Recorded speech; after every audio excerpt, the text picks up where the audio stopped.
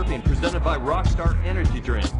The Reef Hawaiian Pro from Haleiwa's Ali'i Beach Park is brought to you by Nixon, GoPro, Cliff Bar, Surfline, Flowwater, State Farm, Roadrunner, Surfing Magazine, Hawaiian Airlines, Turtle Bay Resort, Climb On Products, Wavejet Propulsion, JN Automotive Group, Hawaii Tourism Authority, Skull Candy, Supreme Sound, Oceanic Time Warner Cable, and sanctioned by ASP Hawaii.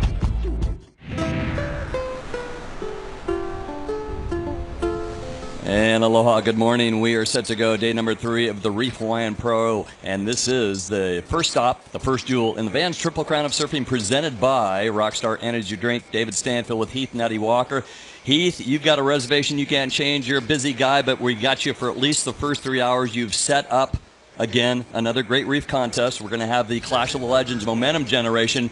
But at one point, we didn't even think we were going to have a contest, let alone highlights, right? It was 9 long days of watching Lake Pacific. Yeah, it was definitely, we were kind of, as I mentioned yesterday, kind of breaking records for all the wrong reasons. And it was for the longest lay days in Triple Crown history. It took us 9 days to get the Reef Hawaiian Pro underway, but we're underway. We're going to crown a champion today, and some really, really good contestable surf out there. Unbelievable surf that we had yesterday. There were some highlights and lowlights. A couple of guys really needing some results, and they didn't get through, but it turned out to be kind of great. It was an air show of sorts. We saw some solid turns, but above the lip maneuvers got a lot of the top stars through, didn't it? Yeah, we nearly got all the round of 64 done yesterday. We got about 3 heats, I believe, today to round it out, and then we straight into the round of 32. So yesterday, definitely the elevation of surfing was in the round of 64. We saw a lot of the guys kind of take to the airways. And I think today it's a little bit more, it's maybe a foot or two bigger, so I think we're going to see some really, really good rail surfing today. If you don't believe it, if you watch for 9 days, yes, we did have surf the first 2 days. And yesterday, highlights. Let's take a look at about 4 minutes of some spectacular highlights. What went down yesterday, day number 2 of the Reef Hawaiian Pro.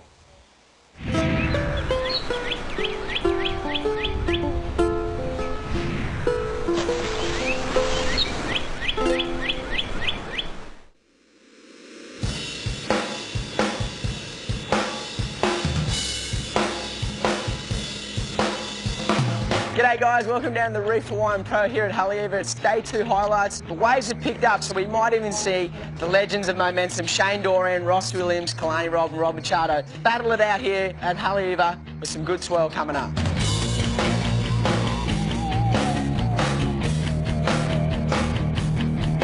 A nice big punt reverse there from Luke Davis, and the judges will love that.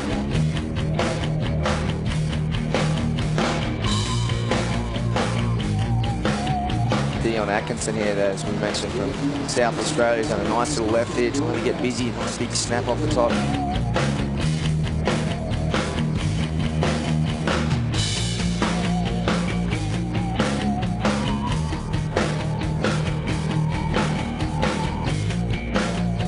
Does squeeze off on this little left. One more turn. Big very snap. fast. Yeah, he just killed this heat. Look at that. We're about Pretty to cool stuff there. Great history here at the Reef Hawaiian Pro. As you see Carissa Moore there, the 2011 Women's World Champion. She's going to go out there and compete against the men. And Roy Powell's on a beautiful wave out the back. Big snap there for Roy, former Reef Hawaiian Pro champion.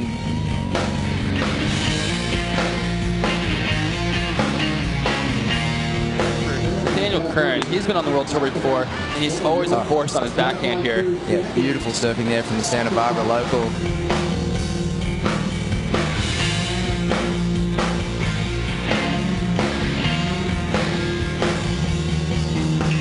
As we see, beautiful scene here down at Haleiwa. The sickest thing I saw was that Kersey air. That's huge, even though he didn't make it. The wind just picked up, and just to do that in that howling wind was amazing. Yeah, Zeke Lau, I mean, he got the wild card. He showed up and he blew up in that heat, so sick to see. Best heat of the contest by far. I've been ton of waves coming in this heat as this new swell is starting to show up. Oh, great slob air with the tail high over the lip from Evan.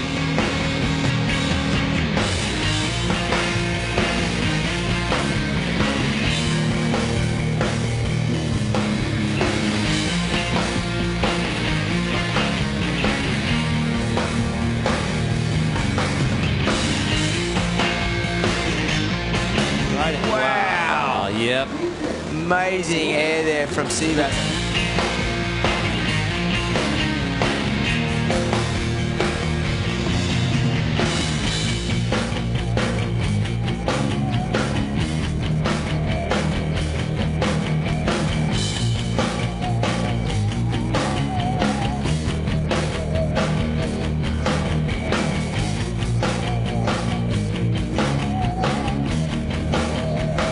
Nice tricky left here, but he's going to have one more section. Boom, big move there from Taj Burrow. As we see Adriano D'Souza closing up a very strong heat with a really good left. Yeah, it's tough right now. You know, there's lefts and rights right now, and it's hard to decide which way you want to go and which waves you want to catch. I got one fun right and not really much after that, so I'm just glad to get through.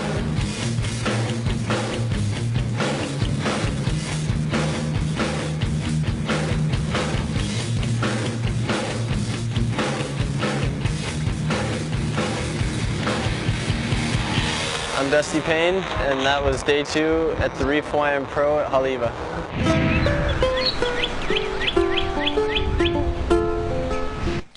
Heath, well, we've got 38 surfers remaining, and we've got 18 heats, including the Clash of the Legends. All heats are going to be 25 minutes, depending on the final and where we're at. It could be up to 27 or 30 minutes, but 9 Hawaiians remaining, and 7 Brazilians, Australians, and U.S. mainlanders, a couple out of the Basque Country, 2 out of France, and then Reunion, French Polynesia, Glenn Howell out of Ireland, and Portugal. Still an international field.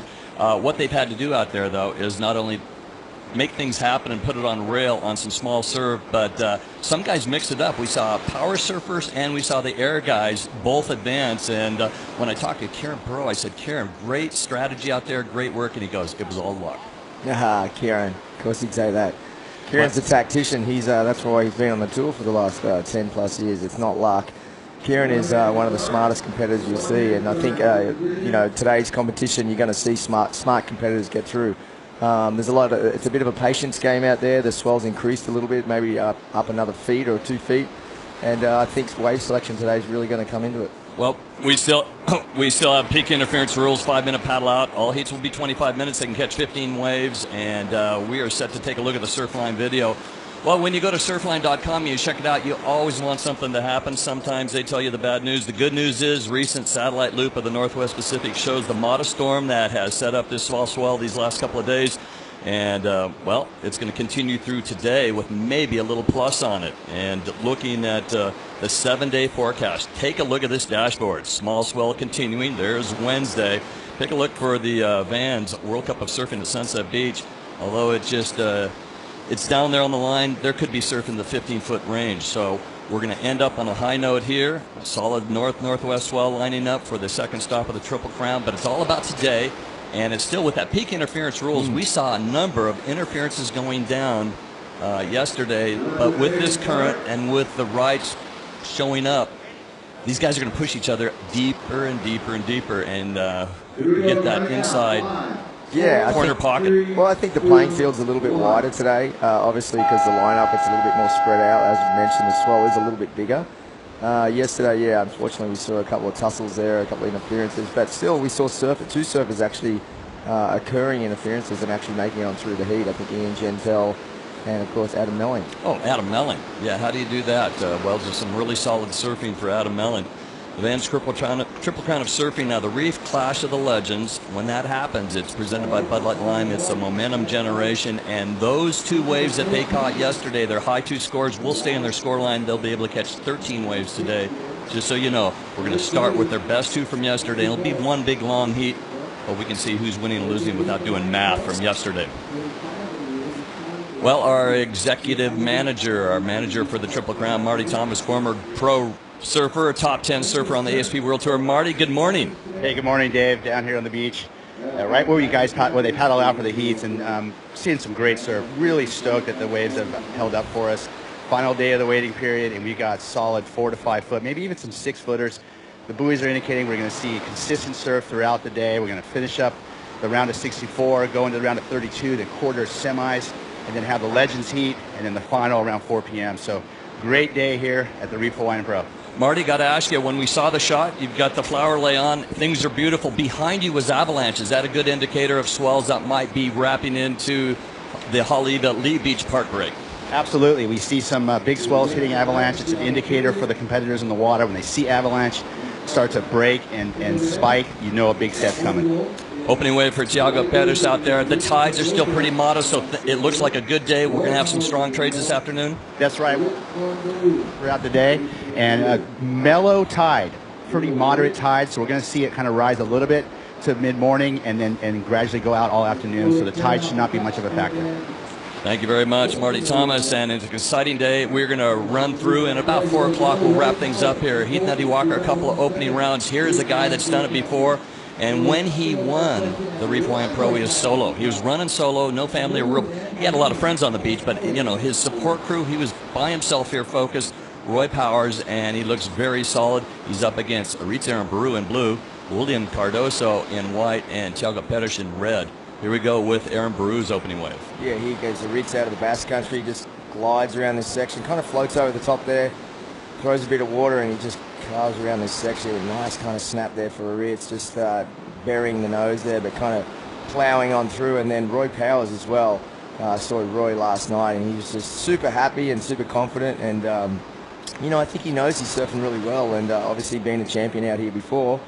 So Roy, no stranger to being on the podium, and the way he's going, I think we're going to see Roy possibly advance through a couple more heats. One thing, the first heat of the morning, just taking a look. The judges have been here since easily 7:15, having breakfast, watching the waves, seeing the opportunities out there, and watching some of the free surfing. Now they're going to be pretty cautious, pretty slow in terms of dropping in the scores. They want to keep everything relative. The hardest thing probably in surfing to do, not only being judged, is get a 10 to start off the first heat of the day. You got to be pretty conservative. Shrimpy right there, yeah? He is a popular guy with the Reef team. Yeah, absolutely. He's one of the personalities, and you cannot get enough time on the TV screen as Shrimp. Real name, Thiago Camarão. Thiago Pickler, actually.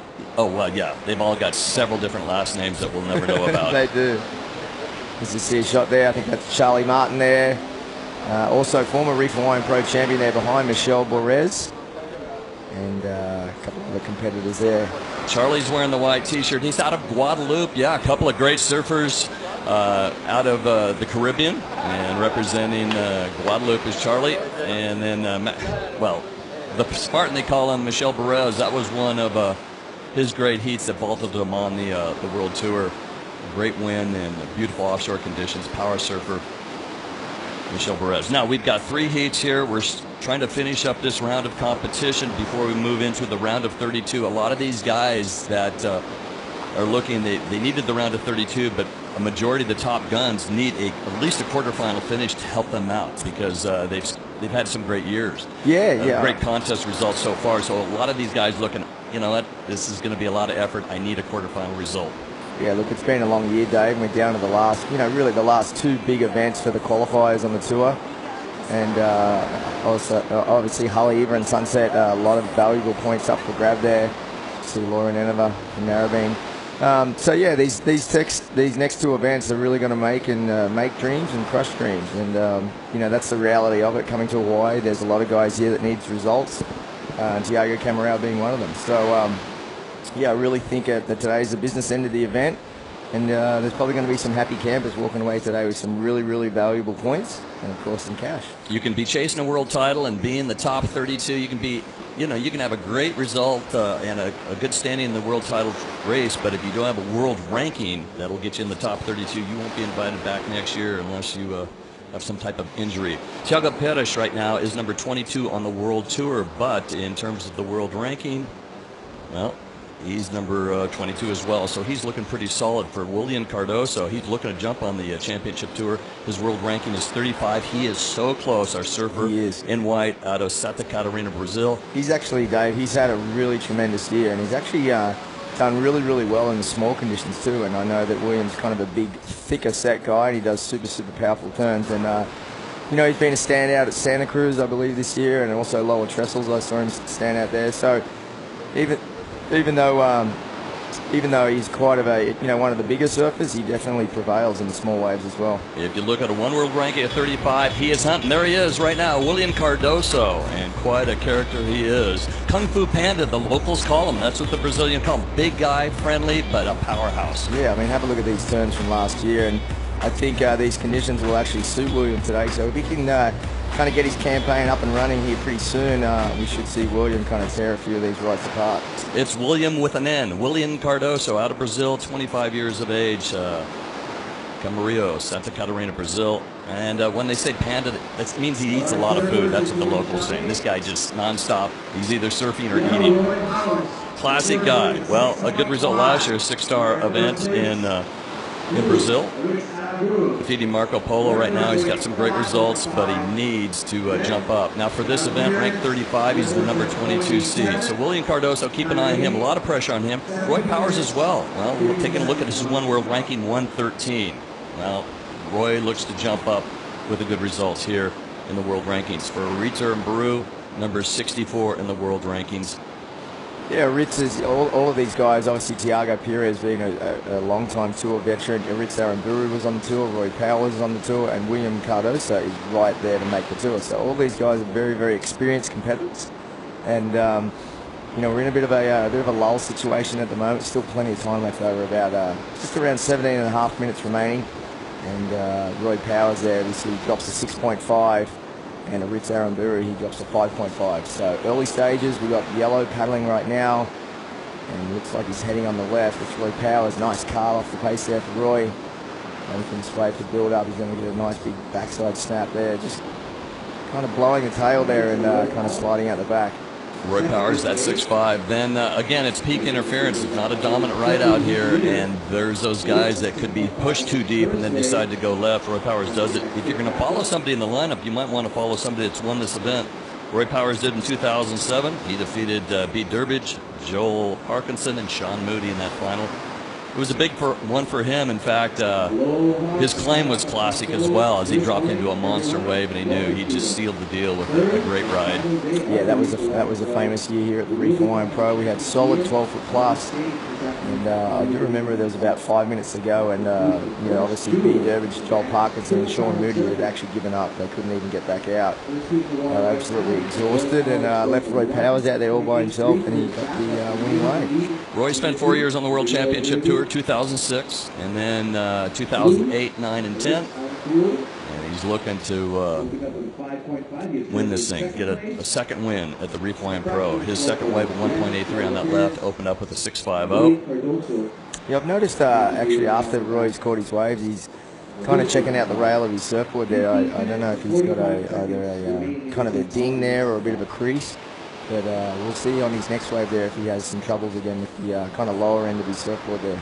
There's current out in the lineup. There are waves moving through avalanche, so there's a current from left to right. There'll be wind from right to left. And right now, you've really got to keep an eye on the open ocean because things are popping up. Surfer in red, Paris with his second wave. He did stand up for a quick one early on.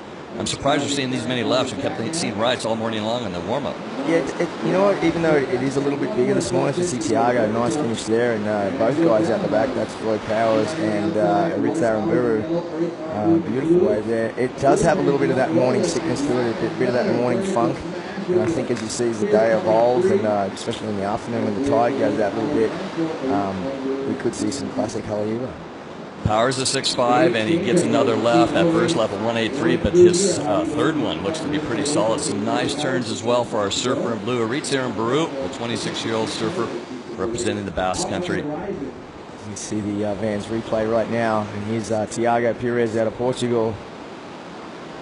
Nice little carving snap there. As you see, there's a lot of lumps and bumps up on the face. It's kind of hard to navigate through there, but there's the money turn there for Tiago. And unfortunately coming unstuck. Here's the Ritz on the right. channeling his way around this section, driving off the bottom there. Nice big carve on the face there for the Ritz.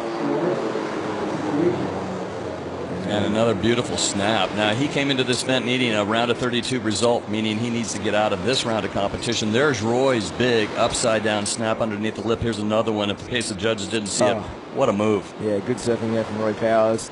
Not trying to put too much in there, just 2 crisp turns and not trying to force it too much. And here's a replay also of William Cardosa. And we saw that those great highlights from William from last year. And he just needs a big face, William. He's a big lad, and he's got a big driving rail right there. Nice big cutback, just coming unstuck. And it's not easy having the first heat of the day, I tell you. It's can have those morning jitters. I know that it's a tricky little lineup here this morning. There's a lot of lumps and bumps, and the wind hasn't quite corrected itself yet, and there's a lot of factors there to deal with. HB Hawaii sanctioning this event. Faith Wenzel is our leader. Lapacuccino working up with the judges.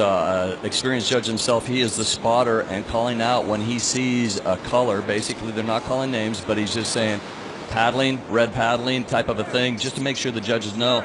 And if there's a second or third wave, he's up there doing most of the talking until there's no right. Then the head judge will kind of walk through, look over their shoulders, take a look at possibly something written on a magic marker board that they can erase or double check before they enter it. So sometimes it takes a while to get that wave. Aritz Ambrou, they've posted a 5.5 and a 7.50. Nice second wave for Aaron Brew. They love that power surfing. They are using our 3 long lens cameras that you are seeing as well as replays. There's a JP Pimentel up there compressing 2 different cameras up there, and if they want to take a look at a replay and what it is, get the scale right and match waves. So if they're saying, hey, that was a 6-point ride, well, that might have been a 6.2. They keep looking back at waves to make sure they get the right score. Yeah, I mean, it only makes the sport better, right? I mean, when there's 2 or 3 guys up and riding at once, it definitely makes it difficult for the judges. So that's the benefits of the new technology, that the judges can go back and really analyze the turn and really see how much rail and water was thrown from the surfer and judge it accordingly. Well, I'm looking over my shoulder. I see Dr. Leland Dow over here, and he's been probably busy with the air shows going on. Later on, we're going to get a report from Dr. Leland Dow, because these guys they're getting the physio work. But as we watch our surfer in white, Cardosa, I believe this is his second wave, and it's a kind of a left that gets a little fat on him. Yeah, he kind of just overdid it there. The first turn was a little bit late, as we see Tiago Pires, big turn there from Tiago, and another big floater there.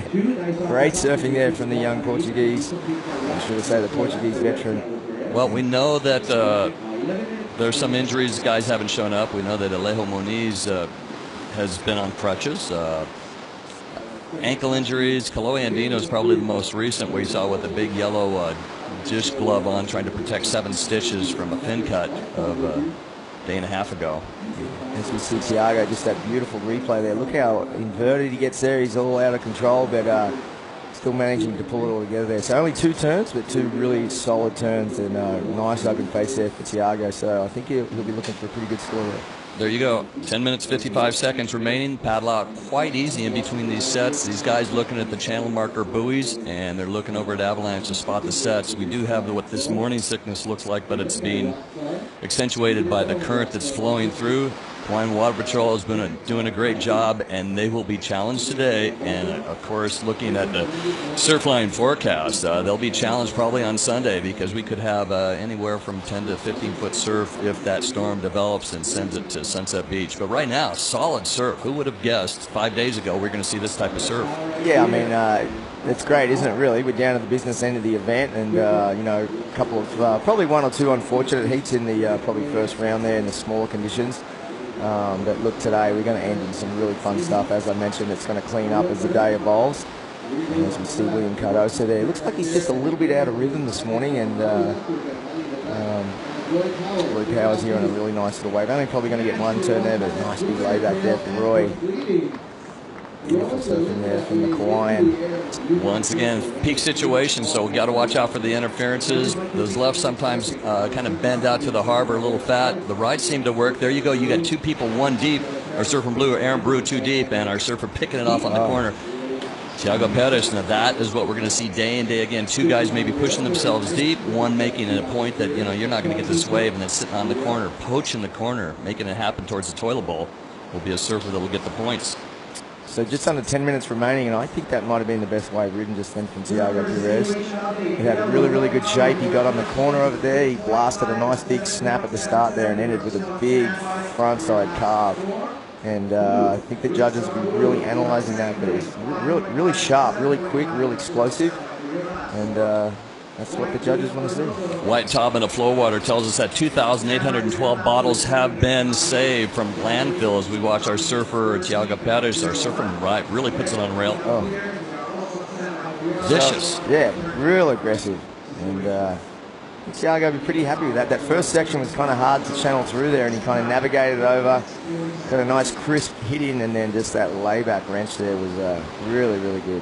3 Flowwater stations here at Haleiwa, and instead of bringing your plastic water bottle, the surfers and the spectators can put their bottle underneath, get some nice fresh water. The competitors will love it. Check it out, facebook.com/myflowwater, and that would be with one W, FLOWATER. And there's going to be bottle giveaways today. Check it out. Wyatt, thanks so much, Flowwater, for helping out and hydrating the staff. There is a rule in the ASP rule book that there has to be so much water on site for the competitors. Well, I didn't know that. Yeah, you've had to have your gallons of water, your half gallons, and right now it's really simple. In the competitive area is Flowwater, perfectly filtered water and free of charge, and saving a lot of plastic water bottles over the first 2 days, over 2,800.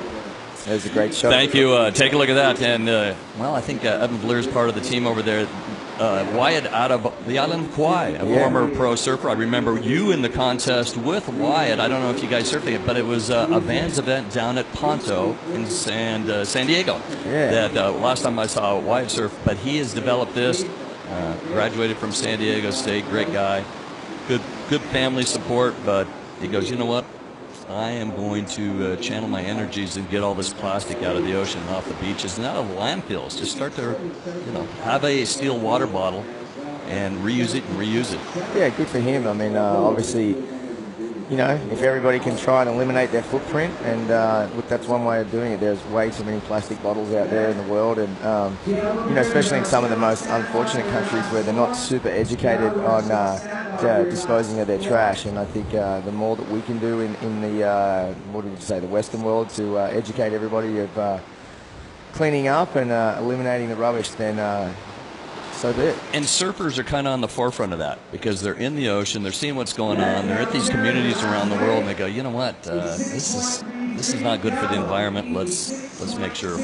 Well, Freddie Patashia right there, our surfer in white, coming up next. He'll be up against Jadson Andre, Nathaniel Kern, and Eric Geiselman, heat number 15 of this round of competition before we go into the round of 32. Just finishing up business here in the round of 64. Your leader out front is a surfer by the name of Roy Powers. Not Kenny, not Austin, but Roy Powers, wearing the yellow singlet with a 777 and a 650. There's Roy looking back. What does that mean? He's probably got some love from the beach, maybe indicating if there is something coming. But he's looking back. Also, he could be looking back because we've got a scoreboard for the first time in surfing history. We've got an amazing scoreboard, and we appreciate Bill Morrison, Surfing Scoreboards International, for making things happen here at the Reef Hawaiian Pro. It's just coming all together. Yeah, it's definitely good. There's a great shot of the scoreboard right there for the viewers at home looking in here on the Time Warner cable. Basically, it shows your 2 best scores there, and it shows the colours, the current heat positions. So yellow is out in front there with a 7.7 and a 6.5, and blue is in the second place with a 7.5 and a 5.5. So Roy Powers right there looks at it and he goes, I'm trying to improve on a 6.50. Now the surfer in the second spot is trying to improve on a score and try to keep maybe 1 or 2 of the other surfers from getting the better waves. So a little cat and mouse. They're looking over at Avalanche, seeing something in the lineup. Will it pop up in these next 5 minutes or so? 5 minutes and 10 seconds remaining. GoPro has been giving us some great images. They've been changing the face of moving images and media for surfers and skiers, skateboarders, and everything. Didn't you have Moody out there shooting some stuff for you yesterday during the Legends? Yeah, we'll have Moody out there again today, and obviously Moody and Fish are doing the beach interviews, and we get them out there. We've got the microphones, and just trying to, as I said, get the viewers at home, get a little bit more closer to the lineup and to the action. And GoPro have just evolved this amazing little camera, and it can basically go anywhere. A lot of good people come together, make things happen at this event. Oceanic Time Warner Cable giving us some great images along with Window Seat Productions and just the ASP Hawaii. Cliff Bar helping out with it. Obviously Rockstar and their hydration. Here we go, surfer in yellow. Now that would be Nathaniel Curran out of Oxnard, California, former U.S. Open champion. There comes Fred now. He surfed great yesterday, Nathaniel did. I thought he really looked in tune with his equipment. And I think he'll even be kind of chomping at the bit to get out there today, knowing that the swell's kind of jumped up a little bit. As I mentioned, it's still a little bit tricky, a little bit wonky out there. Got a little bit of that morning sickness. But as the day evolves, I think we're going to see some classic little, not huge, but little really fun contestable Haleiwa. William Cardoso looking at that one, but over towards the peak. Thiago's been doing it again and again, staying off on this corner. He is in third, needs a 6.68. Yeah, it's a great little wave for Thiago Perez. He just comes around that section there. Probably going to allow one more little hit there, and just cutting back on the inside there is Thiago Perez, the surfer in the red. And from Carcavelos, or is he from Lisboa, Iracira, Coches? I think Iracira.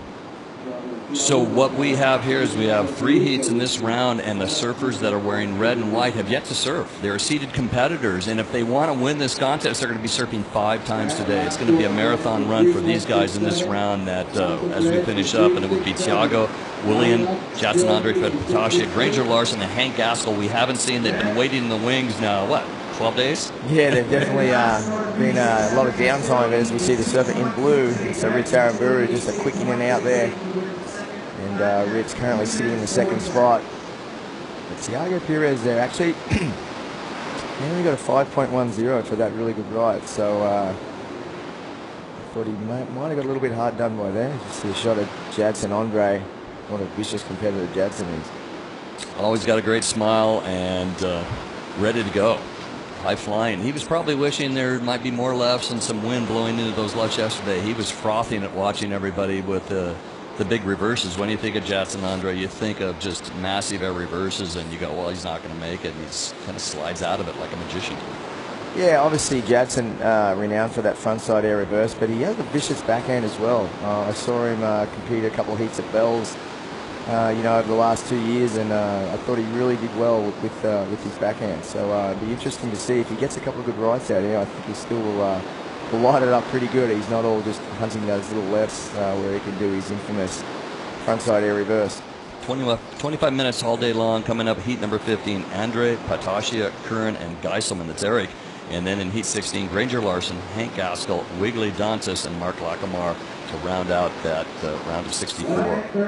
When we do go into the round of 32, it's going to be Evan Geiselman, Rode Colazo, Kieran Perot, and Maxime Moussinot. That'll be the first heat, will it? First heat of the round of 32, and that's where it gets real serious. What we found out the last couple of years, if you make the quarterfinals of this event, if you win it, obviously, but if you make the quarterfinals, you're in the hunt for the Triple Crown title. Yeah, and what an opportunity that is, because I think the higher you get, as we see Thiago, you have an opportunity to also compete in pipeline as well if you have a chance to win the Triple Crown. Well, you know what? William Cardoso wanted this wave, and Thiago's tried a couple of rides and didn't get the score he needed. Looking for a 6.680, tries to pump something on that left, and the wave was okay, but is that a 6.68? We're down to 45 seconds remaining. Roy Powers out in front. 4 waves ridden, his best wave, his opener, a 6.50. The best wave ridden, though, was a 7.5 for Ritz Aramburu with some vicious hacks. Yeah, unfortunately for Thiago there, I thought he's actually surfed a pretty good heat. And if I was him, I might even just question that 5.10. I thought he might have been a little bit hard done by there. Still, all credit to Ritz Aramburu and Roy Powers. Those guys definitely had solid heats. And William Cardoso really just kind of wasn't really there this morning, unfortunately for William. Well, we're winding things down. Thank you, Surfline. Jonathan Warren, great job. Appreciates the emails, along with Kevin Wallace and Sean Collins. I've heard of him. The Reef Hawaiian Pro underway. Last day of competition. What happened this first heat? Well, Thiago Perez was focused. The surfer in blue, Ritz Aramburu, he needed some big scores. Roy Powers, not the defending champion, but a former champion here, unleashed on his first wave, a 6.50, and then came a 7.70. Pretty good moves by Roy. Yeah, amazing surfing by Roy, as we mentioned, a former champion here. I noticed there, I think he might have something wrong with the tail there, but he's a Ritz. Ferocious little man from the Basque Country, Ritz Aramburu there. some beautiful surfing. And Roy Powers there just finished this one out. As we mentioned, he's a former champ, and he's looking to win again. And there, he seals the deal. We'll be right back.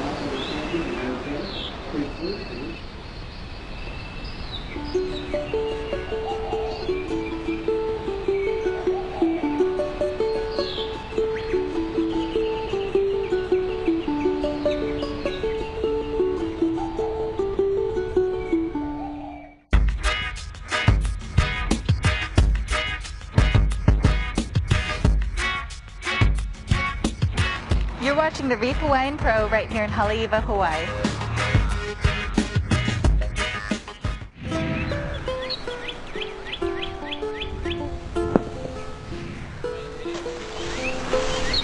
Round 64. Welcome back to the North Shore of the island of Oahu. This is the Reef Hawaiian Pro round of 64, Heat 15, the first stop on the Vans Triple Crown of Surfing, presented by Rockstar Energy Drink. In the lineup, Jadson Andre, Fred Patashi. We haven't seen them. They've waited a long time to get to the water. Nathaniel Curran, Eric Geiselman, while they've been out there. Joining me now in the booth is Shane Dorian and Shay Lopez. Guys, that the waterfall commercial says at the bottom, time irrelevant in Hawaii, except if you're surfing in the heat. No kidding. No kidding. Then it's very relevant. The time is ticking on these guys already. Yeah, but if you're at that beautiful waterfall, if you're in Hawaii, really, it is so relaxing. If you've got high blood pressure, you might want to visit Hawaii. Shane, you live on the Big Island. What's the elevation where you're at? I live at 4,000 feet, so pretty high up. I got a couple fireplaces for those cold nights. Shane is so funny. I asked him, I said, so what are you growing up there? And he said, weeds. Not weed, but weeds. But there's some orchards up there, right? It's known for what? There are, yeah. We can grow, down a little bit lower, we grow lots of coffee, which, the Big Island of Kona is famous for. But up at my house, we can grow apples and peaches, pears, plums, all that kind of jazz. And I got a lot of koa trees growing. Nice. Yeah, lots of koa trees. About 300 koa trees, actually. Do you ever get out and go camping around the island? I do. I camp a lot. I'm an avid bow hunter, and so I like to chase wild animals all over the island. So it gets me out there all around, from 14,000 feet in elevation all the way down to the ocean. Ah, so you do go after some of those big wild boars. Wild boars, wild goats, wild rams, you name it. All the feral animals that have been introduced. Yeah. Do you use a little dog to scare them out of the bushes? No, I don't. I got a huge 130-pound Bernese mountain dog that looks like a giant St. Bernard. He's no good for hunting. He's just big and stinky. He likes to lounge around my house looking lazy and waiting for food. I believe we have Roy Powers down on the beach right now. Let's bring in Roy. What's up with our boys on the beach? Who's down there? Is that Nutty? Nah, it's Moody here. Oh, Moody. Hi, Moody. Good morning. Here we are. Beautiful morning. We got Roy Powers, winner of the last heat. Roy, tell us a little bit about that heat. Well, it was the first heat. Usually those are kind of test runs. I mean, Hawaii is infamous for having a little bit of morning sickness, but it's fun Haleiwa. I mean, on a normal day, there'd be all 50 guys out, so I wouldn't be able to catch that many fun waves. So it's always nice to be in the heat out there. I mean, it's one of the best waves on the planet, and I got some good waves. I was able to get a left, actually was my highest score, which you don't expect on a bigger day like this. So I'm very happy to make it. I'm really happy to miss you. Me as well, Roy. Roy, kind of the waves have picked up a bit. What are you riding at the moment? I'm riding the same board I was riding when it was like 1 foot. I know it. It's a 6'1" Xanadu X20 model. It just feels good under my feet. I've had it for a while. I've ridden in a couple other events, and I just feel like I know it, and I can really just go wherever I want with it, and I'm not going to fly off. So really enjoying the ride in it. I really like it a lot. I love her. Nicely done. Well, Roy, we'll keep hopefully keep seeing you in the seat, and good luck in the next round. I love you, Sean. Okay, that could be Roy's second best interview. His first one yesterday, he was his quotes on what was going on in the heat with Chris Moore. Classic stuff. Roy is feeling the love. The 30-year-old Powers out of Hot Lake, Hawaii, winning that heat. And yeah, we're kind of surprised because earlier on, a lot of people thinking, okay, we got some waves here. We're looking at the usual Haleiwa rights, but right now we're still seeing these guys find a section that stands up on the inside on the left. What's the deal? Looking at the lineup today, there's that more northerly direction, and Roy caught it. His best wave was a left, then he caught a right over at Peaks, and here we see another left from Nathaniel Curran. And during that interview, me and Shane were watching this as he really connected the dots here and finished really strongly. We'll let Shane talk you through this. Yeah, he just kind of had a lot of a flat spot going through that kind of deep water spot, and he's going left, did a big old bank off that right, and then here he just totally switches directions, hitting this right with a big, real critical maneuver, getting the fins up above the lip there, and finishing strong. Well, our 27-year-old out of Oxnard, California, Nathaniel Curran, a nice one. Here is our surfer, Jadson Andre, the goofy putter, the 21-year-old from Natal City, Brazil. This is the wave immediately behind Curran's, and he finishes it really strong with a big closeout maneuver. Tries to get the tail above, goes into this layback, and wasn't able to pull it off. I really like that turn right there of Jadson Andre on the inside. It was very critical. He had a huge opportunity, and I think he would have got a major big score right there. Yeah, he had two nice cars to start off the wave. Yeah. And then this was Freddie's quick right. Yeah, the rights are a little bit tricky out there. I mean, I think these guys are all sort of jockeying each other, and it's kind of pushing them into that deep spot where the lefts are a little bit more consistent. And I've seen quite a few rights go unridden that were, potential scores. And, that one of Freddie's wasn't very good, so I'm sure he'll be trying to get back out the back, hassling these guys a bit and getting a good one. Well, we have a lot more swell today, but we also have that current starting to run. So it's going to draw you out of position, and then it's going to be shifting to sets. Those bigger rights are going to be 50 yards outside of those inside lefts. You're going to really have to move around the lineup and kind of anticipate where the next set's going to break. Yeah, that's right. One of the good things about today is, if you're sitting in a good position, maybe you have a couple big keeper scores already. Maybe you're going to want to sit way out the back, waiting for those big sets. But unlike yesterday, where if you needed a score, it was just a real rat pack kind of a real heavy situation where there wasn't many waves, and if you needed a wave, you just got followed around all through the lineup by the other guys who were winning. But today, you can kind of sit inside, and if you need a score, there's a ton of these little lefts running, and for someone who is needing something at a time, they can just kind of sit in the inside and pick something up. Especially with their air game like Jadson Andre, I can see him squeaking on that inside left and doing a huge air and getting just as big a score as an outside set. Nathaniel Curran, the 27-year-old Oxnard, California, former U.S. Open champion and ASP QS champion in 2008. And that QS championship's now evolved again to a world ranking. And I guess you can be you really can't be a QS champion anymore. It's done. It's a world ranking, and if you're in the top 32, you're going to be invited on to the World Championship Tour. And if not, well, that's the way it goes. For Roy Powers, 14.27, Arizona Brew, 13.0, Thiago Pettis, a third-place result, William Cardoso, a 4.23. You go out in the water, you think it's going to happen today, and you end up with a 4.23. And that was a big heat for Cardoso. Very big heat, and unfortunately, the carpet was pulled right on it for me, the rug. So it's left up to sunset for him to qualify, as he needs one more result to get in that top 32 position. That was heat number 14. Heat number 15 on the clock right now. 25-minute heats, 15 waves, best tool count. 15 minutes and 42 seconds remaining. Here we go, surfer in blue, Geiselman. Yeah, yesterday's heat win was his first advancement of the year, and he's just had a terrible run of luck. And as this heat progressed, he hasn't found any waves yet, and hopefully we'll get on some better sets later in this heat. Injured himself at the U.S. Open, beach break, practicing for the U.S. Open, and just a little tweak, and it's really put him out of commission for quite some time. On his backhand, even Fred's been looking at this right here. Here is Jadson Andre, wave number 2. Yeah, Jadson Andre, they're finding a little bit of open face. Those rights are a little tricky to find, but once you get them, they do allow you a couple really big explosive turns. Where the lefts kind of start off slow, Shay. They start off slow. There's not a lot going on the back. There's just a couple little setup turns, and then the big moves on the inside. Where the rights, you really, I think the rights kind of allow you to go to the bottom straight away and really just go for a massive turn straight off the bat. Haleiwa is a right, and Jazzen got that wave, but where you said there was more coming in away from the pack over towards the toilet bowl. Still a little morning sickness, Freddie P. And he looked left, and he goes, oh, that's not going to happen here. Let's see if this wave will re-stand for him. Gets a little flat here, and here's the wall straight ahead, and here's the big move that Roy Powers got on his backhand. Yeah, Freddie did good to start off that wave, really good with a big old phone climb, kind of tail drift, and I think he was anticipating a really good reform, big old bang on the inside, but it really just didn't materialize for him there. So we're looking at some of the goofy footers thinking that the regular right at Haleiwa, and some of the natural footers saying, you know what, this wave is pretty soft, but I can get that reform on my backhand and get vertical. Freddie there pulling an audible. Yeah, he was just trying to set up that wave. That was a nice turn for that first section. There wasn't much lip there, and he was able to fade back and find a lip up there. And if this wave would have doubled up more like the inside of Nathaniel's wave, he would have got a nice score. But still, though, he's on the board with that wave. The Euro replay. Thank you, Vans, for putting on the Triple Crown next year, the 30th anniversary. That's going to be an exciting year. That's pretty crazy, huh? 30 years. Can you believe that? Yeah, wait till you see what's going to happen for the 30th year anniversary. It's going to blow you away. On this forehand, one of the better looking waves of the day. Yeah, there's definitely some more size in the swell today.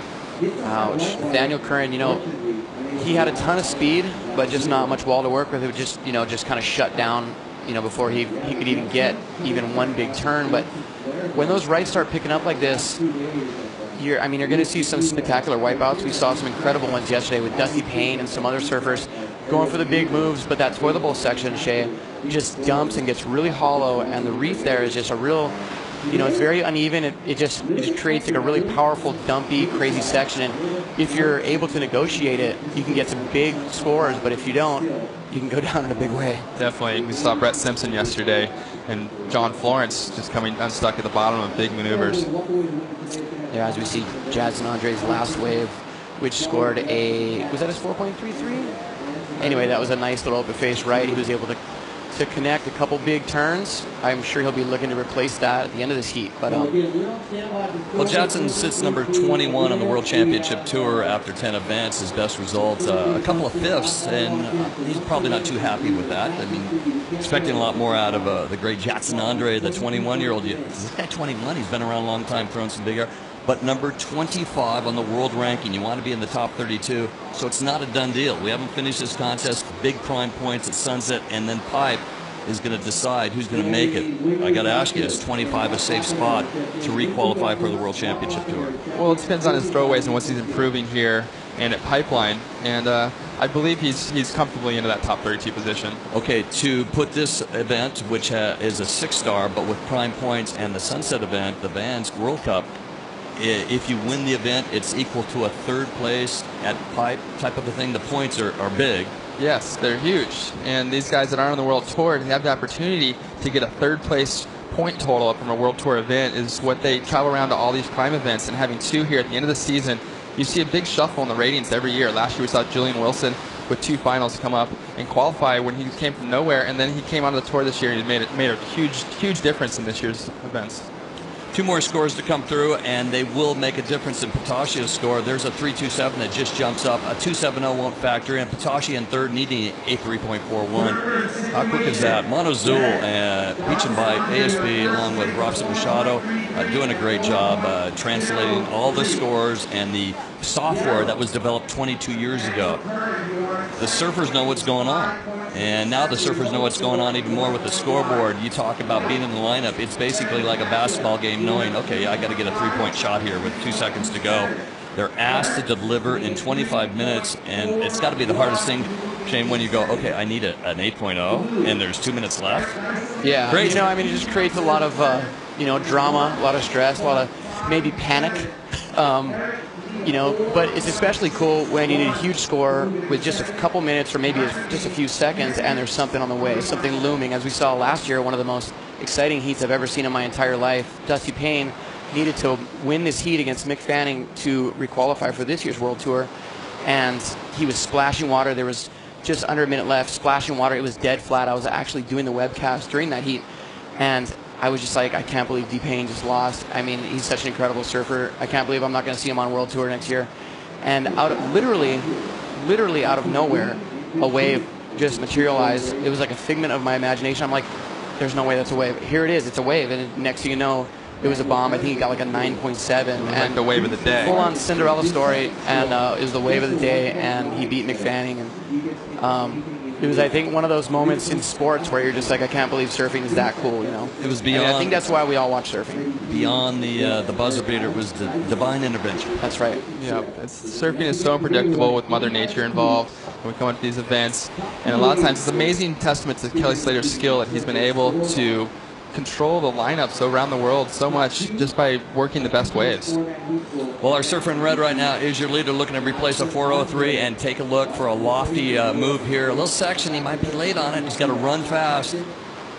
There it is, and a little hung up in the lip there. He didn't have the projection he wanted, the speed, but on those little lefts, Jazz and Andre is extremely dangerous.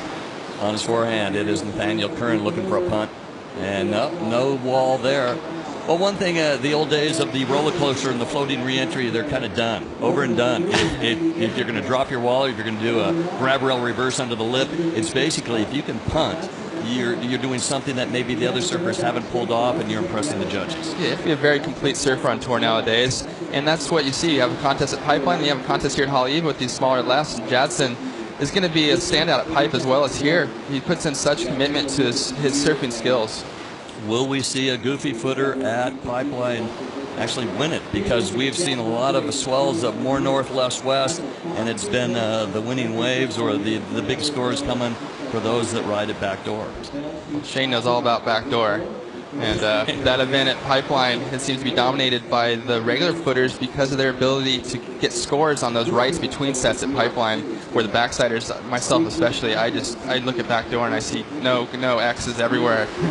Yeah, like you said, Shay, I mean, I think as a goofy footer, when you look at the rights out of backdoor, they're very tricky, they're very shifty, and a lot of times it really takes a trained eye to know like the scoring potential of a wave. And a lot of times you think, okay, I'm too deep, and then you go and you end up not even getting barreled. You got to be completely behind the peak, and I think it just takes someone who's a regular footer to look at that wave and see how to ride it and see its potential.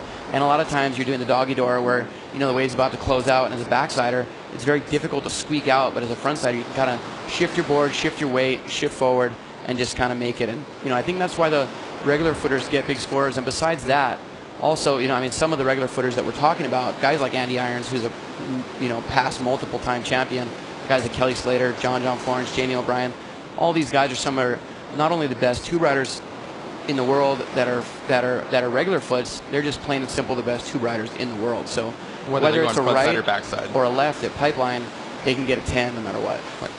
I noticed you guys on the lefts too. You're able to control your speed as you drop your butt in the wave and get that extra second or two at the end as the wave spits. Where frontside, it's really hard to control your speed once you have it built up inside the tube. That's right, and then also when you're very deep in the barrel on your backhand, you have the added advantage of extra stability, almost like a third leg. You got your hand on your rail, so like if the foam ball or the shock wave's coming up underneath your board, if you're going frontside, you don't have that extra stableness, and your board can just kind of buck you off. If you're backside, you're holding onto your rail, iron grip, iron fist, and a lot of times that just helps you get out. Anticipation for the Billabong Pipeline Masters coming up next month, and that will be in memory of Andy Irons. Also, there's coming up, and you were a runner-up in the Big Wave Quicksilver in memory of Eddie Aikau. The opening ceremony is coming up. I believe it was Ross Clark that nipped you out. Believe it or not, I don't remember who won that. There you go. If you don't win, you don't remember. If you don't remember who got second. You don't remember who got second? Who got first. I don't remember who got first. Well, things look good. We check out surfline.com. We looked at waves now are coming. I don't know if La Nina is breaking down, and we're going to see more surf in the North Pacific. Any idea on what we've seen here? First of all, this looked really bleak about 10 days ago, and things are starting to change. Yeah, you're right, Dave. The surf forecast at the beginning of this event looked as bleak as you can imagine for the North Shore of Hawaii, and there was just this massive high pressure all the way from Hawaii all the way over to Japan, which is our complete swell window. So that's why we've seen such small conditions for the first 8 or 9 days of this event. And to be honest, I'm really pleasantly surprised that we've had as much swell as we've had these last couple days. And here to finish this event with the swell picking up, it's looking good. And just to touch on that, here in Hawaii, a lot of times we have a weather pattern that will last for 3 to 5 weeks. And whether it's a good weather pattern or a bad weather pattern, it seems to go in cycles, wouldn't you say, Shay? No, definitely. You see it throughout the years. You have good Triple Crowns, and then maybe one event, it breaks down at the end and pipeline turns on. Or last year, Haleiwa was incredible. We had that pipeline swell during the event here as the rest of the winter kind of got stuck in that high pressure. Yeah, that's right. Well, Surfline calling this swell that we're looking at here north-northwest, 320 to 340 degrees, and these storms move from left to right across the North Pacific. So the swell direction will change a couple of degrees. 4 to 5 foot faces when they do come, but the swells come in these little wave trains. I mean, are you timing the swells on the beach and say, hey, look, there's going to be 3 sets in a 25-minute heat? What are you going to do? What's the best wave, first, second, or third?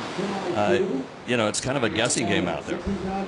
Yeah, I think a lot of the guys do. I think they are watching the heats, seeing where guys are surfing and seeing where the best waves are caught, the highest scores are caught in the heat, whether they're left or right, or how long those guys had to sit and how many waves they caught total. But isn't it amazing these days with the surf forecasting? I mean, I'm sure Shay does the same thing, but when I wake up in the morning and I check surfline.com, the forecasting these days is so accurate and so ahead of, just ahead of the game. It's like a week out, the potential, whether it's going to be a big west swell for your home break or wherever it's going to be happening. And that, that Surfline 7-day dashboard is just incredible. And that's what I look at every day as we see Jadson Andre doing that big old tail high reverse and coming unstuck, and Nathaniel Curran off the back on a nice right. Curran trying to replace a 227. He's probably done that. 3 minutes and 14 seconds remaining. Jadson Andre trying to replace a 433. Geiselman needs a 587 here, so things are starting to fire. Kind of a modest little set, and you really had to scramble. So for Patache, it needs a 468, and Geiselman needs a 5.87. Actually, they're hoping for a solid set to come through. Yeah, we just labored through a long lull, and Eric Geiselman's been unable to catch any waves. Jadson Andre had a huge air he almost came down with, and this is that replay of Nathaniel Curran as he found a nice little right, and he wasn't looking to better much of a score. 227 was his second scoring wave, so this is going to see him get in a better position in this heat. Nathaniel's got some very talented brother, the younger brother Taylor. He supports quite well, obviously. There's a couple other Currans that are really talented out there, all great aerial surfers, and then our surfer right here, Jadson Andre, trying to place a 433, and it looks like he's not going to do it. Yeah, unfortunately, he came unstuck at the very end, which, 9 out of 10 times, that maneuver right there for Jadson, he is stomping that landing with no problem at all. As we see Eric Geiselman, this is a replay from that last wave that he had. Not much open face there to work with, just one turn. And he's still nursing that ankle and those stitches in the foot, maybe a little ginger on that maneuver. Man, and you can tell he totally played it safe, and you could tell that he was in a little bit of pain or just worried about re-injury. Fred Patache's last shot here, he needs a 4.68. We're down to 1 minute and 45 seconds remaining. That was a beautiful combination of maneuvers. He was able to come down with that third. He would have been in excellent range. Geiselman now looking for an opening, heading towards the toilet bowl. And Geiselman gets a snap in. There's the toilet bowl right onto a very shallow reef. Down to 1 minute and 29 seconds. Surfer in yellow, Curran trying to replace that 227. And again, Curran's got a couple older brothers, Tim Curran, Josh Curran, and the younger brother Taylor. What a talented family. So Nathaniel's got a pretty good score, going to drop like around a 5 point. And before that, Fred needed a 4.68. And those opening 2 maneuvers were the 2 best maneuvers of this heat. So it's going to be interesting to see how those scores drop. All of a sudden, you find yourself in the lead, and Jadson Andre, who thought, okay, I got the lead, I can be a little selective. Now he is in the hot seat with 58 seconds remaining. One thing about Haleiwa, when you go, well, I didn't write off Fred. I just said this might be his last shot. But if you can get over into the current and there's enough current, you're back in the lineup in seconds and can pick off a good right. Yeah, that's right. It's a huge lineup, so you'd think that it's going to take you a long time to get back out, but the rip is actually literally ripping you right back out to sea. And even if you only have a minute left, if you're on the inside, you can actually get another wave. And a lot of times the left actually starts pretty far in, so even if you have just finished a wave, you can get out for a quick left. Yeah, and this spot, a lot of times when it's big, you spend your whole heat paddling into the beach and not out. That's right, Jay. 15 seconds remaining. Very critical score for Fred dropped. I think they're watching the replays as he had the biggest, cleanest wave of this heat with 2 major maneuvers out the back. He's needed a 6.06 to overtake Jadson Andre for that second position. Yeah, hopefully we can pull up that replay. That'd be nice. Judges looking at the best 2 surfers with their best 2 waves and trying to figure out exactly who's going to make. The horn has ended. The heat is done. Done and dusted after 25 minutes. Heat 64, excuse me, round of 64, heat 15. Fred Patashia, well, he's the big gun. Top Hawaiian surfer.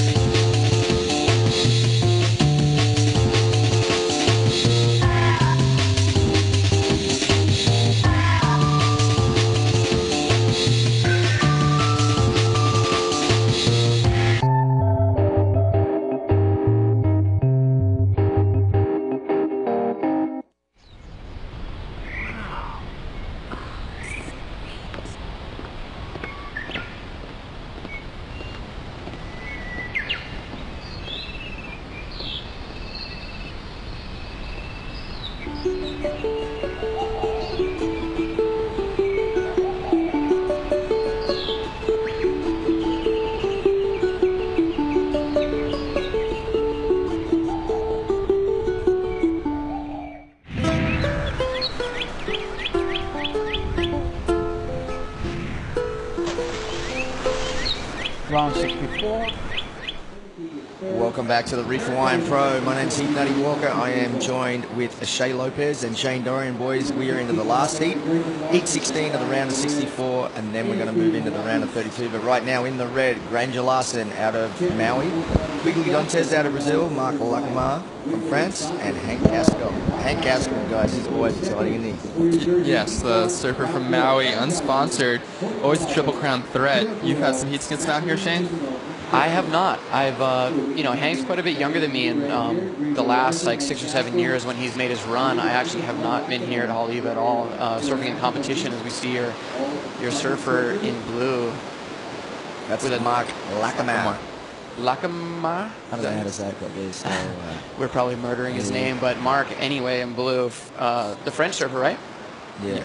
Je ne comprends pas. I don't understand. And he's very young. He's still in the junior circuit, and he's a big guy, really fit, works on his training and fitness level all year. If he's not in the junior level, he's just out of it at 21 or 22.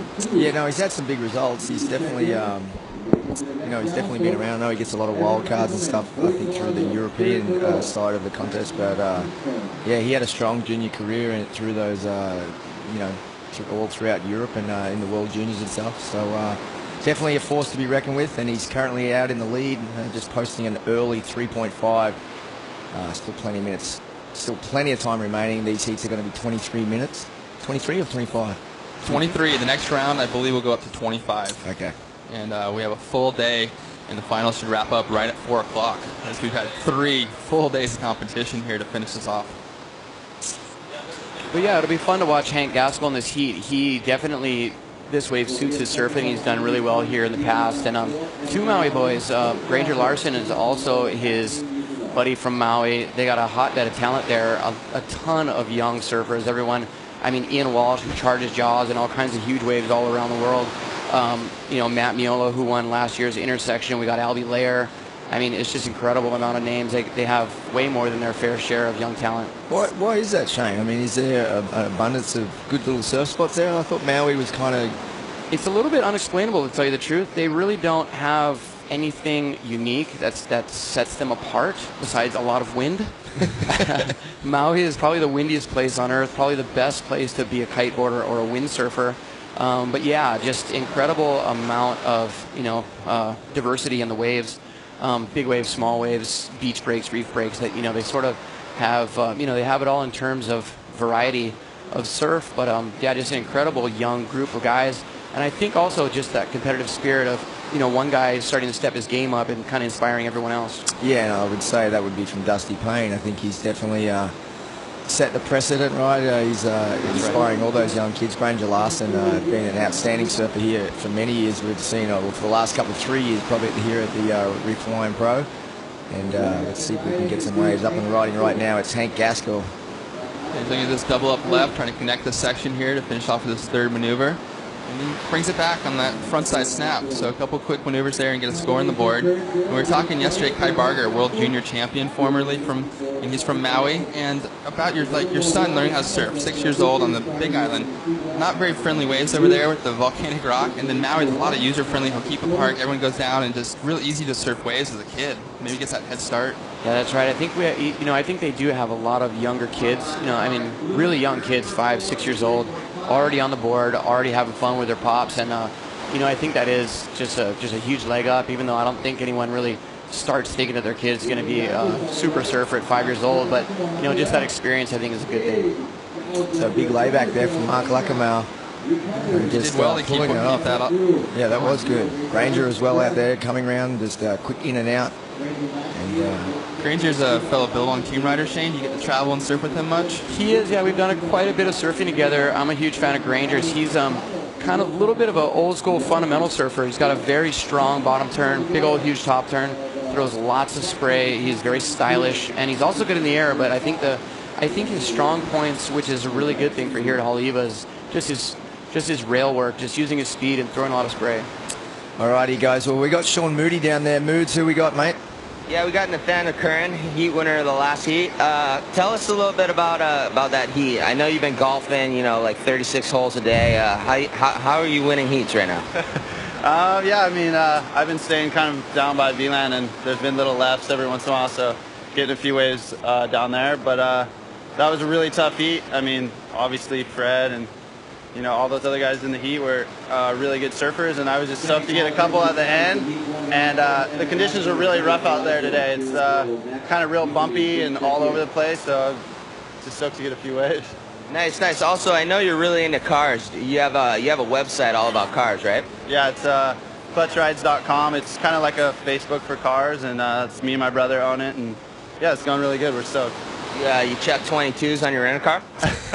Not yet, but the guys at JN hooked me up, so I was stoked. Good stuff. Well, good luck in the next round. Thanks. Thanks a lot for that, Sean. And Nathaniel Curran there. And looks like he has a little obsession with cars. No kidding. Expensive hobby. Expensive hobby. Expensive hobby. Too expensive for me. That's right. And Nathaniel Curran, he's such a good surfer. He went on a bit of a rampage there about 2 years ago there when he won the US Open and backed up winning Lacanau as well. Qualified for the World Tour. And it's Hank Gaskell there. Beautiful wave there for Hank.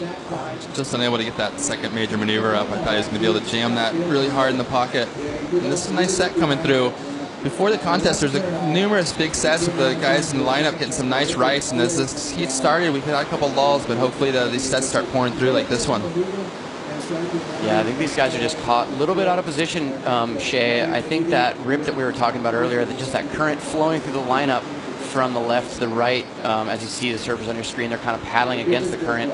But a lot of times caught too deep, and some of these little waves have scoring potential right there just for 2 or 3 really big hits. They're maybe not 5 or 6 turns on a wave, but even just 2 really big turns can get you a huge score out here today.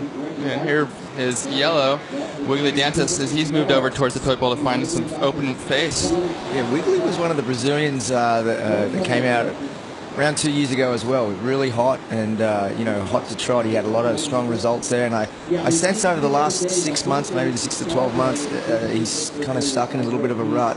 Obviously getting caught on the QS there, it can be quite brutal. You're traveling around the world with 144 of the best surfers in the world, and it's easy to kind of get on a plateau. But it's a fantastic surfer, Wiggly Dantas, and showing it right there, fighting over that section.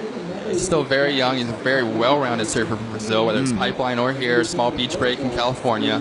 And out into that rut you talked about, Granger Larson ended last year very strong. Went to Margaret River, just backed it up with a third. He looked so like in command of his future with the cutoff at the mid-year, and then he went into that and he just couldn't make a heat. It seems like the last 5 or 6 primes. Yeah, it really seems like he just fell apart. I don't know if his his game plan just stopped working or just a run of bad luck, but. Man, just to see Granger Larson make it on the World Tour would be a very good thing for fans in Hawaii. And just, he's such a great young surfer, great young man, and hopefully, things will turn around for him and he'll start making more heats. But he looks like he's off to a good start here at Haleiwa. Speaking of fans, it's about 10 minutes to 9 o'clock here in the Hawaiian Islands, and we just want to thank you, everybody, for tuning in on the Time Warner Cable all across the Hawaiian Islands and, of course, Southern California and the desert cities. We're so glad that you guys can watch the surfing here live at the Reef Hawaiian Pro, the first event of the Vans Triple Crown of Surfing presented by Rockstar Energy Drink. And today being Wednesday, we will crown a champion here today in the Reef Hawaiian Pro, and also, Shane, we will crown a champion of the Clash of the Legends. Yeah, we will be. It's going to be exciting today. We got a little bit more surf to work with, so I think the boys will be able to open up. Ross Williams being a local here at Haleiwa, he's definitely had by far the most time out of any of us out here surfing the break, and he's always a local standout out here on any day of the week. And I'm pretty excited to see him out there today. He's going to be throwing buckets. This wave really suits his style, and you won't be giving him any waves. I won't be. I'll be out there trying to weasel him on every chance I get, especially after yesterday. I got payback coming. That's right, Ross. He's sitting right next to me giving me sneaky looks, but it's on, baby.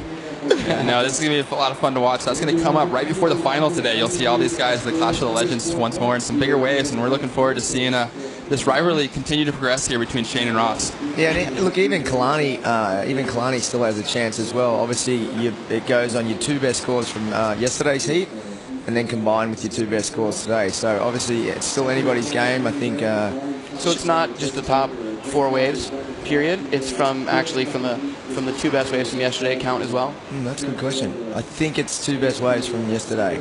So I think you heard it, folks. It's official. We're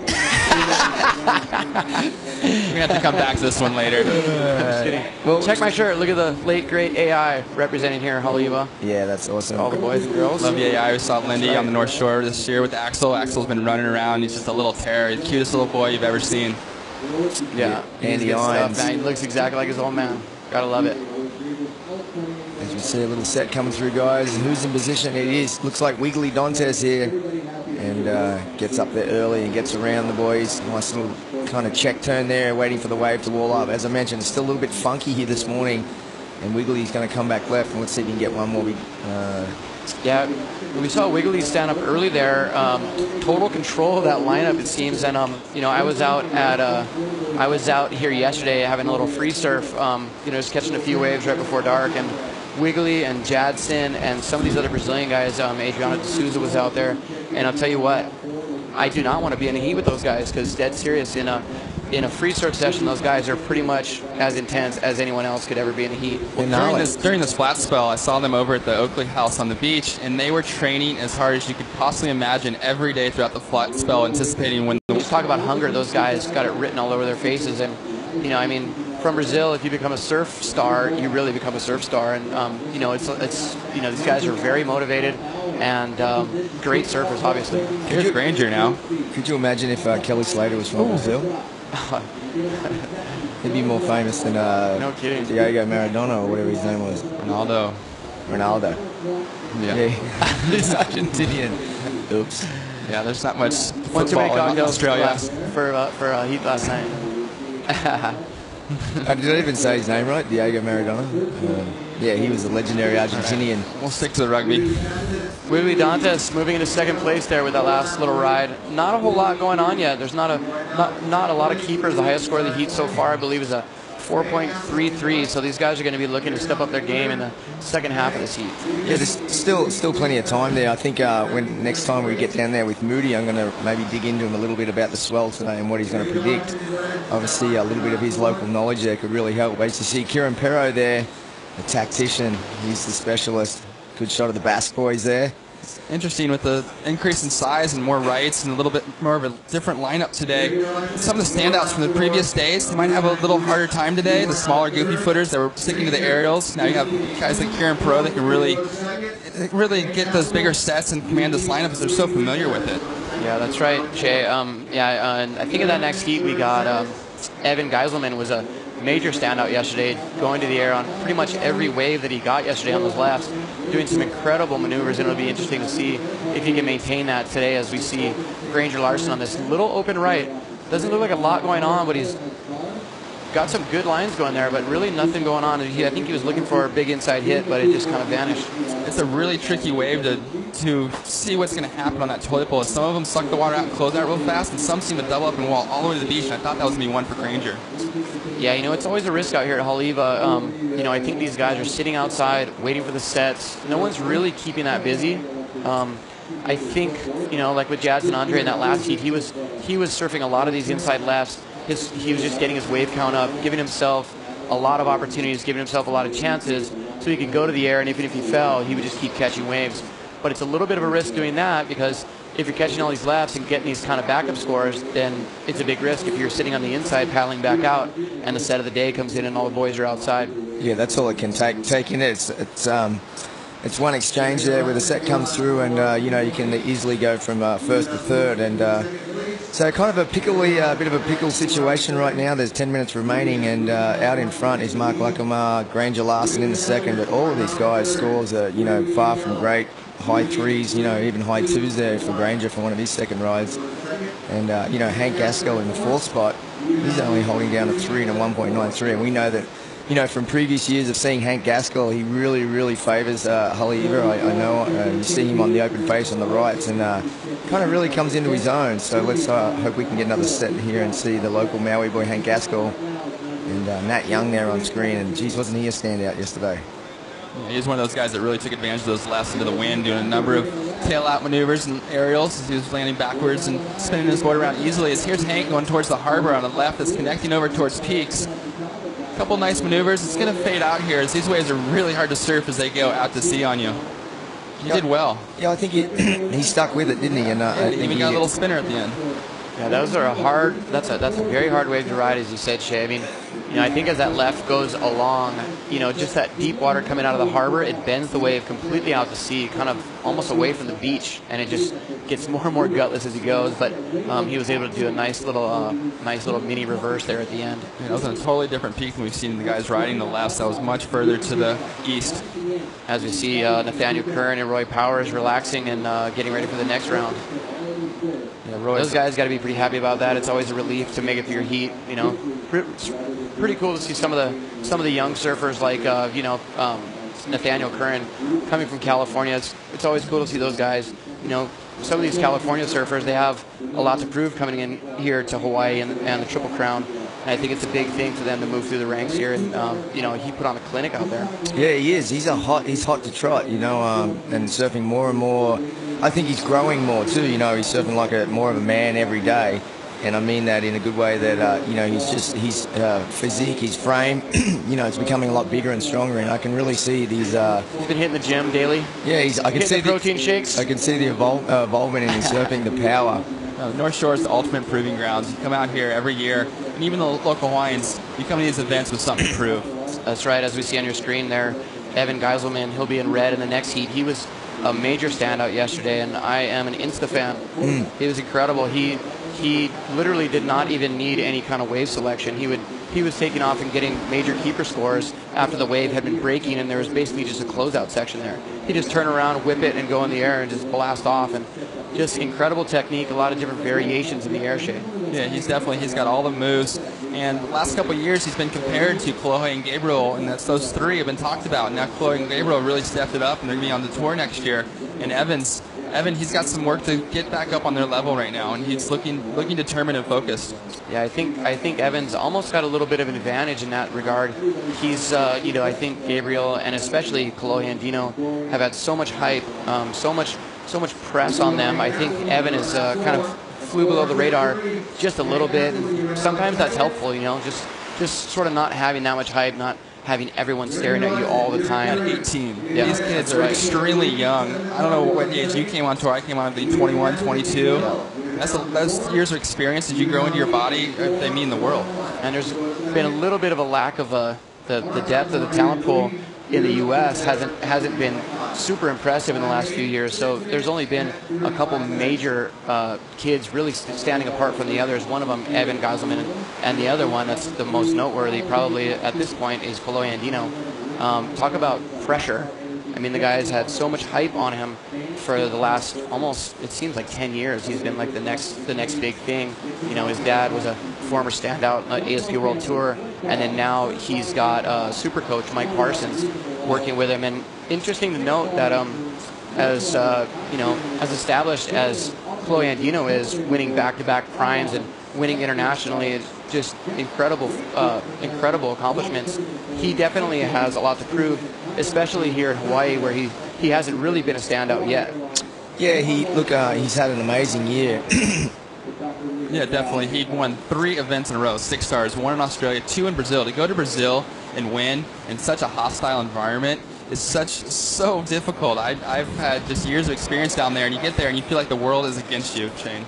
Yeah, that's right. I mean, just incredible that he was able, to go down there as a California boy, away from the comforts of home and bring home the wins, and good on him. And can't wait to see him later in this round as we see your French surfer in blue and lobster dive in there.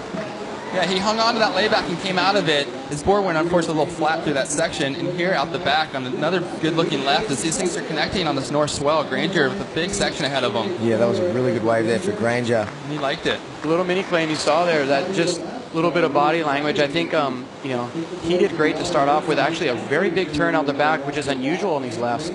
Well, it's kind of been one of those heats, hasn't it, really? We're down to 5 minutes remaining, and still it's anyone's game. As we see Mark Lackamar, nice big carve there on the open face, and he drives down this section. Here's the money turn here. I think he comes into this driving, does a beautiful layback. Section. Boom. See his board going flat there, and he got off that rail, and that's why he had to go into that layback. But it shows how fit he is. He's just using that core muscle group to get his board back underneath him and complete that maneuver to get a score in a low-scoring heat. That was a very critical maneuver to pull off. No kidding. What a recovery. So we are in heat 16 of the round of 64. This is the last heat of this round, and we will see the draw condensed moving into the round of 32. And up and riding right now, local Maui boy Hank Gaskell. Let's see what Hank's got. He's currently in the second position, but I think we're going to see some changes after Granger Larson's last wave. Yeah, Granger had the wave of the heat, and that's going to come in probably 6 to 7 point range. It's much better than Hank's previous 4.63 and Lackamar on that wave before. So that's going to set up Granger in a good position here to add to that 3.93 previously. So just under 4 minutes remaining, and we probably will have one more roll of the dice here and see if all the surfers can get back in the lineup. If you look at your screen right now, kind of a free shot there of all the guys paddling. But yeah, that was a telling tale of a heat when you have 3 people and you don't know who's going to get it. Luckily for Granger, though, he came up with that wave, Shane. No kidding. And like I said there, just getting a huge hit straight off the bat. Those lefts really don't offer you much normally, and he was able to get a really big turn out the back, little tail drift, little setup turn, and there's the money turn, a big old float, and it's written all over his face there. He's loving that.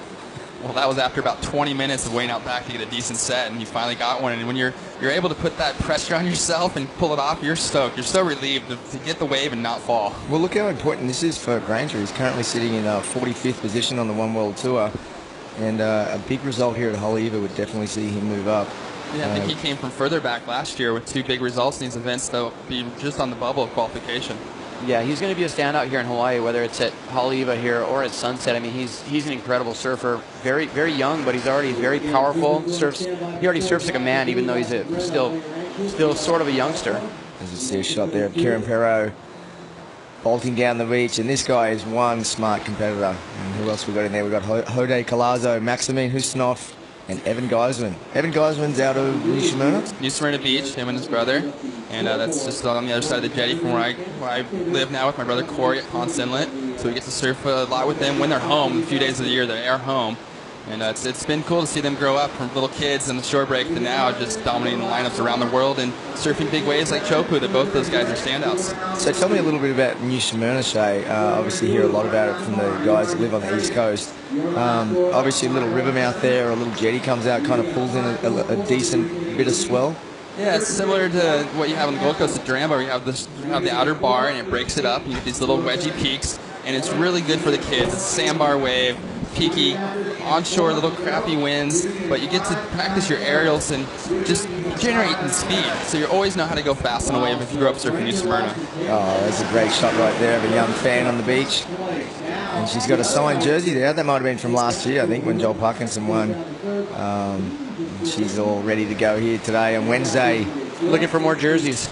She's looking for more jerseys. We are going to crown a champion here today. and should be around 3:30 this afternoon. Jersey. So, And I got it from last year, 2010, at the first jewel of the Triple Crown, and I'm very happy that he gave it to me. And happy Thanksgiving, everybody. That was unbelievable. That is a true surf fan right there, down here with her, looked like her teddy bear and her beanie and her Joel Parkinson jersey from last year's champion. Unbelievable. That was awesome. That was awesome. Great stuff here at the Reef Hawaiian Pro. Plenty of fans. And as mentioned, I think as this day unfolds, we're going to see the sun, the clouds break away, the beautiful sunshine come through. And with the lower tide, I think you're really going to see these conditions kind of nicen up a little bit. We do have that kind of morning funk to it, which is quite common in Hawaii. But always as the day evolves, the conditions really turn around. But down to 35 seconds, as you see on the scoreboard right now, and it's Granger Larson out in front. He dropped a 6.67 on that last one. And Mark Lacamau, the French surfer, in the second spot. So it's Hank Gaskell and Wiggly Dantes. 23 seconds remaining, guys. And let's see, will there be another roll at the dice? I don't think so. The ocean looks pretty flat out there. Yes, it does, as we count down this heat. And see Granger advancing in Lacamar with those two layback recoveries. He's able to squeak into second ahead of Hannah Hank and Wiggly Dantes. Yeah, that's unfortunate for Hank, because we would have liked to seen him, kind of mix it up there a little bit more with the boys, but unfortunately Mother Nature didn't prevail for Hank this morning. There's Mark Lacamau there, nice big layback, and Wiggly Dantes, unfortunately for Wiggly, not moving on through, but there he is, the Maui boy, Granger Larson, and he's definitely vying for some of those crucial Triple Crown points. Stay tuned, the round of 32 is coming up next.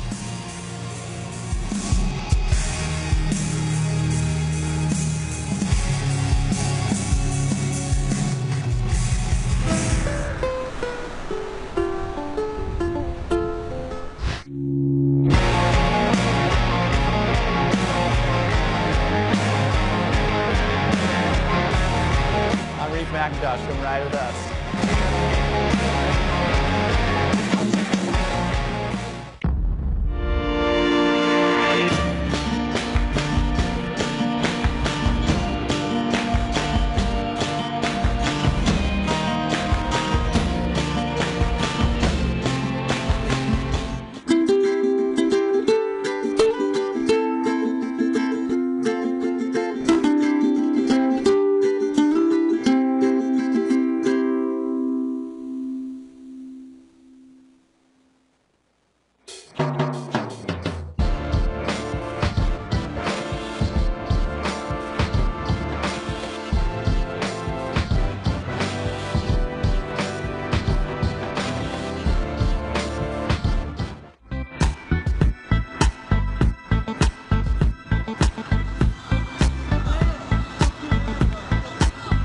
You're watching round 32 of the Reef Hawaiian Pro.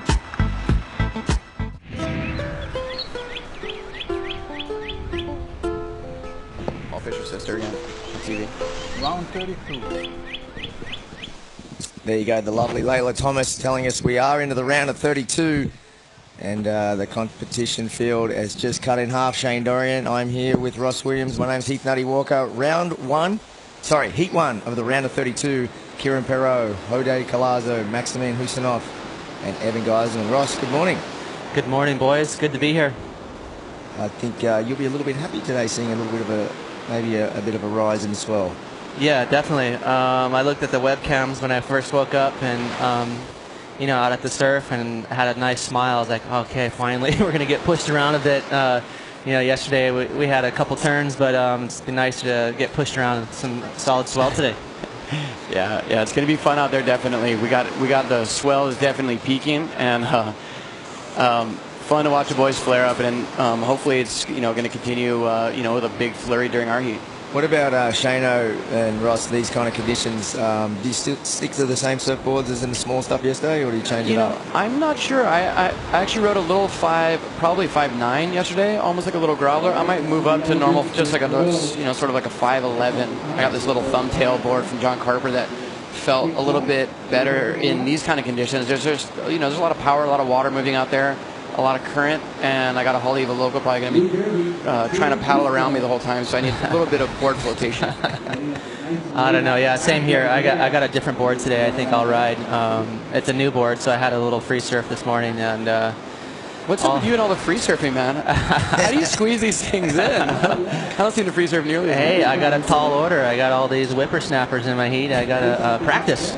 There's a shot of Ezekiel Lau right now on the screen, and he is one of the most informed Hawaiian surfers, and he'll be coming up in the next heat. Up and riding right now, though, Jose Colazo out of the Basque Country, and he's had a solid contest so far. I think his Reef Hawaiian Pro campaign is, I think he'll be pretty happy with it thus far. Yeah, Hody did have a good heat yesterday, sorry Shane, and as we see up and riding, that is Geiselman. And he's another guy that has been on fire his last couple heats. So looking at that, and then we got Kieran Perro too, who was just a full wave magnet yesterday. So this is my first heat in the booth here, guys. What's been the scenario? Guys been winning on lefts or rights? It's actually been kind of a bit of a funky morning. You know, you'd probably explain it better, Ross, but it looks like it has that morning kind of illness, a little bit of sickness to it. It's got a little bit of funky wind up there. I mean, we are seeing a rise in the swell. It looks like, you know, there's some 4-foot waves, but as you can see, very messy and kind of very hard to contest. Well, the tide's not huge, but it is high right now, and that makes Haleiwa doesn't like a high tide. It just gets kind of lumpy. Right. So with the tide dropping out this afternoon, I bet it'll get a lot cleaner. That was a great wave there for Kieran Perro, linking 3 nice turns together on a really open face right. I was just about to say how hard these rights look to surf this morning. There's a lot of rip going through, a lot of wind, but Kieran Perro did really well. Big old carve out the back. Arguably probably the best wave this morning, wouldn't you say, Shane? Yeah, I think just in terms of ripability, that wave was up there. That's you know, I think everyone out there in the water is going to be looking for a right just like that.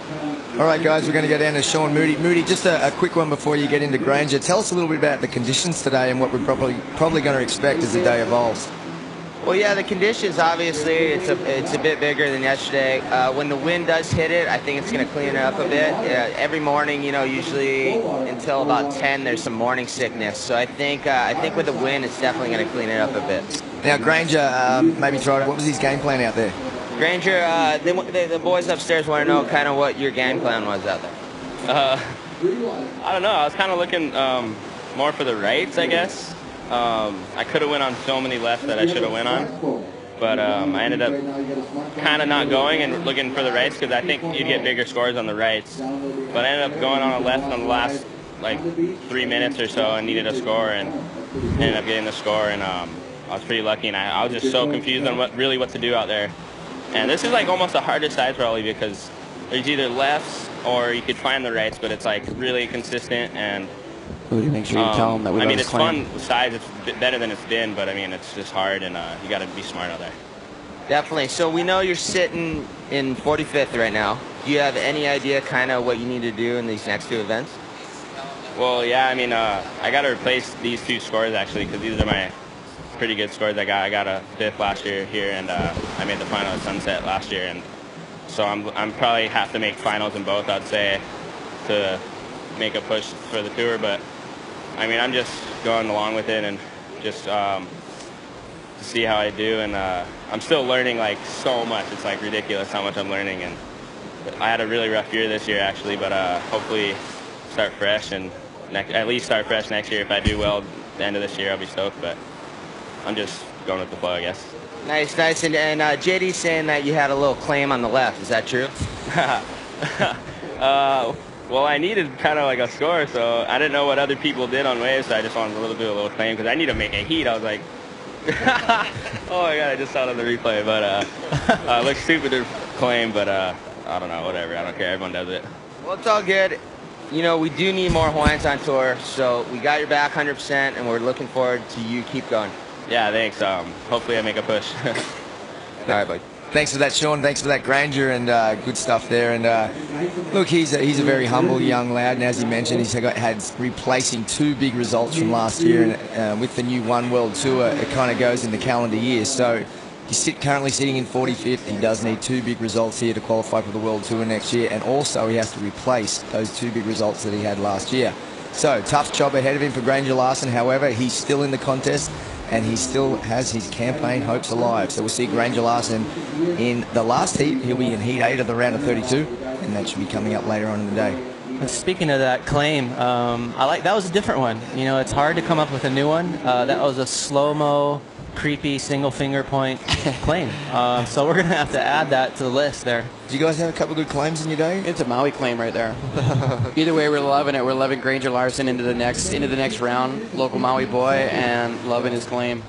Me, I can't think about fist pumps. Come on, when you took Ross out in a couple of heats. I definitely have had a few fist pumps there in the past. I can remember, just from that, little momentum clip that Taylor Steele edited. There was one wave I got a pipeline where I did a double fist claim, and at the time that was the best wave of my life, so I was pretty pumped. And it's cool when you see someone, just showing how pumped they are, and it's good stuff, I think we got a replay of a claim or two here on the replay. Oh, here we go. Here we go. There's a double fist. Double fisted. That's right. Awesome. That's Double sheer fist. happiness right there. The sheer happiness of weaseling that wave from Rob Machado. That Rob, you should have seen Rob. I think Ross said he had some drool on his lip when he saw that little left. It was a little miniature left, but he didn't even attempt to hide the jealousy. He's like, because that was such a little nugget. Rob knew that. Yeah, it wasn't even a set wave, but it had a little bit of an open face, so I did a little wick-whack. What happened to Kalani out there yesterday, boys? I think he unfortunately kind of was just a little bit lost. Well, none of those waves were hard, and we had that lull. It was a solid, almost 8-9 minute lull there at the back end of that heat. So he just got wave starved. He didn't say anything like he was over it, or he wasn't not trying. We were literally just sitting there waiting for more waves, and Kalani was out of sync. So I think he'll want to flare up today. I had a couple free surfs with him, and he's surfing good. So he's in a phenomenal surfer. He'll be ready today. And he's in shape. I mean, he's in great surfing shape. He surfs all the time where he lives now in California, and that just goes to show you how amped he is, because he lives, I think, right in like Laguna Beach, where the waves aren't very good every day, and he's out there in a full suit ripping it up. So it'll be good to see him flare up today, where there's a lot more waves today too. I think. Yesterday we were just kind of sitting there, and there wasn't a whole lot of waves. I think, today, with Ross and Kalani and Rob, I think we'll all be getting tons of waves out there. You know, it was funny last year. We were here in December for the Surfer Pole Awards. Probably one of the best northwest swells. Saw Lani Akea break, all time. And I was lucky enough to get out there and have a session. Kalani Rob was out there, and he was arguably one of the best, if not the best surfer I've ever seen out there. He was phenomenal on his backside. So hopefully we'll get to see Kalani shine a little bit today. We will see him surf again in the last clash heat.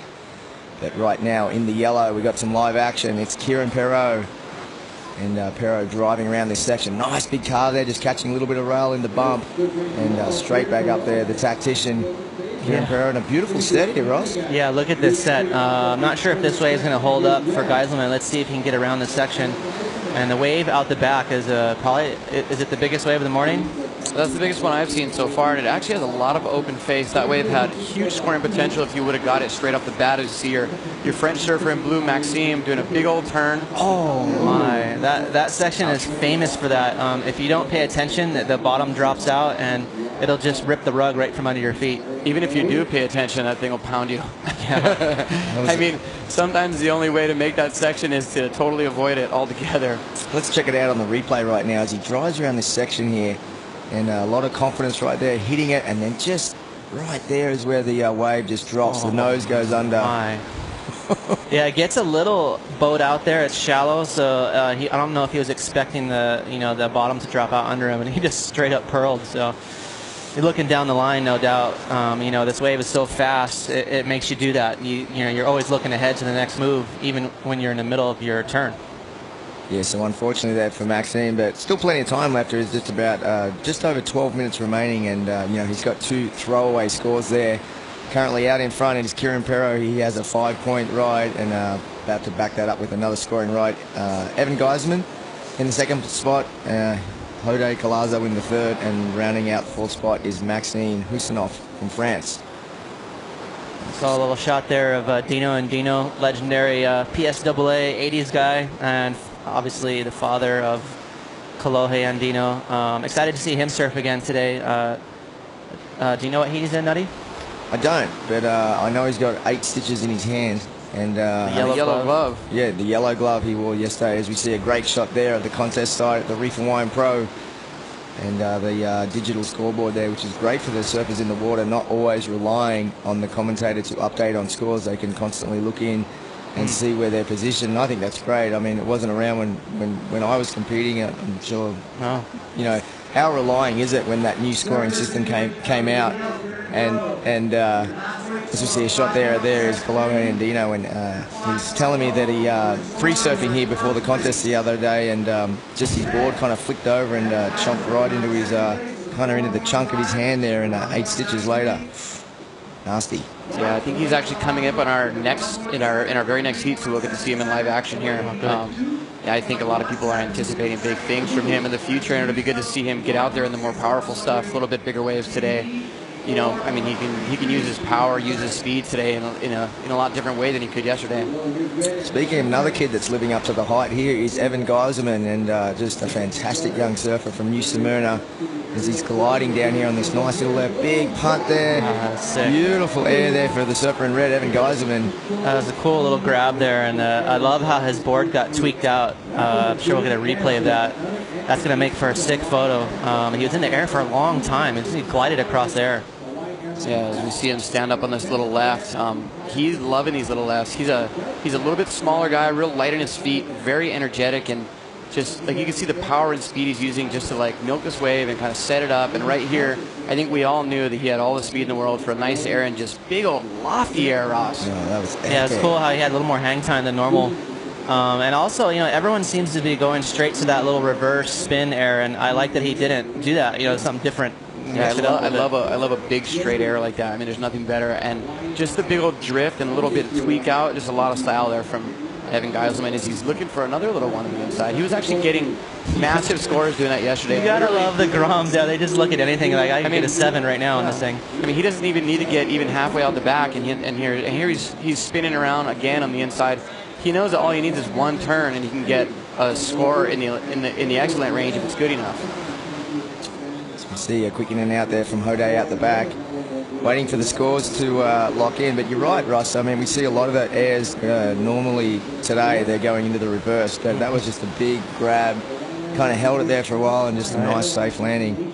As we see there on your screen, one of the standouts from yesterday and one of everybody's favorites. He will do some airs. That's Taj Burrow, the surfer from Western Australia. That is, I think, our top seed in this Reef Hawaiian Pro, isn't it, Nutty?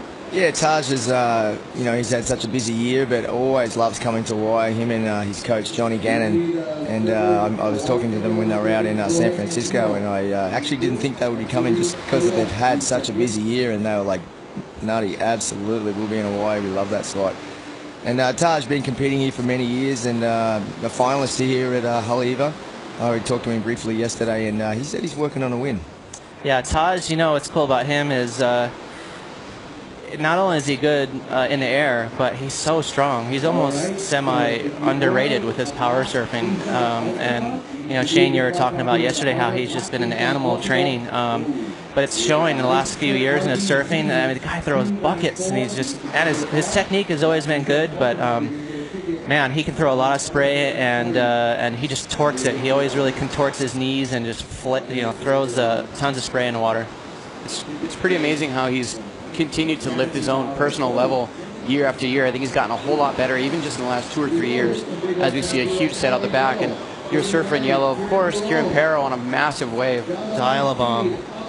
There's that section again, guys. Yeah. It just bottoms out on you, and he just pops right over the outside rail. It is. It's so hard to negotiate these rights. They look really fast and speedy and powerful, but I mean, your timing has to literally be exactly perfect, or else you're pretty much going to do a big old lobster dive. Oh, again, that's 0 for 3 on that section. Yeah. Remind me to go left in our heat, Ross.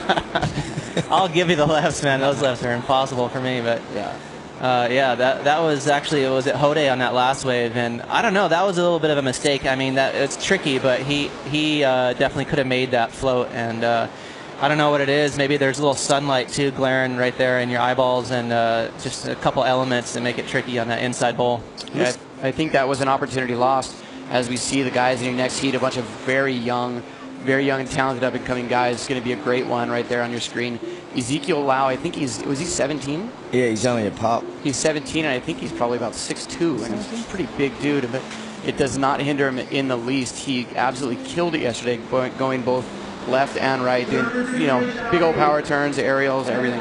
He surfs with a lot of, he uses every bit of his strength as well. He's definitely very quick and, kind of flows through a lot of his turns. So as he's going to get bigger. Right now, look at him right now. He's 17 right there.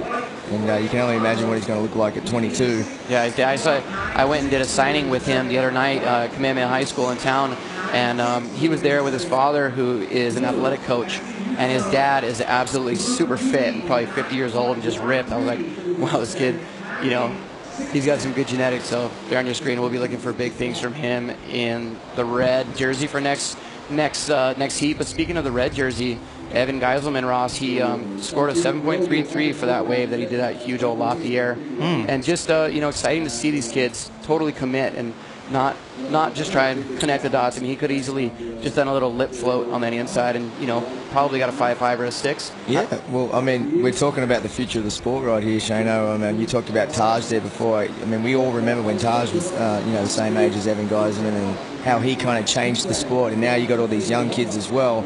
Evan Geiselman, Kolohe Andino, Ezekiel Lau. So basically, we're talking to the kids that are the future of the sport and that have massive, massive careers. And here's a young ripper from New Smyrna. Let's see what he's got on down on this inside here. Nice big vertical off the top. Just fortunately coming unstuck. I don't know if you guys had a chance to see the intersection video of Zeke Lau, but he had a cool, really cool edit in that movie or on the website that did pretty well. Anyways, he had this theory with his shaved head. He made a deal with his dad, I believe, that he was going to shave his head until he won a certain contest that he was in when he was a Grom, and then he just kept that goal for event after event after event. So he just I think it was the Nationals. Was it the Nationals? And the edit in the intersection was to, I can't remember who it was, but it was a killer hip hop song, and he's got a lot of edge to him. He's kind of cool, he's a little different from the other kids. They're almost cookie cutter, some of the blonde kids out of California.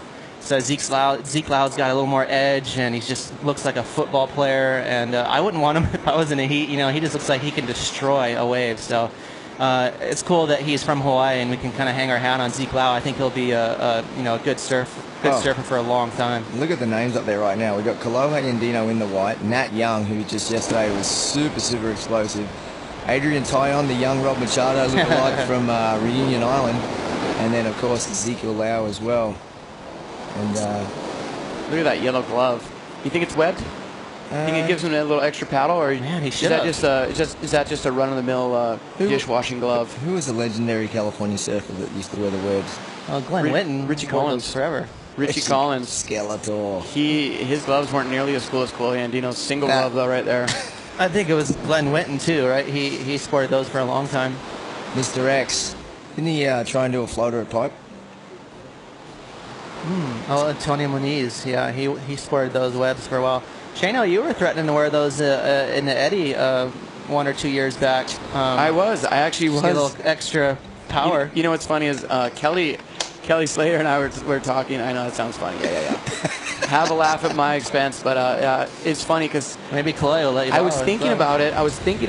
How it would enable you to catch bigger waves. With the gloves, and I actually ordered a pair online. I found them. They're still made by a company. I ordered them online, and I tried them, and I didn't like them. And that Christmas, I got a package in the mail, and it was from Kelly Slater. And it was my Christmas present, and it was gloves, and it was a little note like, let's use these things to charge some big waves in the future. And, great minds think alike, but, they do give you extra power. There's no doubt about it. And but I just didn't like the way that when you go to get up on your board, they just felt like something in between your hands and the board and the gloves. And I guess they're kind of like... I just make up for it with extra girth in my board. I guess they're kind of like booties, right? You probably have to get used to them. You're either a booty man or you're not. Yeah, they do work though. I mean, there's guys that use them at Mavericks, and there's no doubt if you timed yourself paddling across a long swimming pool or something, just without gloves, and then you did it again with the gloves, I guarantee you'd be faster with the gloves. Good point. You just look a little bit silly, that's all. You look silly. You look silly. Tough. Getting past the fashion thing, that's tough. But you know what? If Dane Reynolds wore them, everyone would wear them. For me, obviously, I'm not concerned about the way I look these days. I'm working on the inside. It's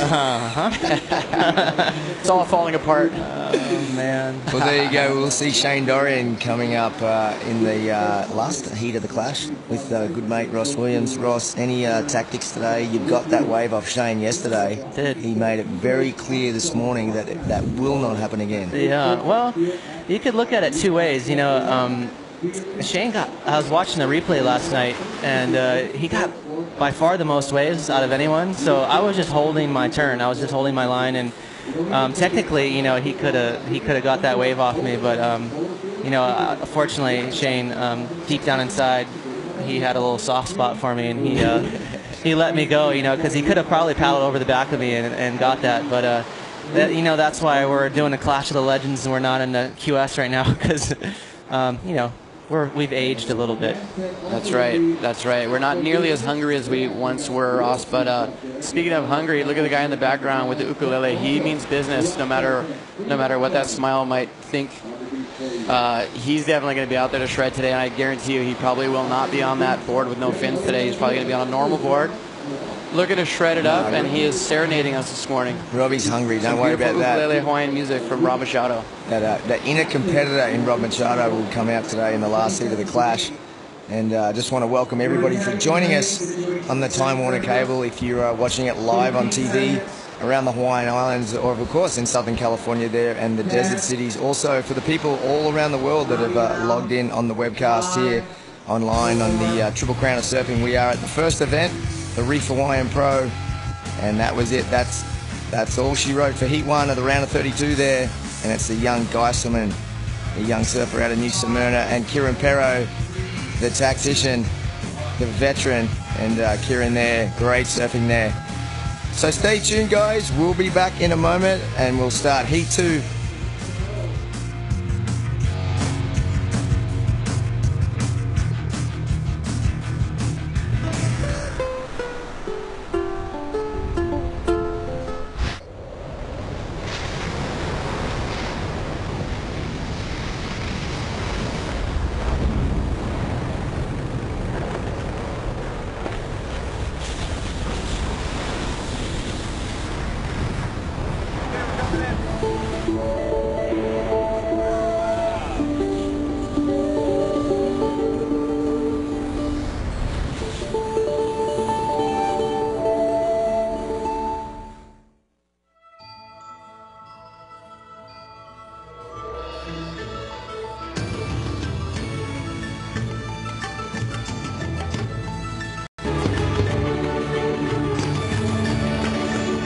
To those of us who share these islands,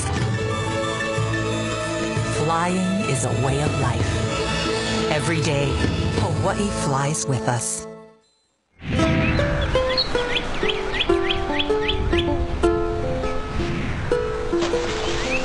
Round 32. Alrighty guys, welcome back to the Reef Hawaiian Pro. We are into the round of 32. Wednesday is the day, and today, as mentioned, we will crown the Reef Hawaiian Pro champion. Will it be one of these guys? We have Kaloa and Dino, the young sensation out of California, in the white. In the red, Ezekiel Albert. Right now, it is the young Aiden Toyon from Reunion, Robbie. That's right.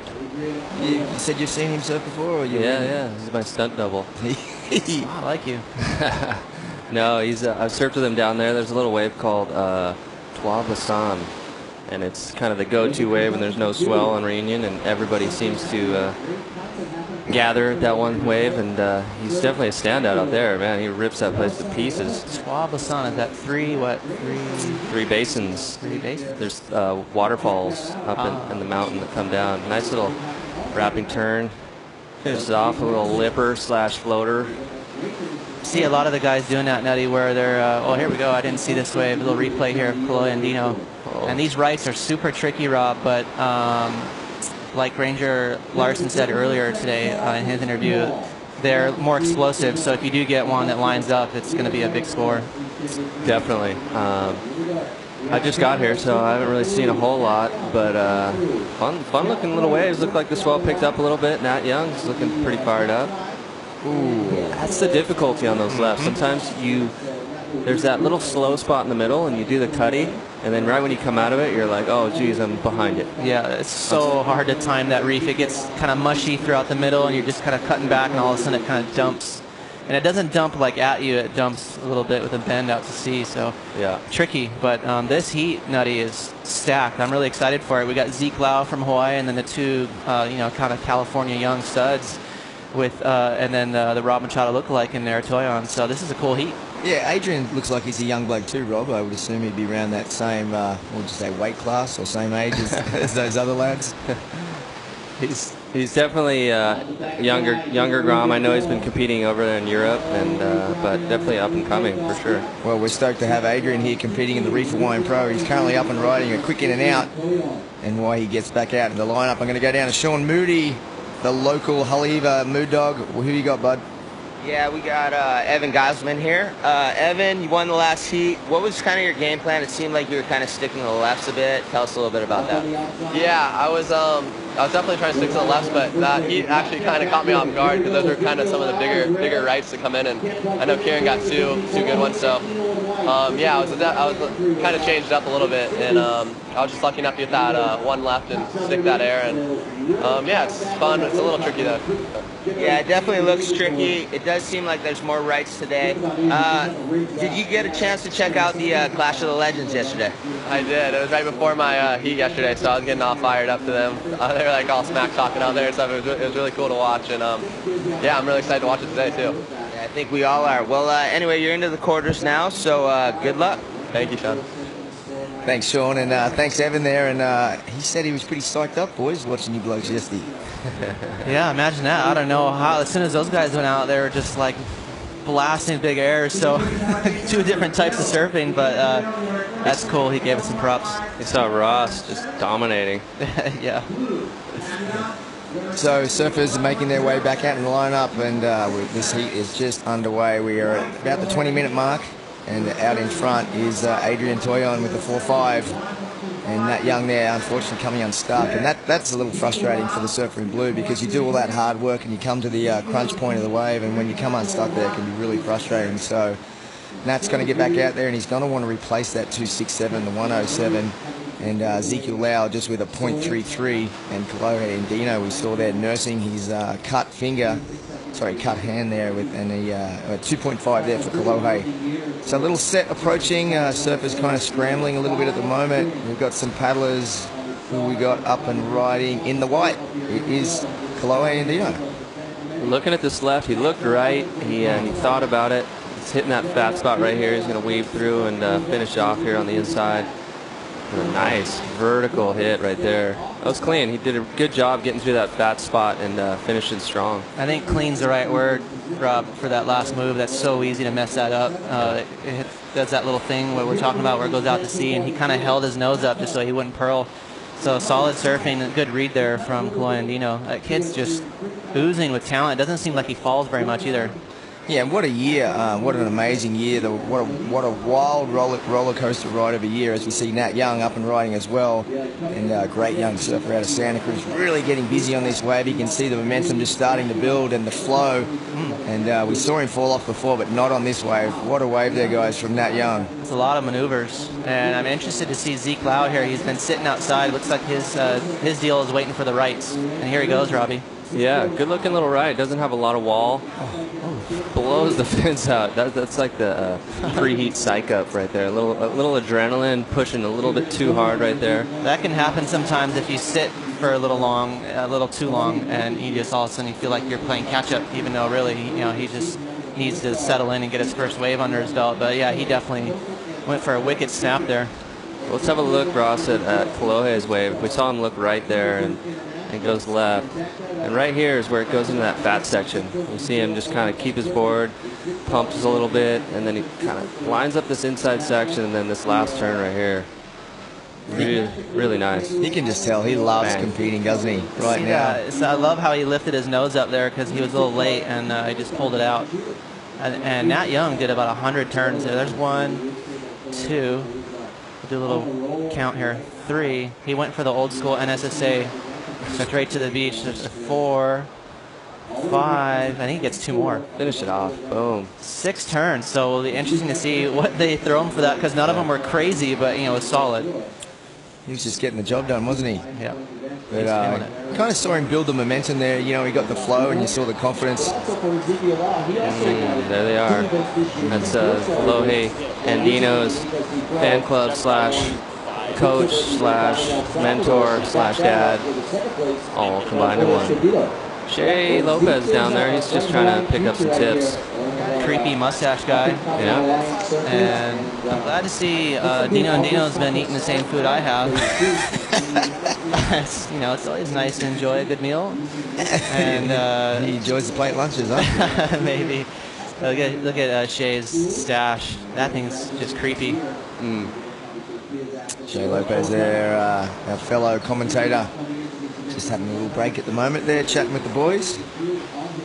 And scores dropping in right now. Chloe Andino's last ride was a 5.17 there, guys. So that crisp, clean turn was awarded with a 5.17. And Nat Young with those 6 crispy snaps off the top, he gets a 5.33. So Surfer in the blue out in the front, and Chloe Andino in the second. Adrian Toyon in the third, and Ezekiel Lau really is yet to get his campaign underway. Robbie, what do you think, say it was 93, what that score would have been of Nat Young? Because that was a lot of maneuvers. He started out, decent, but the judges definitely didn't. They would have got it really excited. Yeah, they just said, it's okay. They would have definitely got excited, come like late 80s, early 90s.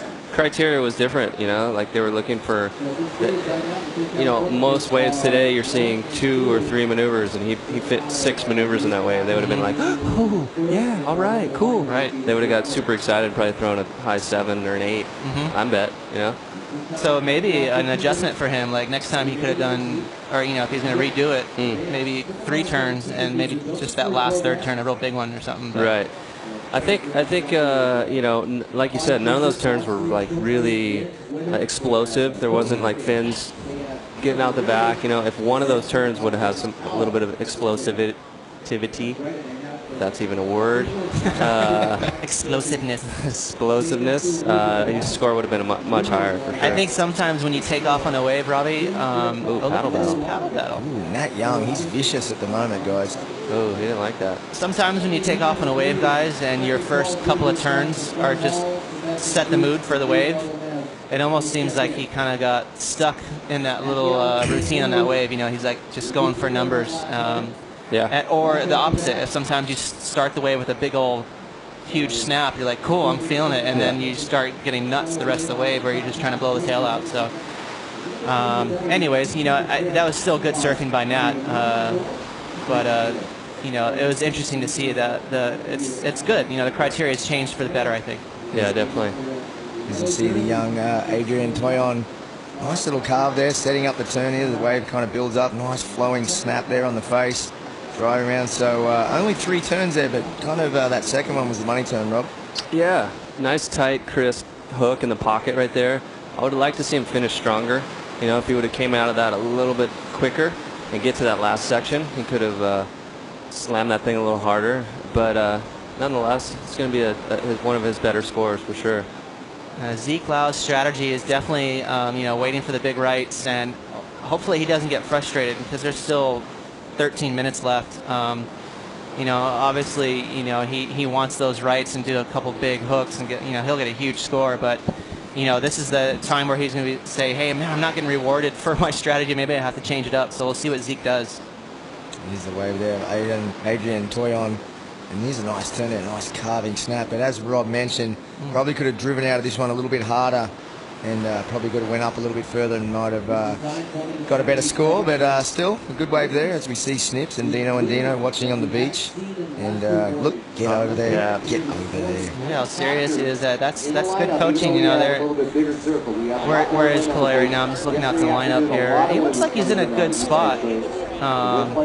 But Robbie, I don't know. What do you think? When the waves are this size at Haleiwa, it's not quite normal, legit Haleiwa on the bowl. It's like, man, what do? Do you just try and stick to the left? And it's almost a little too big for the left too. It's just you could get, like, I feel like Zeke Lau. I mean, he's a local boy. He's from here, and he seems a little lost out there. So you almost have to throw your plan out the window and just feel it. Go out there and just see what happens. Just go with what comes, and it's tough. Like you said, Zeke Lau, we've been seeing him just waiting for those rights, and we haven't seen one right yet. He's had a couple closeouts. The majority of the waves, I mean, practically all the waves in this heat have been lefts. And but no one's really dropped a big score yet. We've seen a lot of mid-fives and below. So, I mean, we've yet to see anyone drop something up there in the close to the excellent range. So hopefully, it looks like there's some bumps. We got a big set over at Avalanche. It was a big set over there, wasn't it? And looks like we'll see some lumps arriving to Haleiwa here soon.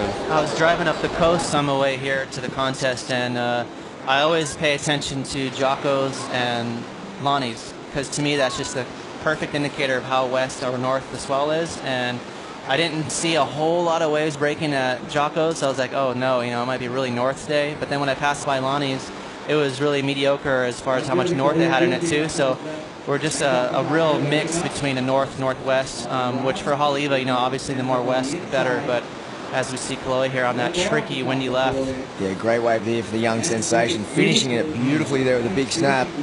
And Nat Young out the back as well, the young kid from Santa Cruz. And he's going to wait till this wave rolls up, and he's going to start to get busy right about now, guys. Oh, he's looking for that air. Mm-hmm. You can see him lining up. The section never really stood up quite good. It didn't stand up at all. It's still a cool little, I don't know what you would call that exactly. I didn't give him that ramp. Kind of broke the fins free and got a little sideways. Kind of got in the air. A little credit card there. Yes, credit. That's my kind of air.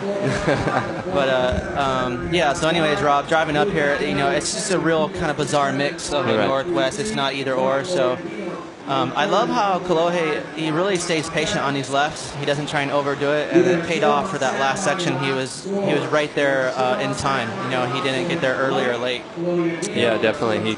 Like you said, patience was huge, and we saw Nat on this wave be super patient as well, and he waited. You see him stall right there. He wanted that little section to pop up. We see it, and it just kind of didn't really pop up in time for him. But it was a little forced, wasn't it? He was telegraphing that one. I think he did everything perfect if he had that ramp, and it just wasn't there, so he got stuck. He was already committed to doing the air.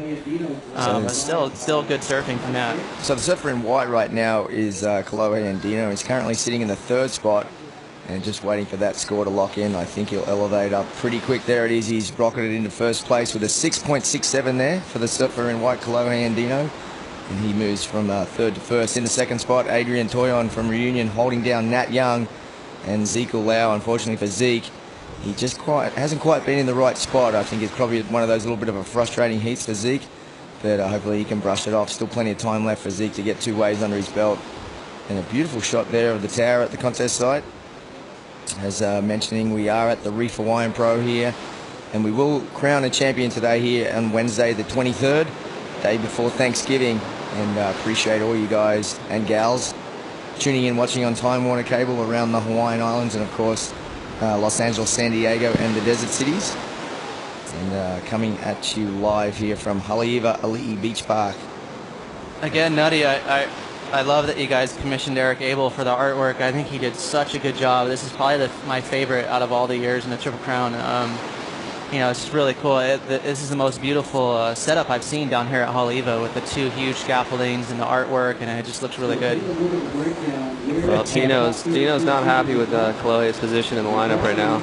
He's only sitting in first. He's showing his frustration. He's not satisfied with his position in the heat either. He wants to better that low score of 517. Dino. It's from the 80s, and he has a lot of energy, and I didn't have a whole lot of heats with him, but he probably had more than me, Rob, but he was energetic. He was all over the joint. He was fired up. He was, at one point he had hair that was longer than mine. He had some serious hair whips going down. He had the best head flick in the business. And that was when fluorescent wetsuits were really in. Just bright green wetsuits and some serious water. Poor Dino, we're just we love the guy. The guy right now, but he's absolute California legend. And of course, he was in Point Break. Remember? Yeah, he was. That's right. And just the signature of the 80s. When I think of the 80s, I think about Dino and the PSAAs and those bright wetsuits. Yeah. Just a total icon of California. And that just that whole San Clemente crew. You had Archie in there and like Jimmy Hogan, and there's a classic crew of guys that came out of that. The Fletchers, just a little hotbed of talent. They were, and Dino was a great surfer. Even being from Australia, I knew exactly who he was and loved his style. And I remember seeing him compete really well at Bell's a few years there in the lime green wetsuit. And I had a lot of respect for Dino and Dino. I really enjoyed watching him competing over the years. And now, with all that experience, obviously filtering that through into Kolohe, and we just talked about what a sensation he is, what an amazing year he's having on the World Tour. Winning back-to-back events in Brazil is no easy feat. Traveling in itself to Brazil, foreign language, foreign food, foreign place, and still Kolohe just went in there super focused and took down 2 convincing wins. I mean, no one really even came close to him. And then backed it up with a third one, I believe, right? In he did. Kangaroo Island, yeah. In Australia. 3 in a row. That's just, I don't know if that's ever been done before. Just, I mean, you talk about being in form. That's what you call top form for sure. So he's coming into this event having won 3 events. It's impressive. I don't know. Yeah, so that might have been his last contest. I'm not sure, but yeah, he won 3 of his 3 events in a row. He would have lost at Santa Cruz. Before Santa Cruz, he won 3 in a row. Right. As we see up on your screen right now, Heat 3 of the round of 32. You got Glenn Micro Hall out of he's out of Australia, but he now resides in Ireland. And who else do we have there? Just kind of eluded me there quickly. Well, there's Leonardo Neves coming down right there, and Seabass, Sebastian Zietz. And Kekel Picasso. Ooh. Kekoa, another local boy. We'll see. So sometimes when you're a local and you're at your home spot, it can go against you because you know how the wave should break, and when it doesn't, you're like, hey, man, this is not right. I know where to sit. This is where it should be.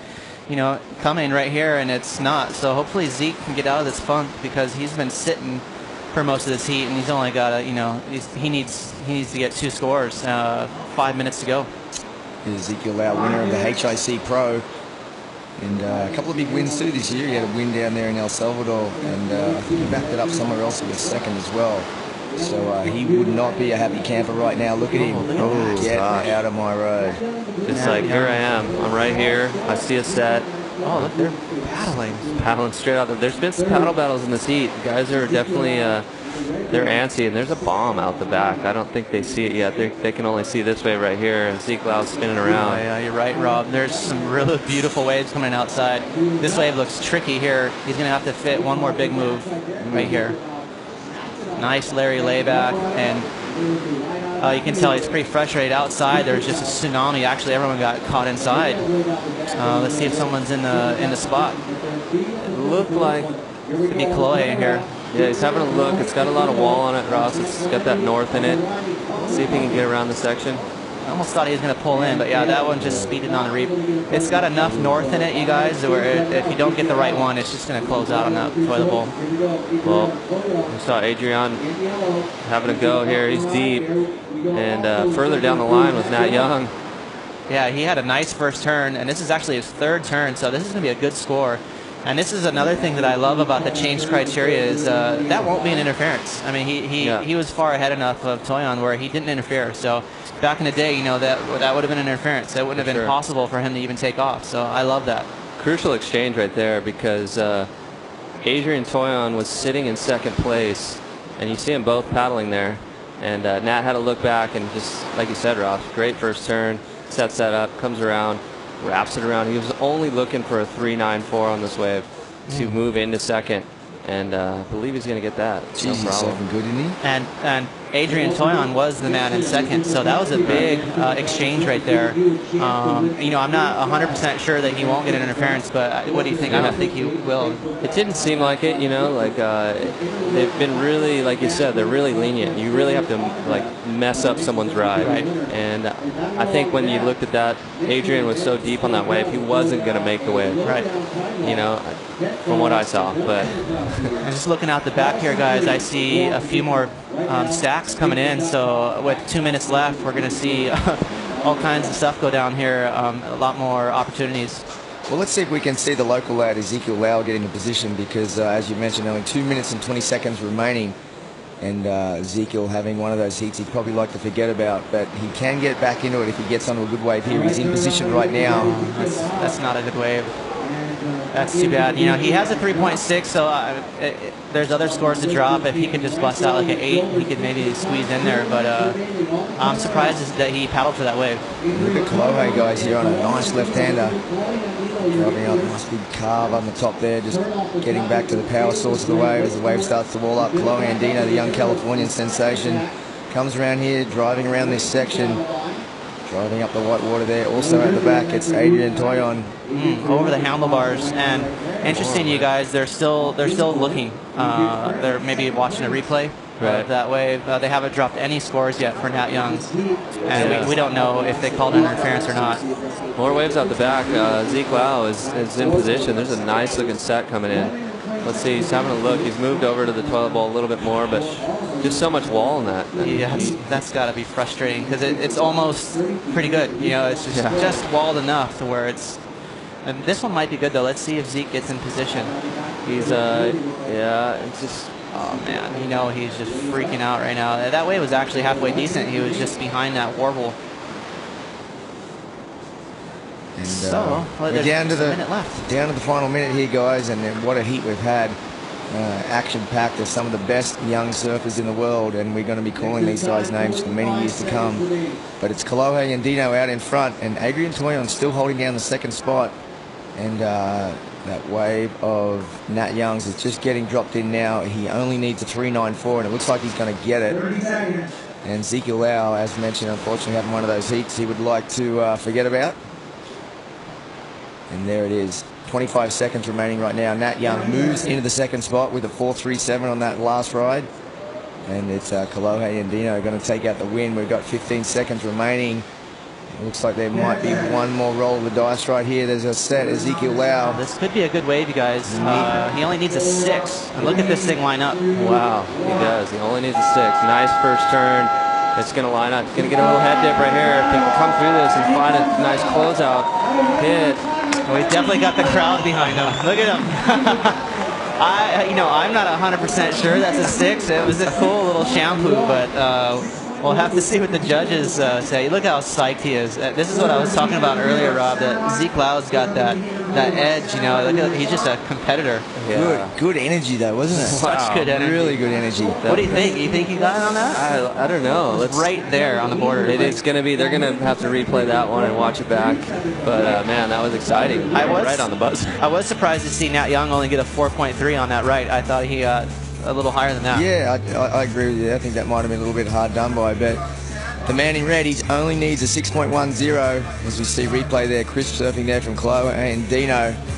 He's easily moved on through, and Nat Young right there, as we see, going to town, hitting it 6 times, and the young surfer out of Reunion Island, that's Adrian Toyon as well. He had a good showing, and Dino fired up, getting Kolohe just into the spot. And Kolohe looking like he took the win in that heat, but the excitement came at the end right there with Zeke Lau just quiet the entire heat and finding a wave with in the last 10 seconds. The lead changed many times, and gosh, man. And here's that last wave, guys. Big slash there on the face. Getting into the barrel right there, Ezekiel Lau, he needs a 6.10. Stay tuned, and we'll find out when you come back.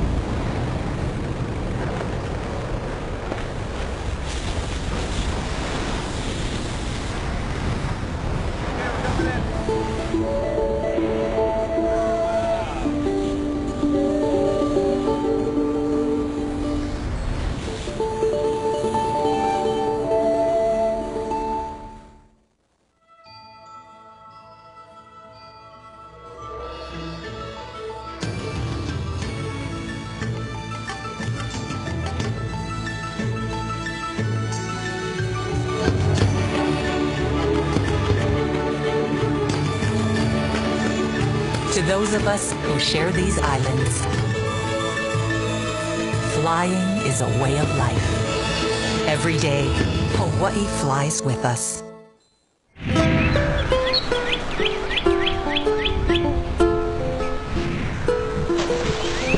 Round 32.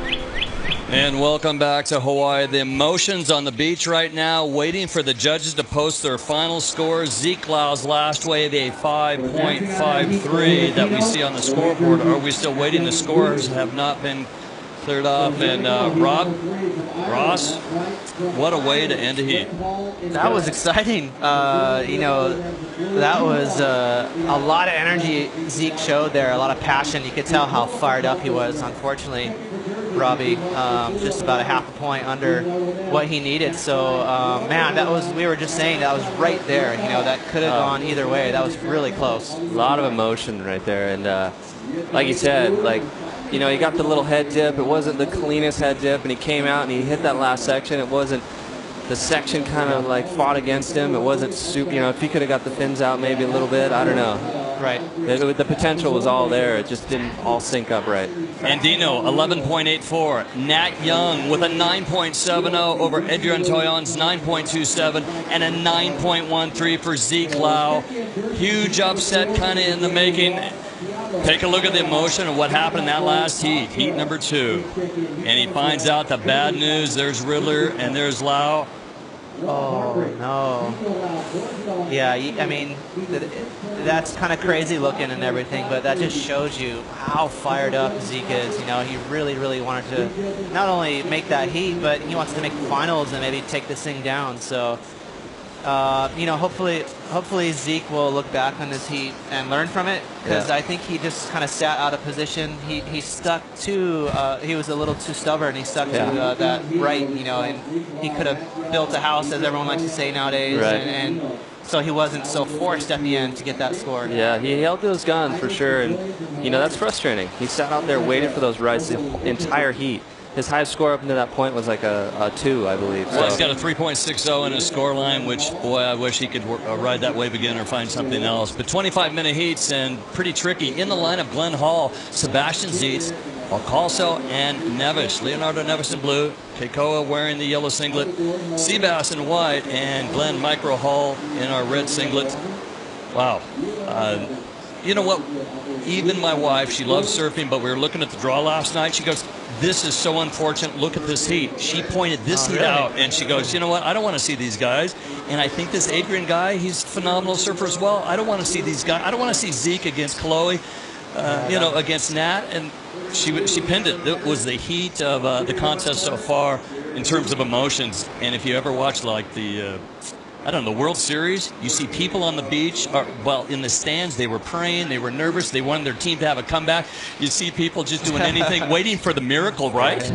On the beach down there, to our left, the Hawaiians were just on edge, and it was just praying that Zeke would get the wave. Yeah, I mean, when he kicked out of that wave, or when he straightened out, he definitely showed the emotion, and the beach just went nuts. Yeah. It was right there. It was close. I'm sure he's mad, but like I said earlier, I hope he watches the heat back and just kind of learns from it, because he's such a young kid. All those kids, like you said, Dave, are young, up and they're stars, you know, they're really young, so they got a big future. Wow, what a nice rail turn for Glenn Hall, representing Ireland.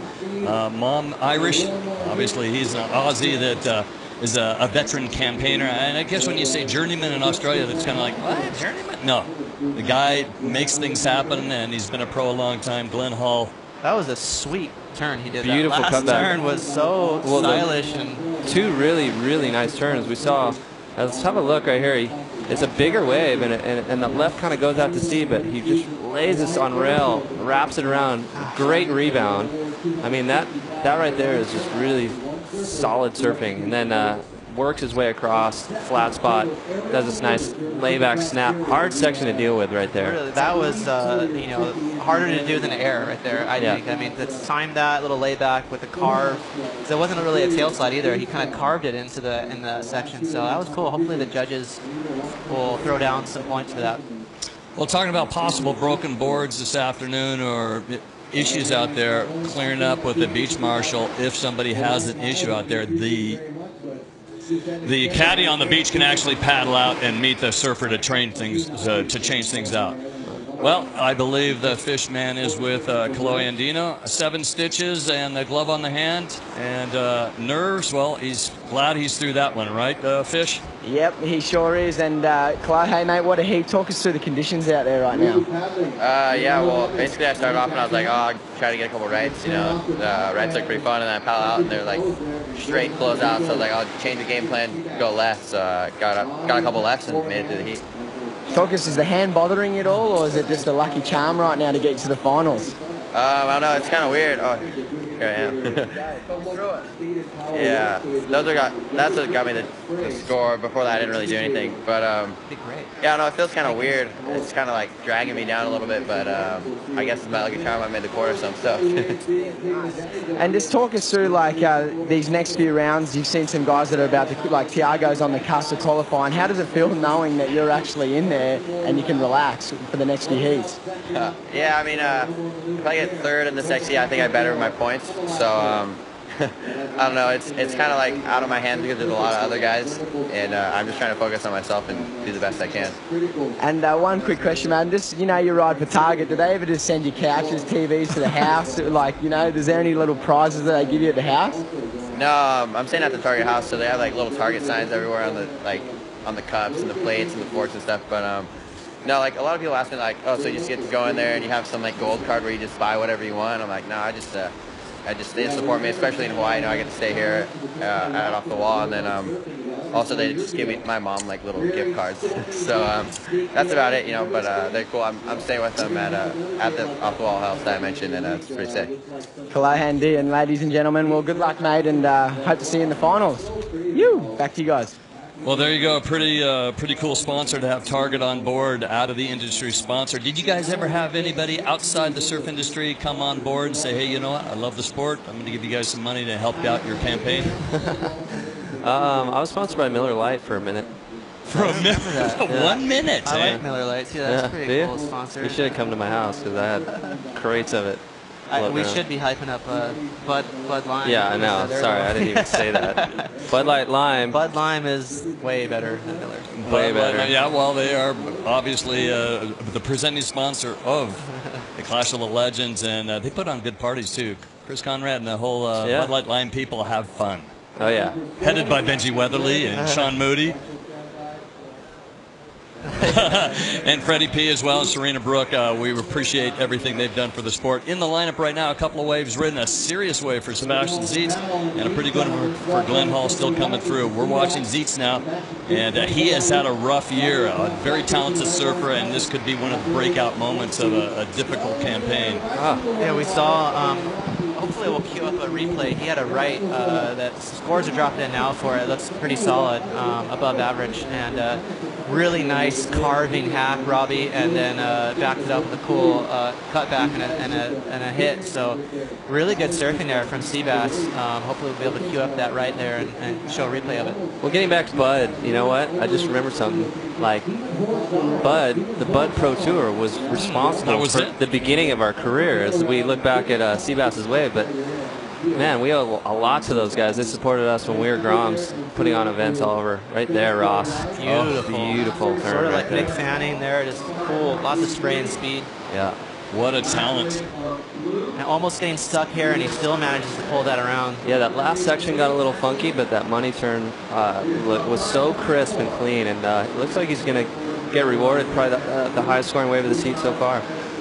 Well, last year ended up number 75 in the One World ranking, 96 right now. He has been busy. He's looking for 488 points out the back. Our surfer in red, it's Glenn Hall, wave number 3. Glenn Hall on a monster. Oh. Wow, Rob, that was a really tricky float over that shallow toilet bowl, and he stuck it. He did. That was, we've seen guys all day having a hard time with that. As we see Keikoa Bacalso just loves these rides. Big arc right there. Bam Bam, and he's known for that big power hook that he just put on there and display right in that shallow toilet bowl. So, you know, a couple of heats ago, Dave, everyone was just eating it so hard on that section. So it's good to see a couple guys, you know, win the battle against the toilet bowl. You notice the last 30 minutes, things have cleaned up, the trades and the current, everything. The morning sickness is just about gone, and things are lighting up here. Surfer in red, opened with a quick wave, then a 5-3-3. This is wave number 3. Score's not coming through, but for Glenn Hall, he's so close to making things happen. He's the number 46 seed and the number 62 in the world rankings. A couple of good results here, and he can beat us. Nice tail. Watch this carve here, guys. Oh, that's just tons of power right there. And right in the critical spot of the wave, too, with Bam speed. Oh, look out the back. Micro on another one. Wow, he is dialing it up. Look at Dang. that. Oh, just catches the nose on a little ridge right there. Well, when we see Bam Bam himself, Keikoa Balcaso from Mililani Town, the 26-year-old former world junior champion, his weight is perfect for just rocking onto his heels and doing that. It's such precise surfing. A big guy just works the board and the rail so well. It's funny you say that, Dave, because I was just going to mention that. He's been training really hard, and he's actually lost a bunch of weight. I'm not sure how much, but you know, rumor has it that he probably lost like 20 or 30 pounds. So he's always had that low center of gravity, really stocky, sort of like a Kaipo Hakias or something like that, and just really strong. And he's always been known for his power turns, and Haleiwa is just totally set up for him. An old stat on him was 5'7", 180 pounds, but muscle and being able to stand on the board. The guys that used to be strong in stature, let's go back to guys like Bud Lamas, right? Powerhouse surfers. Right? Guys, the guys that are built like blank brick houses, right? That really, when they stand up, their rail work is beautiful. Yeah, and you know what? I see that a lot in Hawaii. You know, surfing around here, a lot of local guys. I see guys, just solid dudes, surfing so good and ripping, just like, it's pretty rad to see. You can get away with it here in Hawaii with, you know, there's some push. There's a lot of energy in the water, and it's actually, with the wind and stuff, you know, it's almost good to be not a featherweight. Which I am, and I'll tell you about the wind and the bumps. Like, I know all about it. So we see Keikoa on his way back out, just linked in that little left, but gets stuck in the wind there up in the lip. Yeah, that's the cardinal sin, Rob, for the wind out here. You can't get too high up on the face. The wind will just push you out the back. Yeah, as we saw right there, the wind definitely kind of flared up right when he went up to do that turn. Well, for Keikoa, number 109 in the rankings, this is his 8th event this year. It'll count. So he's getting huge points. Watch that. He's going to vault in the rankings as a couple of people fall by the wayside, so good for him. Yeah, Keikoa was on the World Tour for 1 or 2 years, I believe. And 2009, 2010. Okay, yeah, and he's too good of a surfer to just kind of hang it up. He's only 26 years old. Right now, he doesn't have a major sponsor, so I think he's motivated, Rob. He seems like, you know, he's got a fire lit up under his butt again, and, you know, he's training. He wants to... And, you know, he's no problem to me. He could be like kind of like I keep saying, Kaipo Hakias, but he reminds me of him. Like, he could be a star on tour for a long time. Well, as we see Sebastian Z, it's a nice little drift off the lip right there, but it's off balance as we see Leonardo, a little foam climb way over on the left. And Micro on the bomb, again, out the back. There's another sweeping cutback, kind of a 3-stager. But look at this inside, Rob. Get barrel. Oh. Wow, that's kind of a cool little double grab there, little wheelie air. Little double grab to disappearing. A lot of that did to do with the wind. I mean, he was just trying to survive. He's so small. He's the opposite of what I've been talking about. Yeah. He was just trying not to get blown out to sea there.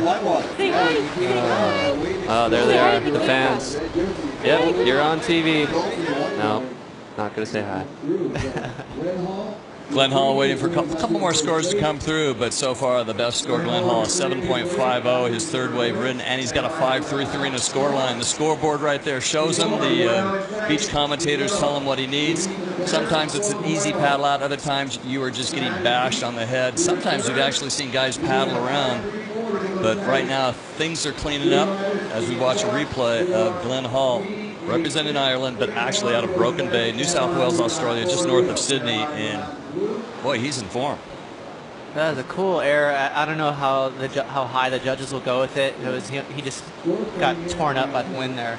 Yeah. But I was noticing on the scoreboard here too, Keikoa got rewarded for that big old hack he did in the toilet bowl. He got an 8-pointer, so that's cool. The judges, I'm psyched on the judges today. They've been right on point. Not that they ever do a bad job, but sometimes you happen to disagree or whatever, and it seems like they've been really rewarding all the everything. Yeah. And you with that 0.06 lead, they rewarded you yesterday. And you had to point it out to. Yeah, love the judges. Yes. They're right next door. Maybe I should go get them a drink or something. See if they need anything. Coffee, anyone? How you guys doing today?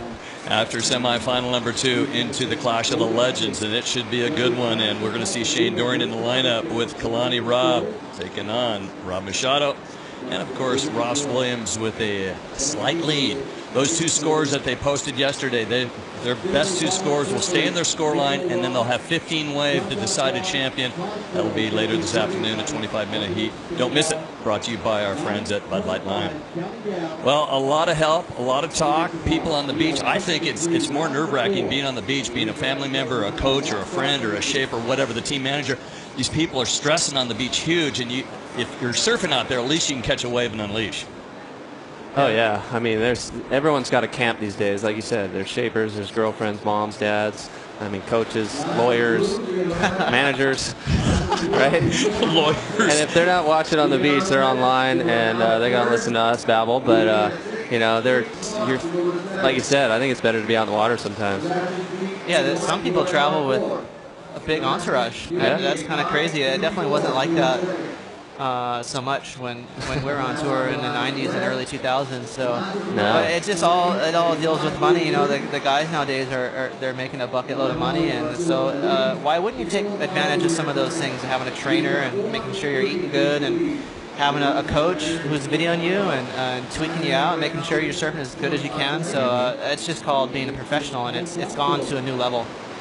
The lava of the island of Oahu right there. Here you can see the Tiago Camarada down there getting ready for his heat, and you take a look at those rocks and go, wow, that looks like a rough beach. Well, can you imagine what's underneath the water?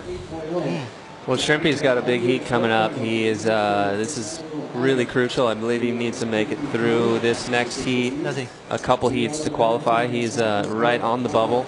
I see Dave Stanfield scattering through his papers. He's got it somewhere. He's got the notes. He knows what it is. We don't know exactly. I mean, there's a lot of factors. There's a lot of guys that are all scratching. He's in the 30s somewhere. I believe he's 35 or 36.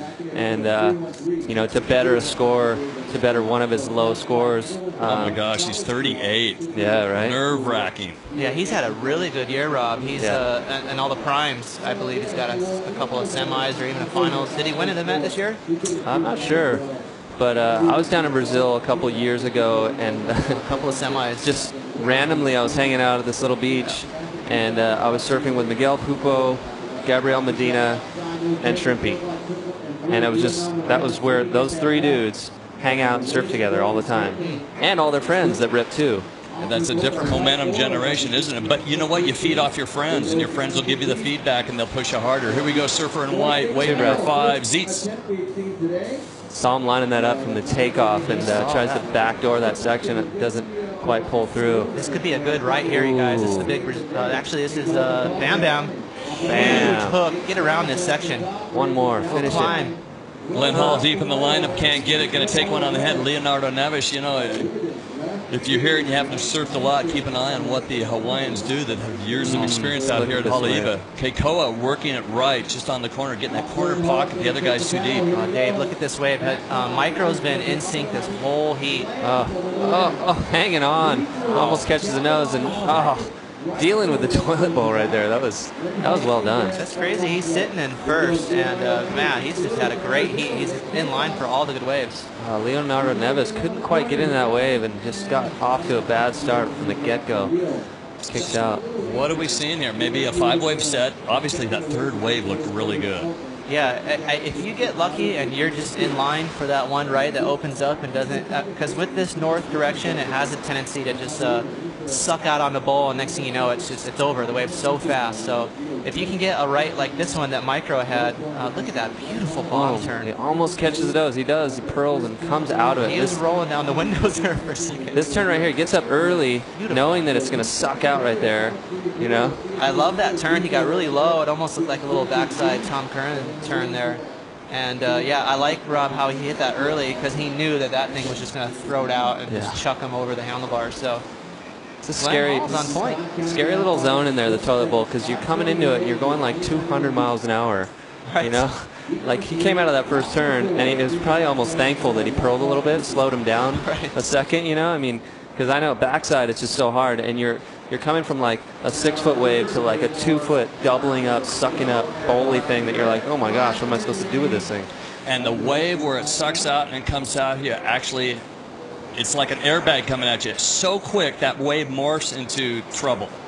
Yeah, and I mean, the nickname for that bowl, that section, is toilet bowl, and it's because it just literally flushes. It gets so shallow that the water just starts draining off the reef. So it's actually a good section to hit, but it's just sketchy. Well, a lot of people watch NASCAR because they want to see crashes. Well, you want to see some wipeouts? Here's our version right here, and some tough hits. I love that one, Rob. He was just looking down the line. He didn't even know he pearled until he was already done. He was already on his next turn. This is called the toilet bowl carnage here. Uh-oh. Oh, the stiff leg right there. That looked like he could have like hyperextended his knee. Wow, these are fun. I remember this too. This is a good one. Watch this. Yeah. Just psyching up. Hey. Whoa. Hi. Yeah, you can either look like a hero or look like, yeah, see, there's Micro. He hit that section just a little earlier than most of the guys, and he managed to avoid that crazy lip. And he's got a good score coming in. And the water underneath that might be, what, 15 to 25 inches deep? It's really shallow.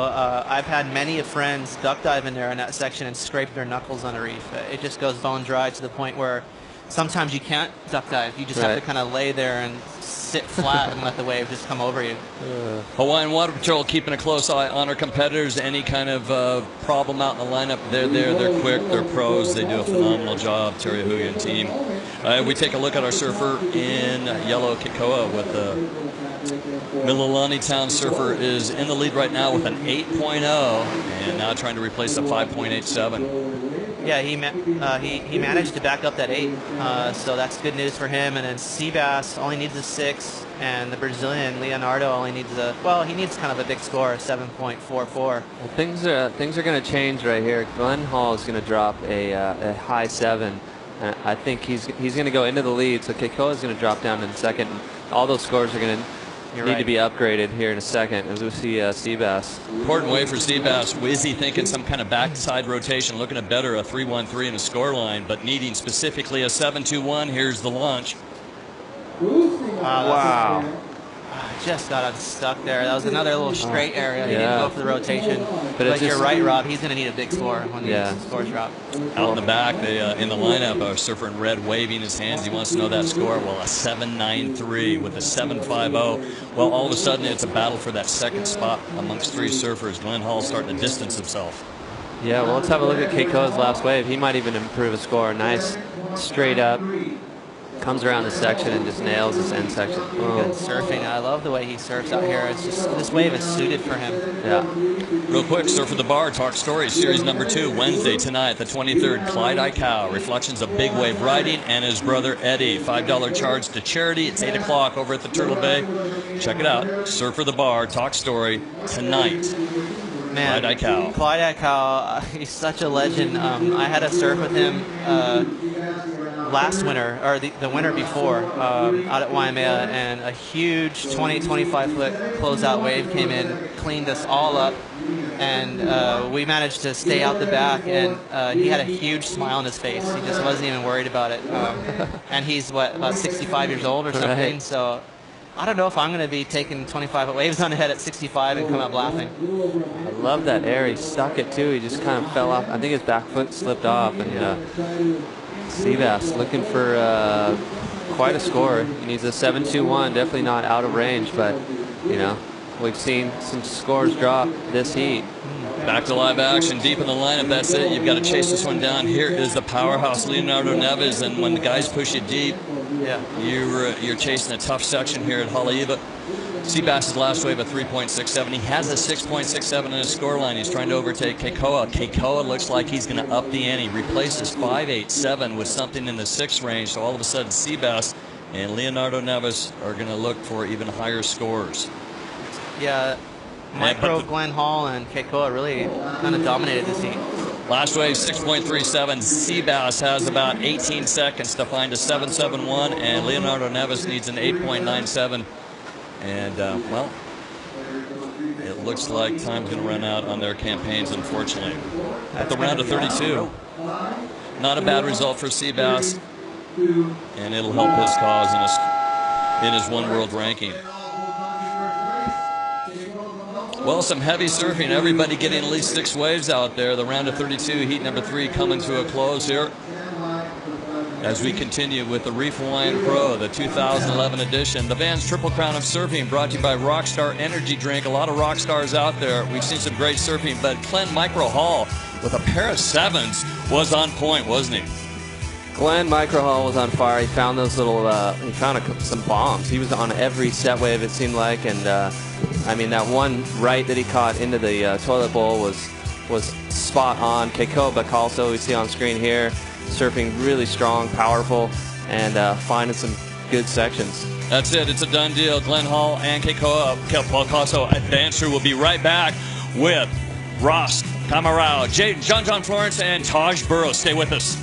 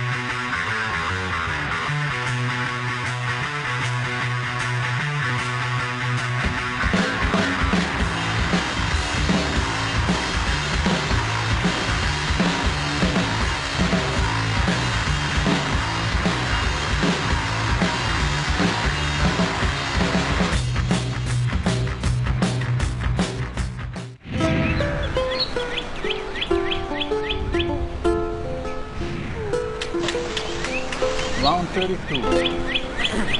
And welcome back to round of 32, heat number 4. Ross, Camarao, Florence, and Burrow in the lineup. Musical chairs up here. Shane Dorian, Shea Lopez, and David Stanfield watching the action. We heard some applause. We'll probably take a look at this right now, live action. It is Daniel Ross, and looking left and right. Where's he going to go to score some points? He's on this left on his backside. Yesterday we saw him scrape through with a great performance. He started off this heat with 3 big moves on his backside. Yeah, very scrappy performance yesterday from Daniel Ross. He pretty much got through that heat by just being very aggressive in the lineup, keeping guys off. I was actually very surprised that he didn't get an interference in that heat, Shay. Yes, I was as well. He took off behind Micro on one wave in the whitewash. And they've been really lenient, the judges, this year, is if you don't interfere with the other surfer's scoring potential, even on that snake there, he never got up to him. And here's what everyone was cheering about on the beach while on the break. Shane, you saw this wave in live action. Yeah, I did. I was kind of blown away. He was really, there's nothing a whole lot going on the outside of this wave, but here he started building some speed. He was eyeing a section, and it was just perfect for one of these huge full rotation. That's a complete rotation from John with a nice landing there. Not much of recovery at all, and off to a great start. It was almost like the wind held him in place as he rotated. That's right. The wind was just helping his board stick to his feet just perfectly. And I mean, seems like he can dial those things up. He did one in his heat yesterday that looked almost identical to that, and just incredible how consistent these young guys are with these airs. Yeah, especially John growing up on these wind-blown lefts at Rocky Point behind his house at Beach Park. I know that the original chop hop was here, James Labrador in Hawaii with these trade winds, and now I saw you follow up with that. Even like guys like Abe Lerner doing chop hops in the wind really assists your surfing out here. Yeah, that's right. When the waves are small here in the North Shore, it's super easy to do a chop hop. The difference is these kids use the lip. They actually use the lip to kind of project themselves up and out and actually rotate inverted toward shore. And in John's case, they're doing a full rotation and actually landing going forward. He didn't land backwards and spin it around anyway. He landed completely going forward towards the shore, which is very hard to do. Yeah, I remember when we started, we would try and land with the tail on the lip, and now he's taking another 180 degrees and landing with the nose to the beach. Yeah, it'll be interesting to see what they score that that wave shake, because there really was nothing on the outside. There was absolutely nothing. He basically just milked it and cruised it and set up. But look at these early scores dropping, Shane. With with the judging criteria changing in recent years, you really don't have to do a whole lot of turns as long as you do something that's very cutting edge, super committed, and that's exactly what John did. Well, the judges are looking for the commitment and the degree of difficulty. Obviously, that was a tough one. The innovative and progressive moves, the variety, well, not much of a variety, but a spectacular move, speed, power, flow, that kind of really doesn't do it. But look at the one move, and the score comes in at a 9.0, reminiscent of a great move yesterday by Josh Kerr. That kind of commitment to a crazy move on the closeout. Yeah, compared to Dan Ross's waves dropping a 5.5 and a 6.5 right now, they really want to see this progressive surfing here at Haleiwa. We see a major paddle battle from all four surfers. And somebody's got to make a decision to get out. No interference calls. Everybody had to move out of the way. Here's Taj Burrow. He opened up with a 5.83. Not a lot going on that wave for Taj. Definitely not worth the radical paddle battle these guys had. All four surfers were up on that wave, as you see Tiago, Shrimpy, Camarao. It's a very important heat for him to qualify for next year's tour. He needs to make another this heat to better result, Shane. Yeah, not much going on that left for Shrimpy there. He is a very talented surfer out of Brazil. I've seen a lot of great stuff for him. He's a Reef team rider and incredibly talented above the lip. Huge airs, big rotations from Shrimpy. Hopefully he'll be able to link up with one of these rights and do some of that spectacular surfing that we're expecting from him. Definitely the consistency factor from Shrimpy's been there all year, Dave. Now, we're going to go down to Fish right now and Fish with an interview. Paul Fisher, how you doing? I'm good, mate. I'm here with Glenn Micro Hall and the last heat winner. Micro, tell us how you got the name Micro. I think it's not rocket science, that one. It's the size of me. That's all I got. That's all it is, I suppose. Half a foot tall, so. Micro, they had the chance to become a surfer or a jockey, eh? Yeah, I've got a few people that keep telling me to get into the jockey situation, but I know, actually it's pretty funny because I hate horses. So, mate, talk us through that heat. That was actually a dreamy heat for you. You were on every set. Every time I looked up, I seen the red rashy. It was Hawley going mad. So just talk us through your heat then. I felt a bit wobbly, to be honest, but I was up there with my wingman Adrian Buchan, and yeah, we just looked at it real close and kind of felt like we figured out the little strategy to be on the best waves of the heat. And yeah, if you look at it long enough, you can kind of dissect what's going on, and I think, yeah, we found a good little plan and it worked. So talk to me, Hawley, you've been coming to the North Shore now for a long time, and is Haleiwa one of your favourite waves on the North Shore? Yeah, it's one of my favourite waves to surf in general, but as far as the heat, it's kind of hard, you know, it's like perfect wave, but only a few coming heat, so it's like, as far as the heat situation, it's pretty hard, because, you know, you can have a dream run and get a few, or you can just sit there for 25 minutes and get nothing, so I've had a few heats like that, so it's catch-22, but, you know, it's a good fun way to surf. No worries, Hawley. Well, congratulations, mate. You're into the quarterfinals, and good luck with that. And we'll be seeing him next heat. Back to you guys. I think he loves Hawaii. I think he got married here a couple of years ago. Loves it. But he sounds like Wawa Wubsy on helium. That's a great voice. And I don't know, have you seen his new baby on the beach? The whitest, happiest, giggling baby I've ever seen. Micro Hall, Glenn Hall, what a stellar character. And hope for the best for him. Well, that heat, he put it on rail, made things happen. 15.43, not bad. And Keikoa advancing through as well. The lineup here. Now, the best wave we saw ridden, or at least the highest score, was the Big Air, the 9.70 by Kerr. We just saw John Florence with a 9.0, a huge rotation. On his forehand here, here's Dan Ross. Yeah, Dan Ross standing up here in the toilet bowl. Very difficult section there to negotiate, and you see him lobster diving there as we see Surfer in Blue looking for the tube. That would be Taj Burrow with a big old drop wall at slash top. He's got to be loving that, Jay. He read the ocean perfectly here to see the first proper tube ride of this event. Here we go on his backhand, Shrimpy, wave number 4. Things haven't been working out for him. Looking for an open section here, and it gets kind of fat on the corner here. What's he going to do? Reform?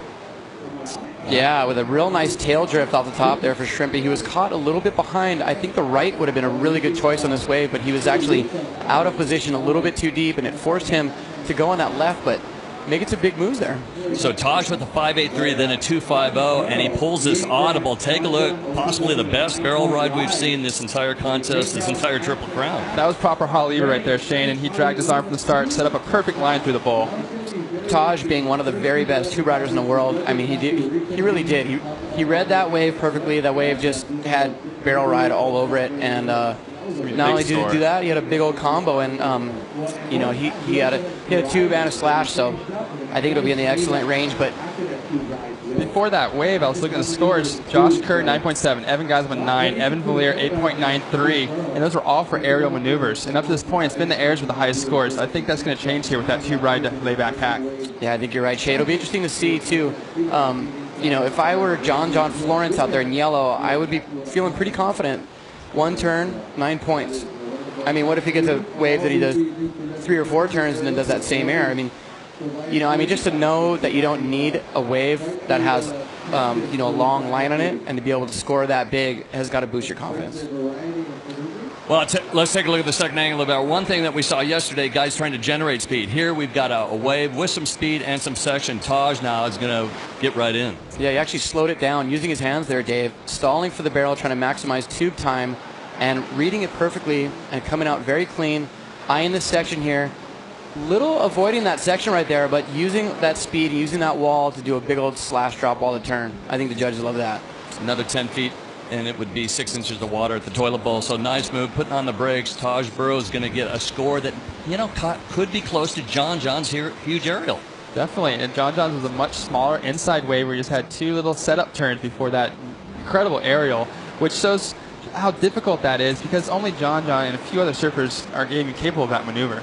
Well, that's right. Yeah. Well, I mean, just interesting to point out that way that Taj Burrow got, you know, just from scoring potential, that wave had a lot more scoring potential. If you look at it on face value, you know, the wave looked like it was a big score. When you saw John's wave, it looked like maybe a 4 or 5, maybe a 6, but then the kid gets a 9. Yeah, that was a wave that back in the day. Shane, you would have let me go. I would have let you go all day and waited for the set like Taj's wave. That's right, and that's how times have changed, and that's what makes our sport so exciting to watch. Just the evolution of surfing is incredible.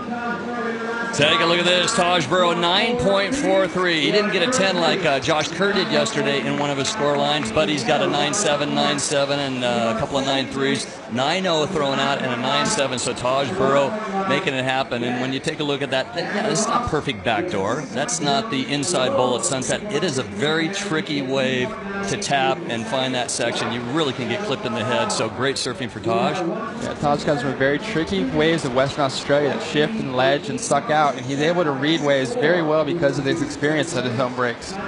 Yeah, as we heard earlier, local boy Sean Moody giving us the report, and he thought that the waves would clean up once the wind picked up. And as we see a gnarly paddle battle on your screen. Oh, wow. My gosh. We're going to get a 3-way interference. It doesn't happen too often. That was very ugly right there. And no surprise, Dan Ross right in the thick of that. And the last man standing. No kidding. John Florence was the that was not his first paddle battle. That was not Daniel Ross's first or last paddle battle right there. But that was ugly.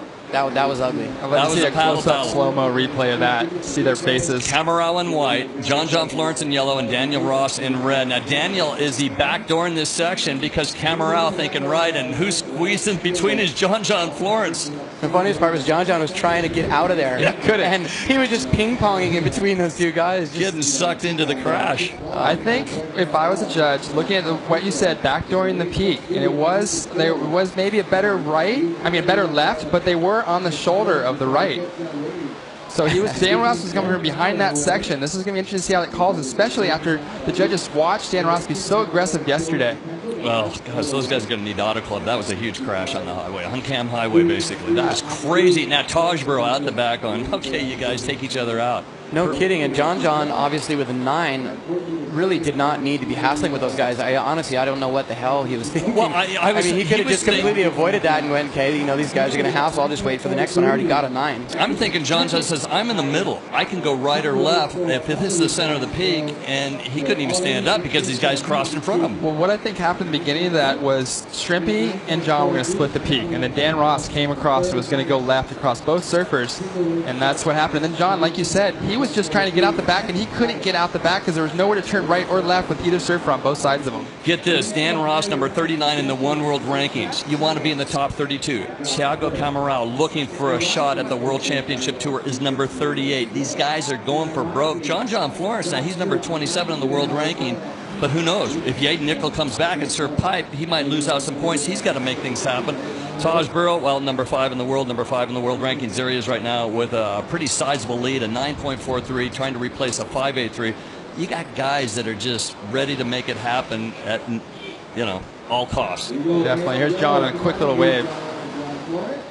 Yeah, like you said, these guys are fighting tooth and nail for very, very valuable tour points. Looking at next year's, it's a big deal. That whole first year before the cutoff is very important. And John there doing another rotation, a big old tail whip, 4 rotation air. And sick. with little speed behind the section, he was still able to get his tail up into the wind and rotate and pull that off. That was an impressive maneuver on not the best section. Well, watching the Van Team's rider right there, what he does on a skate park is real similar to how he surfs, very casual. Yes. It's not some intense setup, and he goes, oh, well, he made that look really easy. It's not. I can't think of another surfer of his caliber that also skates at such a high level. As we see on your screen, the surfer in red, Dan Ross, getting some speed, but nothing to do there. Who's going to get the bad news? Their bubble kind of burst a little bit. John making something happen on that wave, but boy, it's tough when you guys all go out there and collide. And you can, Taj Burrow taking some chances here, but he's got that 9.43. Here's the interference. And the comments right now, interference call. How many people are going to get an interference? Red. It goes on Dan white. Ross, the aggressor on that, and they deemed that he was coming from behind the peak on that left. Even though it was a better wave, the left, the right was where they were in position for. Right. And he was been the aggressor yesterday, the aggressor today, and that leaves a mark in the judge's head. Yeah, I think you're right, Shay. I think the judges have taken note that Dan has been very, very aggressive, and he's gotten away with it. Up until this point, and not in this heat though. Okay, so one interference call on Dan Ross, and it was a unanimous. Even the judge says, "What do you guys think?" And all 5 judges said, "Yep." We let you go tomorrow. Yesterday we let you slide. Today, not so much. Not so much. And then he'll be battling back from an interference call, which is his second highest score, right, Dave? Is cut in half. Second highest score will be cut in half. Can he do it? Well, we saw Adam Melling do it yesterday, but what's this kid? He's got some magic. Yeah, he took off really deep on the reef, and I wasn't sure if he could get around the section, but as it backed off into the channel between the 2 peaks here, he was able to get a couple maneuvers and set up for this final move. But I thought he was too far back, and he was able to get above the lip there in a beautiful maneuver that he spins around. One thing it seems with John is the wave kind of comes to him. He's not always pumping and trying, and then he's going to get set up. He just flows with the wave. He's just got amazing knowledge. You, Kelly Slater, you've seen this kid grow up surfing pipes since what, the age of 8? Yeah, he's been here on the North Shore, been a standout since way before he could actually paddle into any kind of wave of any kind of size. I remember him being a little tiny Grom, being 8 years old at a pipeline, and Chris Wan, which is a big guy, a big local guy out there, would actually take him on the back just off the first reef when the waves were 6 to 8 feet, and John was literally 8 or 9, 10 years old, and he would push John into a wave, and it was like a towing. So John would just hold onto his rails really hard and get pushed on the swell and stand up, get to his feet, and ride the wave without even having to paddle. Because he was too small, too skinny, and not enough power to actually paddle into those big waves by himself. And his mom's on the beach kind of like, oh boy, biting her nails watching it. Here we go, surfer in yellow, John Florence. She's been cool through the whole thing, John finding a barrel there. The waves have improved dramatically from the last couple of days. More on offer today as we see tube rides and aerials mixed in. Well, he got the call to get on the World Championship Tour, and he joined at Trussell's with a 13th, and at France a 25th, Portugal a 9th, San Francisco a 25th. Yaden Nickel gets the qualifying, but breaks his ankle in Japan. Here we go, surfer in white is in a position to challenge John possibly without an interference call. Meanwhile, Daniel Ross, he's got to do basically a really nearly impossible thing, is get a great score and overtake 2 guys that with 9s already in the score line. Yeah, it is possible to make your heat with an interference, as we saw yesterday. I believe it was Adam Melling. He actually got an interference and still won his heat. But the difference is, both the guys in this heat, being Taj Burrow and John Florence, have really big scores. So it's going to be he's up against some real tough numbers there. Yeah, if these guys get another solid score like we just saw John, he's going to have a second solid score. And if Taj gets one, he's going to be in an unattainable combination situation soon. As we saw in that replay with John, I mean, that was incredible, Shay. Like what you said, just for him to get that air, even though he was behind the peak, as we see him on this replay right here, he was looking for the barrel. He knew this wasn't going to be a long wave. He was trying to make the most of it, and very clean, very deep little barrel, Shay. Yeah, that was just like a little wave at Ace on a windy day. That's right. Getting out of that thing. That's right. Some of those rights are so quick that they don't even allow you to get to the lip, and he read that wave very well. It was Adam Mellon yesterday. He did post not a huge score, but a 7.40, and his second score cut in half. It was a 6.57. He did win the heat by just a slim margin. Brett Simpson moving through as well, but you can see the heat totals are only 10. Yeah, so it was a tough heat for everybody, but to get an interference call and still win the heat doesn't happen every day. Speaking of Simpson, there he is, and he comes into this, well, former rookie champion that year. Dave Sklodowski, nose guard rookie of the year, rookie of the series, basically 2 events. He's been surfing exceptionally well in the last few events, making a mark at Chopu with some amazing tube rides. This next heat is 4 surfers off of the World Tour. And for Brett Simpson right there, 21 in the world rankings. He's looking to replace 1,800 points. Last year, a 13th place here at the Reef Hawaiian Pro. So you go, that's a lot of points. Well, looking at marching through and having a good result here. Yeah, you can tell these names are getting bigger as we move farther forward in this event. And no lack of action out here as you see the boys paddling into this wave. A little bit more of a paddle battle. Your surfer in red, Daniel Ross, standing up on this little left, a little bit caught behind, a little bit of a lip there, and he's going to try and, maybe he's not. And he's out of that one. It's hard to come from behind those sections. So I was surprised when John was even able to get back up in an open face, and then coming from behind it, get that tail high into the wind and rotate around. At this point, you'd have to think that John would be trying to play it safe out there in the lineup, just trying to pick up some waves that no one else really wants, as he has 2 really strong scores in his scoreline. And really try and stay away from any kind of paddle battle like he was caught in earlier. That's right. That interference call basically crashed the computer. So much had to be inserted, so we don't have the scores up right now. But looking at the guys that started in the round of 28 that were still marching at the start of today's competition, Jode Colazo, Adrian Toyon, and Sebastian Zietz. Well, we've lost a couple. Evan Geisman, Nat Young, you know, they were going through since the round of 96. They're going to meet the top seeds. Top seeds coming, a majority of them from the World Championship Tour, and they're here. And it was really refreshing to see some of these guys just come out and say it. I want to win the Vans Triple Crown of Surfing. I want to win the series. Yeah, we saw Taj say that yesterday, and you know the big boys are here, and they're going to be out in the water, and you know, it just makes for exciting surfing, and it's great to see that these guys really want to win this Triple Crown, because you know there's a lot at stake. There's big points, there's big money, and there's bragging rights. What happened just there was Daniel Ross looking at the right. It wasn't that great of a right, but he had to back off. If he got a second interference call, he would ask to be left to get out of the water. Well, you know what? He's got one already. He feels that there's still enough time that he might be able to get out of that combo situation. In fact, sometimes where you have somebody out there leading and you've got one guy with an interference call, the other 2 guys are battling and they get an interference and you're back into the game. Definitely. And in this round, there's a lot of points at stake. So this might even be a battle between Shrimpy and Dan Ross for 3rd and 4th for those extra 300 points. Right. Yeah. You know, I mean the 3rd and 4th, it doesn't seem like much because they both lose in this round, but like you said, Shay, I mean 300 points is 300 points, and then at the end of the year, that can be, that can be all the difference in the world. That can be the difference between qualification or, starting in a whole round ahead. Well, actually, looking at the points, so in this round, it's only a difference of 100 points or $200. But in making this heat, you jump up from a 3rd place in this round gives you 1,200 points, but a 3rd place in the quarterfinals gives you 2,400 points, double the points right there.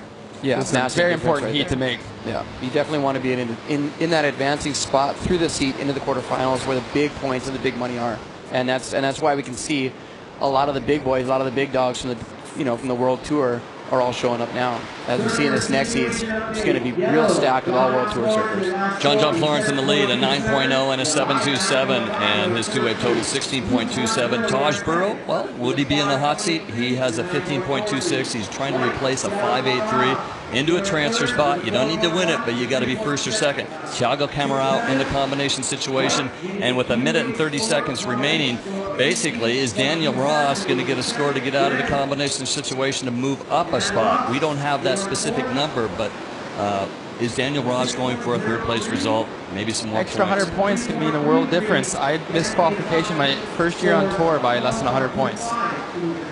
Counting down to end this heat, looks like about 65 seconds remaining. Maybe some lines on the horizon. Surfer in yellow, John Florence all by his lonesome out and to the right. Taj Burrow out there, and the guys on the inside, well, they're going to try to scramble, make something happen now in 55 seconds. The problem is they're going to have to pick up the scraps because it looks like John Florence has a closer, maybe Taj Burrow as well. They're deep. Yeah, Taj is in position for a nice looking left. That's a good score. He can move ahead of John here. Taj Burrow, as we take a look at Taj, This is Dan Ross. See him finish off that ride with a wipeout, as this heat really hasn't unfolded the way he had liked. Now Taj Burrow basically coming in with 25 seconds on the clock. Yeah, there we see Taj just backing up his scores. He's got a couple strong rides. Shrimpy in third actually needs a combination, so Taj just really just trying to, get loosened up, come to shore, relax, get to shore safe and sound. Well, some of these guys that have advanced out of those first 3 heats of the morning would surf 5 heats throughout the day if they want to make it into the finals. Long day ahead of us. Round of 32, heat number 4 comes to a close. Coming up next, Simpson, Adrian Buck, and Dusty Payne, Adriano de Souza. We've already been told by Adriano de Souza he'd like to win the Triple Crown. Taj doing business out there, finding one of the best barrels, and doing the Florence Air Show would be John Florence. 2 great surfers. Yeah, we're just seeing those highlights from this heat of Taj's beautiful tube ride with one of the second highest score of the event there, 9.43. Nice hack to finish things off. And then we saw the paddle battle. This was the deciding, and caught in the middle, taking it from both sides of John Florence. And Daniel Ross is eliminated with that interference call. We'll be right back. De Souza, Payne, Buchan, and Simpson. Stay with us.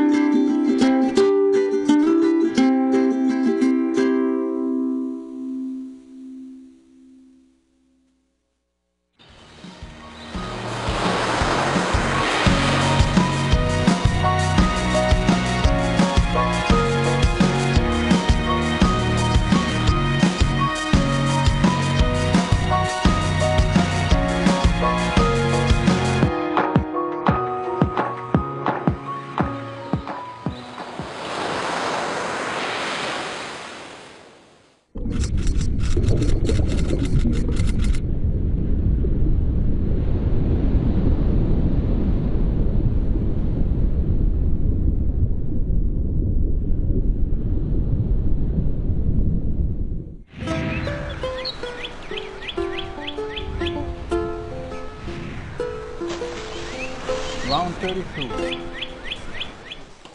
NixonNow.com, the WTA, and a very important program that Nixon has put together with the WTA about those $10,000 watch, and that's going to go to the Triple Crown champion. Check out the website. You might win something as well. WTA, NixonNow.com. Check it out. Surfer Pole Awards, yeah, second year on the North Shore. Check it out. Go to oceanic.com/Surfer Pole Awards. If you're on this island, you can get invited. Get into the sweepstakes. It's the last day. It'll end at midnight. That's the Surfer Pole Awards. Be a guest. 6 people, VIPs. Oceanic.com/Surfer Pole Awards. Check it out. Here we go. Surfer in red starting to run again. He wants the Triple Crown title. He would love to have a $10,000 Nixon watch. Yeah, he's tearing apart this ride. He has tremendous board speed through all his maneuvers, Shane, as he just connects the dots here all the way to the beach. He does, yeah. It looks like he's on a little bit of a different board from yesterday, Shay. He was riding a little red board yesterday. It looked like a little bit of a groveler, and now that the waves are bigger, it looks like he stepped up to something that can handle more power, more speed, as we see Brett Simpson blowing out the tail there on the inside. Brett got a pretty open ride too. Hopefully we can see a replay of that and get the start. Yeah, this is a nice start to this heat. And Dusty Payne, we were talking about earlier, you were commentating when he got that wave at backdoor, when he needed it to requalify. And here again in Hawaii, he found himself in a similar situation, needed a big result. Yeah, that's a sketchy place to be in, but knowing he can do it in the clutch time, must be good for for his mojo, for his psyche, as we see Brett Simpson with a nice foam climb there, building speed and coming around. Another little foam climb and slashing on this inside section. Right got a there. little release right here. Yeah, I like that turn, Shay. That was a good wave to start off of. And that biggest wave, like we saw in the last heats, but a good start to get something under your belt. And here was that wave from D'Souza on a new board in today's heats. Yeah, you can see him just building speed, getting a lot of air underneath his board, even on the bottom of the wave, and throwing some serious spray there with a nice clean line and finishing strong. He didn't get the inside that I think he wanted there. Would have been a massive score if he would have been able to get the fins above the lip with speed, with power and style, but a good ride nonetheless. The number 1 seed, Taj Burrow, making it through that last heat. The number 2 seed is in the seat. It's Adriana D'Souza, and I don't know, the seeding seems to work, right? If you take a look at the top seed, they're Generally making it through heat after heat in that red jersey, and that's why they're the top seed. They travel the world and they compete well in all conditions. Well, winning that last heat over the top seed, coming in at the number 16 seed, John Florence, turning 19 October 18th. Birthday boy, 19 years of age. He's still a Grandos. He's still John. Let's go down to Fish right now with the high-flying John Florence. With John Florence, mate, you told me yesterday that you broke your back. Are you sure you didn't get something done to yourself? Because like what you're doing out there is killing people. Are you kidding? Talk us through that. Yeah, you know, the wind is so good for those sections on the left, and you get that it has that section every time. You just gotta get to it. And yeah, but mate, everyone's getting to that section, but they're not doing what you're doing at the end there. So like, there's got to be a little secret. You got something going on with the ocean, a little voodoo or something's going on, because no one's doing what you're doing there. It's a little skate trick, isn't it? Yeah, it's all about skating. So you go down the park a fair bit though and practice those moves on your skateboard? Do it all day, just practice it at the back of the round. Yeah. John, mate, so talk us through that heat. Was a bit of hassling going on. You and Rossi, Tiago was on the cusp of qualifying, and then you had TB getting the pits on the other side, on that one right. Like, were you scared of getting an interference out there? Yeah, you know, I've been in a heat with Rossi before. He tried on me at lowers before, and he's so gnarly, and I'm actually kind of scared to have heats with him. But I don't know, he just always kind of gets the better of it. Well, John, mate, keep doing what you're doing because you are ripping, and we'll see you in the quarterfinals. Back to you guys up there. Thank you, Fish, and congratulations, John Florence, 19 years of age and just a spectacular standout surfer. He opened the year off with the Vulcan Pipeline Pro, taking down Jamie O'Brien, Chris Ward, and Ryan Goodwin, then went to the Hui backdoor shootout. So start the year off early on with $56,000 in his pocket, just in those earnings right there, and went marching through. He is so unassuming. He's kind of like a Dane Reynolds, because you can go up and talk to him, and he's kind of shy, and he's just so unassuming. Oh, yeah, what's that? Other guys, they're focused, they're walking, you don't want to talk to them, headphones on, they're having fun, they're listening to their music, but these guys are pretty mellow, and you go, this guy's a competitor? Well, last night we went to Pizza Bob's. It was his first time there since his 10th birthday. He doesn't like to go there and see everybody. All of a sudden, he's a North Shore star, and people are going to say, "I need your autograph," and he's going to be embarrassed. He goes, he signed about 3 or 4 autographs at dinner. Yeah, he's kind of a little bit of an aw shucks kid. I mean, he's so humble. He's very unassuming. He has zero ego, and it's just he's such a pleasure to surf with on a backdoor and pipeline. I mean, it's his backyard. He's such a local there. And even though he doesn't harass people out in the water. He's very cool about it. I mean, he gets his waves and everything, but he's very nice. And it's funny there, Shay, because, you know, I mean, he kind of cracked a joke saying, yeah, he's out in the back skateboarding all the time. But that's no joke. I mean, he lives very close to a great little skate park, and he is. And that's how he practices all those sick backside airs that he has so wired. We watched that slow-mo replay, but first we got Brett Simpson on a smaller left, but a good-looking wall in front of him, unable to make that third turn. But here goes another wave. This is Ace, and he's looking at this left too on the inside reef. This is some of the sets of the last 2 days in a different part on the inside. As the tide moves in, it's going to move in as well with these waves. Yeah, Ace is the lone goofy footer in this heat, so he'll be probably looking for some of those lefts, although scoring potential and that inside bit is such a great little hit for Ace. But you know, when I think of Ace Bucket, I think of incredible backside surfing, so he's no slouch on the rights as well. And seeing some of these rights in these last few heats, I think that Ace would do very well to find one of those things and go vertical on his backhand. You just saw Red miss a wave, and there's some good sets. It has cleaned up, like Moody alluded to earlier, with these trades starting to pick up and switch to a more easterly direction from the lumpy morning conditions we saw. Yeah, you see there Adriano D'Souza in your screen, paddling, and looking like it's a good little wave here. He's got a little bit of open face, nice fins-free slash off the top, using a ton of speed there. Little foam climb, he's got a little section right here. Man, he surfs really, really good, Shay. I mean, he's He's very aggressive, tons of energy, but very sharp. Yes, very sharp. Throws a lot of water, deceivingly powerful for the young Brazilian surfer. Yeah. He's got a strong power-based stance too. You know, I think that really helps out. That as we see Dusty Payne on your screen there, you know, I think he got caught a little bit out of position on that set. That set actually had behind the Sousa's wave, those two waves from the peak came all the way across. Yeah. And unfortunately, Dusty's just been out of rhythm this entire heat. Yeah, that's very unfortunate for Dusty. That's a major opportunity lost. There was 4 or 5 really good right-handers there that would have been perfect and suited his style right down to the tee, and he unfortunately just was, you know, sort of like picking up scraps, so to speak. Real quick, I mentioned Nixon. Nixon, to win your own WTA Triple Crown prize. You can win a prize, WTA, and that is winner take all. Sorry about the pronunciation. Yeah, it's WTA. They've done it all year long at all the Billabong events, and Facebook.com. Nixon, proud sponsor of this event. You can win a Triple Crown singlet, Lowdown Tide Watch, Trooper headphones, Triple Crown hat and tee. Go to Facebook.com/Nixon for that. A lot of giveaways, a lot of people helping out. I know tomorrow, if you're a skater and you're in Southern California at the City Block Van Skate Park, or in Florida, I believe in Orlando. Yes. It's called Black Friday. That would be not tomorrow. It would be on Friday. Everybody skates for free, correct? That is true. And, well, guys like John Florence going to bolt over there and skate for free. I think he gets to skate for free at any Vans park, being a Vans team rider. Yeah, there you go. Although if I was a Vans executive or in charge of the Vans team, I would not want him doing a whole lot of skateboarding because that's a valuable kid right there. Yeah. Who was the first surfer that you know of that might have had somebody say, hey, look, you're part of our team, we pay you a lot of money, it's surfing that we want to see you do, please don't do this sport? Well, me and my brother's contracts with Billabong since we were kids, if we got injured skateboarding, they were null and void. Really? Yeah, I mean, a lot of these guys have clauses in their contracts that say, you know, I mean, you're pretty much not supposed to do anything dangerous outside of surfing. I mean, these guys are getting paid top dollar to go out there and perform, and if they get hurt snowboarding, skating, motocross, something like that, you know, it's a big mistake, and it could cause a kid a whole year off the tour. Well, here's an inside fact that you might not know, but Shane Dorian has in his contract with Billabong. Whoa. You're not. You have a contract still? Yeah. Well, you're not supposed to ride waves over 10 feet, so you've broken your contracts many times. 10 foot cubed. Yeah. Well, done some amazing stuff. You're out there, and yeah.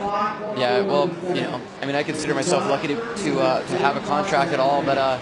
Yeah, I mean, these guys are making a lot of money. Guys like John Florence, he is, you know, probably one of the world's most valuable surfers at this point.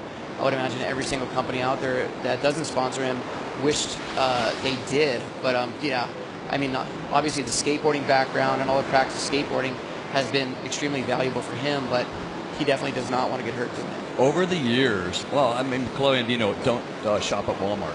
Right. No, I'm only kidding. But in terms of over the years, it's really key to have your stickers on your board. And we saw out here a couple of years ago, and I think Tom Curran said that I grabbed a board, there weren't any stickers, and he went out there with a stickerless board, and everybody thought it was a statement, correct? And it wasn't. It was just there were no stickers on the board. And yeah, if you know Tom well enough, you'll know that he showed up to the beach, forgot his stickers, didn't have enough time to put the sticker on, and it just was, I'm going to get out in the heat, the waves are perfect, and went out and ripped unbelievably hard. And it was one of the trademark performances of his career was on that stickerless yellow railed board out here at Haleiwa. And you know what? Some people probably say, hey, what's going on? We pay you some money, and you know, things happen. Definitely. And but when you see that footage, it looks so timeless because he has no stickers. There's no sticker from that time or anything on his board, so it just looks like, you know, I mean, that footage, not only the surfing performance, but just the fact that he had no stickers on his board really does transcend time, as we see Brett Simpson up in blue. And as we see stickers on his board, one on the nose, obviously on top and bottom for photo opportunities. That would be his #1 sponsor, Simpson out in the lineup, part of the Hurley family. Wearing the blue singlet, the 26-year-old out of Huntington Beach, winning the rookie title years ago. Our first rookie winner. Well, he's still in competition.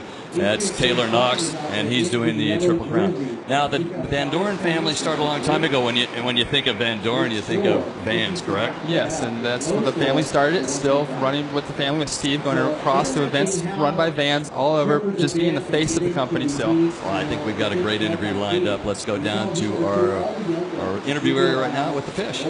How you going, guys? I'm up here in the grandstands, and I found Steve Van Doren. He's checking out the action. He just watched John Florence, one of his team riders, go absolutely berserk out there.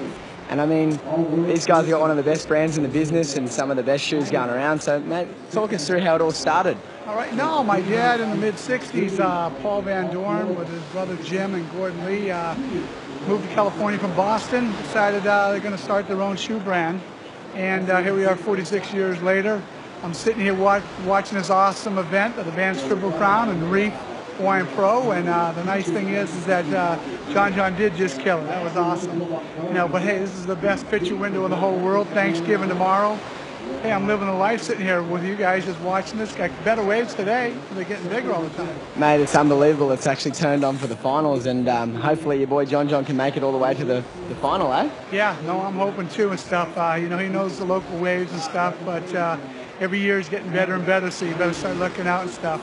We got one of the G-boys coming up, Tanner, in the next heat and stuff, so it's nice to have a couple guys around cheering on. But they're all doing a great job out here today, and Vans is just proud to be part of the Triple Crown. Well, there you go, guys. Legendary stuff right here. Back to you guys up in the booth. Yeah, you can't pick just one. There's a lot of great surfers that represent the Vans. Shay, you were part of that team. Who else do you have on the team? Well, most notably is somebody that has just set the world on fire with that wave he rode at Chopa with Nathan Fletcher. And Shane, you've seen him surf big waves. Is there anyone like him?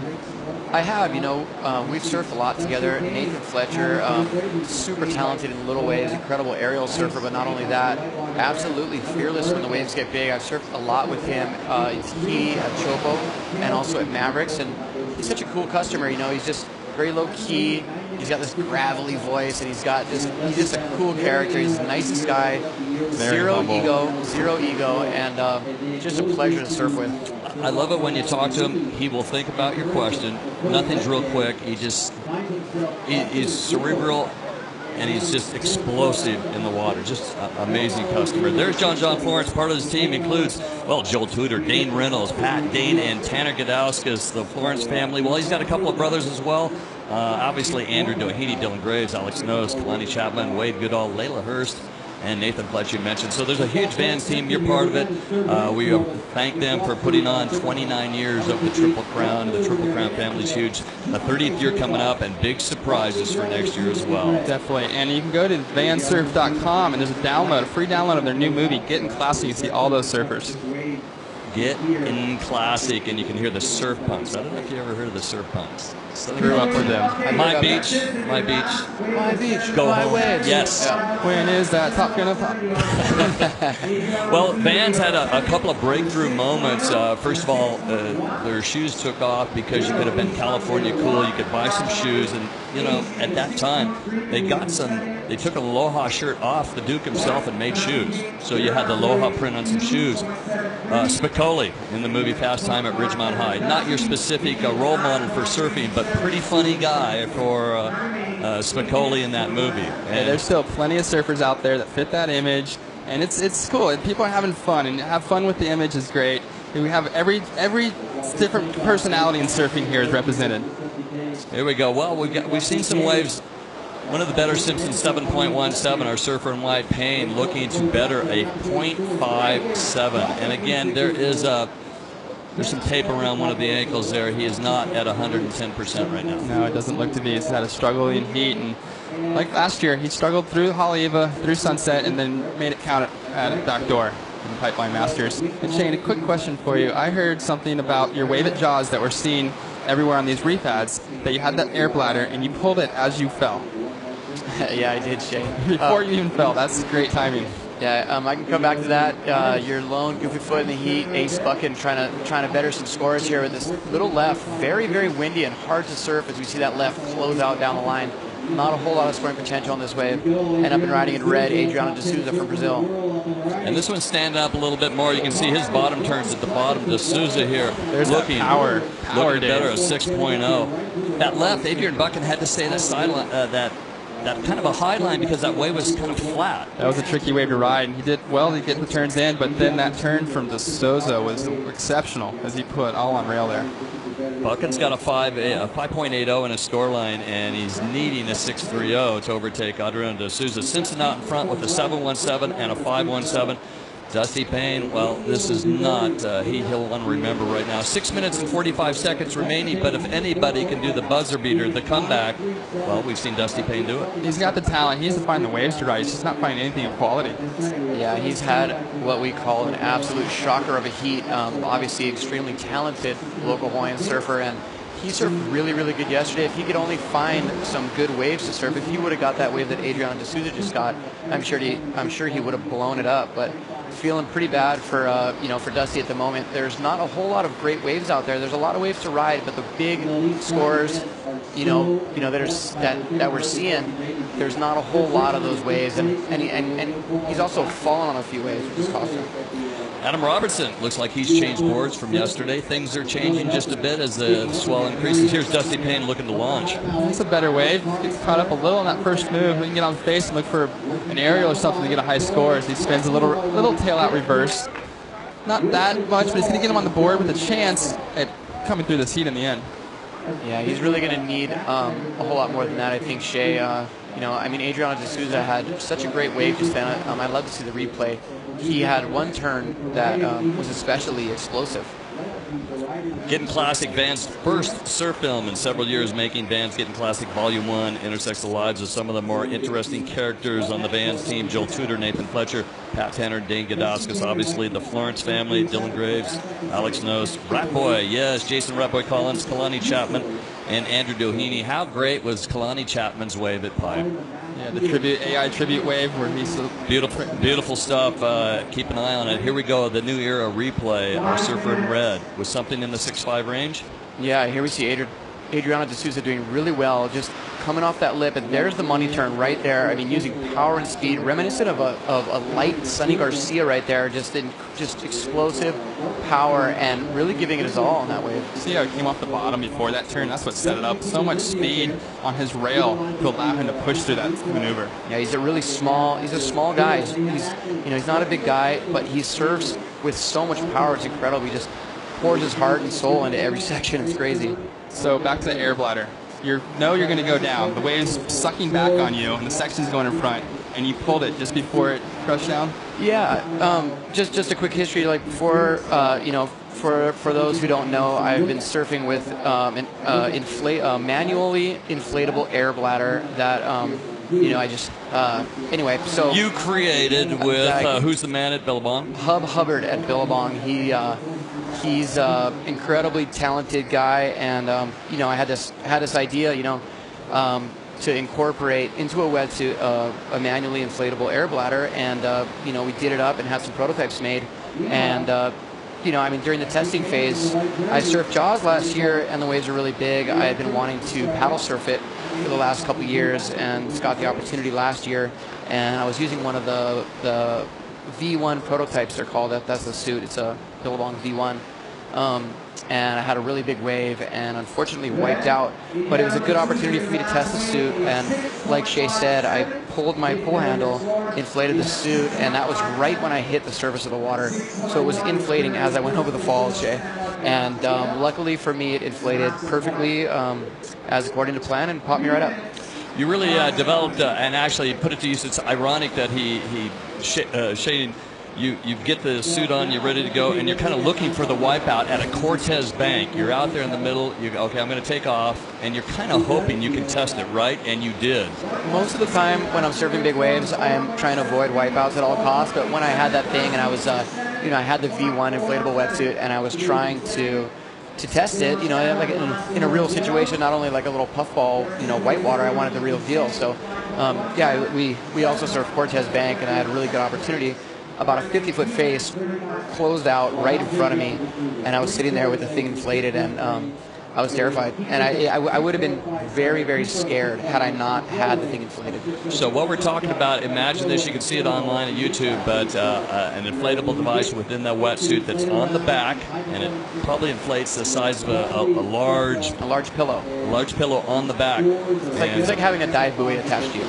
So, the theory is, in a terrible situation where, might drown or you might be held under for 2 waves, it gives us something that we've never had before, and that's extreme amount of flotation, pulling you back to the surface, fighting the force of the wave, pushing you down. And you run the risk of blacking out on these waves. And even if you might black out for a second, that air bladder is going to bring you up to the surface where you can be rescued. That's right, Shay. I had a very, very close call a couple of years ago at Mavericks, and it got me thinking, like, hey, I really need to come up with something that can help make this safer for all of us. And it was kind of a wild idea, but it worked out. And it's cool because a lot of people around the world have just gotten their V1 suits in the mail.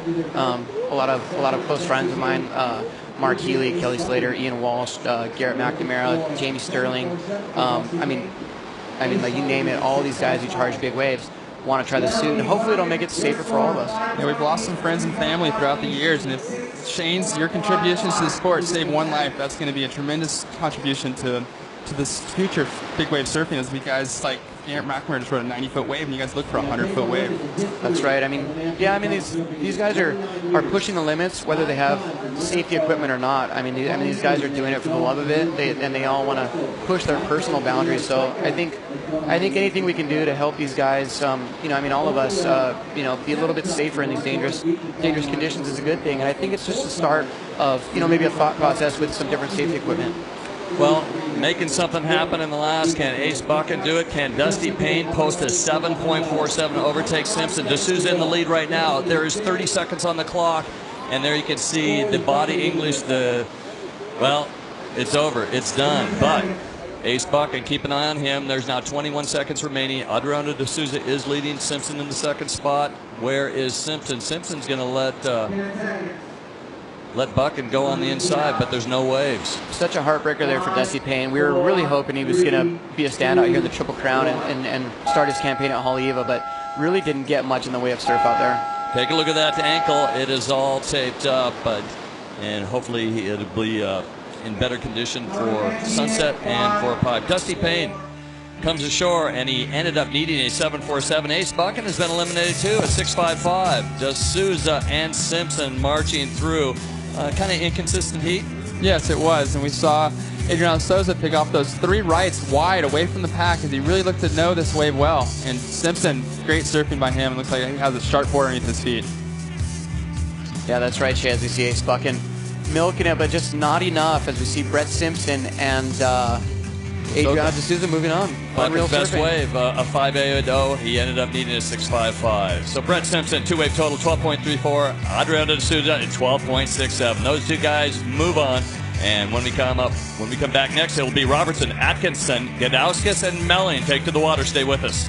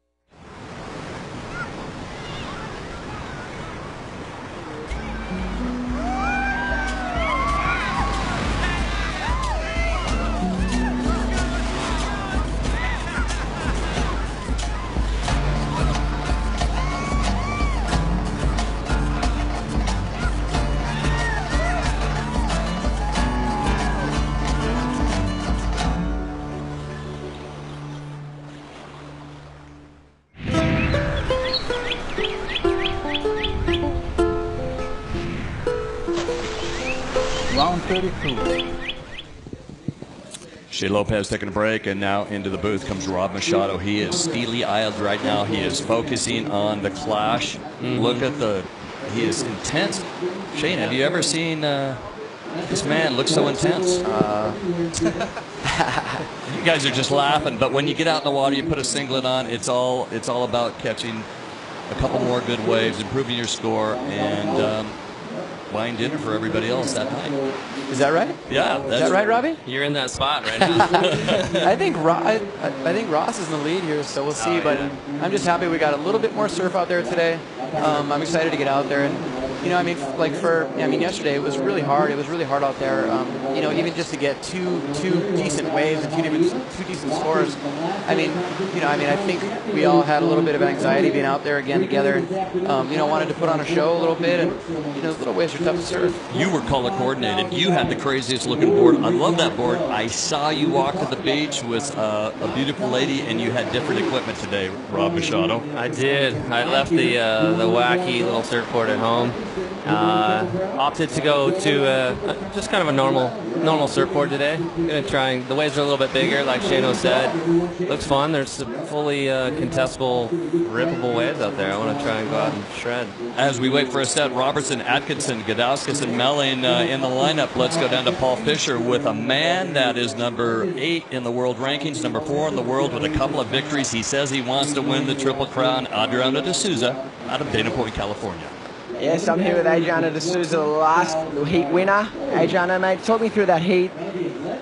The heat before had action-packed barrels, a lot more waves, but that one was kind of still good, but 2 sixes to finish the heat for a win. Talk us through it. Yeah, I know that, and actually my coach told me that before, Peterson Rosa, we are a really good friend. He told me that way before, we have a lot of heats like that, one heat's pumping, another one, it's kind of a little down, and then I saw right now it's the low tide's coming in as well, so some heats is going to be really consistent, another one's like really slow, so it depends on the tide and the time, but I'm really happy with my performance today, and then coming right now, one of the best results here in Hawaii, so I wish to finish well this contest. They're saying that you were saying that you want to really have a good digger this year and maybe take out the Triple Crown title. Talk us through your training regime to get there. Yeah, actually this year I'm coming very early to Hawaii. Have almost a week and a half before the contest started, so I just got focused on this event, and I've been training on small stuff. And then I knew the wave's not going to be that great here, but I've been training hard, and then I just tried to put it all together. And then I think when everything's linked, like your body and your mind, and then your board, and I think a luck as well. It is in the middle there too. And that's happened with me in that heat, the waves coming to my way. I just do my things, and I just show them the quarterfinal now. Yeah, no worries, Adriano. I just see sometimes too in the grandstands that you see all the surfers talking and, before their heats and that, but I always see you in the corner just really focusing for a good 40 minutes before your heats. Is that correct? Yeah, I just stay by myself and beside the contest, so I know it's really crowded, with the whole things here at the contest, but that's me and Judson. We stayed together and others beside the contest, and then I think it's more easy as well to get a focus, and then just look into the ocean and see it depends on the heat as well. I saw Taj and Reef in that heat, and I saw John do crazy errors, so just pay attention. That's the judge I want to see. I just try to do my heat, and then just keep going. And I say again, thank you very much to the whole Hawaiian crew and the Oakland house as well. Keep supporting me here in Hawaii. So I want to say thank you so much, guys. And then, just keep going. No worries. Adriano de Souza into the quarterfinals, and they're going to be action-packed, mate. Good luck today, and back to you boys up there. Thank you very much, Fish. Congratulations, Adriano, moving through, and very focused, very humble. He's got a whole crew of Brazilian supporters, and he's got a great family surrounding him and supporting him. We take a look at the beautiful setup here at Haleiwa's Ali'i Beach Park. And take a look. The jib camera showing some the competitors area, the beach marshal, then off to the left where the judges are. De Souza with a 12.67. Brett Simpson at 12.34, still marching through. Simpson's had some great results here. Roadrunner, Hawaii's fastest internet service, rr.com. Make it your homepage. Thanks so much. There is some scores now. Just going to get posted. Gudauskas with a couple of waves. JN Automotive Group featuring Chevrolet, Mazda, Audi, and the exotics, helping out the Triple Crown for years and years. Come ride with us. JN Automotive Group and Surfing Magazine, print and digital editions. What's now? What's next? It's in surfing. So a little slow start here. but a 25-minute heat, 17 minutes and 50 seconds remaining. You don't have to win every heat. And sometimes you see surfers, it's happened so many times, especially in the Triple Crown, guys get second. You don't interview him. You get second again. He moves through, and all of a sudden, we haven't talked to this guy at all, and he's in the final, right? You don't need to win every heat, but sometimes you squeak through, and you want to really lay it on at the final, but there's some sleeper guys out here. One of them, Adam Melling, who got an interference early on. Tanner Gadauskas, watch him, the 23-year-old. Yeah, up and riding. You know, Kelly always talks about that and about peaking early and, you know, really flaring up too early in events. Tanner just going to the air, sick frontside air, nice grab. Haven't seen a lot. Well, we saw John do some rotations, but we saw Evan Geiselman do a real big, lofty frontside air with a nice grab, and as well as Sebastian Zietz, and kind of digging it. Here is Dion Atkinson. This heat looks like a little bit better. Slow start. Now it's 16 minutes and 50 seconds to go. Things are cleaning up, and well, you don't want to peak too much. You don't want to just all of a sudden, boy, that was the heat. Luck came together, waves came together. Then you come out in another heat a little bit further down the road, and you go, what happened? The wheels come off. Yeah, I think sometimes you really don't want to peak too early. You don't. I mean, sometimes it's great to win every single heat to the final, but a lot of times it's nice to kind of squeak, and then you kind of save up your energy. You know you haven't peaked yet. I mean, you know that for a fact, and next thing you know, you're in the final, and you can step up your game and go for that win. Looking for Adam Robertson in red to post a score right here. Robertson looks like he changed out his board. The 29-year-old from Portland, Victoria, Australia, with a 77 ranking. Here is a replay of Gadauskas. This is wave number 3. He is a busy customer, and watch this talented, nicknamed T-Bone. Yeah, he got busy out the back with some, just kind of milking it, working it in, and in a real nice lofty air. That wind just holding his board really tight. Got really compressed, a lot of control, a lot of style there from Tanner Gadauskas with an awesome air on the inside. How classic. The Gadauskas brothers, there's Pat and Dane, his older twin brothers. That's a funny crew of guys right there. Oh, my gosh. Awesome. Are they stoked? Just complete classic California kids. And having fun on the North Shore, so respectful, getting the lineup. Everybody loves them. They're just... and around the world, it's good to travel with those guys, too. They're always having fun. You see those guys anywhere in the world, and they got a big smile on their face. They're looking for waves. They'll grovel. They're out there charging whatever gets thrown at them. And just like Shano said, classic California kids. Well, for Tanner, number 40 in the rankings, here we go, surfer in blue, and it's Adam Melling, who dodged a bullet yesterday with an interference call, but still won the heat. Yeah, he had a blistering heat yesterday, Dave. He actually got an interference right at the very start of his heat and used that interference to go, hey, guys, look, I'm catching every wave I want, and you guys are going to stay away from me. And he actually lit it up. It was probably one of the best surfing displays out of Adam I've seen so far. So he'd be pretty confident going into this heat, wouldn't he, Rob? Yeah, for sure. And bad news. I mean, speaking of interferences, Tanner Gadauskas has just had an interference dropped on him. That very first little exchange out the back. So he's got a third wave that's a big one. He's got a second wave that's a 1.0, but the interference now is being posted, and his 1-point ride is being cut in half. And his third wave, the boost, a 717. That is a bummer. That is a bummer, Dave. And your surfer in white, Dion Atkinson, watching a replay of his wave just now. This guy's got some great style. That wave wasn't the steepest all the way through, but he surfs very clean, very crisp, very stylish. And I think if he gets a little bit better wave, he'll be able to really, really put it together. But this is a very stacked heat. All these guys ripping yesterday through their heats, and looks like we got some sets on the outside. Hopefully they can have some opportunities here. Wow, look at this. We haven't seen stuff on the horizon like this the entire contest. This could be like a legit Haleiwa set. Yeah, we can see some lines stacking over towards Avalanche. And all of a sudden, the guys that do have their little, at least step-up boards from yesterday are probably pretty happy looking at the lines come through. It's kind of shifting out. Then it disappeared on us. You just never know at Haleiwa, too, with this northerly swell. If this particular set comes in, no matter how big it is, if it's north, those rights are just going to shut right down. So hopefully this set has a bit of west in it so we can see the rights open up and give these guys some good potential. But it looks like that set might have just disappeared. Gosh, Dion was paddling for that, couldn't get in. The wind picks up. This could be the strongest day for the trades, up to 17, maybe 20 miles per hour. Oh, they're cooking. The wind's cooking. You see yellow. That's Tanner Gadauskas having a paddle. sitting on an interference in this heat, so he's going to have to really flare up to if he wants to advance. He's sitting in a good spot right now.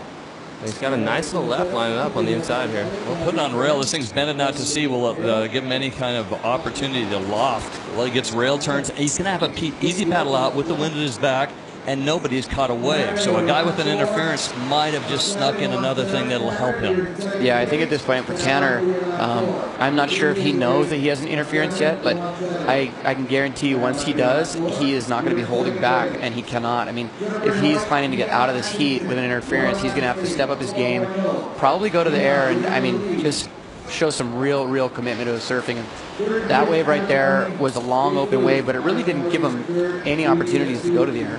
Yeah, the end of the wave, you know, I think he was hoping for some sort of ramp, maybe a closeout section where he could throw a layback or something, but didn't get it at the end. So he's going to definitely work his way out the back. So we see next heat, Michelle Perez, previous winner here at Haleiwa, coming up against Jadson Andre Mark Lacomer.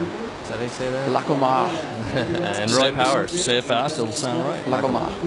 I think it's French, right? Lacomar. Yeah. And Roy Powers, another previous winner of Haleiwa, Reef Hawaiian Pro. So we got some serious experienced guys in this next heat as well. Well, Tanner just dropped a 4.37. He's moved into the lead. This heat's been pretty quiet for waves. You know, we've yet to see Adam Robertson stand up, and Adam Melling sitting on a 5.33, and Dion sitting on a couple 4s. So, you know, Tanner's looking all right so far. He's hanging in there. Well, one key thing for the beach announcers that the scoreboard might not tell, the scoreboard's telling everything except you got an interference, you look at that low score, and on the scoreboard it might show a 2.19. Well, he needs to better a 4.37. That's the score that's being halved. So the beach announcers need to say, hey, look, you got a 7.17. If you're going to do anything, you need to better your 4.37, and it's going to be cut in half, and there you go. It shows, well, that's going to be updated any second here, but he's got a 7.17 and a 4.37 that's been cut in half. He's your leader right now by 0.53. Atkinson with a 4.83 and a 4.0. There you see, that's right. And looking for his first wave, Adam Robertson changes his equipment in the lineup wearing red, looking for his first wave. Here's another one of those sneaker sets coming through. Will it stand up this time? Yeah, we'll have to see. I mean, Adam Robertson, he's been sitting. We're just coming up to 10 minutes, and 15 minutes out there is a long time when you got the preheat jitters and you've been watching everyone else ride waves and get scores, and now everyone's out in the lineup. They're all jockeying for this wave. He's the farthest guy. It looks like nobody having a look at that one. Gosh, look at the offshore breeze. It's definitely kicking in today. Ooh, look at this wave. Is there opportunity on the riders going to run too fast for our surfer in yellow? Tanner Gadauskas on his backhand. It's a screamer. It's going to be interesting to see what he can do with this wave, Dave. He's going a million miles an hour, and the wave really didn't do anything except for just run down the line. I think his only chance for a score on that one would have been a tuck into the barrel there, but really not a lot going on there.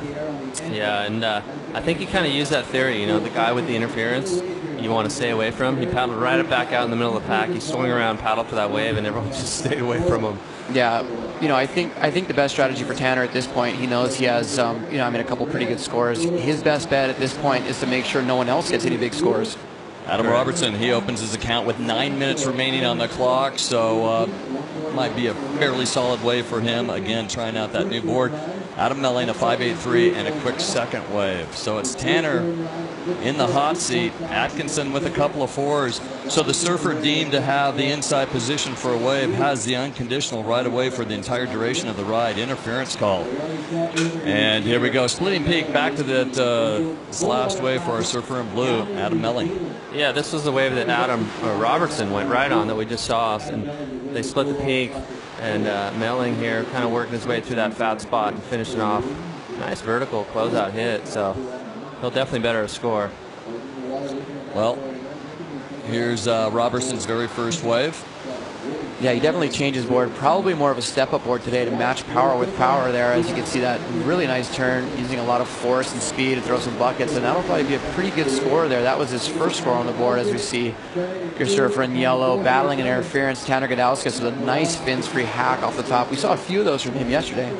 And a good point was made yesterday by one of our panel. We're talking about, wasn't me, but one of the panel saying that if you do have that interference, you're kind of the wounded animal out there, and you better watch out because these guys got to back off. You got to serve twice as hard to get that score, and you might take more chances.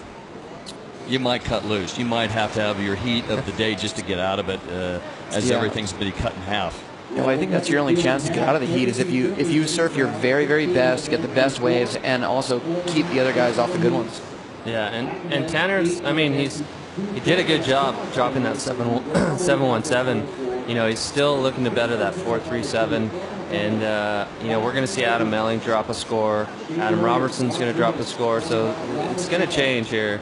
And Tanner's, he's going to want to get out there and really focus on bettering that 437. Quarterfinals coming up, then semifinals. In between the semifinals and final will be the Clash. Yes, Bud Light Line bringing us the Reef Clash of the Legends. Clash of the Legends, Shane Dorian will take on Ross Williams and Kalani Robb. And also in the lineup, just for entertainment value, Rob Machado. Just for hair whips. For the hair whips. Rob, you got plans for Thanksgiving? I do not. Sorry, I'm just always hungry, and when I get hungry, I think of food, and when I think of food, I think of tomorrow being Thanksgiving, and my wife making Thanksgiving dinner. I'll be headed back to Kona on the Big Island tomorrow morning on Hawaiian Airlines, and I will be headed over there for a big turkey dinner with the family, meeting up with my friends, hanging out on the Big Island for a few days. Kama'aina rates, getting to and from the islands? Yep, that's right. Kama'aina rates. I think my wife booked me on Hawaiian Airlines, and I'll be going back there and hanging out. I think, Rob, you'll be coming over there in a couple days? Yeah, I'll be right behind you, coming over for the... we'll be there for the 8th annual Kona Surf Film Festival. That's right. That's right. Yeah, our good friend Chad Campbell putting that on, doing a great job over there, showing some new action sports films, a lot of surf films.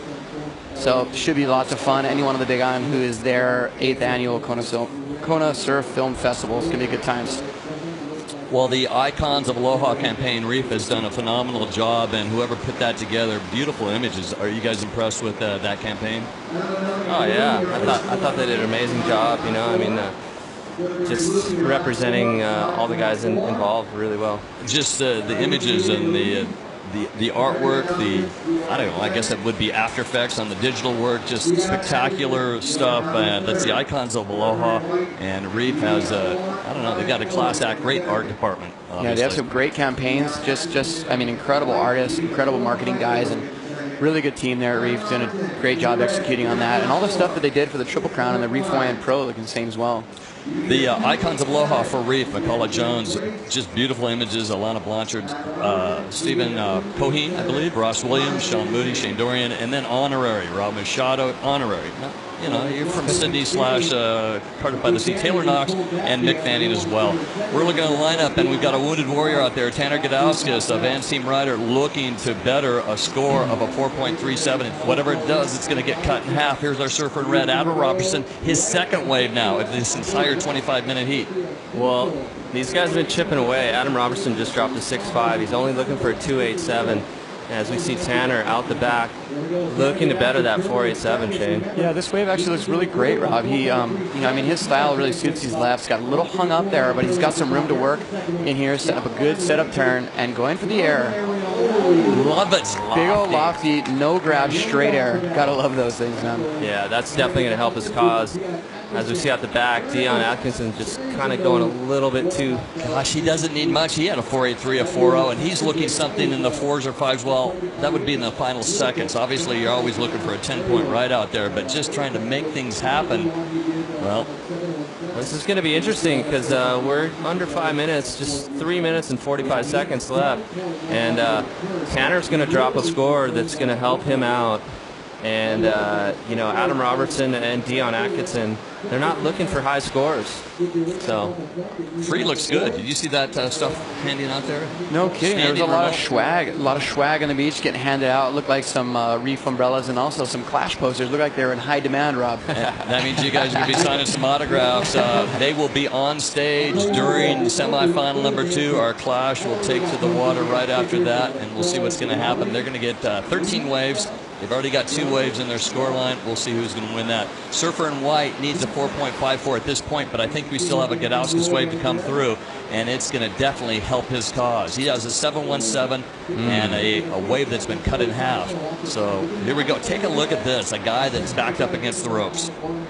Yeah, Shane, like you said, right here, he does this little foam climb, almost gets blown out the back, has to fight his way back in. But then this is where he kind of unleashes. Nice, tight snap in the pocket. You see him line up this big, lofty frontside air. Almost gets a grab, just kind of no grabs it, and gets rewarded. 7.6. Yeah, that was sick, Rob. I mean, it's so refreshing to see after all the rotations that these guys can do. Just a big straight air. It's one of my favorite things in the world. And we knew that Tanner Gadauskas needed to score in the excellent range in order to make it out of this heat. I mean, he's really battling. It's just so hard to get out of a heat with an interference. And some of these guys only need small scores. He needed to really step his game up, and he sure did. Yeah, he's rocketed up into first place, and gosh, it's just put himself in a really good spot with 2 minutes to go. He's back out in the lineup, and he's sitting right there with both Adam Robertson and Dion Atkinson, and those guys are looking for scores now. They need the mid-range score, not high scores, 4.23 and a 5.90. So we might see a little flurry. Yeah, it's safe to say that Tanner Gadauskas at this point would just be straight playing defense. Yeah. His whole point now that he has 2 big scores, he needs to make sure that no one else gets even a mid-range score. And his job at this point is just to sit on those guys as close as possible and just basically try and mess with them. Yep, and we'll probably see that happen. And if a wave comes, I'm sure there's going to be a little bit of a paddle battle. Cause, you can bet Tanner's going to be in there in the thick of things. Yeah, he's already got 1 interference. Doesn't want 2, but Dion and Adam. Everybody knows he's not scared of getting interference. But then you got Dion and Adam, who are sitting in 3rd and 4th. They're losing right now, so they got nothing to lose either, right? They want to advance through the heat. So that's when you get into scary situations. Fans Live 2.0 app. If you're watching this live on your computer right now, but you take to the road or got to go somewhere else, or if you're not watching on Time Warner Cable in Southern California or Hawaii, you can take it on the road with your iPhone or application or your Droid. Check out Vans Live 2.0 app. That's the way to go mobile and not miss any of the action for the entire Triple Crown and anything left the rest of the day. As things ramp up here, we're closing down 30 seconds in this heat. Been frustrating for Gadauskas when he found out that his initial wave gets called on an interference, and then he marches back with a 717, a 4.37, and then a 7.60. His 717 has been cut in half. His 2-wave total 11.19. He leads Adam Melling. Atkinson needs a 5.9. Robertson needs a 4.23. Here's one final wave. Watch this. 9, 8, 7, and it is a pack of frothing surfers. Oh my gosh, this is dangerous. Oh, the horn already blew, so I don't even think this wave will count. What an exciting heat, though. We had our server Tanner Gadauskas battling back from an interference call, and also Adam Melling yesterday battled back from an interference call. There it was on your screen, but there's a lot going on and a lot of action, and it made for exciting surfing. Ironically, it was Melling looking at the left, and Gadauskas looking at the right, gets tagged for an interference call. Similar to what we saw yesterday, Adam Melling gets an interference but wins. Now Tanner Gadauskas gets an interference and wins. Melling sneaks through. Atkinson and Robertson eliminated. Coming back, it's Perez, Powers, Andre, and Lackamar. Stay with us. The Reef Hawaiian Pro continues.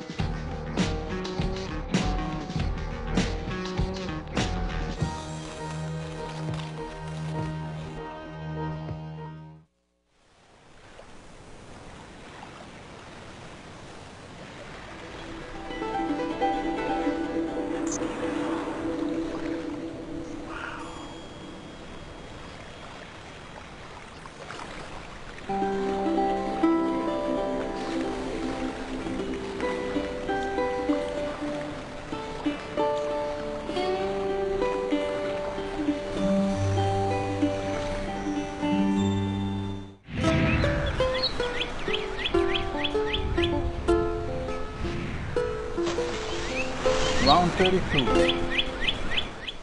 Welcome back to the Reef Hawaiian Pro at Lee Beach Park here in Haleiwa on the north shore of the island of Oahu. Former winner Michel Perez out of French Polynesia. Tahiti takes on Jadson Andre from Brazil. Mark Lacamore representing France, and Roy Powers, the Hawaiian from and a former champion himself from the island of Kauai. And those commercials, I mean, you could just play them on your big screen, on your HD big screen, and just watch those all day long. No kidding. How was that shot of, I believe it was Hyena on the north shore of Kauai, one of the most beautiful places on earth. That beach is incredible. I remember taking my son for a surf there in a little body surf, and just incredible shot of those guys in the kayak.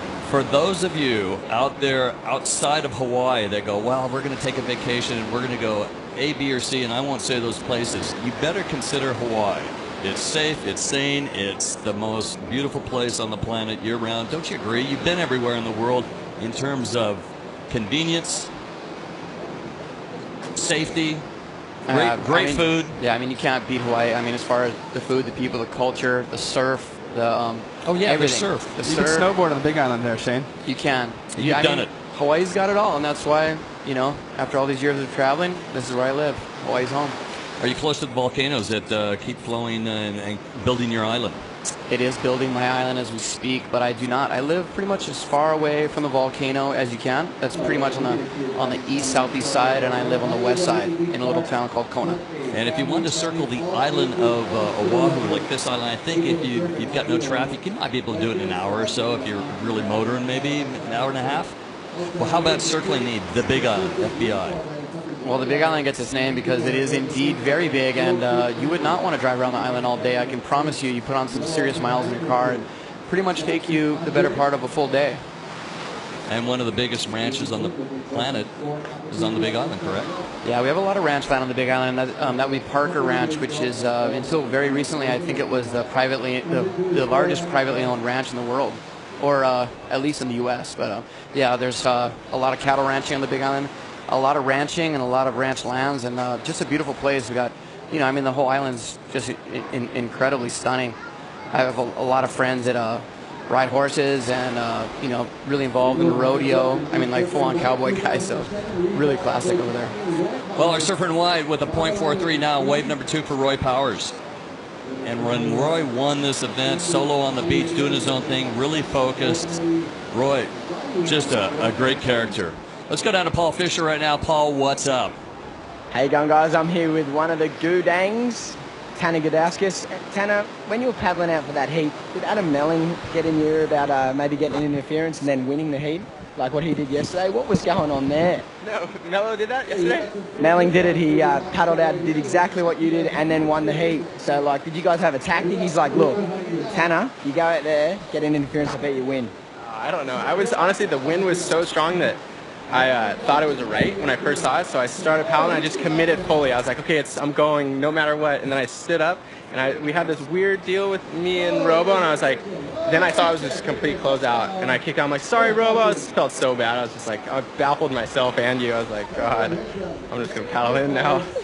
So you, at that point, were you thinking that the heat's over, or were you still like, no, come on, I can do this? I don't know. I was just trying to think, like, I really didn't think. I was just like, in a stage of not thinking, I guess. I don't know. I got that left with that air, and then I got a 7, I heard. So I was thinking, like, okay, if that was my backup, that could be like a 3.5, and then I needed to get something else. So then I just kind of had the whole heat, and the guys came back on me, and then I got that next left, and I was just like so stoked because the wind's like Velcro breeze. It's like you get it up there and think like straight to your feet, and so it's good for the air. Sweet. Well, Tanner, you're into the quarterfinals.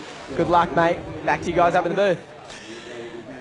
Velcro breeze, and if you know about Velcro, obviously, your little booties and the Velcro. You know, I flash on Rush Randall on the island of Maui, who used to surf, actually basically surf in straps. He is a great windsurfer, and he was one of the first guys really to do the inverted rolls and the loops because he used straps and Velcro. I think people have tried that as well, haven't they? Yeah, there was some unique results there. It kind of went the way of rollerblading, but the straps, the straps have been a great asset in surfing, though, for big waves, and Shane's been using those for years. You know, I mean, the straps can be a really cool thing, especially for practice, I guess. But you know, I mean, these days, especially with Velcro breeze, you really don't need them, do you? Yeah.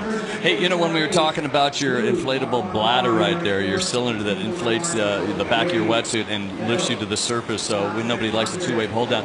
there were surfers, maybe even over in the Cayena Point, people talking about having oxygen bottles and little. What about that? Well, we'll get to that. Well, we might have time right now looking at the lineup. Oxygen for surfers being held down. Did you ever hear those? Yeah, I mean, there's been some guys testing some air bottles. Over at Mavericks, I know that Siam Malofsky was trying it out last year at Mavericks, and also Skin Dog and some of those guys at Mavericks. And I think they've had some pretty good results over there. But I don't know. I mean, I think it's just a good thing when guys kind of think out of the box. In the past, big wave guys have just been like, hey, grab my trunks and grab my gun and go surfing, and that's how it was back in the day when I first came over here to the North Shore. I mean, that's who I looked up to. It was Brock Little, Todd Chester, these guys that were just rugged, and you didn't really need any extra gear. And I definitely don't think of myself as a gear geek or someone who likes technical stuff. But the bottom line is, we're losing just way too many people out there in the surf, and I think it's about time that we try and make things a little bit safer. I mean, look at the backcountry skier guys, backcountry snowboard guys. They actually have an apparatus that's very similar to the V1 inflatable suit. They have like a CO2 air cartridge that blows this thing, comes around their neck, and actually lifts them up to the top of an avalanche. I don't know if you've ever seen the footage of that. You can check it out on YouTube, but it's absolutely incredible. You wouldn't think that like CO2 would actually lift you up through an avalanche, but it actually does. Nice. Hey, we take a look at third wave for Roy Powers on his backhand. He's got just a couple of quick ones. This is a better looking left for him as he lines up this inside section. Not a slow start for all the competitors, and that's the first real wave of this heat. Jetson Andre has to back off. A couple more exchanges out there. These guys are maybe a little deep. That toilet bowl section off to the distance. They've got to run fast, and they look at it and go, what can I do on this wave? They're making quick reception. There was a thing called the Hill House, wasn't there? And if you didn't charge enough, Todd and Brock would send you to the Hill House. Yeah, as we see here, a surfer in red. We'll come back to that. But this is Michelle Perez on a right that actually looks very open. Not a lot of open rights today, but that wave actually had a little bit of scoring potential as he got caught behind. But yes, the Hill House. When I was 15, I moved into the Hill House. Check it out on your screen. We got the guy in yellow, Jetson Andre, a surfer from Brazil. A little backhand attack, Shay.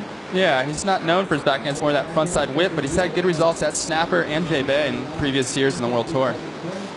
Yeah, but going back to the Hill House, I moved over here for high school and met guys like Ross Williams and became really good friends with Matty Liu and Jason Magalanis, the other standout North Shore grommets. And I actually moved into the Hill House, and it is basically a house right near Laniakea that basically they had a whole floor full of grommets, and also who lived at that house was Todd Chester and Brock Little. So I moved in there.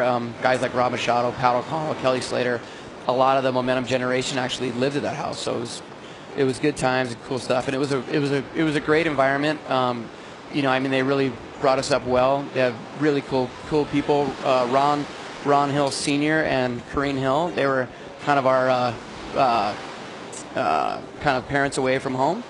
So that was good stuff. And also, like you said, Dave, when the surf was big, we were very lucky to have Todd Chester and Brock Little there to kind of coach us and bring us out in the big stuff. Nice. We are live from Lee Beach Park, the Kings Beach. There is Haleiwa Beach Park, which is on the other side of the boat channel. This is the Kings Beach. Legendary surfers over the years. Henry Priest, he has a dedication in July earlier for Henry and his exploits and great surfing here, along with Greg Knoll and Buffalo and all the legends early on. This break, well, it is classic, and the history is deep. Haleiwa. And that means House of the Eva Bird, the frigate bird. We've seen a couple of them flying overhead. They're looking down. We've got the Hawaiian Water Patrol out to the left. We've got a nice competitors area, two-story here. Guys getting their equipment ready. There is a physio area right off to the side there. Plenty of water, thanks to Flow Water. Looking on the lineup, it's a little slow, but you saw a spot of set out there. One of the key things for these surfers is being able to read the horizon and casually get in the right spot, because you're trying to outsurf a couple other competitors. Not easy. Yes, they're way over towards the lineup at Avalanche, and the better rights have been breaking over there. And if you can find a left from there, it's going to offer a lot of scoring potential that comes from deep on that reef. Some of these guys get a good right, and as they paddle back out, they can pick off something as these guys paddle themselves too deep. Surfing Red showing some interest. Michel Perez, he's won this event before. Yeah, I think he's trying to find a little space on that left, but nothing doing there. And Yeah, I mean, there's been a lot of waves in this heat, but not a whole lot of open face waves, as we see a set here breaking, but just basically, you know, very fast, these little rights, not a whole lot of scoring potential, and he did very well to surf on that wave. You got your surfer in blue, Mark Lacomar, and Roy Powers, local boy, up and riding. Well, you can see Roy Powers says, okay, this is going to be a one-turn wonder of a wave, and really sets up for a nice hack and tries for another couple of turns. It is slim pickings out there. Here's one that's going to run on his backhand. Jadson Andre goes for a cover-up, grabs rail. Can he come out? Nice barrel for Jadson, man. That was awesome. I mean, he did so well to make it out of that thing, Shay. Yeah, he's a very determined surfer. He bushed through that door at the bottom of the wave, and at the bottom of the wave is not necessarily where the judges want to see you come out, though. Yeah, that's right, Shay. I mean, but check it out. It was a little bit of a high barrel, and he had an interesting style there, but hanging on for dear life, and I cannot believe he made it through that thick lip right there. It's so dumpy on that reef. You know, I mean, that's what we call the toilet bowl, and it just dumps really heavily, and he came right out of it. This is a pretty turn for Roy Powers. If you would have been able to get 2 maneuvers on this wave, you would have looked at a better score. As it is, this will be his second highest scoring wave. Boy, that is the perfect still photo, isn't it? Yeah, very clean style for Roy. Yeah, he's a very photogenic surfer, the old Roy Powers, and great replay there as we see your surfer in blue up and riding. One nice turn to start off. Hopefully he can get a little hit, and there it is on the inside bowl. Very interesting to see Jadson sticking to these rights. With his frontside whip air that he's got just on demand, I think he'd be way away from this pack of guys and getting all these lefts that we see on the east side of the lineup. Yeah, I think you're right, Shay. I was definitely anticipating him sticking to the lefts, but he does have a wicked backhand. Looking for a barrel, not happening, and a little float coming around that section, a little bank off the top, and one more section there, doing really well. You know, I think he probably also wanted to stick to those lefts, but there's been a ton of big sets in this heat, and when there's big sets, those lefts kind of foam out. And you know, I was out here last evening, and Jadson was out there, and I tell you what, I saw him stick about 4 or 5 huge full rotation airs in a row with different variations, different grabs, just incredible surfing. It's that replay of this little tube ride. He goes to set up, and then he likes to go up for a floater across that section. Nice combination of maneuvers here on this quick right on the end toilet bowl, Haleiwa. Great reactions for Jadson Andre. 21 years of age, Natal City, Brazil.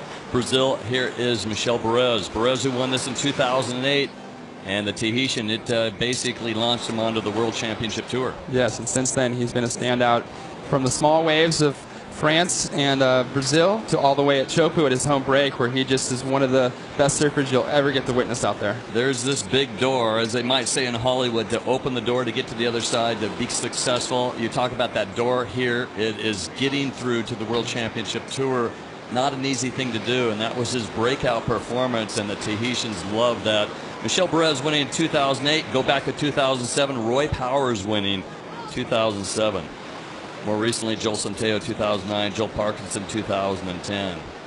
Sonny Garcia was in this contest, came in as a world champion, getting the seed. Unfortunately, Sonny was dealt with a really small surf, and the powerhouse that won this event numerous times, more recently in 2004. But Sonny started his campaign back in 1992. He won this event. Fortunately, we've lost Sonny. We'll see him at sunset. He's anxious about the big waves at sunset. Here we go, Michel Perez. Watch this guy, the Spartan. Yeah, speaking of power, Michel Perez up and riding. Ouch. Oh, and that might have hit his face. That board looked like it hit him right in the face. We'll have to check the replay on that. But yeah, I mean, speaking of Sonny Garcia, one of the most powerful surfers on earth, Michel Perez being an incredibly well-rounded surfer. You know, I mean, you know, you said, Dave, he qualified for the tour, and I think he owes that just to his well-roundedness. Boy, Surfer NY picked off a gem here. This is Roy Powers. Very good surfing there from Roy. He actually picked up a great wave, but not a whole lot going on at the end, but he had a very strong first turn. You can see that reef almost coming dry below him there in the shallow end toilet bowl at Haleiwa. It becomes so difficult to navigate those lumps and bumps, and he did a great job to get in 3 maneuvers. He really did. Here is Michel Perez. Watch closely as his board, it might have hit him in the face. Big old snap setup turn. I think he was looking for a barrel here or maybe a floater, and yep, hits that floater, and as you see him come down, ouch. Yeah, gave it a little headbutt. A little bit of a headbutt. Didn't look too bad. He's not you know, he's still in the lineup. Everything looks fine with Michel, but that definitely was not what he was looking for. Yeah, the Spartan, he's gonna take a baseball bat to knock him down. Yeah, he's a fit dude, man. I mean, the rig on that guy, he should be in the Twilight series. He does look like that one guy. I don't know what his name is. Yeah, I think the werewolf. I think he has quite a few non-sexual man crushes out there by the boys on the tour. They all call him a Spartan because he's got a rig of death. If we look at that Yeah, next heat. not a lot of body fat. I'm not sure if he's ever really down to chocolate cream pie at Ted's Bakery. Yeah, well, you know, like being from Tahiti, I think maybe he just eats poisson cru and does sit-ups and push-ups. That's what it looks like. That's the good life right there. Yeah. Well, looking at the scoreboard right now, we've got a 5.50 and a 4.0 for Michel Perez, and that last wave will not change that 4.0. Roy Powers, his fifth wave looks like it might help his cause, and his fourth wave as well. And a decent wave for Jadson Andre coming through. And we'll give you an update. 7 minutes and 33 seconds remaining. The Vans Triple Crown of Surfing. Yes, the online store. If you can't make it to the North Shore this winter, get exclusive Vans Triple Crown of Surfing merchandise at the online store. Online store carries a range of t-shirts, hats, posters featuring all the artwork from each contest. Click Buy Online and check it out. Great items for the holidays. Haleiwa, Sunset, and Pipe. There we go. Our past winner, Roy Powers, with a 5.67, moves into the lead. And Perez is following him in second place. And Jadson sticking to those rights. I really think he needs to move over to the left in the seat if he has a chance of making it out of this round. Yeah, you know, things sort of seem to be calming down here, Shay. Maybe this is a good, you know, like a great opportunity maybe for Jadson to move slightly in farther and not wait for those, you know, for those rights and sit there on the inside like where Tanner Gadauskas was and maybe pick off one of those lefts with a nice ramp on the inside. I mean, that kid has the craziest air game. It's just ridiculous. And you know, I mean, his percentage of like landing up, I mean, it's almost like he's guaranteed. If he catches 3 or 4 little lefts, I guarantee he's going to get 2 huge scores. Exactly, and that's what you can do out here. With nobody else in the seat even looking at the lefts, he could have 7 or 8 under his belt already. That's right. Appreciate the folks at GoPro checking out, and you want to check out the new HD2 cameras. Here we go, running down the line at speed. Now he's to the open face and has to wrap it around, wait for this set to this wave to jump up. You know he's looking for a big lofty air. This is Jadson Andre, currently in the 3rd spot, needs a 4.94. Disappointment with that wave. Yeah, Shane, he just really misread that cutback and got stuck in the wind before the final section where he was going to look to launch that big aerial. He did, yeah. I think maybe his ears might have been burning when we were telling him to go left, and he did, but he definitely did not read it right as we see your surfer in red. Lobster dive. But yeah, I mean, you know, I think Jadson is definitely on the right strategy trying to catch those lefts, but that one definitely did not pan out. But, you know, I mean, like I said, it's so easy for him as long as he gets that inside section that he needs.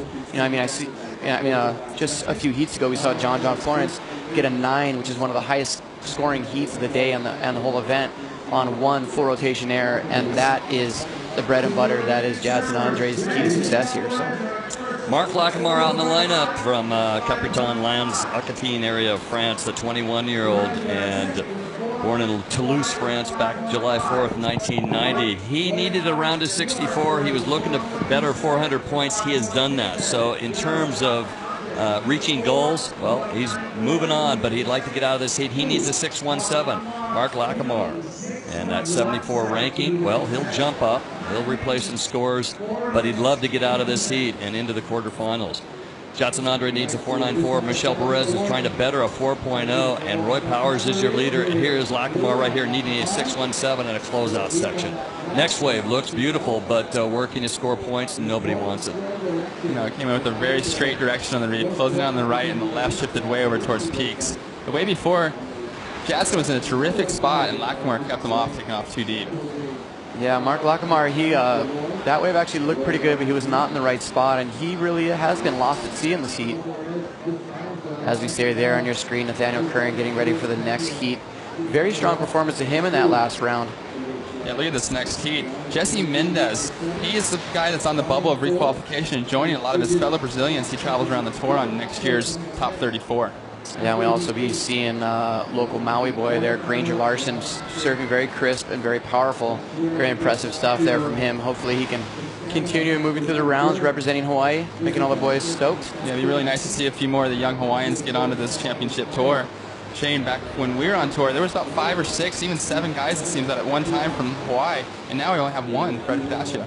Yeah, it's weird. I mean, it's really hard to explain that. You know, we have so many great surfers, especially the next young group of surfers. I would imagine that in no time we will have 5 or 6 more guys on the tour from Hawaii.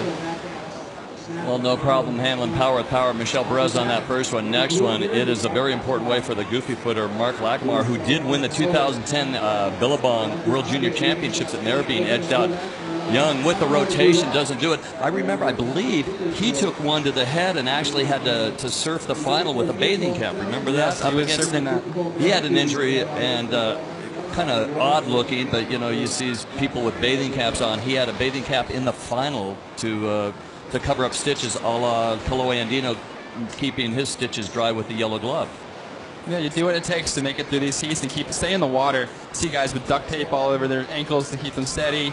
And that's physios down there doing, this kind of like the pit crew. They come in and I've heard this, and let's get you back in the water for your next heat.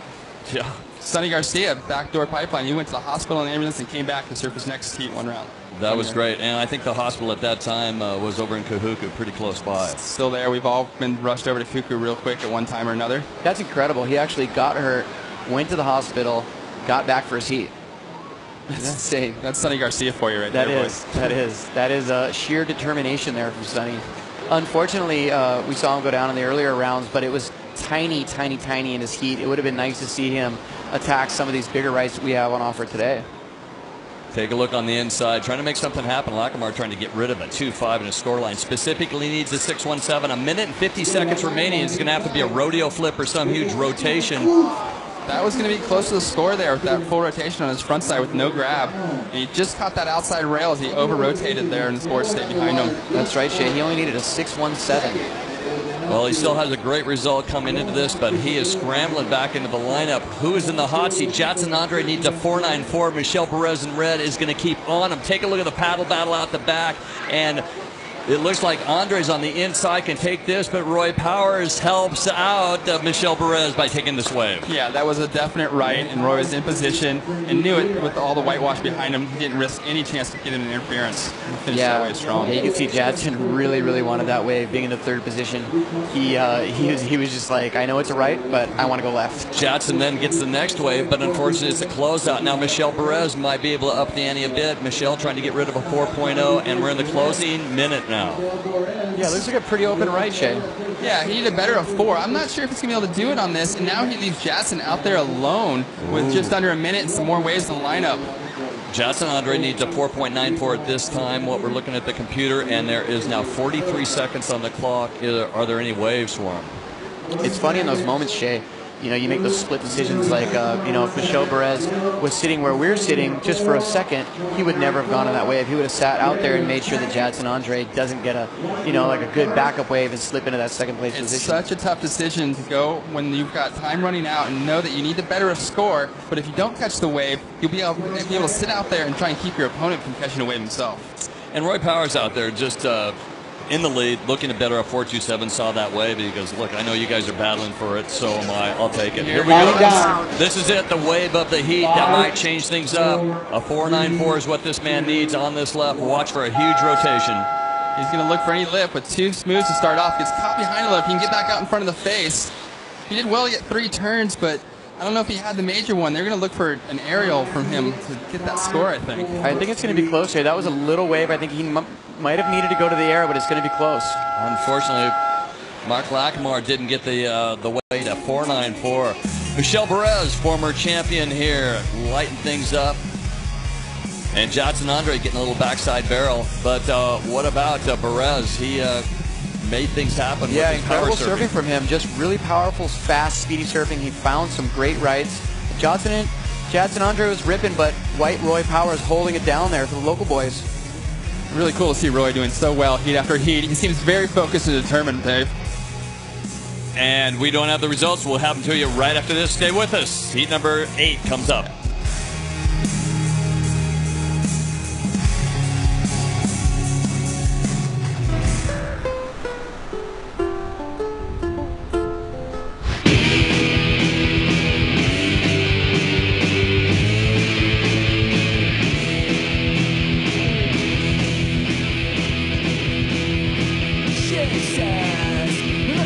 Shine, and roses are red, but never for me.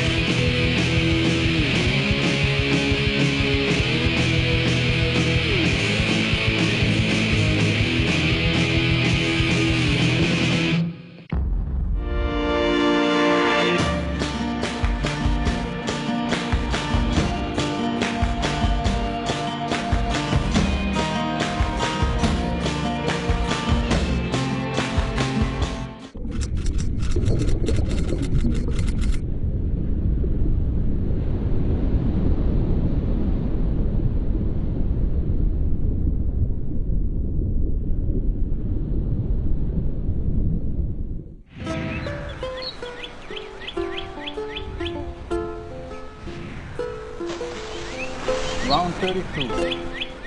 And welcome back to the Reef Hawaiian Pro. Glad to be here. This is Ross Williams, and I got Rob Machado here with me, along with Shea Lopez. Boys, I've been gone for a few heats. What happened, Shea? Did I miss anything good? A couple exciting heats, some big maneuvers. We saw Tanner Gudauskas win his heat with interference with a nice air on the left, and then we just saw that heat come down to the wire there. Jas Andre needing a score, it just came up short. Good stuff. I've seen lots of swell coming in still, so very excited. No shortage of waves out there. Looks like everyone's staying busy. Still a lot of wind, though. Looks like the wind's causing a little bit of havoc. Yeah, we figured out, though, it's got that Velcro wind on those lefts, and we're going to see a lot of these surfers go to the air. John Florence, did you see that air he did earlier? I did. That was amazing.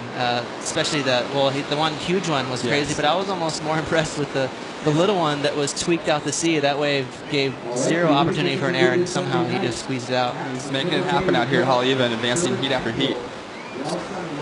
Yeah, it definitely looks like John, along with a few other guys, are look really fired up, want to win this event.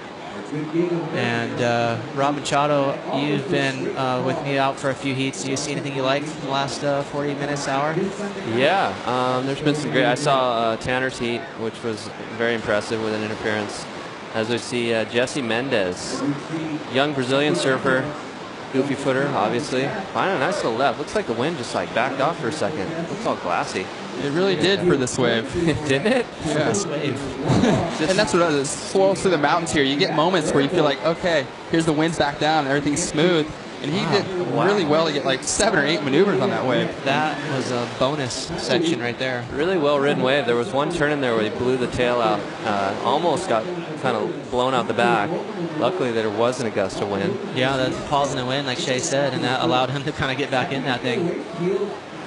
And here we have a reverse angle replay of this wave, and he got a lot of maneuvers in, but a couple of high-risk maneuvers too. Look at that carve, Rob. That was sweet. And then this turn right here seemed below the fins out the back. No, that's the next one. He did so many turns. Well, he mixed it up. He did 3 big carves, and then he went to 2 top-to-bottom turns with the tail out the back, and then he even comes into this little Rob Machado rebate section. Oh, wow. Bonus. Yeah, that's all the way by the harbor. Yeah, so. Cameraman couldn't even rotate that far. So that's gonna drop. That's gonna be a good score. It's a good way to start the heat. And Rob, I saw you bring down some more traditional equipment. Are you gonna look at those lefts a little closer today? Yeah, I got a little pintail, just a straightforward surfboard, 5'10", 18, 3/8, something like that. Kind of excited. So we're looking forward to seeing you go out there and kind of put it on. We've seen you in the U.S. Opens. You've won a couple even after you kind of retired from the ASP in full-time competition. Yeah. The Huntington Beach is pretty nice. It's been good to me. You know, the U.S. Open. It's always fun to get out there and do battle with these kids. They're so good these days. Rob, you should ride that board again. The weird one. Looked good. Yeah, that was good. Yeah, you thought it looked good. Okay. Ross, so you're supposed to be up here for this last heat. Were you secretly Vaselining Shane Ford? Yes. Stuck up here? I didn't know I was supposed to be up. We got a weird little board up there. I misread it, but yeah, Shane. On contrary to what Shane keeps saying, he likes to put a little juju on my name, but I'm not doing anything to that guy. He's really worried, isn't he, Rob? Yeah. Well, yesterday when we did the last heat, and he was very concerned. He saw you down on the beach. You had your board. His board was in the sand somehow. He was worried, and I think he went straight down after the contest and he paddled out for a free surf. Oh, I saw him. Yeah. I was taking my daughter surfing, as we see a big old hack there from. That's a Ritz, the Bass surfer. Toilet bowl. Toilet bowl's nasty. This is a good-looking right-hander. Nathaniel Curran cranking off the bottom. Nice little carve, sets it up. Oh, this is a good-looking section. Nice little check snap right into the ball. Gosh, that's a tricky little zone right there. Yeah, he dealt with that last section well. That thing's just bottoming out right now, so you almost have to hit it early. It's one of the better sets with 3 open rights on this set, and all the surfers getting a couple maneuvers in. Yeah, that was Granger Larson. Not done yet. No, here's the 4th wave of this set. Hey, why not? Jesse Mendes came back, paddled all the way back out after that long left. And, catching the nose, going down. Yeah, look at that inside bowl. It's definitely nasty. And looks like we have Moody down there, possibly with the last heat winner. Moody, you down there? Yes, I am. I got Roy Powers with me. Roy, hey. So you have a lot of success at Haleiwa. Do you think that Haleiwa is kind of a wave that suits your surfing? Yeah, I'm being a regular foot. I don't know. I can't really say a regular foot. It really dominates out here. I mean, good footers can go a lot more vert, but no, it's just a special wave. I really like surfing out here. I feel like I kind of know where to sit, and you know, somehow I just have this sometimes really good luck out here, and you know, it's been working out for me. Nicely done. So you got some good points ahead of you and some money. What do you plan to do with the money? Well, I mean, depending how I finish, but at this point I'm on a level of I could probably afford about between 10 to 15 people, about 10 Mai Tais each. So that's a good sign. And I'm hoping to gain on that. I look at things sometimes on Mai Tai level. You know, like how many Mai Tais?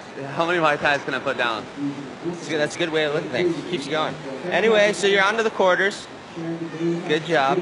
Keep going. Hey, and I want to say, fellow people out there, doesn't Fisher look like if Keith Urban and Ryan Seacrest had a love baby? He does. He does. That's weird. That's awkward. Thanks. All right, thanks, boys. That was a great interview there. And yes, Paul Fisher, not only is he a funny man, but he's got that chicken hair too. You know, that thing sticks straight up. So he's full of abnormalities. He's a unique character. The fish lips. We see a Ritz, the bass surfer, coming across that end section with a lot of speed there, Rob. Yeah, unfortunately that little toilet bowl suck up got him on that floater. But down the end on this one, having a look, Granger Larson on his way back out. Nice snap, throwing some spray, little float. Quick 2 turns and out. That first one was really sharp and precise there. Yeah, you guys, that inside bowl right now seems to be sucking out just a little bit more quick and earlier than normal with that low tide. It's kind of a low tide all day. And it's going to start dropping even more. It's going to drop even more. So you're going to have to pack in that maneuver really quick on the outside before it just bottoms out on you. Well, as we see Ritz floating over, you can see him eyeballing the next section, getting up there really quick. Unfortunately. That was really close to straddling that inside rail. Granger here, sick top turn out the back, and there's that tricky little bowl that he just had to float up and over. Most people won't even be able to get one turn in. So you got 2 turns in such a tight space so quickly. Well, it looks like Mendez in that nice long left that he rode into the harbor, 6.5, so awesome way to start. Isn't it kind of weird, guys, that on a day like today when it's 4, maybe even 5 feet, but guys are still choosing to go left just from the north direction of the swell? It's kind of confusing. Well, I used to like when I compete on North Swell because it would give you the opportunity to mix it up with those inside lefts. You wouldn't be stuck out the back waiting for that right and having all 3 of your competitors in a similar area. And there's a very defined peak out there. A lot of people don't know it, but when you get a heat with 4 Hawaiians or 4 people with experience, you're pretty much stuck in the same spot waiting for that set. I think what's good about it too is it takes it from being like a point break situation where it's just all rights to now it's a peak situation, and you can move around the lineup and pick your spot and stay active rather than, like Shay said, you get stuck out the back and somebody who's in second and you're in third will paddle you out to that buoy out there halfway out to sea. You're always a fan of that, Rob. Yeah. We see a beautiful live shot there of the beach here at Ali'i Beach Park in Haleiwa. And this is just a typical day here in Hawaii, about 82 degrees, about 20, 25 mile an hour trade winds. And guys, just looking at this little card here, I'm digging into Dave Stanfield's little box of treasures and all his stats and numbers and ratings. And couldn't help but to pick out our good buddy, Timmy Kern's brother, Nathaniel Kern. He's only 27 years old, kind of a veteran at 27. He was on tour for a couple of years. Yes, he was. Yeah, he won the WQS, I believe, in 07 or somewhere around there. 07 or 08 when he just went on fire and made it seem like every final or semi across the world. Yeah, he won the U.S. Open. As we see Jesse Mendez going to the air, blowing the fins out. He's going to get around this section too and get opportunity for more big maneuvers, and he wraps it around. This kid's been impressive. He did very well at the prime event at lowers. Bam. And he managed to pick off another left that just peeled all the way down the reef. So good job for him with that wave selection. Jesse Mendez off to a nice start. Only 13, still 13 minutes left in his heat. You gotta love starting a heat that way. Yeah, this is second good left here, Rob. Really just chucks. Looks like he was going to get hung up in the whitewash right there for a second, but he rode out of it clean and flew right around the section, wraps it back around here, and sets up for this last turn, or a couple last turns, should I say. Yeah, this is what we've seen from him is he tore apart those lefts at lowers. He's tearing apart these lefts here, and this north swell is giving him that opportunity to be on his front side into that Velcro win. So, guys, I was just looking at this card for Nathaniel, and I had a chat with him, and he was talking about how he had kind of an off year.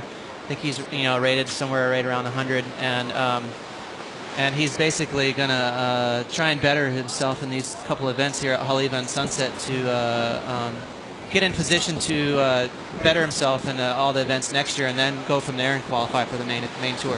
Definitely. Right now, though, I think Sean has a guest with us, so we'll see this wave first before we go to him, though, as we've got plenty of action in these heats as the swell continues to pour through. Really consistent out there, guys. I mean, there's just non-stop waves. Sometimes it will go flat and guys are sitting there, but then when it comes in, it's just stacked. I mean, look at all these lines. Well, having a look out the back, Surfer in white, Aritz Aramburu. He's got a long wall in front of him, Ross. He's going to do a big snap. Almost pearls. Comes into the toilet bowl. He was just a little out of sync on that wave. He caught a couple little edges and unfortunately comes unstuck. But let's go down to Sean Mooney with that guest. Mooney. Hey guys, I got a very special guest, Lily Richards. She's one of the biggest surf fans we've ever met. Lily, how's your day been so far?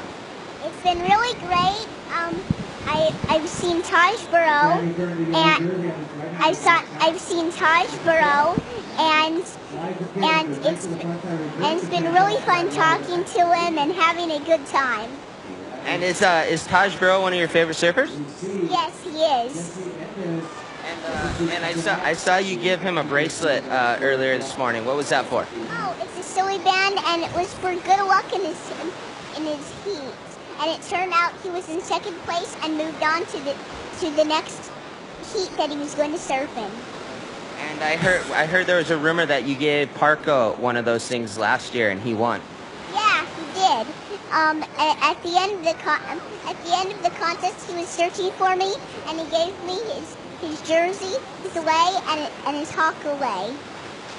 That's awesome. Well, I hope you enjoy the rest of your day, and thank you for visiting us. You're welcome. You're welcome, Sean. And thank you to everybody, and have a happy Thanksgiving. Oh my God! Wow, that was amazing. Thanks, Moody. That was so awesome. Actually, I know Lily. She was in my wife's first grade class at Sunset Elementary, and she is amazing little girl. Extremely smart, as we see Nathaniel Curran here on a nice little right. Wow, he surfed that wave really good. Anyway, she is just crazy. She's really talented. She loves surfing. She just started surfing in the last year or so. She plays piano, and she's a top student. So she's she's a mascot. Early runner to be the winner at Haleiwa. Yeah, I had the pleasure. I walked down into the competitors area a few minutes ago and just had the full hang time with her. We were talking story about Taj, Parko, and just incredible. Yeah, super fired up. She's extremely smart, which makes it so funny because she's such a tiny little human, and when those words come out of her mouth, you're just like, are you kidding me? She just grabbed the mic back from Moody to add some last little comment. That's awesome. Yeah. Excuse me, not done yet here, Moody. By the way, happy Thanksgiving. The whole deal. It's awesome.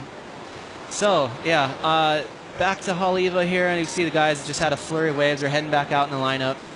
Looks like Jesse Mendez is. Scores are still dropping, guys.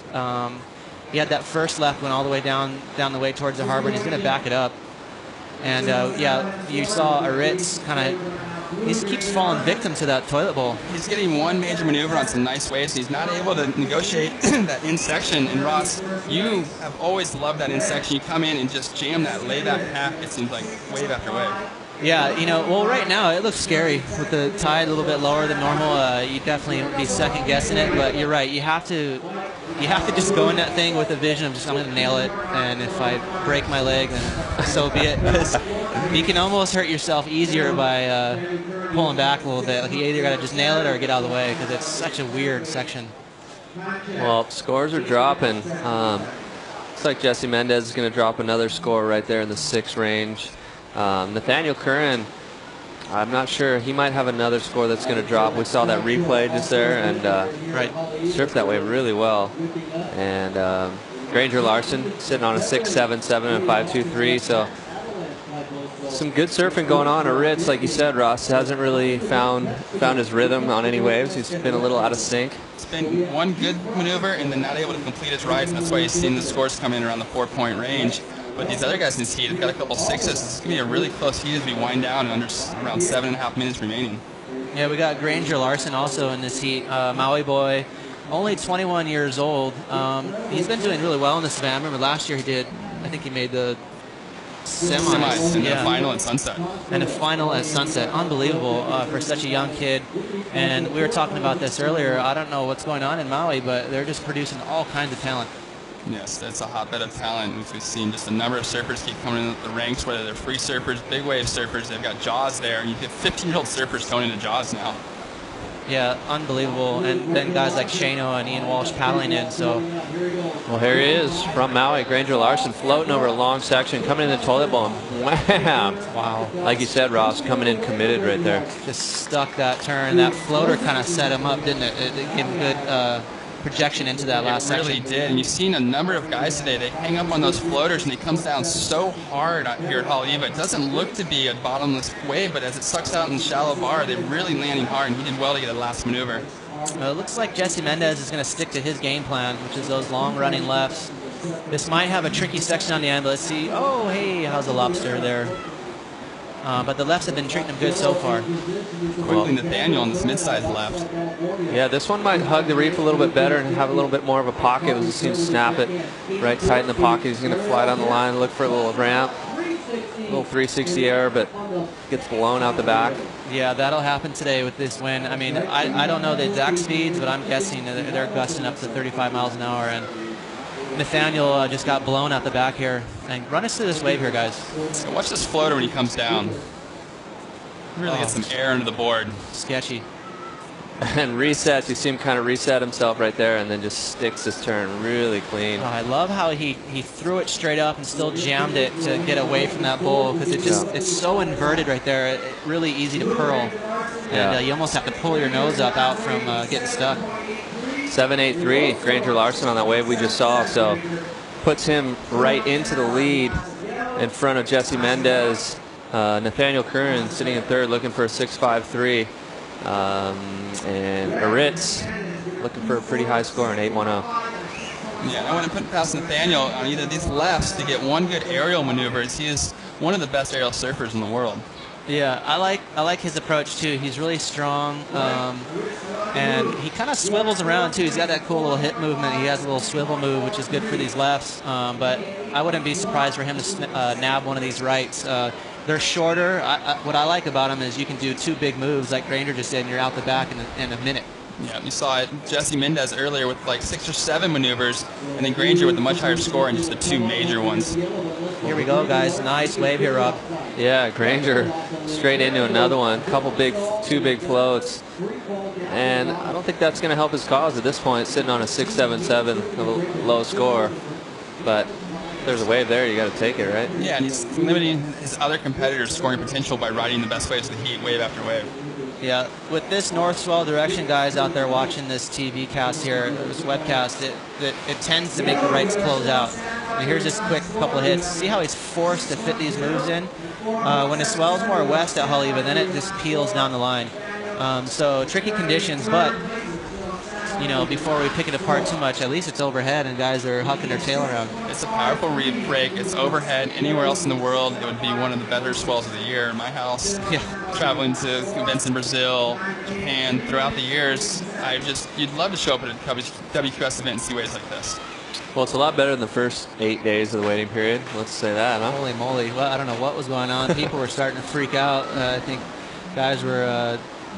everyone was playing tennis, golf, scuba diving, skydiving. Someone was bound to get hurt doing something weird. There was day after day here where it wasn't even breaking. At Rocky Point one day, there was not a soul in the water because it was just lapping right onto the beach. I've never seen that in November.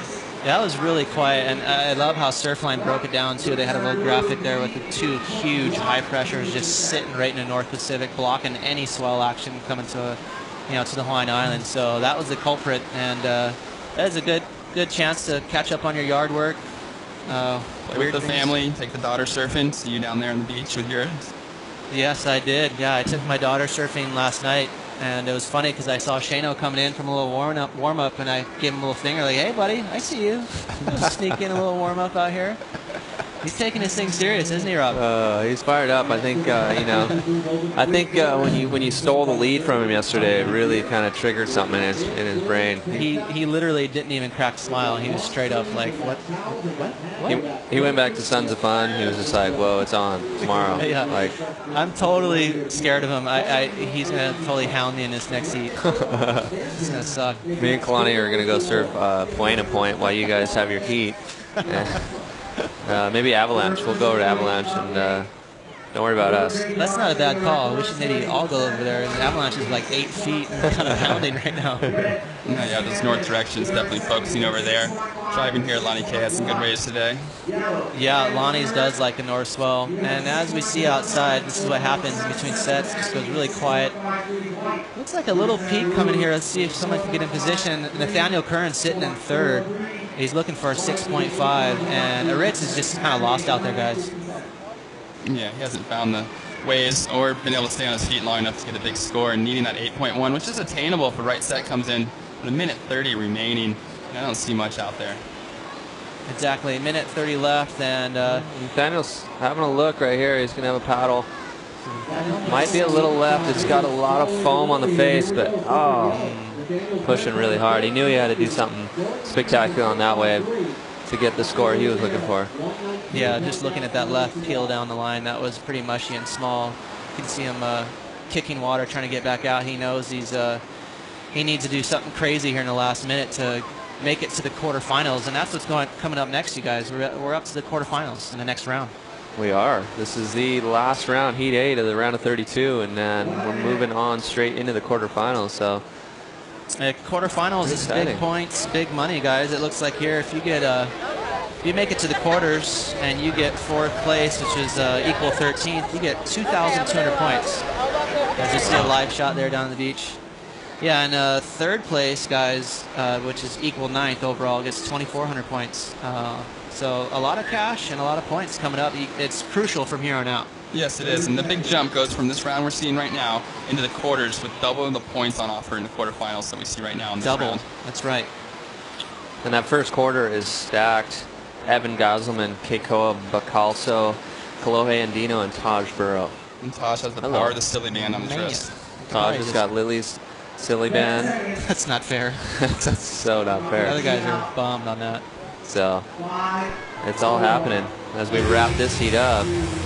Here we go, guys. Yeah, that heat is all she wrote. Horn just sounded, and it looks like Granger Larson and Jesse Mendez with those long left-handers all the way over to the harbor. That paid off for Jesse. I mean, he could have kind of freaked out and tried to wait for a right. Instead, he just stayed busy. And, of course, he is a goofy putter. His goofy putters like the lefts. Yeah, great effort by him as he looks to secure a spot on next year's tour. And there's Nathaniel Curran with some excellent surfing, but coming up short here. He's only able to find a second quality wave. And Granger back in fine form at his home in the Hawaiian Islands. Yeah, good to see my boy make that heat along with Jesse Mendez. So we're coming back to you guys with the quarterfinals here at Elite Beach in Haleiwa for the Reef Hawaiian Pro. Stay tuned. We will be right back.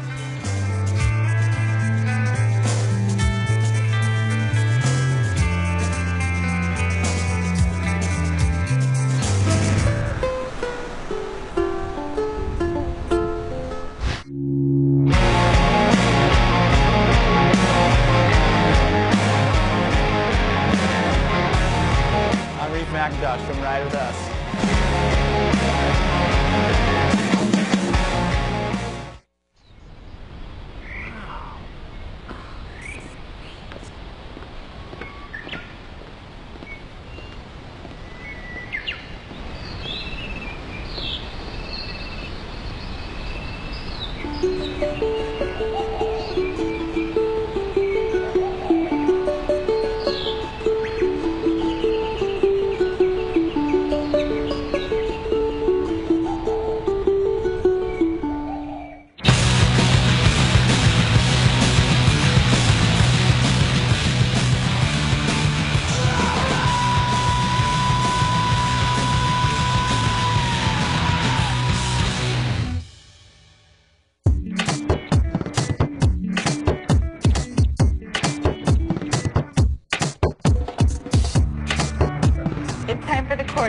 Reef Hawaiian Pro.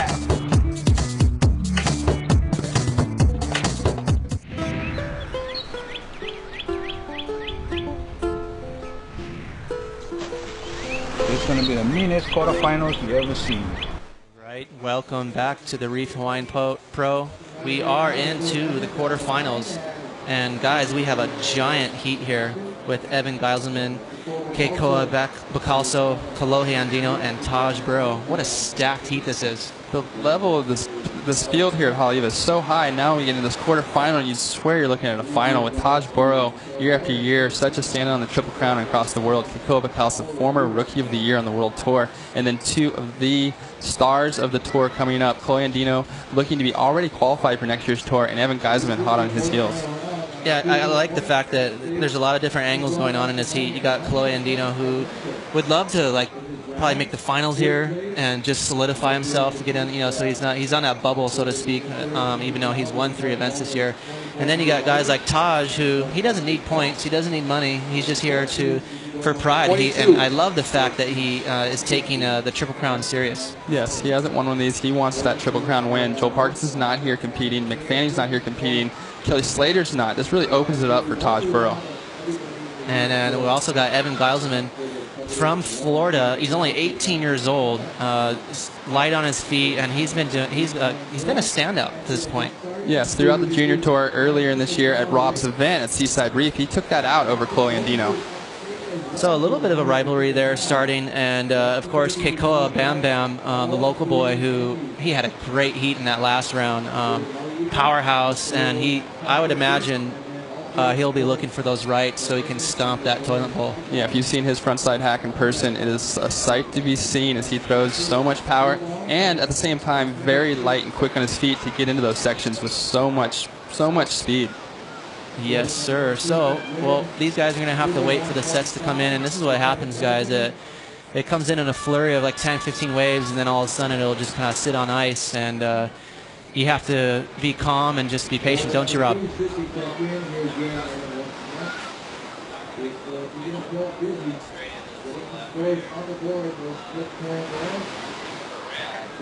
That's all day. So here we go. A little technical difficulty, but Rob's back on. Go ahead, Robbie. Sorry about that. You're good. I was talking to myself. That was cool. Yeah, I didn't know what was going on. So Evan Geiselman was definitely not going to sit around and wait for anything. So he was on a little left there. I was talking about it. It didn't turn out to be much. A little 2.5 maybe. So, but we got some bumps out the back. I mean, all we need is a couple waves to come in. These guys are going to flare up. Definitely. We've seen all these guys are coaching. They have their coach on the beach. I saw Dino, Kalohe's dad, and Parsons down there adamantly in his last heat, just trying to give him any kind of hint to what's going on.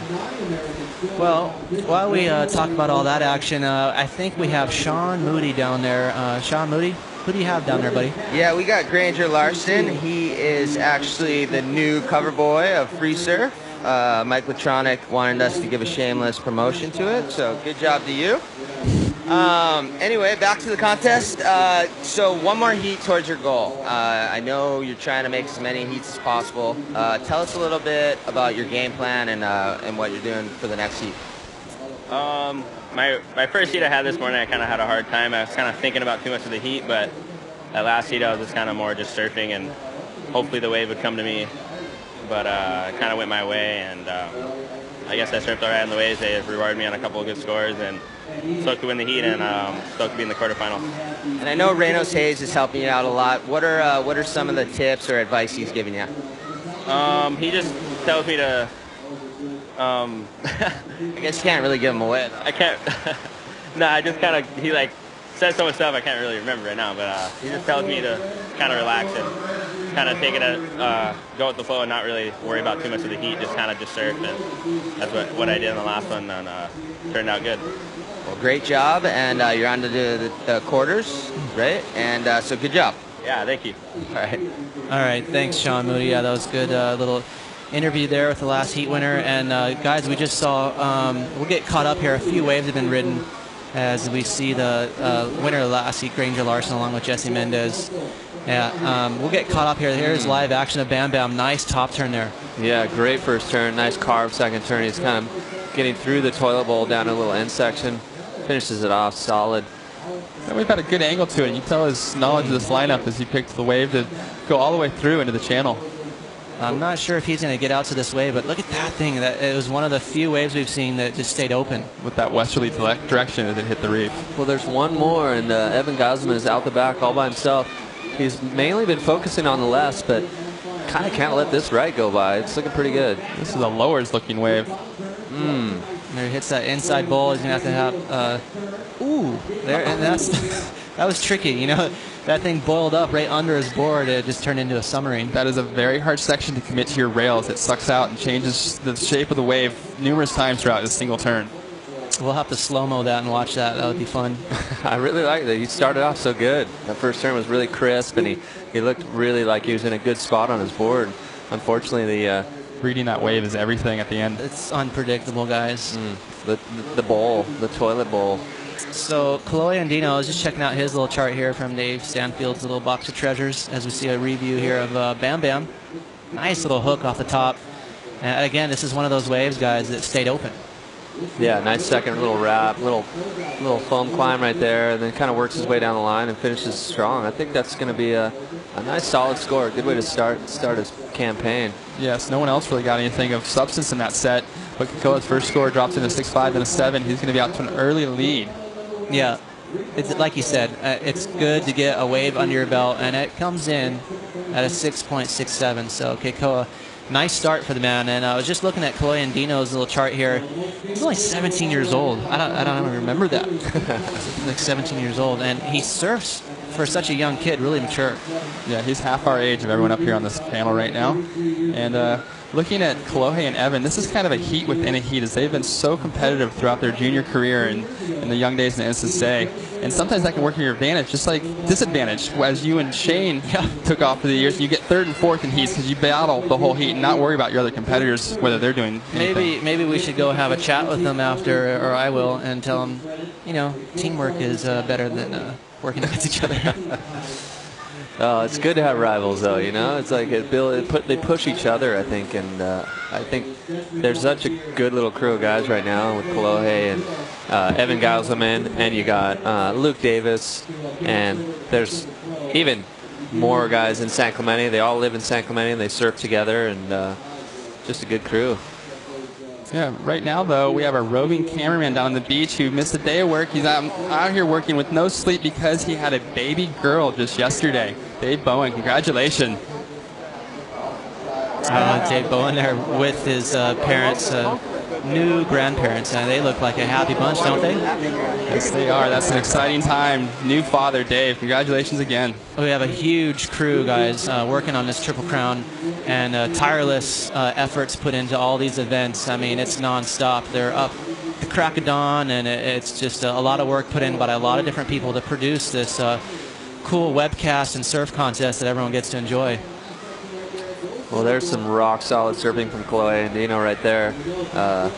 Great looking left, kind of finished it off with a really vertical, strong turn. Man, I almost forgot Taj Burrow was in this heat, and he just was in no man's land on that last little left, right in the middle of the peak. Here's a good looking wave for Evan here, Rob. The wind is gusting right now. I don't know if that's like going to hinder him or it's going to really help him, because he's going to eyeball this section down the end right here. Here, Hawaiian Airlines. Booyah. Bang. Nice little grab, rotate, sticks it. I think he yawned in the middle of that. Did you see that? Too easy. Yeah, he did, huh? Nonetheless, though, that was pretty sick. I think he checked his time, like left in the heat. That was the grab that went down. So see a replay of Kolohe. Very difficult section to get that first maneuver in. And that's painting the whole picture of a good completed ride as he finishes with a big vertical bang in the pocket. Great finish. Beautiful with the glove and all. His hand must have great texture with all that moisture being trapped in there. And here we go, Eric Geiselman. Sorry. Evan. Evan Geiselman setting everything up, and then take us through this air here, guys. Yeah, I like that second little cutback. You see him just eyeballing the section. Little grab, yeah. I got about 3 minutes left in the heat now, 13. Wow, his foot moved quite a bit too, and he just no sweat.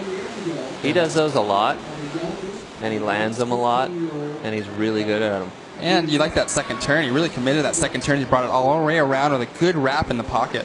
Yeah, I think that's going to be a really high-scoring wave right there. Kolohe's going to get a solid score, but I think Evan's going to be a little bit better.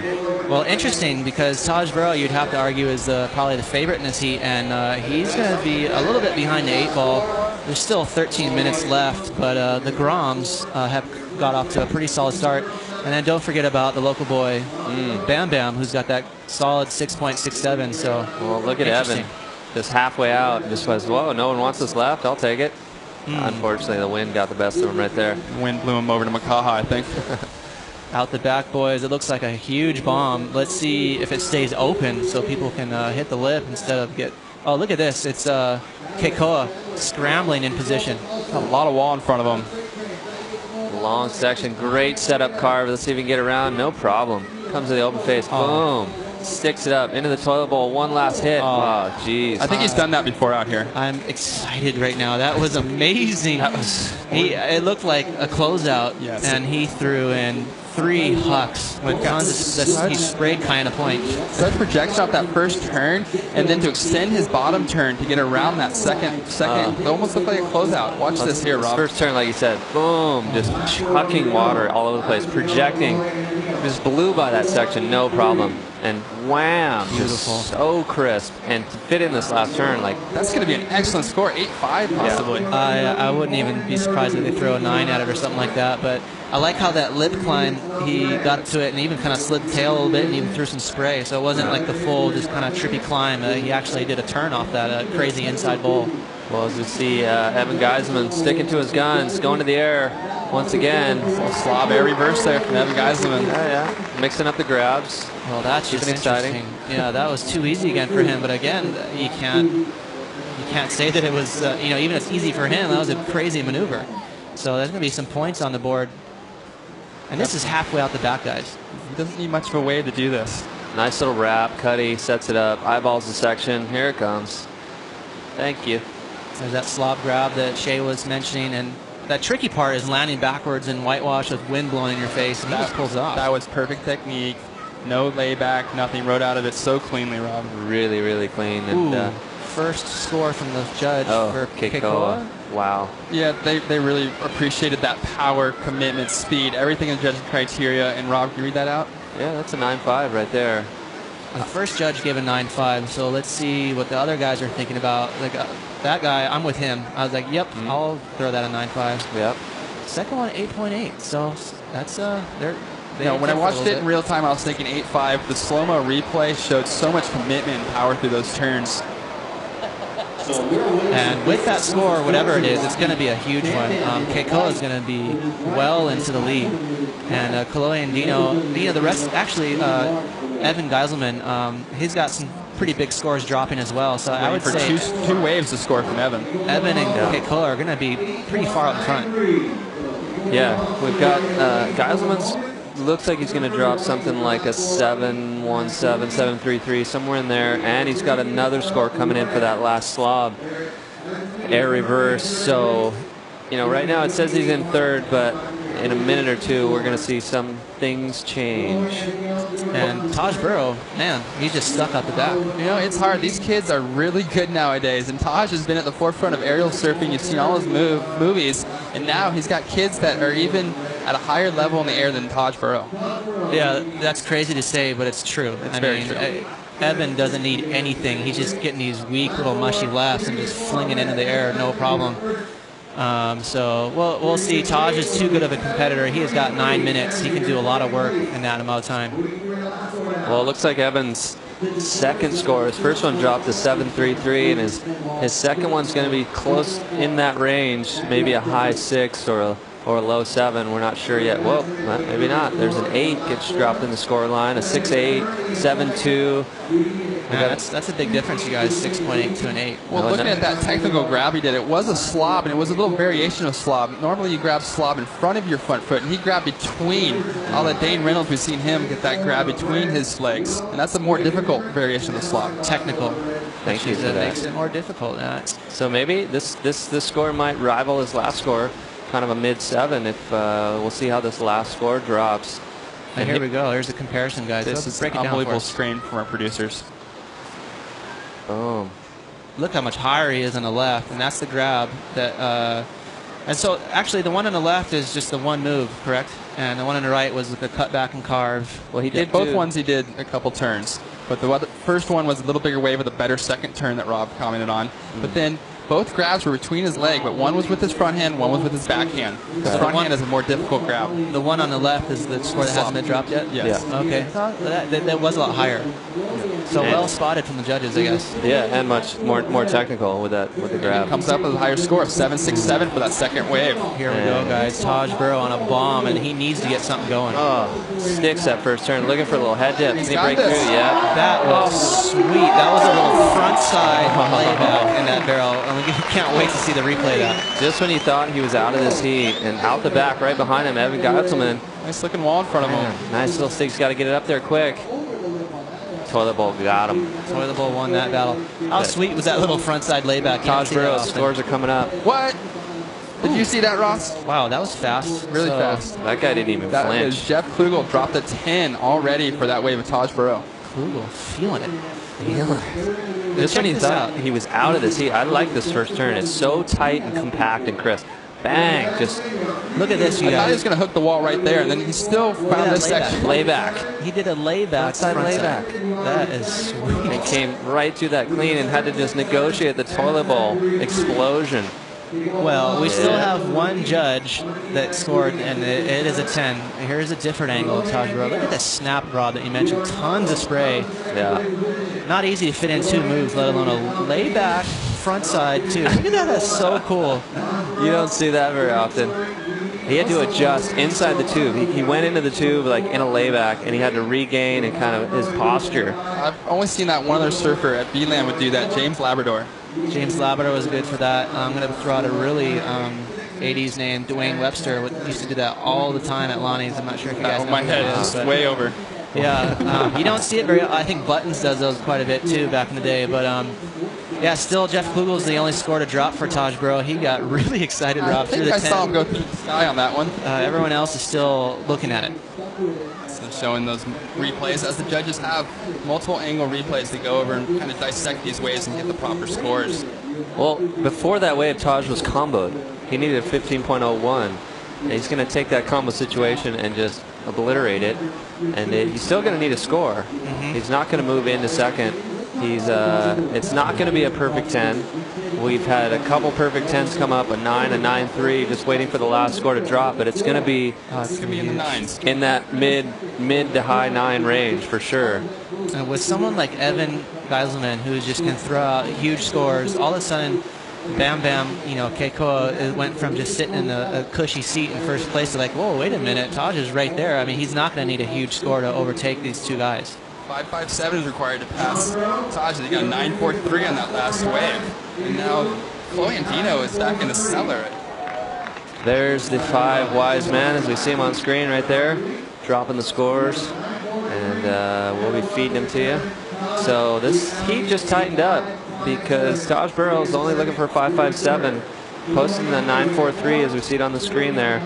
He's right back in this heat.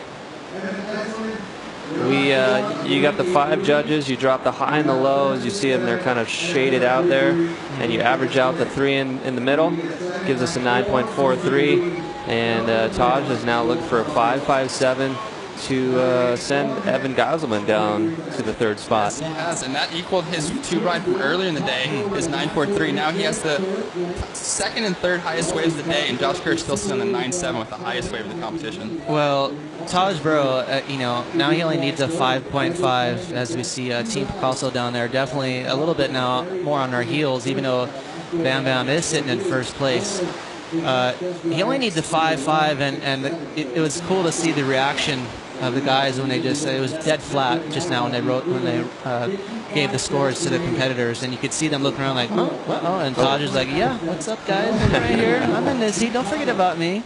Well, it's going to get interesting because, we're down to 3 minutes and 40 seconds. Keikoa is just kind of sitting over there by himself, but you see right there on screen we got red Evan Geiselman. He's just going to nestle up next to Taj. He wants to hang on to that 2nd spot. Taj is going to be scrapping for that 5.57, and There could be some paddle battles here. Yes, and there's going to be more waves coming before this heat ends, and we're going to see a very, very difficult situation for Evan to be in, with Taj able to get a 5.57 on either a right or a left with his talents. Well, I like what Keikoa is doing. He's doing. If I was in his position, I'd be right where he is, because if a set comes, he can be right there for that right. If not, he's not putting himself in that territory where everyone's just, because between Taj and Evan, they're going to freak out. I mean, Evan and Taj basically have to go, and so we might see some fireworks there. And Keikoa is smart to kind of stay away from those two guys. Yeah, he's in a position where if that big good right comes in like he got earlier, he's going to be able to take that from the competitors on the inside. Yeah, exactly. And there's Kieran Perro. He's still trucking along in this event, and just such a smart competitor. And he loves those big rights. So see if he can hook up with a few of those. Still 2.5 minutes left. Rob, were you comfy in this situation when you back in the day when you had all these heats with needing a 5.5 with only 2 minutes left, or was it stressful? It depends on the spot. Like out here today, it's a peak situation.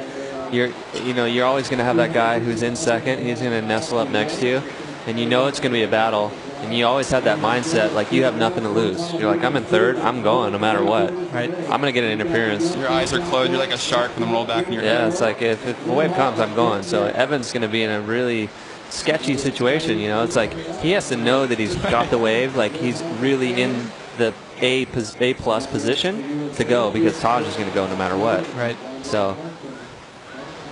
On screen, P.D. Johnson. P.D. Johnson on screen there with John Pizell. Yeah. And no doubt they're interested to see John, who is in the next heat along with Nat Young and Kieran Perro and Micro Glenn Hall, who's just been ripping so far in this event. He's under the wind, I think. Lightning quick out there. And we got some lines approaching. We see the boys starting to paddle. They're on the move. I'm getting nervous. Yeah. 1 minute to go. This is if you've ever competed in this heat, you know this feeling. Ooh, here it is. It's peaking up. Chloe's in the mix. Taj is looking left. Oh, Taj? That could be a mistake, but this left isn't This is a good wave. Stay open. It's a good wave right here for Taj. If he can set up this inside well. Windy it is. It's windy, and he's fighting down the line. He's looking for a good closeout section. Is that enough? I don't think so. Question. I think you need to do something major there. You kind of just forced every one of those maneuvers. 5.57. I think you'll be surprised, Shay. Yeah. I want to say they'll throw it in his direction, but we'll see. He looks pretty satisfied. He's coming in. He's selling. There's only a minute. He's not going to get back out. Right. Let's see the replay. Check it out, guys. Well, the wind was howling when he took off, and he does his first turn. Gets a little bit stuck, but not really. I mean, the wave really flattens out. He does a little check turn, hops back into it. Flashing back on Chloe and Dino's 4.83. Do you guys remember that wave? He finished with a major vertical maneuver. The last move, look, he gave a fist pump. I didn't see that. Wow. He's pumped. He wants that triple crown, and you got to stop the judges. We've seen a lot of claims throughout this year on the World Tour. I don't know. What do you think? What do you think, Rob? I think Shay brought up a really good point. Oh, wait, look at that first score. 6-5. Yeah, you're right, Ross. I knew You're it. on top of it. 6-8. Easily going to get the score there. Well, it's a done deal. Yeah, that was quick. They decided, and so there it is. Taj Burrow taking out. Actually got first place in that heat. Bam Bam holding on to second place, guys. Wow, and there's Evan Geiselman, unfortunately not progressing through after a couple amazing frontside airs, and but it was Keikoa Valcalso who just laid down some huge frontside hacks. But it was the two Groms going down, the veterans hanging on. Two Groms going down, and Keikoa, local boy, I'm glad to see him go through. Taj Burrow, look at this layback barrel. Awesome. That was definitely the quirkiest move of the event, but that was almost a 10. And we'll be right back with the second heat of the quarterfinals. Stay tuned.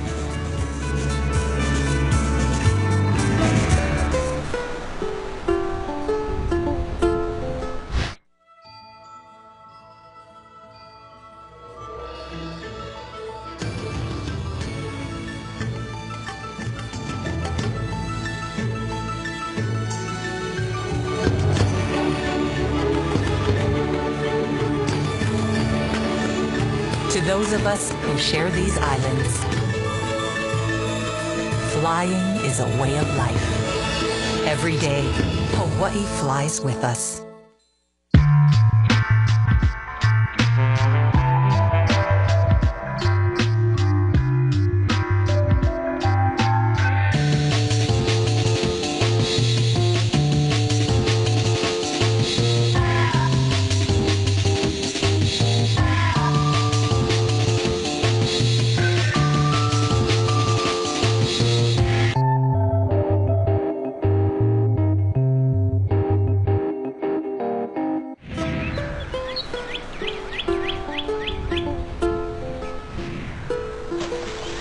It's going to be the meanest quarterfinals you've ever seen.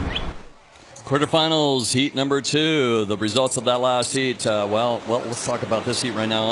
In the water. On the water is John Florence, Kieran Perot, Glenn Hall, and Nat Young take to the water. That last heat, Taj Burrow, well, making it happen in the final seconds. A 6.67 he got on that left, and he wins by a half a point. Paul Casso advances through with his power surfing. An 8.93 and a 6.67.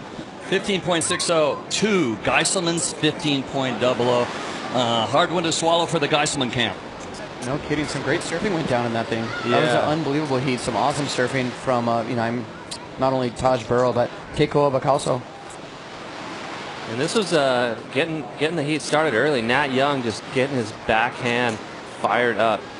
Couple great snaps right there. That's going to be a really good way to start the heat. Different vibe this contest. You know, it was like we were all on suicide watch for about 8 days, and all of a sudden we're all hyped up, ready to go. We're seeing power surfing, we're seeing air surfing, we're seeing guys actually not claim it, but they say they want to win the Triple Crown, they want to win this event, they want to qualify. It's a different time in surfing when it was kind of laid back. Yeah, I've got a sponsor, I hope to do well. No, these guys are running and gunning. Unfortunately for Chloe Andino, he's still in the hunt for maybe a rookie title. Geiselman's out as well. These guys surfing in their first Triple Crown, but I don't know. The vibe's good, don't you think? The vibe's really good.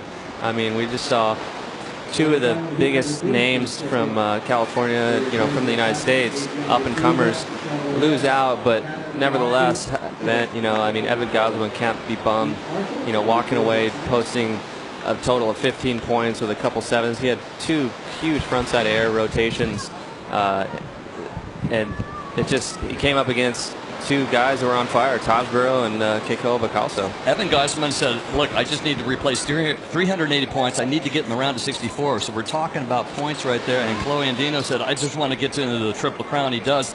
Then he wants to just get into, move on and possibly win the rookie title. He gets into the quarterfinals, and I believe he's up in the ante. Oh, look at that dog. Pretty cool to see. Pretty cool to see these guys so fired up too, Dave.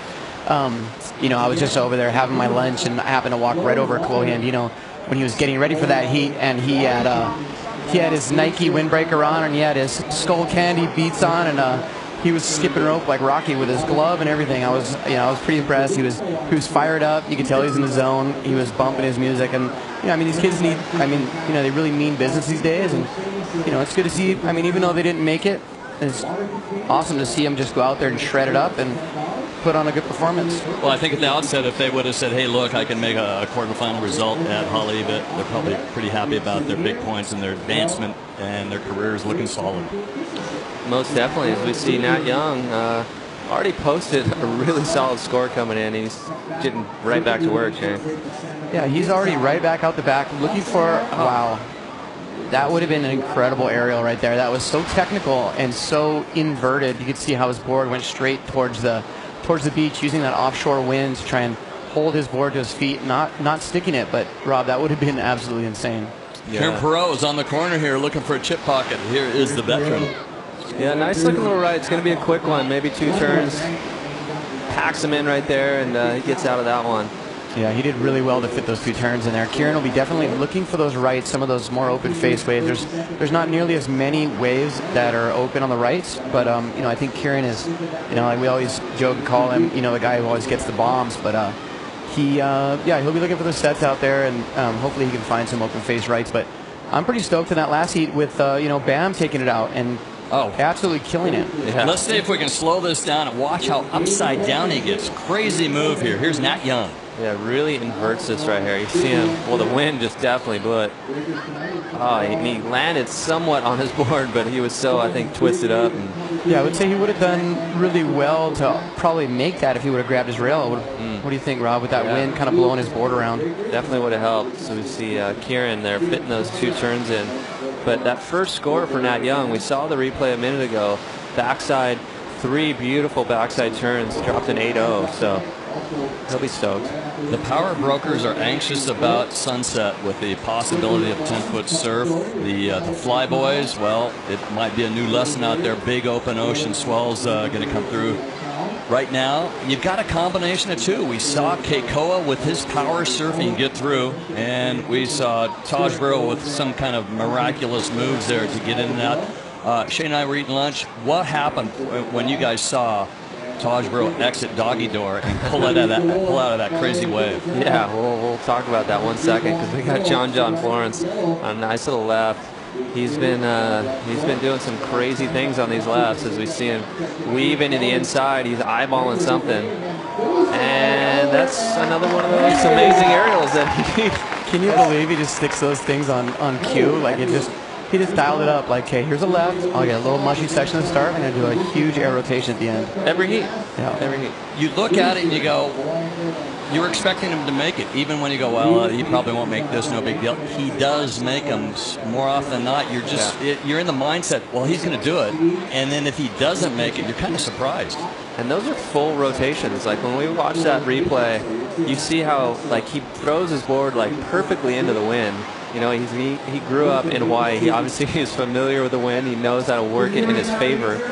And his board just like fully rotates all the way around, Shane. I mean, check this thing out right here. That's right. And, you know, I think he knew that this wave was going to have scoring potential if it offered him an air section on the inside. And basically just kind of cruising and making sure he didn't fall. And seeing this air section, you can see him because he launches out almost into the flats and lands at the very bottom where that wave is actually exploding.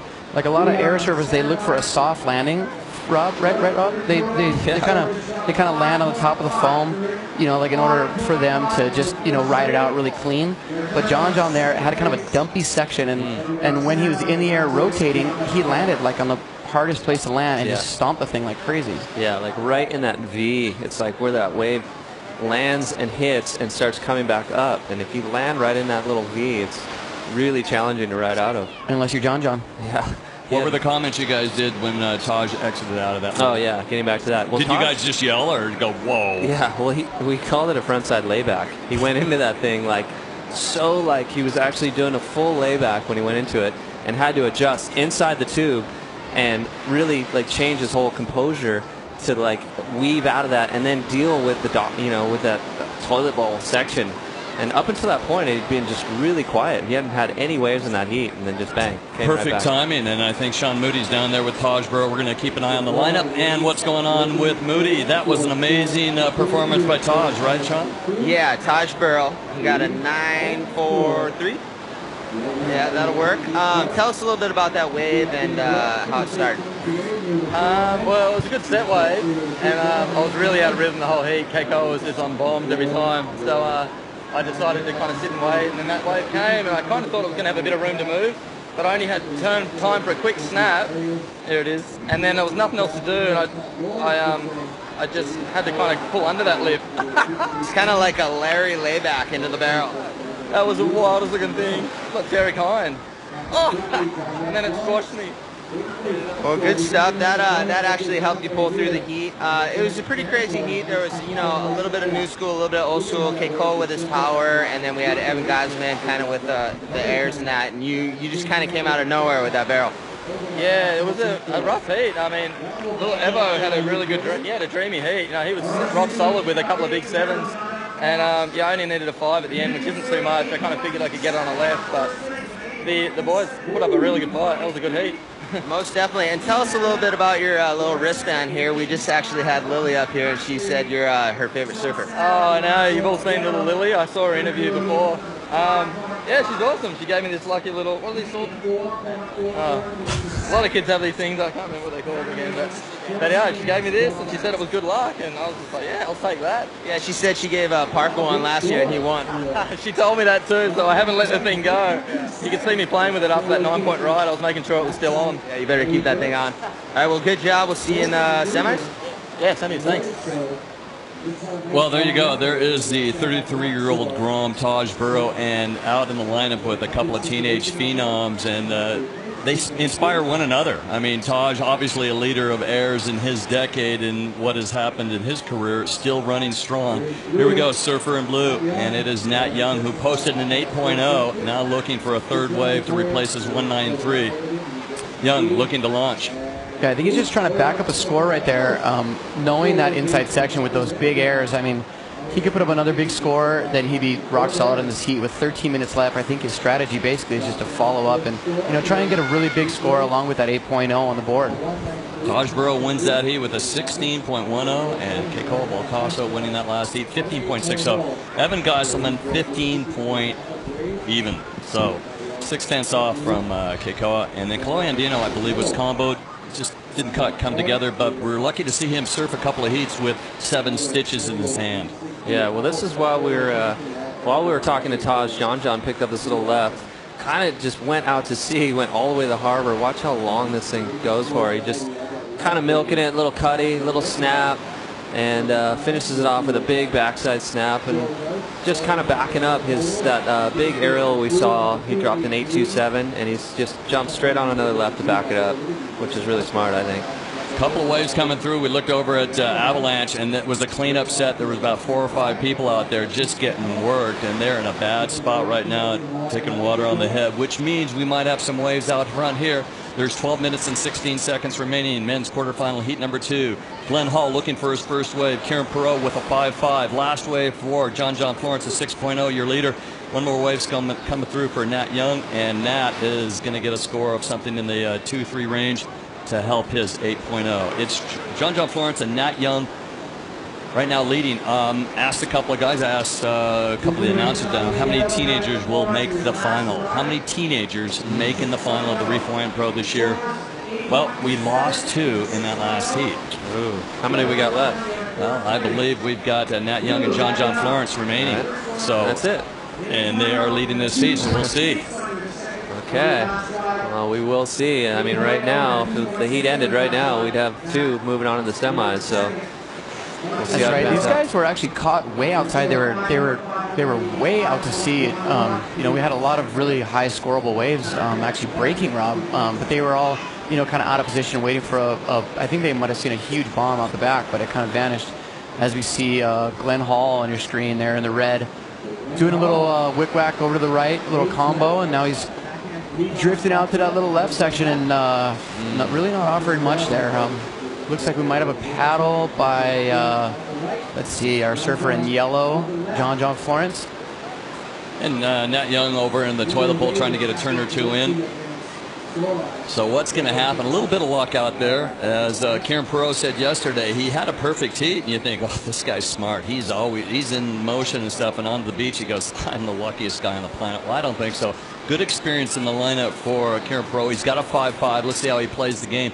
Normally, you'd say Kieran Perot's going to wait for the bombs and let the kids do their tricks to the inside, right? Oh, yeah, most definitely. I mean, it seems like every time you watch Kieran Perot surf a heat, he's on the best waves of the heat. And he's just known for that.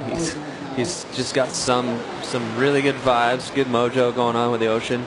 Yeah, whenever he paddles out with a jersey on, he just got his little cell phone in his pocket, dials him in. Who's the other guy there? Over the years, they always talk about Dean Morrison always being on good waves. Is he one of those other guys that just in rhythm? Dean, I think he waited for other guys to get the good waves, and then he just dropped right in on them. There you go. And Dean would love to hear that, right? He's from the Goldies, so that's how they train him down there. Yeah. But yeah, he definitely catches his fair share of waves, and you could definitely accuse him of being a dial-a-bomb. I've seen him catch some unbelievable waves at backdoor. Probably in the last 5 or 6 years, some of the best ones I've seen. Who's his mentor? The guy with the stiff neck that could never look back to see if he dropped in would be Rabbit Bartholomew, right? That's right. He learned from the best. It's part of his DNA makeup. Well, I think that guy also surfs more than anyone on the planet. He's in the water so much that there's something else going on that we don't know about.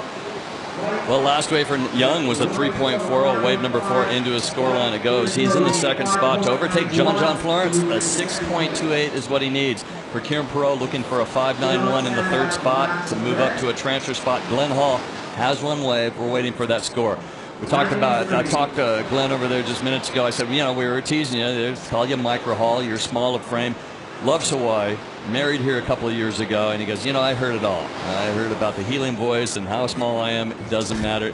Great personality is. Good ambassador for the sport. And he is a tiny guy, but big heart, charges big waves, and absolutely tears the guts out of these little waves. Just a pleasure to be around. He's in the lineup now. He's backed up against the wall, keeping busy. The guy out of Santa Cruz, California, Nat Young, the 20-year-old, coming out of the junior ranks and on fire. Great looking left, and that thing really stood up nice for the first half. He's going to milk it through this midsection, come to the inside. He's got nice speed, nice little snap right here. He's got a little end section to finish off. Boom, gets the fins out the back. And that's a solid wave right there. Really good control, because you know down the line, everybody on the beach, and he's thinking, everybody on the internet and TV going, okay, he's going to launch. Sometimes you got to hold back and get the score, right? Shane, look at this wave. I mean, just really well executed, don't you think? Yeah, that's right. I think Nat knew that he had a couple strong turns out the back, and I think he might have thought, not too bad to play it, a little bit more on the safer side on the inside bowl, like just knowing he had a couple big turns on the back, and he had a very long left, just kind of, sort of enabling to get a ton of turns in. So instead of going to the air, maybe falling and risking it all, I think he just did a nice little tail drift right there, and knowing he's going to get a solid score. It's just like it's on the other side of Santa Cruz, over around the steamer lane. A little left that bounces off the rock. Well, Nat Young paddles back out. Nice move, trying to get rid of that 3-4-0. And if he does, Kieran Perot and Glenn Hall, the two Aussies, are going to need a bit more to overtake him. Yeah, great strategy there by Nat Young and John Florence, getting an early start in this heat, knowing that those little lefts have a ton of scoring potential if you surf them correctly. And it looks like Glenn, Micro Hall, and Kieran Perot kind of sticking to their guns, looking for the big bombs. Last year, it needed a, you know what, Nat was here, so he's not in the rookie title. At the World Cup, I believe we saw him, and he surfed the event for his first time over there at 1,253 points. So he'll lose that big score December 6th. So this is a good one to replace right now as he's into the quarterfinals. Very much so. And as we see Michelle Perez coming up in the next heat, former winner out here, loves surfing out here, loves those rights, and definitely no slouch on his backside too, on those little lefts. And he's been he's surfed a couple of reefs before. He's definitely not scared of the reef, Shane. You've seen him out of Chopu a few times. I have. Yeah, good old Michelle Perez. He was born and raised on gnarly reef breaks, and he's surfed them all around the world and in his own backyard right there at the end of the road at Chopo. And he's one of the, definitely I'd say in the top 5 surfers out of Chopo currently. So that gnarly toilet bowl section at the end of the right is going to be no match for his experience, and hopefully he'll be linking up with those in this next heat. Some of those reefs over there, the water's so clear, sometimes you really can't see the bottom. Then you go, okay, do I have a foot or two of water underneath me? I mean, just beautiful, clear water. And if you're somebody from a beach break, pretty intimidating to surf those reefs, knowing what those reefs can do to your body, right? That's right. And Dave, it's interesting for you to say that, because just, seeing a guy like Michelle out of Chopo, a lot of times he sees a wave come in, he knows what it's going to do, he doesn't even look down the line. He literally just gets to his feet. He's almost like he's reading the wave by braille. He's just like feeling it as it goes down the line. And you see that kind of natural ability to read the wave and reef breaks, and that can only come from someone who really grew up surfing those breaks. Yeah, I remember going to Fiji the first time when I was a Grom and just being blown away by actually being able to see the bottom, and it totally tripped me out. We see John just coming unstuck, but like dropping in the waves, like you said, it's like a magnifying glass. You're looking at the bottom, and it's so just totally distorts your vision of riding the wave. Restaurants, how scary. You really look at the bottom. But we're looking at this wave on his forehand attack. Wave number 2 for Glenn Hall. 4 minutes and 44 seconds remaining. A little frustrated. Now John Florence is still, was your leader. What happened on that wave for Nat Young? He posted a 6.83 with the turns. Here he goes again. Now he completes his rotation. That was insane, with a huge air straight off the bat, which you really haven't seen too much. He's got an epic section right there. Wow. The no can't claim right there, folks. Can't really say a whole lot about that except for wow. I mean, talk about sheer commitment. That was doing the huge. Just got a golf clap from Rob. That was what you call sheer commitment right there. Well, how great was it for him to hold off, put some power turns in with the 6.38, then he can cut loose. A little frustrated with a couple of those turns. This out the back, did the judges love that? Straight out, just stood up, flew down the line, and just banged straight into that huge frontside air rotation. And then eyeballs this next one. This one's heavy, lands way out into the flats, flat, and just spins out so perfect, like not a glitch. That was incredibly high risk, Rob. I cannot believe he went for that on the inside. That's what makes surfing so exciting right there. And Nat Young, I mean, I mean, if the judges aren't looking for that, I don't know what they're looking for. Nat Young comes in at number 63 in the world rankings, and he is starting to vault forward as this is going to be a good result. The way he's surfing right now, it could be a really good result. Nat Young is going to get a score that I believe he's going to like and will maybe be in the top 10 of this contest. Yeah, it's coming in pretty high, and you know, I give him a lot of credit. He was in the lead. You know, he had a low score of a 6.83, and he figured, you know what, I'm gonna better it. I'm gonna improve my situation. I don't even want to mess around. I got John Florence, Kieran Perro, and Micro just nipping at me. So, there's some high scores coming in. Yeah, and you know what? Maybe his ears were burning, as I said, that he kind of played it safe on that one little inside section. He's like, hey, Shane, guess what? Check this out. I'm not playing it safe. Well, check this out. He'll probably end up comboing the entire field, and it'll be John looking over the shoulder, keeping an eye on the Aussies. The next 2 minutes and 43 seconds, we're on 9.77. So John not comboed. For John Florence to take the lead, he needs a 9.51, but take a look at that. One judge giving him a 10. One judge giving him a 10. I mean, that's what the judges want to see. Kieran Perot and Glenn Hall are combo to jump up into the lead, so they need some pretty, well... Might be nighty night. Might be nighty night for old Kieran Perot and Glenn Hall. Kieran Perot needs a 8.77, and Glenn Hall is comboed right now. We have 2 minutes and 14 seconds remaining. There is possibly a set on the horizon. We see somebody ride over at Avalanche. Maybe it'll swing through here and give him a shot. Glenn Hall has a 3.33, and he has posted the second score come through at 1.87. Combination situation for Glenn Hall to overtake John Florence. Kieran Perot has a shot. Let's see if John plays a little hardball with Kieran Perot. Pro in white, John in yellow, out front, Nat Young. What a heat. One that will probably stay with him forever, listening in his second year as a full-time pro. Yeah, that's a standout moment here in this event. I mean, that's one of those situations where, like just taking the big risk totally pays off, as we see Nat Young on your screen just trying to back it up and really not needing to back anything up at this point. He is sitting pretty in first.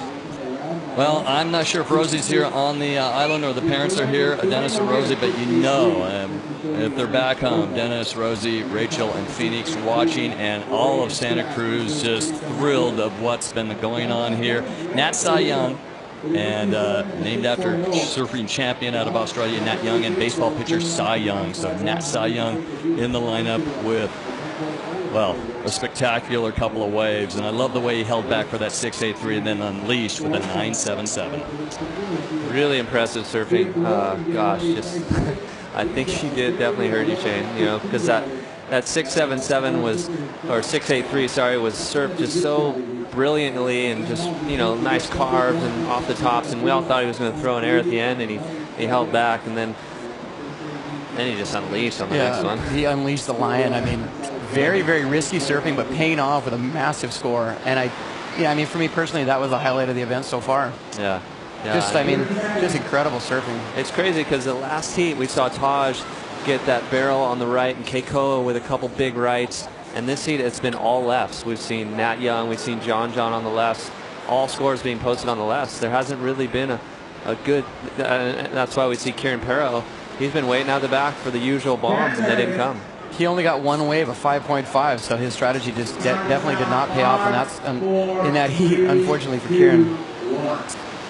Done deal, but the man in the blue, the youngster, Nat Cy Young, out of Santa Cruz, California, the 20-year-old, takes to the water. You know, watching him in the competitors area, he's solo. I don't see a huge camp surrounding him, feeding him information, and he unleashes on this. It hasn't been the perfect year for him. He does have a victory, too, and a couple of good results, but boy, he made the most of it here. Our surfer in white, while Kieran Perot could not find the bombs, Glenn Hall couldn't find anything else. John Florence marches through as well. We have two teenagers into the semifinals. Stay with us.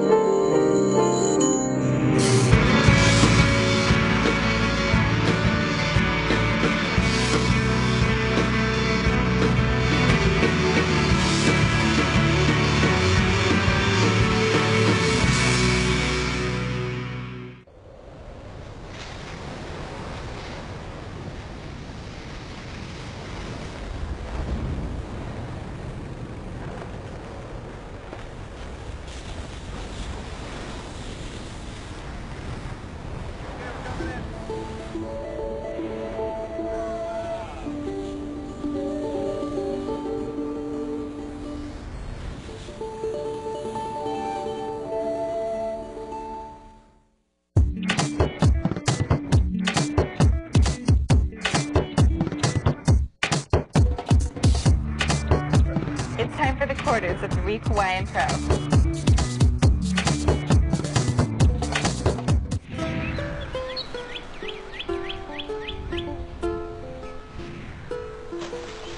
It's going to be the meanest quarterfinals you ever seen.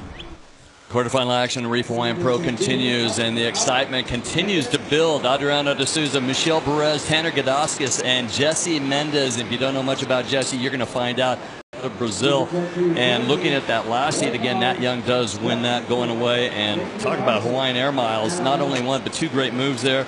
Hawaiian Airlines flying Inter-Island, Big Island, Kauai, Lanai, Molokai, Maui, to and from Oahu, obviously, mainland, Las Vegas, Los Angeles, Oakland, Phoenix, Portland, you name it, international. Well, time to go to Australia, fly Hawaiian Airlines, South Korea, Thailand.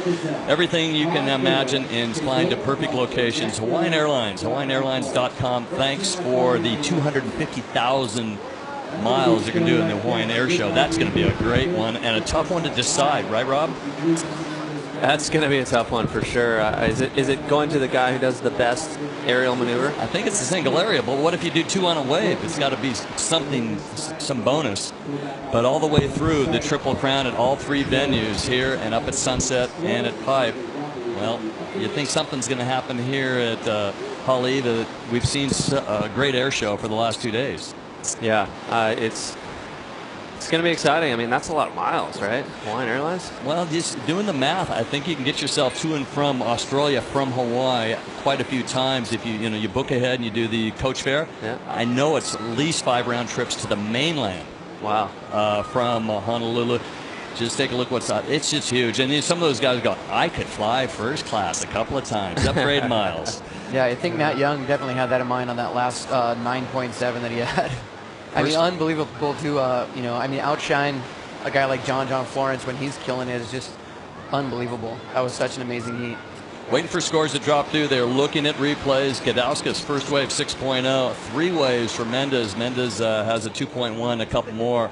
And now they're scrambling. And is everybody going to be looking for the lefts? Yeah, definitely. This one's got a lot of north in it. Nice little left. Adriano de Souza, little foam climb. Going to work through that fat section and line up for this inside. Nice little carve. The wind is howling right there. No, you know what? I mentioned just a couple of teenagers. We do have another teenager, Jesse Mendez, the 18-year-old, and watch out for him. Number 41 in the rankings. Definitely under the radar, but he will he'll show you some great surfing. A third place at Trestles in the Prime event. A very good surfer. Keep an eye on him. Yeah, he's been slipping through the rounds here, and all of a sudden here he is in the quarters with some huge points. Pretty impressive, Jesse Mendez. Hey, he did that at Trussell. Okay, and Jesse Mendez, and he kind of looks like a California guy. He's got blonde hair, and he looks just low-key, but slides right through. Keep an eye on our surfer in blue, but surfer in yellow, a 6.0 to start things off. Yeah, we saw him do this in his last heat. Looking at these lefts, nice snap, and these big lofty frontside airs. Solid. He had an interference in his last heat, and he still came through and won the heat. Well, after looking at Adam Melling and Tanner Gadauskas, I'm thinking you want to tell your guy, go out there, get an interference, and then really cut loose. Because it seems to work. It's worked for a few guys in this event, that's for sure. Well, still waiting for opening scores for De Souza as our top seed out there comes into this. Had a really strong first wave as well. I think we haven't seen the replay for that yet, but I remember seeing him get a great one. Well, there goes a 6.40, and now looking for a second wave, which we did see. Here's his third wave up and riding now. Is he going to get inverted? Yeah, up to his feet, Adriano de Souza, he obviously has his eye on these lefts, taking to the air, big rotation there, and not sticking it. But obviously he watched Nat Young and John Florence in that last heat get some huge scores in those little lefts. Here you go, US, and this is it, the 6.4 opening wave. Yeah, this was right out of the gates. Nice tight hook in the section, throwing a little float up there to finish it off, but dropping good solid score.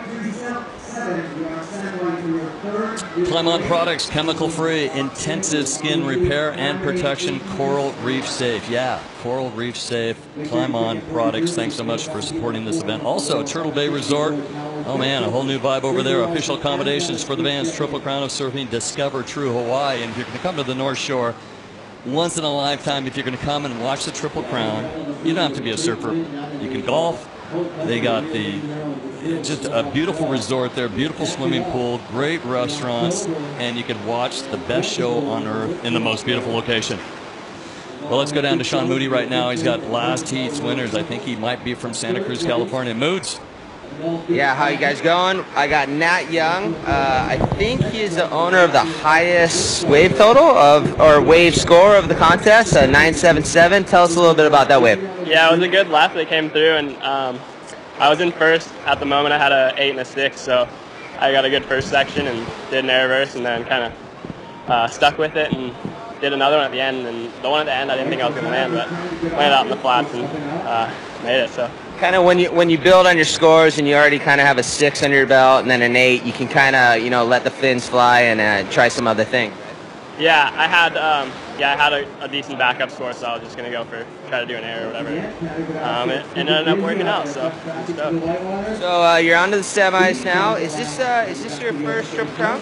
Nah, it's like my third Triple Crown. I've never made a heat out of it probably before in my life. Me and Jonathan had a heat last year, and we both got a double interference. So it's funny that we're both in the same quarter and now in the same semi together.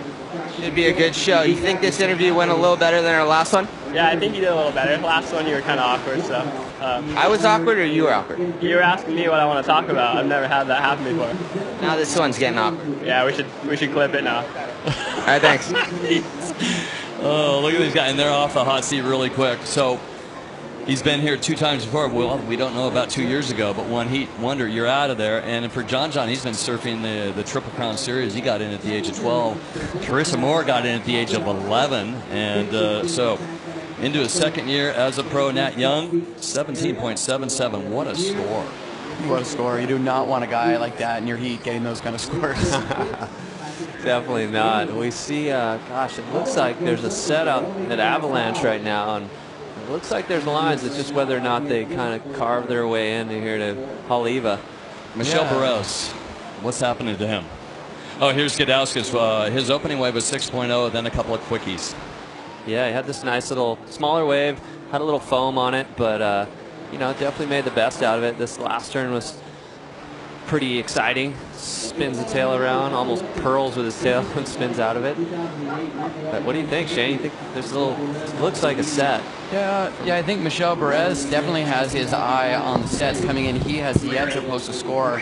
Your surfer in white for Tahiti, and yeah, it's pretty interesting. It's been a little slow going so far in this heat, but guys are staying busy. We got Adriano De Souza and Tanner, and also Jesse Mendez, all with 3 waves under their belt. But it looks like a little flurry of sets coming here. Yeah, hopefully we'll definitely some medium-sized ones right here. Looks like Jesse Mendez looking at this little left-hander, Shane. Yeah, it looks like he's taking the air straight away and not landing it. He definitely knew that there wasn't much going on in that wave except for that first section, looking to make the most of it as we see the surfer in white. This will be his first ride on a right-hander, very fast wave, and wow, that was radical, Rob. That was intense. He was so late getting into that last turn, and like you said, super fast.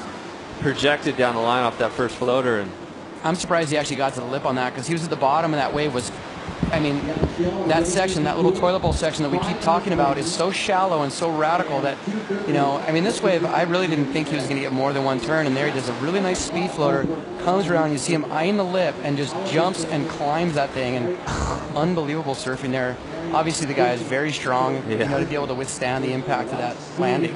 Yeah, it was such a tight little zone. That wave just dumping in such shallow water right there. And to throw your board up so late and just, I mean, it's not like he really projected up on top of the lip to do like a floater.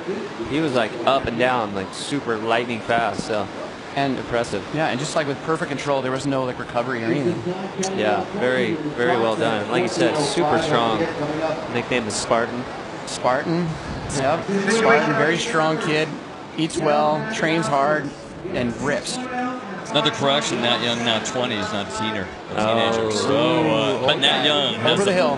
Nat Young, best single wave, that 977. Nat Young with the best 2-wave total, 17.77. Nat Young, well, the judges would say that he has a pretty good shot at that 250,000 air miles at this point. Left to right, you see Tanner Gadauskas, and he's your leader, looking to replace a 517. Just the body positioning and sitting right there. Who's anxious? Well, Michel Barres is anxious to hear his score, isn't he? He's wearing white out there, former champion, from Tahiti. And then Jesse Mendez looking to replace a couple of 2s. Yeah, it looks like we got a couple solid scores so far. We got Tanner Gudauskas in yellow. He's got a 6 and a 5.7, and Adriano De Souza has a 6.4. But it looks like Michelle's wave. We only got one score drop so far, but it looks like it might so far be the best wave of the heat. Yeah, it looks like it's going to be a 7-point ride for Michelle Perez, that right-hander we just saw. Very impressive surfing, and he'll be stoked with that, no doubt. $25,000 to the winner of this event.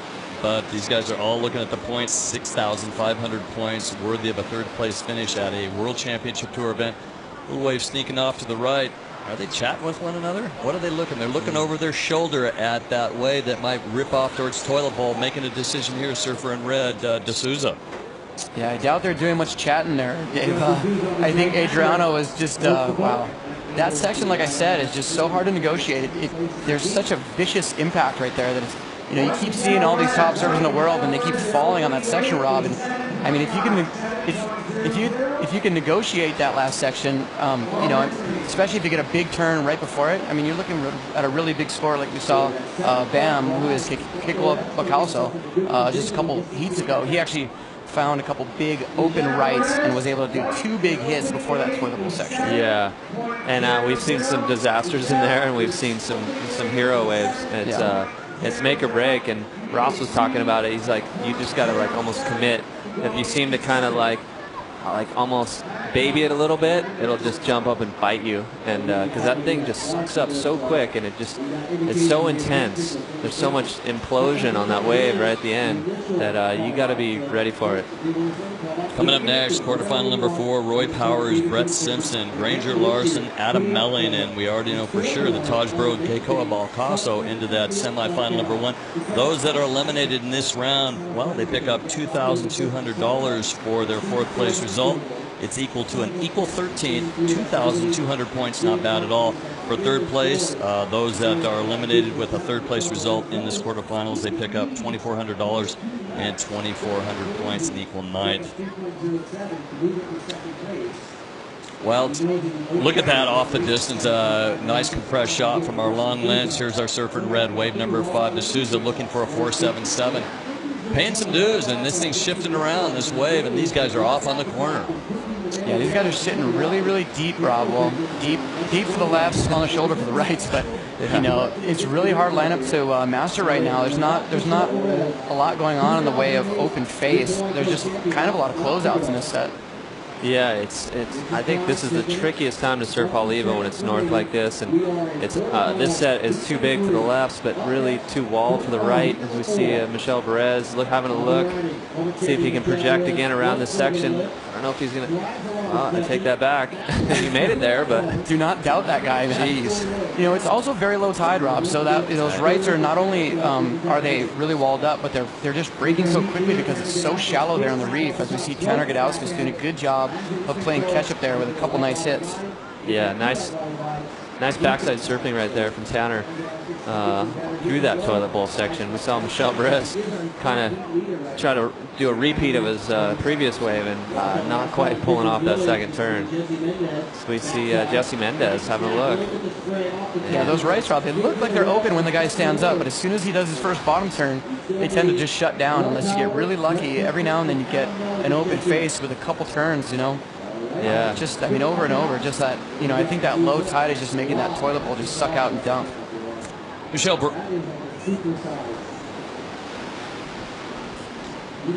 so there's a little section called the toilet bowl. Sometimes you make it through like the miraculous little in and out for Taj Bro. Other times you take a beating. Let's take a look at the beatings courtesy of the toilet bowl. Toilet bowl beatings. That was a stiff-legged over the handlebars right there. That's what that's called. Call that one. This one was pretty good. The caught in the lip over the falls.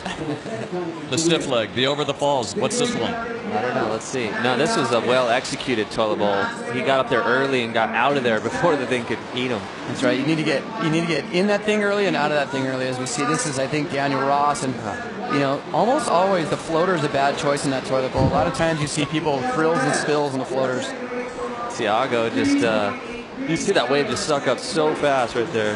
And, it's like you got something in your head of what you're going to do, and by the time you get halfway through it, it totally changes. And here's Bam, Keiko Picasso, really tearing that toilet bowl to pieces and doing really good here to get that very last final and very important turn off. That was huge right there. That was how you do it. As we see, this was Michelle Perez just a minute ago. That was just lightning fast. That was incredible, man. That was really good surfing there from Michelle. Yeah. Very cool. And we're straight to the live action. And we're going back live. That was wave number 6 for Jesse Mendez. And you know what? He was skating along that left for the longest time to launch that air. Not quite worked out. We'll probably take a look at that again. Jesse Mendez been busy out there. That was wave number 6. He's trying to replace a 2.27. He does with a 2.23. Adam Melling coming up next against Brett Simpson, Granger Larson, and Roy Powers. Yeah, I think that was an important wave for Jesse Mendez. He did all the hard work getting through that air and just fell right at the last second. But he's definitely playing catch up in this heat. He actually needs a 7.9, so he's got some work to do with 7 minutes left. Well, as this day progresses, those surfers that are in fit condition, that have been hydrated and are ready to go, because it's going to be a long time. I mean, everybody's going to surf at least 4 heats, and a couple of those guys, the first 3 heats this morning, well, they'd have to go through 5 heats today to win this contest. And that's no easy feat. Anytime you got to surf 5 heats, I mean, let alone 4 heats. I mean, 4 heats is pretty intense. Let's take a look at the Miracle Taj Burrow, the ultimate doggy door. Well, what I love about this is this first turn right here. He lays in his first little snap. And he's seeing that section, and then he pulls the frontside layback. He does. He kind of laid back. Really strange approach there, Rob. I think even he was surprised when he saw the playback. And he did really well to not get smashed by that toilet bowl section there. And I mean, like you said, that first turn right away was just so powerful. And he's always known for his above-the-lip technical surfing, but you know, I think he's kind of underrated as a power surfer. I think Ross was kind of pointing that out earlier, but just incredible amount of power in that kid. And he's, you know, as he's gotten older, I think he's really lifted his game and really trained a lot harder and put some meat on those bones. And, you know, I think it's really paying off. The critical, let's take a look at Tanner's wave real quick. But God, how critical it was where he put it on rail but still maintained his speed. Didn't want to do too much. He would have never made that section. Tanner, here's a guy that knows how to accelerate very quickly. Yeah, he's been all over these lefts all day, and we thought he was going to go for that big lofty frontside air, but just does a sweet float and kicks out. It would be the Nat Young just get 2 good scores, then blow up. That might be the case. Godowska is currently our leader. A 6.0 was his opening wave, and wave number 6, a 5.27. He paddles out wearing the yellow singlet, number 40 in the world rankings, and the 23-year-old is keeping an eye on the lineup. A lot of times, if you get that right, you can paddle out with the current, and sometimes you can pick off something that the other guys have been too deep. Well, he's got to paddle right into the throat. That left, sometimes you'll take a couple on the head. He has an easy paddle out. Here's our surfer in red, D'Souza. Wave number, surfer in blue takes it. Mendez. He's trouble. Watch out. This guy throws some big air. Jesse Mendez, yeah, working through that mid zone. He's going to look for a ramp on the inside, I'm sure. And blows the fins out, but just not finding the landing. As we see Tanner Godowska on another one, just frothing out. Nice little inside left. He's going to look for a ramp too. He might run into his fellow competitor right here. Had to go around and blows the fins out into a reverse. Well Good served. stuff there from those guys. Yeah, it looks like we got a set out the back too with the surfer in white, Michelle Perez, looking like he's way out to sea, looking for a bomb, and the surfer in red, Adriano D'Souza, eyeing this little left-hander. Looks like a good one too, Rob.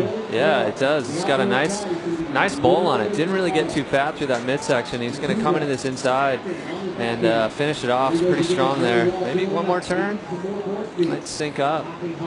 And just kind of a little soft hit.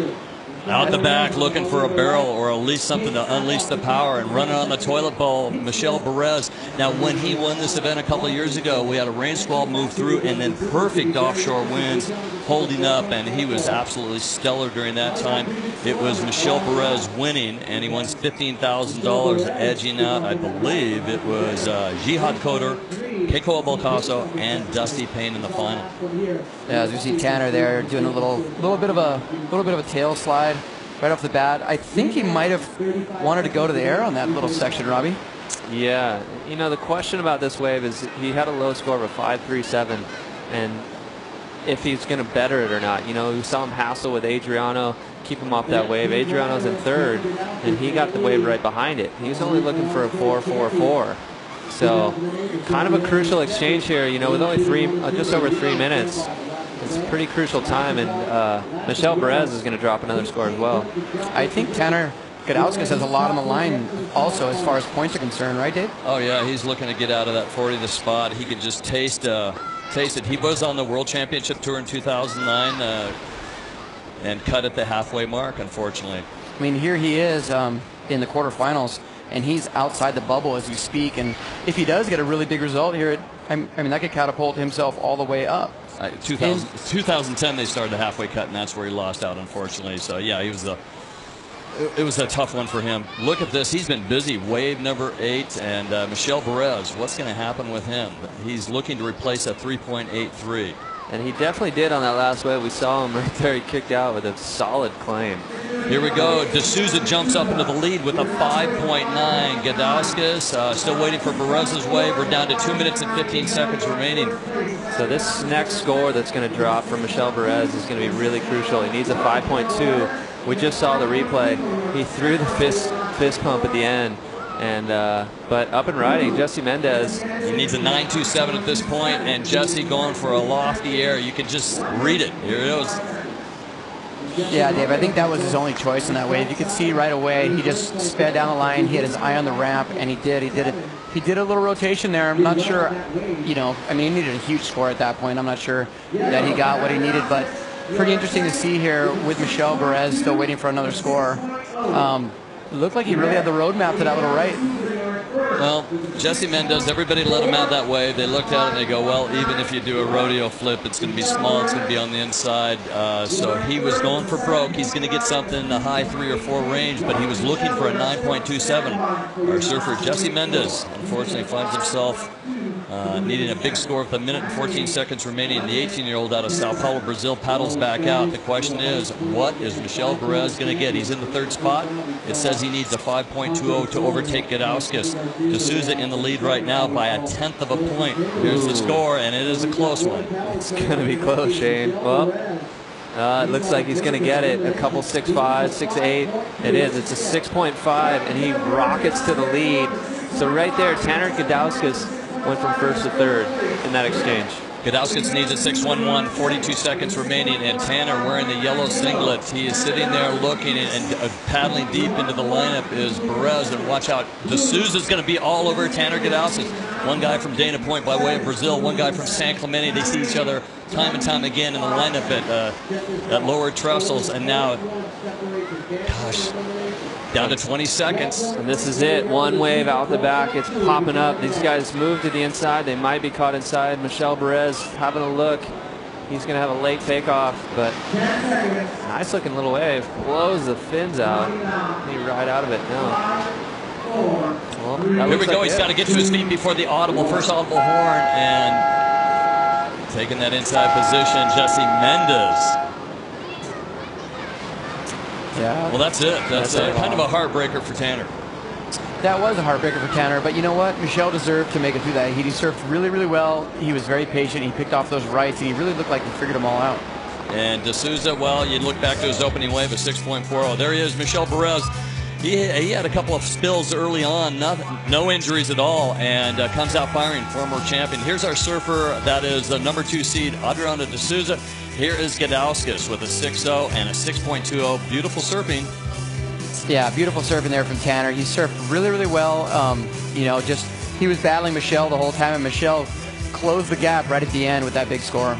Crazy move to close out that wave. D'Souza with a 5.9 and 6.40 does place second. Advancing on, a former champion from Tahiti, it is Michel Perez. We'll be right back with more action. And going into quarterfinal number 4, stay with us. The Reef Hawaiian Pro continues live from Hawaii.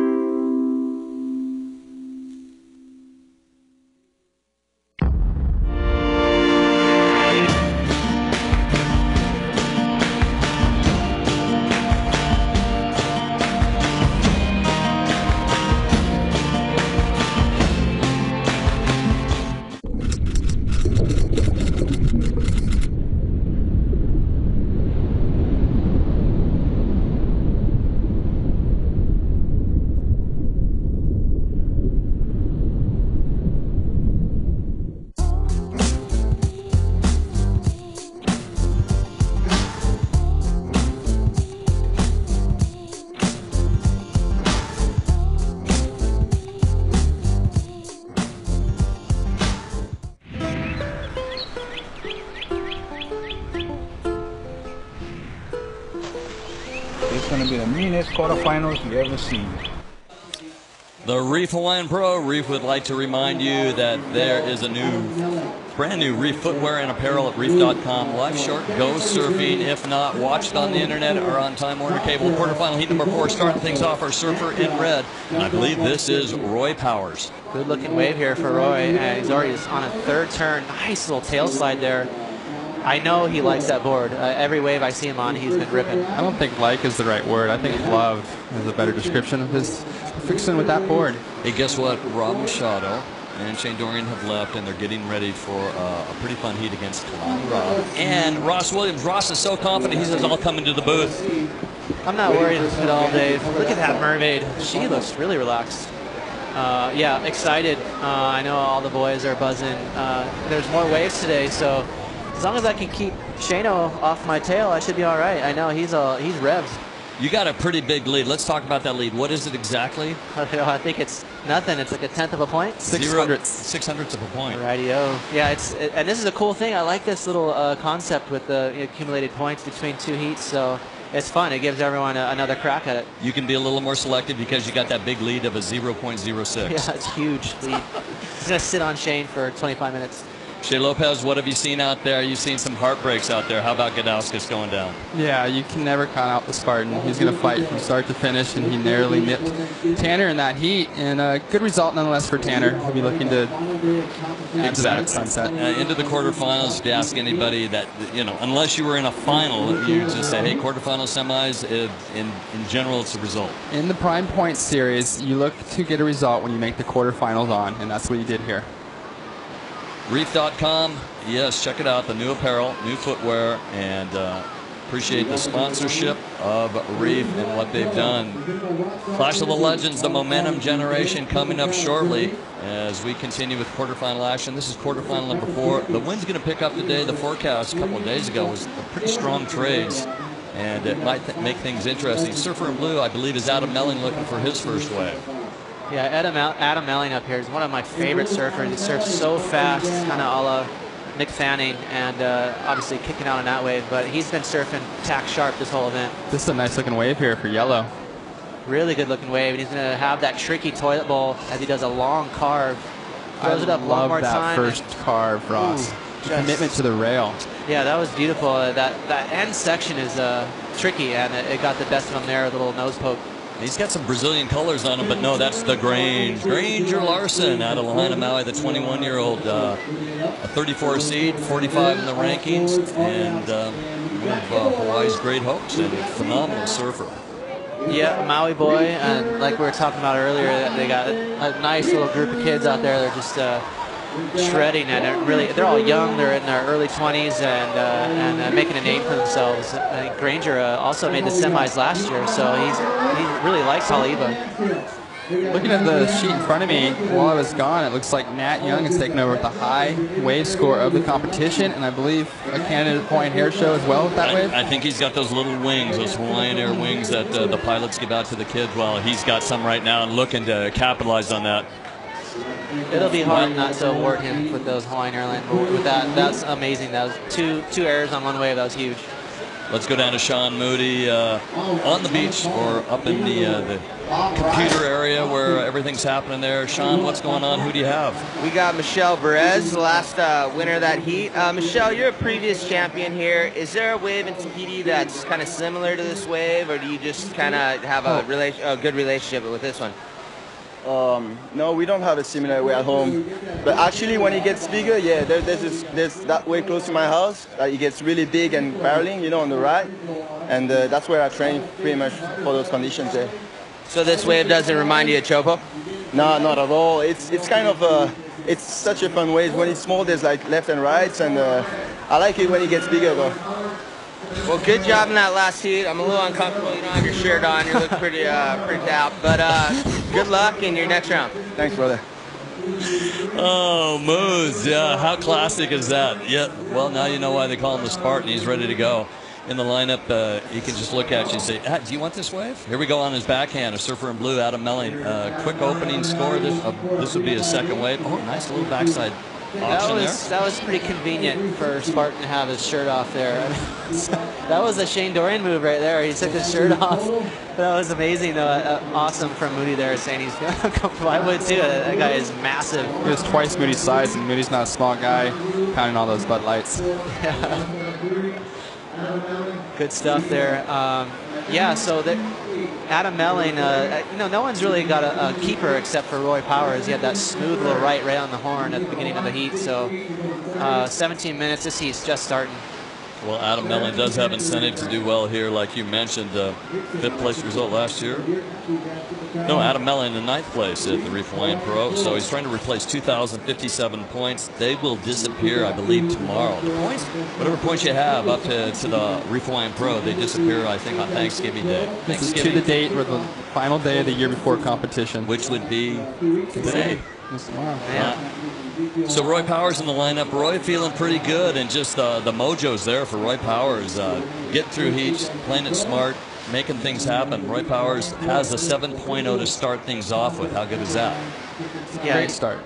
Sorry, Shay. He's liking that, and especially on a day like today when it can go flat. Well, look out there right now. Yeah, I mean, there's a surf contest going on. Look at that. So you don't want to be, you know who that happened to really bad was Zeke Lau.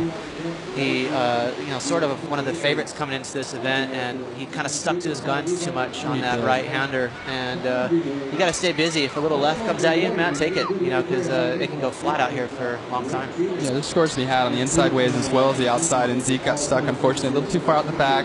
And he got a wave at the end. It came close, but unfortunately, judges gave him a score just under what he needed.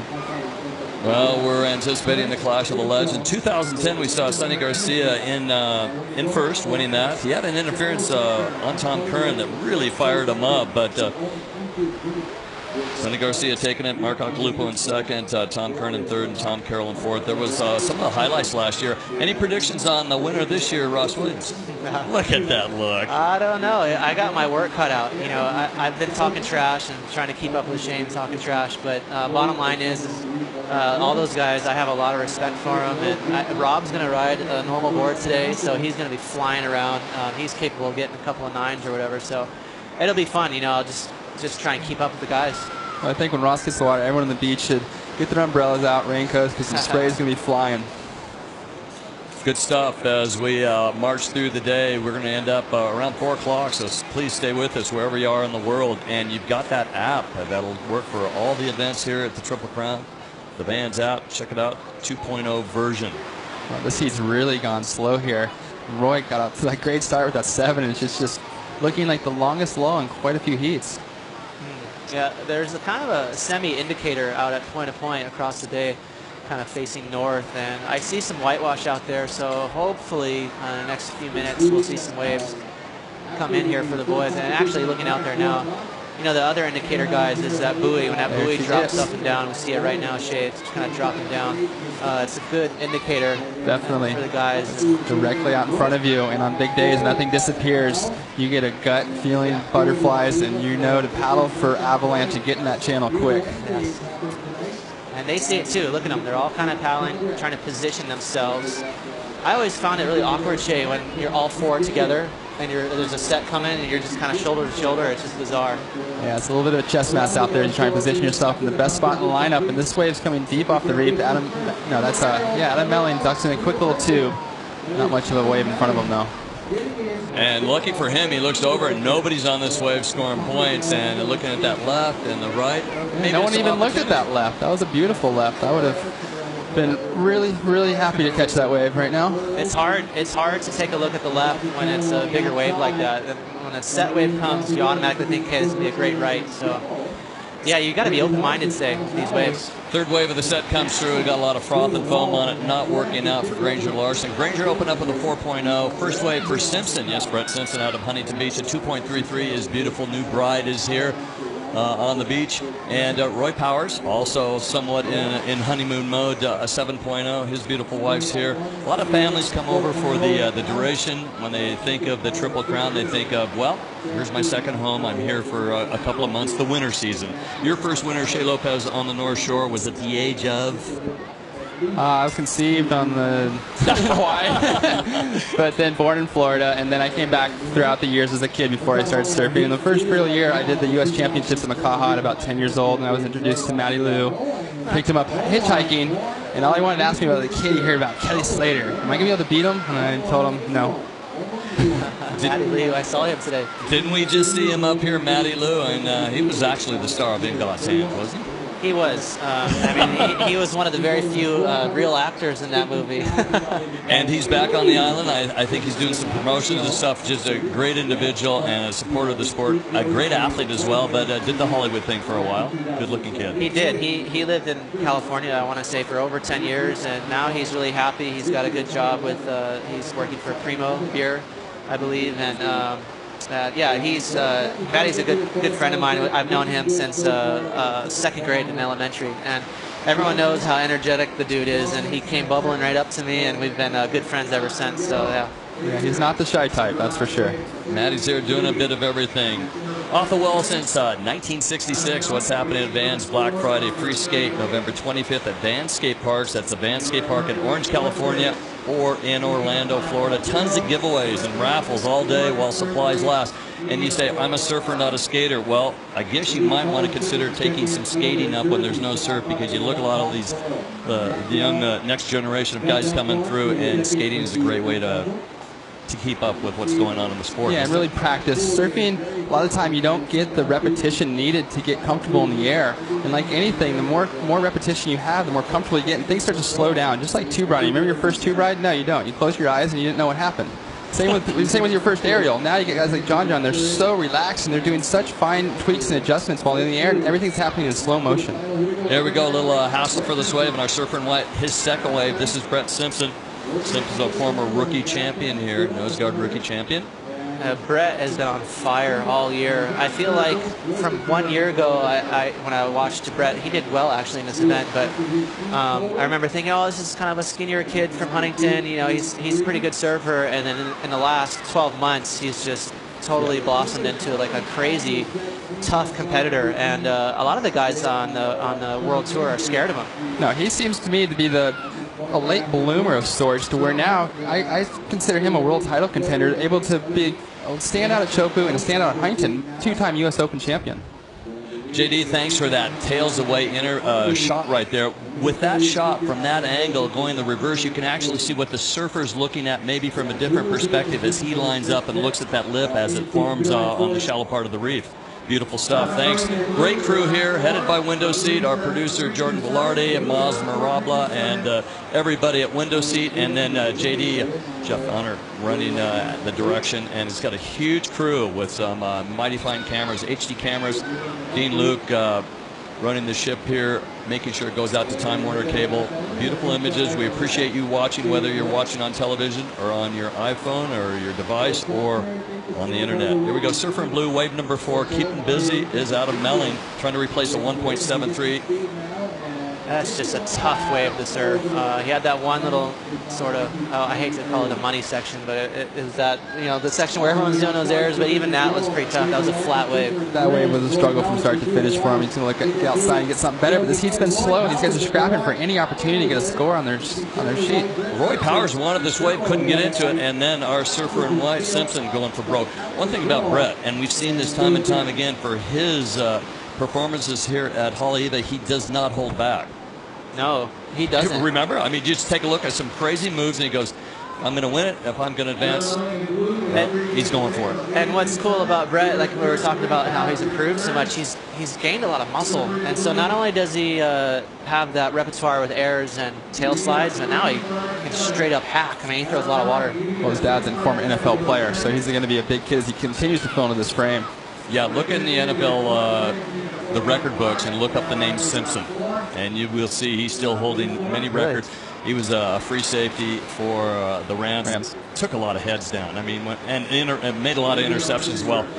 Just a great athlete, great guy, great supporter. You see him around the globe with his son in the line, you know, watching on the beach, cheering him on. Yeah, I remember a heat at Lowers against Joel Parkinson, and his dad was eyeing the judges, and I would have been a little shaken in my seat up there if I was one of them after that close I think loss. I saw that. He was pacing back and forth. That guy looks classic. I'd love to meet him. Yeah, guess what? I was down, and he was talking to me about it, and I thought he was mad at me. I'm going, oh, my gosh. Here we go, Surfer in red, and can't get in it. Oh, God, it's so Powers windy. has tried for 2, and he hasn't got in. He's got a 7.0. He's in the second spot. Simpson, well, with a 5.0 and a 2.33 is in the lead right now. What do you do in these conditions with the wind coming up and kind of fickle, lined-up waves? Whatever you do, whatever you can do, because as heats, you make a game plan, and sometimes the ocean just dictates that you have to change just on the fly, and that's what these guys are doing. They're getting scrappy, and Brett Simpson got that 5 on that left, and he's in a position to get a second place here. Yeah, this is way above average winds right now. A normal trade wind day, which happens all the time, I would say 80% of the year we just have nice trade winds, which is 15, maybe 15, 20 miles an hour, and this is almost double that. And especially when it gusts, you can see those offshore spray going 30, 40 feet up in the air. So it's making it challenging. You have to turn a little lower below the lip. If you go all the way up to the top of the lip, a lot of times you'll get blown out the back. Especially on those rights. Those lefts, though, you've seen those guys, they're able to get into the wind, and it's holding them to their board. And now take a look at this. When you say do anything you want, Adam Melling picked up halfway paddling out, say, you know what, this is looking pretty clean to the inside. Gets it 2.27, but it's exactly what we were talking about. Do what it takes. As he paddled out, he picked this one off, and he replaces his 1.73. In the lineup, Surfer in red. Roy Powers looking for his second wave. Here it is. Seems to be in great rhythm with the ocean. The sun even came out as he paddled into this wave, and he's got a nice wall in front of him. Oh, that was a really difficult turn right there. Kind of a floater tail slide combo. I mean, that was one of those moves where you're just hoping your outside rail doesn't catch. Starts with power, and then you go finesse as you slide across the lip, and then wait to connect at the bottom. And he did that perfectly. He's got a great board, Dave. And you mentioned that the sun came out perfectly. Looks a little bit better. Maybe a little glisten off his white teeth, a little shiny thing. Sometimes things just happen for you, and we've seen it happen for Roy here at Haleiwa, and it seems like this year the waves and the sun are really on his side. Well, I like how he's patient. He has one wave before that, his 7, and he waited about 10, 12 minutes before he caught this one right here. Nice snap off the top. He's already looking at that toilet bowl, and he's going, wow, I'm going to have to hit it, and just kind of releases the fins, and they reconnect with the water, thankfully for him, because that outside rail was just begging to be caught, and he pulled it off nicely. Yeah, you don't know which way it's going to go there, as you have very little control as you slide across the lip like that. Just kind of like throwing it out there, like, hey, we got to make this here. It's so like stay centered over your board and hope that the fins catch and you don't fall off the front. Adam Melling with a 4.23 and a 3.27 in his scoreline. Currently is in the lead. That is about to change. We think that Roy Powers needs a 0.50 to go from third to first. Simpson in that second spot. It's been tough going out there. Simpson's got a 5.0, so, at this point, that's a keeper of a wave. But watch out. Roy Powers is going to change things up. And we talk about, it's important to note that the judges, their emphasis on certain elements are contingent to the location and the conditions of the day and the changing conditions. A la Kelly Slater and Taj Burrow at Pipeline, where it totally changed. And at Bolito this year it changed, and now it's changing just a bit. They're scoring this heat, these 4 guys against one another. They can't flash back on 3 heats and match what happened 3 heats ago. No, it's difficult enough to judge what happened in the beginning of a 25-minute heat to the end. And to compare that to heat waves throughout the day, you want to keep everything within that same heat, similar score, set a scale. The scale in this heat was set with Roy Powers' first wave of 7, his last wave an 8. So he's improving on that and really pushed himself far in the lead in this slow heat. Yeah, I was going to say, Dave, too, and it's okay to adjust and all that stuff and maybe even change a board, but when the conditions are like they are today, you have to do it maybe just 30 minutes out. You can't, plan an hour ahead because the conditions change really fast. Adam Melling, wave number 7, is running and gun. He's currently in the combination situation to take the lead. Roy Powers' wave comes in at 8.0. Simpson drops to third. So it could be a battle for that second spot. 4 minutes remaining on the clock and tough conditions out here. That was an absolute man hack right here. Watch this, Shay. He just throws tons of buckets, almost kind of turns down the face. Such a fast surfer, but then he commits to the rail when he turns and uses all that speed. That was ugly how mental that was. Yes. Love that turn. Really had to get slow motion to appreciate what he did. Such a strong, I think he's really underrated. I tell some of my buddies here in Hawaii about him because he's always one of my favorite guys to watch on the tour, and he's a little under the radar, man. And if I can just tell people, watch Adam Melling, that guy surfs unbelievable. It's kind of like almost, I don't want to say stronger than Mick Fanning, but he's, they got, obviously that's kind of the obvious comparison there. But every time I watch him, he's just throwing down something crazy like I think what he is a raw Mick Fanning. Yeah, exactly. He's a little more raw. Well, he's number 29 in the World Championship Tour. He's got a string of 13th place results. But what he's going after is a one world ranking. He's number 36 right now. So important for him to replace 2,000 points. A 9th place at the Reef Hawaiian Pro last year. He wants to march out of this heat and win this thing and capitalize on some points and get out of that ranking and into the 20s to guarantee requalification. He got a nice score for that one move. A 5.67 sees him increase his second place position ahead of Simpson, now needing a 4.91. Yeah, I saw just after that wave some splashing outside. It looks like some of the guys are getting a little impatient. I know Granger Larson is sitting in that 4th spot, and he looked a little frustrated. So there's only 2 minutes left. I know that he's going to be, no matter what, bulldozing on the next set that comes in. Yeah, what do you do? What do you do in the lineup where, we've got 4 guys that easily, any one of these guys could win the contest, but you find yourself, I don't know. Well, one way for Granger, he's going to get a 5.9 easily if he can get 2 turns on that right. We've seen him in the heat before get numerous waves on that right with 2 maneuvers, 7 points, 6 points. So it's just a matter of him finding a wave to open up for him. Slim pickings out there. Roy Power is so lucky that 7.0. He tried for several waves and finally got into one and posted an 8.0. It wasn't the greatest wave, but what he did was pretty critical. Nice surfing for him. The judges across the board, basically a string of 8s and then a 7.5. That's a beautiful shot there. Our producer, JD, there. Look at that. It's like this every day, you guys. It's just blue skies, 82 degrees, and it's awesome. Yeah, I can definitely see why my dad, right out of high school, moved here for a number of years. It's just nothing like this in the world. All the places I visit, Hawaii has a little bit of everything. You can see Roy Powers there just trying to hide from the heat. Like, he's got an 8 and a 7. He's like, I don't need to be here anymore. I'm going to be in the semis. He just, barring he gets like some crazy interference, he just he wants to go in. Roy Powers looking out in the lineup, and then he decides to come in. And Roy Powers, can he get a wave to the inside that'll replace his 7.0? Out the back, there could be a little pulse coming. 55 seconds remaining, and watch for the dogfight. Adam Melling in blue is trying to hold off Simpson and Larson. How do you do that? Simpson needs a 4.91. Larson in yellow needs a 5.90. They're frustrated. Adam Melling has got his hands full. He is sitting to the right of them and thinking, well, I'm going to sell myself on a right and keep these guys off anything that might come. Well, with 30 seconds left, I don't know. There's one little bump here. See that coming by Avalanche right now. Making a move, Larson.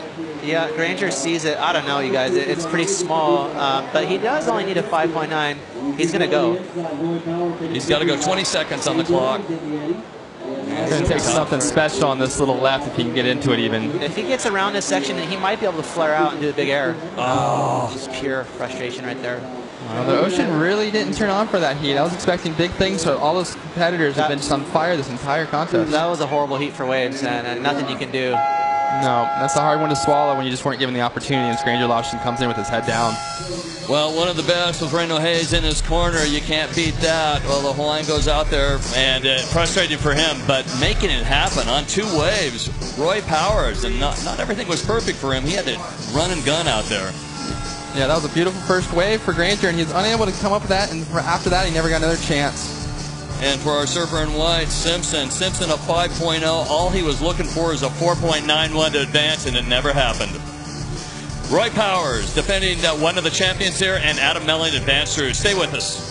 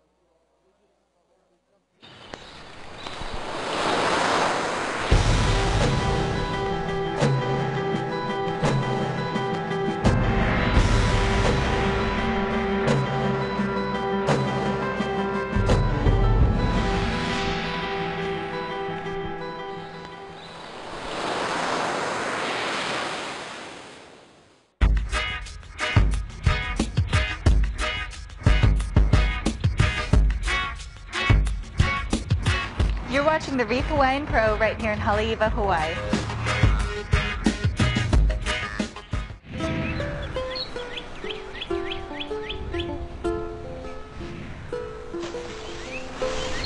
Semifinals, 1.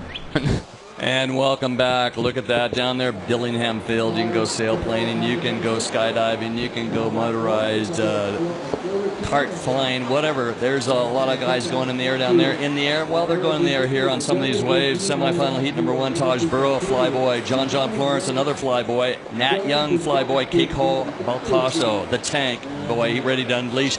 Last heat was really frustrating. Roy Powers, Adam Melling advancing through, and all of a sudden we have Epic Haleiwa. What's the deal? Dude, you guys, we just we'll have some replays for you too, so sit tight. But look at this set is right the here. biggest set of the day right here. Is a beautiful right in the first wave. Now Nat Young out by himself in the lineup eyes this wave. Oh my! It might stay open for him. He's gonna have to book it right here and get around this first section. Hang it up there. He's gonna float it, hang on, and this is the toilet bowl where it's so shallow. Watch this third section right here, just gut out. And he pulls it off nicely, so pretty smooth. Very smooth connection of maneuvers there on the toilet bowl. I like what I'm seeing, guys. I hope this keeps going. This is a nice pulse in the action. We had a long lull in outlook. And now look, we have Roy Powers getting that 8-0 and 7-0 advancing through, and Adam Melling with a 5-6-7, 4-2-3 advances through. Simpson with a third, Larson with a fourth. Remember though, anytime you're into the quarterfinals, you have a shot at the Triple Crown title. Here is Young. That's the way we just saw. Young was out there, the only guy to not get away in that first set, but then the second set was even bigger, and he hung up that late hit float, and he came around with a beautiful snap. And this is that tricky section. You see it though, sucking out dry in front of him, Ross. That is really smooth, and we're going to have another replay here. This is John on a nice left here. He's going to float it, get around this kind of weird fat section. Probably do a couple little cutbacks, and everyone's been surfing really well, just waiting, being patient. And this is where guys like John just take to the air. He spins. He's got that crazy rotation. Like, a little extra spin and flare than the rest of the guys. And here's a very important part of this wave. You see he didn't ride out in front of it cleanly, and the opening scores dropping are only 4 and 3/5. So the judges didn't award him for completing that maneuver 100%. And Bam Bam got one too. I'm looking forward to seeing a wave at Taj. I know Taj got a screamer, and that'll be coming up here. We see Bam Bam kind of finish up on a smaller one. So a lot of stuff happening, and even looking out right now when we get back to the live screen, there's tons of waves coming in. And here's that replay of Taj we saw in live action. And here is Taj on a beautiful right, and the scores dropping are just equally as impressive. How's he finding these waves? I love that bottom turn. He really leads with his front arm. You can see it stick way out. He just reads it perfectly, tucks in, gets a nice little tube, and just says, yeah, that's about 9 points. I'll just go for a little Hail Mary air. And scores are dropping right now, guys. It looks like it's going to be well over a 9. Hail Mary air. Classic. Let's go to Fish down in the booth. Paul Fisher. How are you guys? I'm down here with the fired up Roy Powers. Roy, are you on a roll or are you on a roll? Is this 07? Serious. 07 I started a lot later rounds, so that's kind of seed in like gnarly guy, but this year I had a junk seed. I didn't really do many events, and I'm just kind of been really focused on this one event. For round 1, I knew once I got in, I was like completely determined to. There's me surfing. Old dog still got it. The old dog does still got it. So tell me, are you running through with like 07 plans, or are you doing a different strategy right now? What's going on? You look so fired up. You're running up and down the beach, getting photos, smiling, dancing. Give us a dance.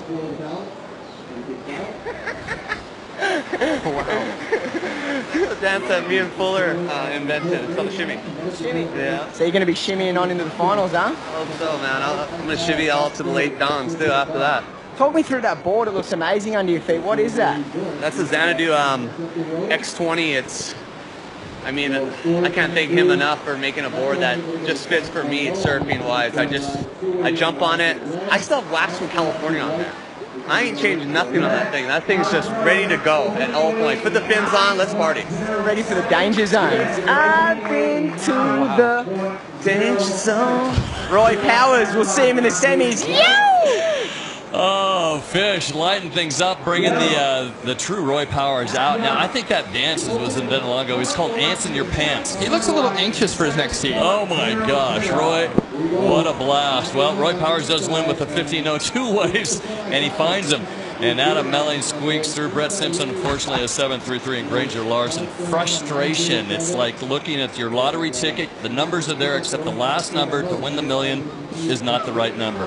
Wow, I mean, he was just devastated. Definitely feeling loose, isn't he? Those guys. That might have been my favorite posting interview of all time. Roy Powers doing the shimmy. I can't believe he actually danced. That's awesome. Well, you know, he's right. I love what he said about his board. He doesn't even want to take the California gooey wax off. He's like, nah, this thing is perfect the way it is. Don't touch a thing. No, you get on a roll, you want to stay with everything the same trunk, same wax, everything. And he's on a roll for sure. And he looks to be the surfer to kind of everything's coming together for him here at Haleiwa, just like 07. Taj Burrow with a 9.07 is your leader on one wave. Taj, well, he's here. He's here for a reason. He's been playing a lot of tennis, really tennis, seriously playing tennis, doing some workouts, obviously, with Johnny, and having fun on the beach. But finally, the waves come, and Taj is delivering. And then we've got John Florence. Well, he probably is a little disappointed with that 3.83. And then for Keikoa, power surfing a 5.0 for Keikoa. Yeah, it's really hard for John because he was so close to coming out of that move, and he would have had about an 8-point score if he would have completed that aerial cleanly in front of the whitewash. And that's where the judges really draw the line. If you ride out in front of the whitewash, they'll give you full credit. If you don't, you get practically nothing. Yeah, those lefts, Shay, I mean, you're basically doing maybe a little float, or if you're lucky, a carve, and then you're basically hanging your hat on that air section. So, like you said, if you don't ride out of it smooth, that's where all your points are going to be. And he was 98% completed that maneuver. He did get a backup wave. Hopefully we can get a replay for it. See if JD can line that up. But that was coming in pretty good on the scoreboard. Yeah, he had a right during that interview where Roy Powers was doing the shimmy.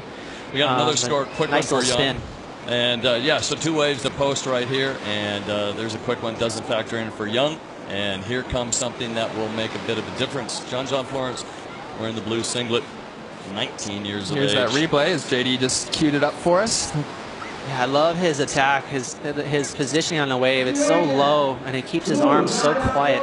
That was a really clutch little turn there. He could have caught an outside rail, and he held it together. And I think he does one little spin move here. Just releases the fins. What control he has between maneuvers. John is definitely on point in this event. I haven't seen him surf bad on one wave. Have you seen anybody prior, like the last decade or two, that you can flash on and say, oh, John surfs like him?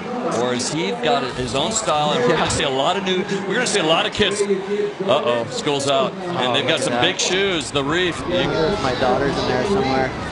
But for John Florence, he has got his own style, doesn't he? It's much more skate and snow influence. Those arms, like you said, keeps him so quiet and uses his legs and his body to go through maneuvers so quickly, and he always seems to be centered over his board with great control. Yeah, I was actually talking to Kelly Slater a month ago about John, and I was just telling Kelly how impressed I am with him. But we were talking about his arms and how it's so different. No one surfs like that, and that I can think of ever. And, you know, it is influenced a lot by skate and snowboarding because I think that helps you spin faster without your arms kind of flailing around. But also, I think, you know, with surfing, it's a little different. Where arms can help you is in a bottom turn, like we saw Taj earlier, and a cutback. So I think we'll see John kind of learn from that and maybe take some of that advice from I Kelly think Slater. at times it hinders some of the moves. And as he gets a little more experience and figures that out, he's going to use his arms more. And Poncho Sullivan coaching him to get those carves going. Poncho is a great proponent to use his arms through his maneuvers to add extra power. Well, a huge staff on hand. I think there's more people running the event, the infrastructure, and the booths and everything, including the TV truck. I think there's more working behind the scenes, and there are actually 128 surfers. Here is Taj Burrow. Is this wave number 3 looking to launch? Well, you know, that wave looked really bad, but he's smart. He knows he has a huge score. He's just looking for a little chip to get an air, and he can get a 5, no problem. And, with a 9 and a 5, that's a good heat total. I think Josh Kerr lost, right, with a 9.7. So 1.7. You don't want to, you know, sit down. You got to stay busy. There's a fellow in the truck that doesn't have a sunburn at all. In fact, he's been hidden in the dark trenches of the truck as we watch our surfer in blue bringing us the EVS operator Lyle Flemich. Has done a phenomenal job. Lyle, thanks so much for all your hard work. And look at that. It's cool. It's like almost like he's on a trampoline and he just jumps up and spins. Yeah, he seems to elevate just straight up and straight back down. Really goes straight up, yeah. EIC Jim Lucas, wireless engineer is Mark Glenn, Lyle Flemish running the EVS, the Elvis Machine, electronic video systems, bringing us instant replays from all the cameras, 3 huge cameras with long lenses, HD images.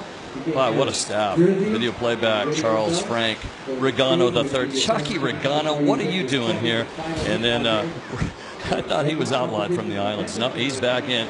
And Robert Pip, our technical director. Great job, Robert. Thanks so much. And barking out the orders, our director. Yes, JD. Yeah. I love watching this webcast. I mean, they're so sharp and professional nowadays, and I'm not trying to toot our own horn. I think we're just trying to learn from someone like Dave Sandfield here, but just the production, the filming, the crew, they do such a good job. The replay action, to slow it down and break it down and see what these guys do, is you see Nat Young jam it through the lip really late on that toilet bowl section. Our assistant cameras rotating through Nick Pip and Alex DiFilippo, and our utility Francisco Macias and Chris Garth. Great jobs. John Kendrick and Mark Quinton, A1, A2, those guys do a great job as we watch. Wave number 4 for Taj. Taj working this inside section and has been busy. He hasn't made it out the last 3 waves. He finds something on his way back out. That was the wave he was looking for, Ross, to add to that 9-point ride from earlier, and that's going to see him jump way out in the lead here. So smart. I mean, it's funny, like all those years of experience just right there, right in front of you. That's what you do. You know, you don't go out the back and wait for a bomb. You go get a backup, and that's exactly what he did. This wave didn't look great when he stood up on it. But nonetheless, it just linked together for him. He did like 4 or 5 turns. No, definitely. It wasn't the greatest way, but it had a nice clean wall in front of him as it slopes into this inside section. Here's where the money turn comes. At the end, final maneuver after 4 or 5 setup turns, jams it straight up in the pocket. Yeah, nice little jam. And, you know, even if it's only, say, a 5 or something like that, now he's sitting on 14 points, and the other guy's got to get a couple of 7s to match it. So Taj Burrow just showing how all that experience. Carmen Bakari running contest and lifestyle camera. Ariel Wilford. Ariel just doing a phenomenal job. Daily highlight cam. Evan Stone working content and lifestyle. David Bowen, our roving interview cam, and Leah Dawson, beautiful Leah, future world longboard champion Leah Dawson, beautiful blonde on the beach, running the north cam. Kevin Prickett out of Colorado, middle cam, and Laurel Hailstock from the south side, and these guys are all rotating, girls and guys rotating through, giving us some great images. Randy Rarick on the mic. Randy's got the mic to his mouth right now. Are you stoked? Was it a tough 8 or 9 days waiting for waves, Mr. Rarick? I think it's the fact that we got good surf at the very end makes it really wonderful, and the Triple Crown luck comes through once again. Triple Crown luck. Take a look at this wave and talk us through Shea Lopez. There's our surfer in white. He's been waiting out there for a while. Kikoa Bakalsa. And we've seen him just on a number of waves here at Haleiwa. Looks so fast and powerful. And that's a great combination out here. So you need to be can maintain that speed through that section and keep a good flow on your waves. Randy, give us some insight here as we take a look at Haleiwa and going back through the years. Now, there has been various events here at Haleiwa, but as you look back, what has been one of the more standout years? If you just flash on, that was all-time Haleiwa. Well, I think what you have to do is kind of break it down to different eras, because we had the era of the late 70s, guys like Ian Cairns, Mark Richards, and then into the early 80s, guys like Dane Kealoha, Sean Thompson, then, of course, the Ho brothers. And then you moved it up into the 90s, and we had the emergence of Kelly Sayer. Kelly won 3 Triple Crowns, and Haleiwa was one of the few places he did really good. And, of course, the Irons brothers doing really good here. So, and now we're seeing a whole new generation. And we're looking at a generation that knows how to throw some air. Also, they can put in some turns here. John Florence shows how he can put it on rail and just light things up. John Florence cannot be a rookie of the year. He's been surfing this event since the age of 12.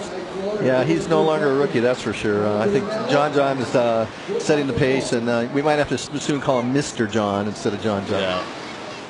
Been a lot of waves in the seat compared to the last one. And here's Taj with that earlier 9. And now he's got a nice big hack in front of him, but he buries the nose. Nobody's holding back at all. In the early days, was it very similar? Has anything changed? The beach has changed, or the lineup has changed? Well, you look at the setup; it's majorly changed. Look at the Reef Hawaiian Pro live here from Ali'i Beach Park, and you see the setup. Before, we used to come down with a little pickup truck. Everything fit in the back of a pickup truck. We could set everything up in about 35 minutes. Now it takes us about a week to build everything out. We've got the internet, the TV, the whole deal. And the enthusiasm hasn't changed. And what's really different is before we used to have actually bigger crowds on the beach, but now people stay home and watch it on Oceanic cable 250 or HD 1250. And I have so many people say, Randy, I'm not going to drive down to Haleiwa. There's no place to park. There's no place to eat. I want to sit and, stay at home. And I said, well, come on down to Haleiwa at least afterwards. Enjoy the celebration. There's some great restaurants that you can go once you get into town, and you will find a parking space by that time. A lot of people park or bicycle into the area. We've seen a lot of bikes out there. Some of them, well, not really skateboarding, but just make the hike in. One thing you can check out, there's some free swag merchandise. There's a great T-shirt booth. You know the lady running it? Yeah, and it's for those online, you can actually... And, we've got guys that have been covering the event. There's Paul Gordino, Paul Cohen, and he's one of the guys that covered the event for the last 30 years. I was talking to Paul, and this is his 30th year of covering the Triple Crown. We've only been going for 29, so he started before we even had the Triple Crown Series. But, yeah, and those online, if you want to pick up a great souvenir of the Reef Hawaiian Pro or any of the Advanced Triple Crown events, you can go on advancedtriplecrownsurfing.com and click on the store thing, and you can pick it up. You can see the Legend guys are getting ready for the next heat. That's why I'm kind of joining you. Oh, is Roy jinxing himself? Borrowed some wax now. He's got the California wax now. He's got the Hawaiian wax on top of that. No, he's definitely got his figured out, that board, and that's going to look to get him into that crazy semi-heat too. Look at those competitors. Former winner Michelle Perez. Former winner Roy Powers. Adriano de Souza, one of the top in the world with 2 World Championship Tour victories this year alone. Look at this wave. Long line ahead of him. Surfer in blue knows when to pull the eject button. Yeah, that went a little northerly direction and closed out in front of him.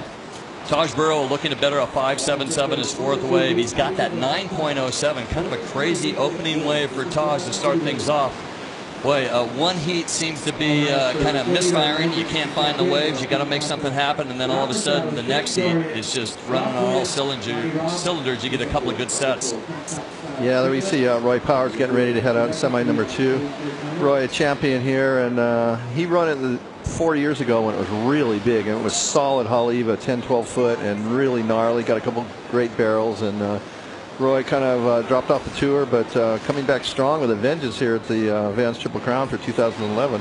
During the semi-2, as these guys are out surfing, we're going to have the introductions for the Clash of the Legends. That's presented by Bud Light Lime. Tell us about what we're looking for the rest of the day. Not too many heats. We've got 3 or 4. That's it. No, that's it. That's why I actually had to get up here on the mic and send Ross Williams down there, so he has to get ready for his heat. We're actually going to, at the start of the second semi, we're going to introduce the Clash of the Legends, and Ross has taken a really early lead from yesterday's surf action, a lot smaller.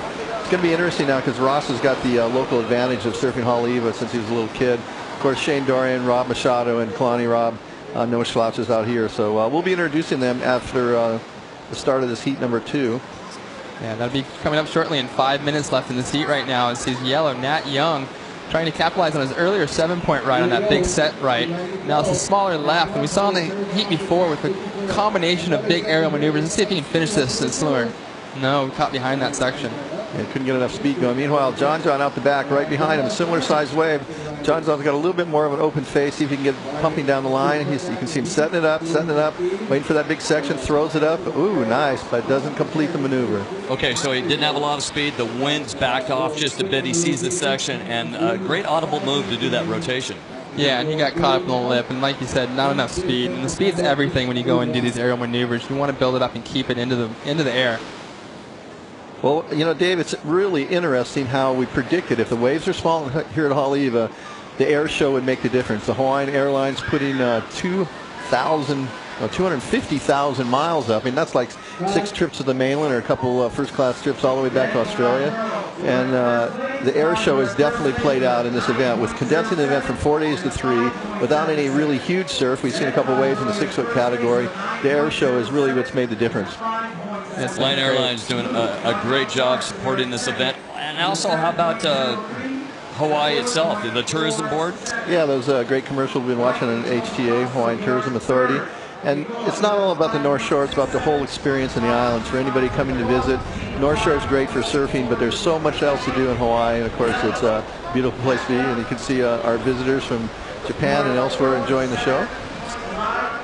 And there's one island, though, that is kind of off limits, and that's, what island would that be that is strictly reserved for the Hawaiians? That's Ni'ihau, and you have to have a permit to get to Ni'ihau. There's actually a really good surf spot off of Ni'ihau, but you can go by boat, and you can surf, but you can't go on shore. They won't let you on shore. If you come on shore, you can be arrested there. So it's just off the island of Kauai and over there, so just part of the 7-island chain. And as we watch our surfer in yellow, wave number 8, it is Nat Young looking for a 4.51 and 3 minutes remaining. Here he goes, winding up with some speed. Winding up that lip right there as he gets that rotation, tail high air over the lip with 2 nice maneuvers before it. So only needing a 4.51, I think he's going to get that score in that wave. Taj Burrows, your leader with that 907.577. This might boot John Florence out of there. John has a 703 and a 447. Right there, Nat Young needing a 451. So this is going to be interesting with 2 minutes and 35 seconds remaining. And what's really interesting is the scoreboard. Now, the judges have to look at the replays, put in the score, but the scoreboard's helping out quite a bit. Yeah, we got an electronic scoreboard on the stage up by the top of the judges' tower, and the contestants can see it out in the water, and in doing so, they can see what they need to get on their scores, because a lot of times with the strong conditions, the wind conditions, they can't hear them. This is that smaller left, but needing only a 4.51. This is really smart surfing by Nat to pick this off and get a nice cut back and snap it around in the pocket again as he eyes this finishing maneuver. And this is where the guys on these little lefts have been getting the big points all day. Didn't have enough lip to get really high, but he's able to kick it out in front of the wave and spin it cleanly. And looks like one more score to go through here. Wave number 8 for Nat Young with 1 minute and 53 seconds remaining. This puts some pressure on John because he's going to get it. Those opening scores of a 5.7, 5.3, 5.7. He's going to get the score he needed on that. And now John, with just under 2 minutes, is going to be in a position needing a wave probably in the mid-5s. Waiting for wave number 8 to come through and a reboot of the computer. Well, all of a sudden it disappears from our screen. And just from what I saw, I believe John Florence will need about a mid-5 right here with just about a minute remaining. This is going to be here in red. That's Taj, and splitting the peak far over is John simultaneously on this wave. We're looking at Taj right now, though, as he milks this section across and tricks the finish with an aerial move of his own. Boy, it looked like he was going for some grab rail inverted roll thing. Here we go with in and out for Nat Young. Still waiting for that score for Young. I believe one of the terminals probably didn't work. Punch in. They had to re-clear the board, but right now he's got a 5.7, 5.8. This is what we missed, Randy. Did you get to watch this wave? Yeah, this was John going on the right. Got a nice little bottom turn off the top, threw it up into there, and tried to slide his tail out, and unfortunately came unstuck. So that's not going to help him. And I think we're waiting for that one more score of Nat Young to drop in. And I believe it's probably going to be enough to bump John out of second. And he's only got less than 30 seconds left, so not much hope for John to get back in the running here. Nat Young gets a score of a 5.70. John Florence needs a 5.67. Beach PA telling him you've got, 15 seconds remaining, and John Florence needs a 5.67. Keikoa needs a 703. Yeah, unfortunately for the two Hawaiians, they're running out of time here as Keikoa is unable to find the sets. And John Florence with some crazy maneuvers, but unable to make that big one at the beginning of the heat, and that was what the difference was. Wow. What an upset right there. The Hawaiians, unfortunately, looks like they're going down. Taj Burrow on a mission, the #1 seeded surfer coming into this event, would love to win the Triple Crown. He says he's ready to win an event. Take a look at this. Another little cover-up for every Taj. heat he's finding the tube, and Taj looks to be in great form in those rights, as well as Nat Young. He's known for his backhand coming from Santa Cruz. He's mixing up those lefts, doing the nice aerial maneuvers. And a great performance from John, Randy. I look forward to seeing him in the rest of the Triple Crown. Yeah, unfortunately for John, he just didn't complete those maneuvers. As you said, he was looking good. If he could have pulled a couple more of those off, he would have just enough to stay in the running. But Taj coming from behind. Coming up, semifinal number 2. Stay with us.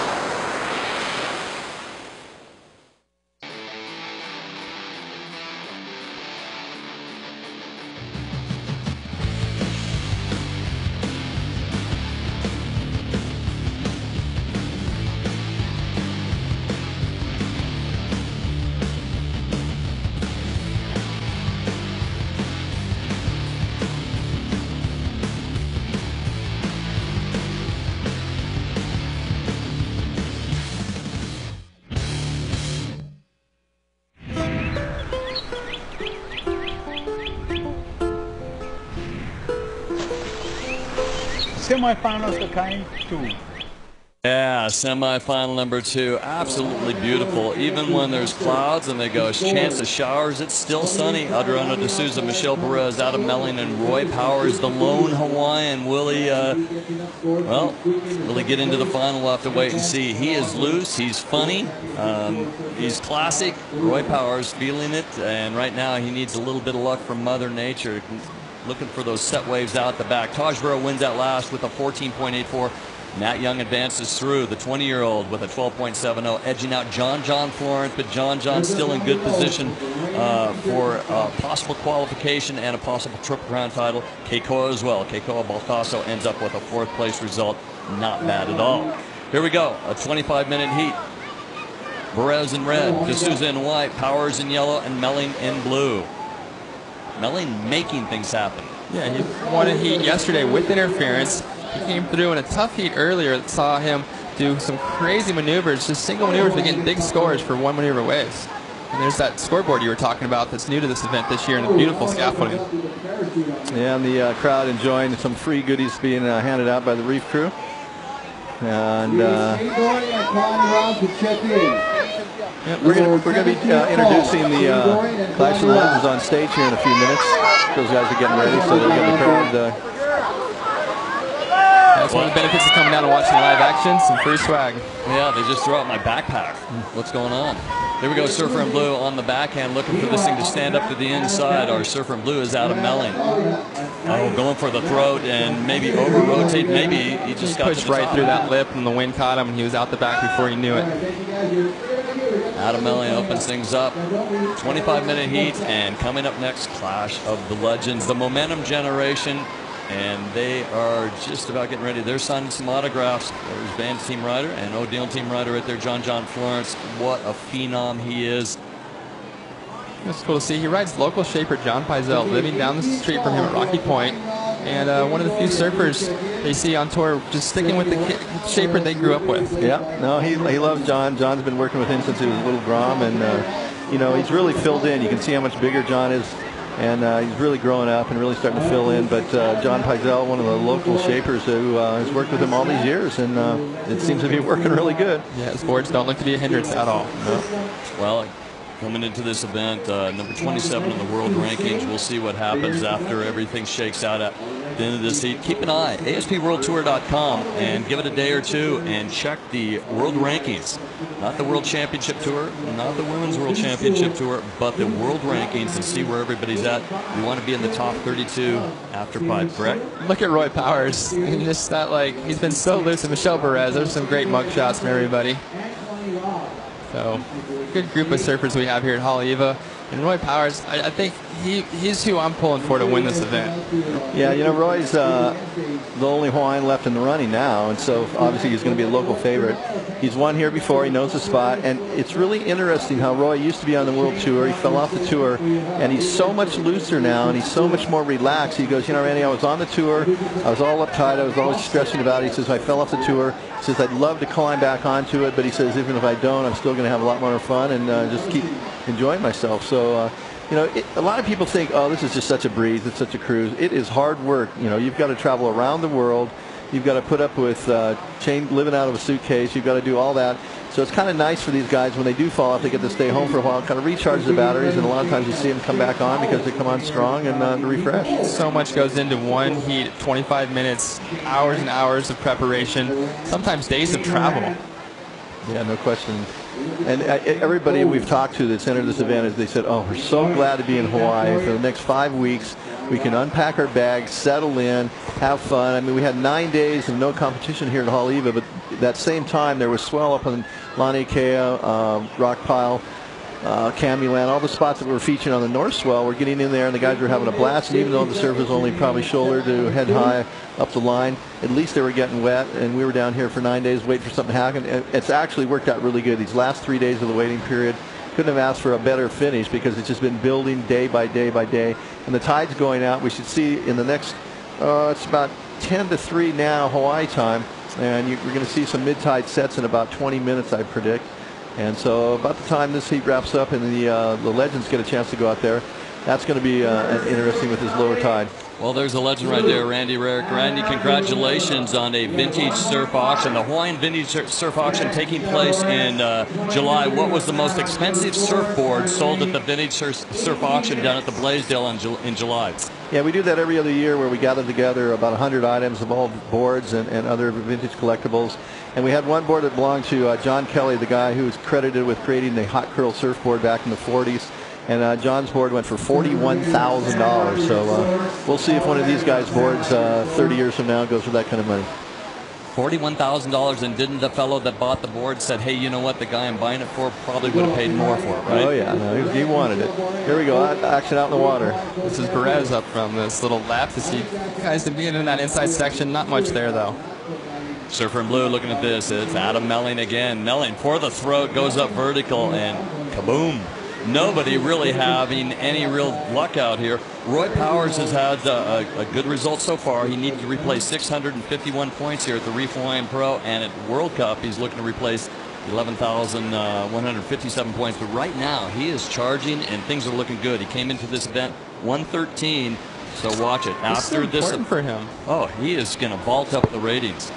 And if he's going to be on that Prime Series and compete next year, he needs to get up and solidify a position to where he is not an alternate next year. Exactly. You're talking about, okay, if you're not on the World Championship Tour, there is a Prime Series out there. Big money, like at the Vans World Cup at Sunset Beach, $250,000 in prize money for the Prime Series. $40,000 for first place. 40,000? 40,000. And next year, both Haleiwa and Sunset are both going to be Prime events. That means $250,000 here, $250,000 at Sunset.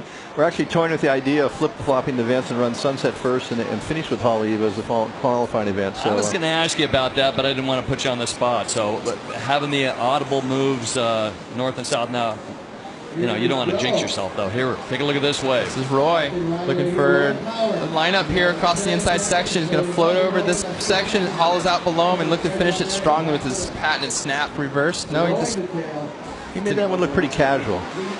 Michel Perez, highline with some speed, standing on the pullout, 0.23, a 1.07 for Perez. Next wave looks really lined up and wall. Adam Melling maybe looking at this left here. Looks right. That's a long way to go. Here's Melling again. Wave number 3, another left. Beautiful, the backside bottom turn and big crack in this pocket there. And he split this week with De Souza's. He finished off, and we'll get back to that one later, as Melling looks to finish strong and get a score on the board. Little spinner at the end, mixing it up there for Melling. Tell me about Henry Priest. We do have a park bench here at Haleiwa, Lee Beach Park, dedicated to Henry. He's been around a long time and one of the originals. If you had to say, here's the local that surfs it, actually lived in the bushes here for a long time as a youngster, right? Surfing this break by himself time and time again. Yeah, Henry was a local surfer that grew up here in Wailua and then lived on the beach here in Haleiwa. But let's take a look at, we missed Adriano's wave, and he comes off the bottom, snaps off top, throws him straight, sets it up again, comes around again, and really throws it up that time, 2 in a row. So 2 really good maneuvers on that right that Adam had gone left on. Well, let's take a look at Adam's ride. I really like this bottom turn. He sets up right in the pocket, the only possible position to do a turn before it flattened down the shoulder. And he cuts it back. In these lefts, we've seen that all day. You can get that first nice maneuver and then set up something big for the inside here as he waits for that wave to stand back up. Nice little combination of moves there for Melling. With the 360 to finish it. And then Roy Powers. Roy Powers getting on the board. Yeah, Roy with just kind of cruising on this one. You know, he makes it look so easy. Just throws it up into the beautiful floaters. He comes around it. See the little toilet bowl section. Just does one of his patented sort of cutback slides a little bit. And he just kind of looked like he was playing with that one. So all 3 surfers getting at least some scores on the board finally. So back to Henry real quick. You talk about locals. He was one of the original locals. There's some waves coming through, but Henry, a classic person dedicated with a nice park bench, Buffalo, and Greg Noll were over here for the dedication. Yeah, well, I'll give you a little history of Henry. Let's see what this wave does in the meantime. The boys are in position. Looks to me like Michel could get it. And here's former champion Michel Perez charging down a nice floater. Comes around over the top of that section. Throws a gash right in the toilet bowl there. And it's only about 6 inches deep where he did that, so you don't want to make a mistake. Yeah, that was a great combination of maneuvers. He flew across, and this is De Souza right back out on the inside. A left came from deep on the reef. He was able to have position on the other surfers. He's going to look to set up this double up on the inside here. There's still some wave in front of him. Pretty thumpy left here. There it is, a nice closer move for D'Souza. So we're waiting for a lot of scores, and 2 at least for Adriano D'Souza. So things are starting to, come together here in the last couple of minutes. 13 minutes and 13 seconds remaining. We waited a long time, saw some really mediocre scores. And now the judges have to go to work. Right here, watch Michelle. This wave looked like a closeout. He generates so much speed and goes over this section, connects back perfectly, getting more speed off of that floater. And here's where he chops the toilet bowl in half. That was the most powerful turn of the day, I think. Yeah, beautiful maneuver, beautiful maneuver. And D'Souza and Adriano finding a nice, big, juicy left here. Backed off just a bit, and then it showed a little patience. Yeah, this is where he sets up this inside turn and just squares it off the bottom, goes vertical. And that was 2 major maneuvers, an outside float, connecting the dots into the inside, and that was going to be another nice score for him. Right now on the stage would be Bo Hodge, and we are set to go. Bud Light Line presenting you the Reef Clash of the Legends. Bo Hodge, take it away. Thank you very much, ladies and gentlemen. How about a round of applause for the Reef Hawaiian Pro Clash of the Legends, presented by Rockstar Energy. Let's talk to our 4 competitors. The format, gentlemen, is best 2 waves in your 2 rounds of surfing. So you're going to continue with the waves you had yesterday. If you don't better them, your score stays the same. And right now, first up, let's talk to Shane Dorian, who is 6/100ths of a point behind Ross Williams. That is really close. Very close. It wouldn't have been so close, but I gave him that last wave. He weaseled me, kind of. No, it was a lot of fun, but we were out there. Speaking for myself, I was pretty nervous. I had a lot of anxiety, just a lot of anxiety yesterday going into the heat. But now, I think we're all kind of loosened up a little bit, and the surf's a little bit better today. So hopefully we'll have a little bit more to work with. Well, good luck to you, Shane. Thank you very much. All right, next up, next to him is the man who is in 4th place. Put your hands together for Mr. Kalani Robb. Don't count him out. Last year, Sonny Garcia was in 4th place, and he went all the way to 1st place. So you've got some momentum working here in this Clash of the Legends if you can get the vibe from Sonny from last year. Yeah, like Shane said that he was kind of nervous. I was way more nervous. I don't know. I mean, I obviously grew up surfing a lot of competition, but it's been a long time, and see everybody out here and all the cameras and the slow-mo of what you're doing, I was just like, whoa, okay, I haven't seen that in a long time. So, but it's really fun. I'm really stoked and appreciate everybody coming out. It's going to be fun.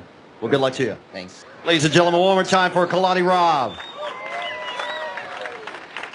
Next up, he's in 3rd place right now, and he's got a board change. He's bringing out the serious guns. I think Rob Machado wants to win the $10,000. Ladies and gentlemen, Mr. Rob Machado. So, strategy in the board change today? I just like to mix it up, keep it fresh, keep it exciting. Yesterday, that board probably wasn't the best board choice, but just kind of bringing out a more conventional surfboard today. Yeah. Okay, we'll get you that. Ladies and gentlemen, Mr. Rob Machado. All right, there you go. We're going to take a little break, Paul. We're going to take a quick break to give the surfer and Red an update. We're going to give a surfer's update right now. Your last wave is 7.67. Michelle Perez, your last wave is 7.67. You have a 1.07. Michelle, you are in 2nd place. White Adriano D'Souza, you're in 1st with a 4.83 and a 6.27. Roy Powers, you need a 5.25 to move into 2nd. Adam Melling, you need a 2.92 to move into 2nd. Asking, they've got the scoreboard working, but asking for specific updates. Okay, right thank now. you guys Let's upstairs. Go back The to Bo. surfers in the semifinal want to know their situation, so we just gave them the situation. Last but not least, he's leading after day 1, Mr. Haleiwa himself, Mr. Ross Williams. A round of applause for him. $10,000. Been a long time since you won $10,000. It has. But like the guys were saying, we're all kind of nervous. We're not used to surfing in front of these crowds like these kids are doing, and we're doing some of the webcasts, and so it's cool just to be down here. We appreciate everyone watching us and showing up, and we're just excited. Well, we're excited watching you guys. Ladies and gentlemen, they'll have a 25-minute final. Good luck. Have fun. Give it your all. Don't leave it all in the water. Share it with all of us. And back up to you guys up in the booth. Thank you. Good luck. All right. And it is presented by Bud Light Lime. Thank you so much. And it is a webcast. It's a simulcast. It is a television show that's going out to Time Warner in Southern California and here in Hawaii on the television sets, on mobile devices around the world. Clash of the Legends, Ross Williams, Shane Dorian, Rob Bichotto, and Kalani Robb. And now it's their time to get in the lineup here right after this semifinal. It'll be the break between semifinal number 2 and our final. Randy, what's the final going to be today for the Reef Hawaiian Pro? Okay, well, we're going to finish up this heat. We got a little over 8 minutes left for the semi number 2. Then we're going to go into the Clash of Legends, which is a 25-minute heat, and they're going to combine the scores from yesterday with today. The top 2 scores of each surfer will determine who wins that $10,000. As soon as that's done, we're going to go straight into our final of the Reef Hawaiian Pro, which will be a 30-minute final. So we should be wrapping up here about 4 o'clock Hawaii time. And then for a quick update for everybody at home, it looks like Adriano D'Souza has taken the lead with a 6.27 and a 4.83. Michel Perez, well, he would love to get back into the finals here. He has a 7.67 and a 1.07. Adam Melling a 5.83 and a 1.50. Roy Powers looking for a second wave. Roy scrambling now. Here we go. Up and riding. Surfer in red. Perez trying to get rid of that 1.07. And we've got 8 minutes and 52 seconds remaining. It's been a tough heat for all our competitors. There's only one top score for Perez, one top score for D'Souza, and Melling. And Roy Powers has yet to get anything really up on there. So many people to thank with us, our executive contest director, Randy Rick. Randy, you a former professional surfer, and then you and Fred Hemmings actually started professional surfing on a worldwide basis and transitioning. Here we go, up and riding now, our surfer in white and looking very animated. And I think that might have been a defensive move. Yeah, I think you're right. He was trying to block Adam Melling on that one. So Adriano D'Souza just went for it, realized he wasn't going to get anything, but it kept Adam from getting it. Adam's sitting in 3rd place right now. He only needs a 1.5. Roy Powers with only 1 wave, so a little bit of a slow semifinal and only about 6.5 minutes to go. What are we going to see up at Sunset Beach? Are there going to be any waves? Oh, guaranteed. I mean, that's one of the reasons we're contemplating flipping this event and actually running the Sunset event first, then coming down here to Hawaii, because as you get later into the season, you get more of a westerly swell direction. Sunset, although, will pick up a north, a northwest, and a west swell as well. So this whole last week, while we had 9 days of flatness here, even though it was quite small, there was some 4 or 5 foot surf at Sunset. So next week we should be fine. There'll be plenty of surf. I can guarantee you that. Scrambling to the inside, our surfer in white looking at this thing and looking for a 4th wave. Heat leader trying to replace a 4.83. He knows this wave well, Halivas. He's picked up a gym on the inside reef. This left is going to line up across and offer something on the inside for him. Kind of got stuck on those first 2 turns. Let's see what he finishes with. A huge turn in the pocket there for D'Souza. Well, we've already got the number 1 seed in the final, and that would be Taj Burrow. There's the number 2 seed right now. Seeding seems to work. Yes, it does. And they're both going to be a force in the Triple Crown this year with this early result. And Randy, when you see somebody like Adriano D'Souza, he was not shy, and neither was Taj Burrow. They're saying they want the Triple Crown title. Yeah, you know, it's really interesting because these guys said, hey, you know, it's not so much about money. It's all about the prestige. Neither one of them won the Triple Crown. They both competed for the last few years. Taj has come close. He's won the Pipe Masters. He's done well here at Haleiwa. But Taj said to me, I saw him in San Francisco during the Rip Curl event. He says, I'm going to Hawaii. I'm going to win the Triple Crown. So Taj being very, very, it kind of reminded me of Tony Stewart in the NASCAR races. Key wave here for Roy Powers. Wave number 2. Grab rail reverse under the lip, and will he exit? Come down with that. But that's what he's showing commitment to try and get a big score on one maneuver as he gets just under 5 minutes, and he pretty much needs 2 scoring waves or 1 really good one. And we see a set and a lineup, and unfortunately Roy is going to be caught inside for this. Watch out. Adam Melling has a shot here. He's got a 5.83. He needs a pretty modest score. Adam Melling looks to get into the final here. Boy, was that a high-risk move, a little rock and roll move, and balance like a cat. Yeah, he got that hung up there for a quick 2 for 1. He got a big tail-dropping floater to finish with.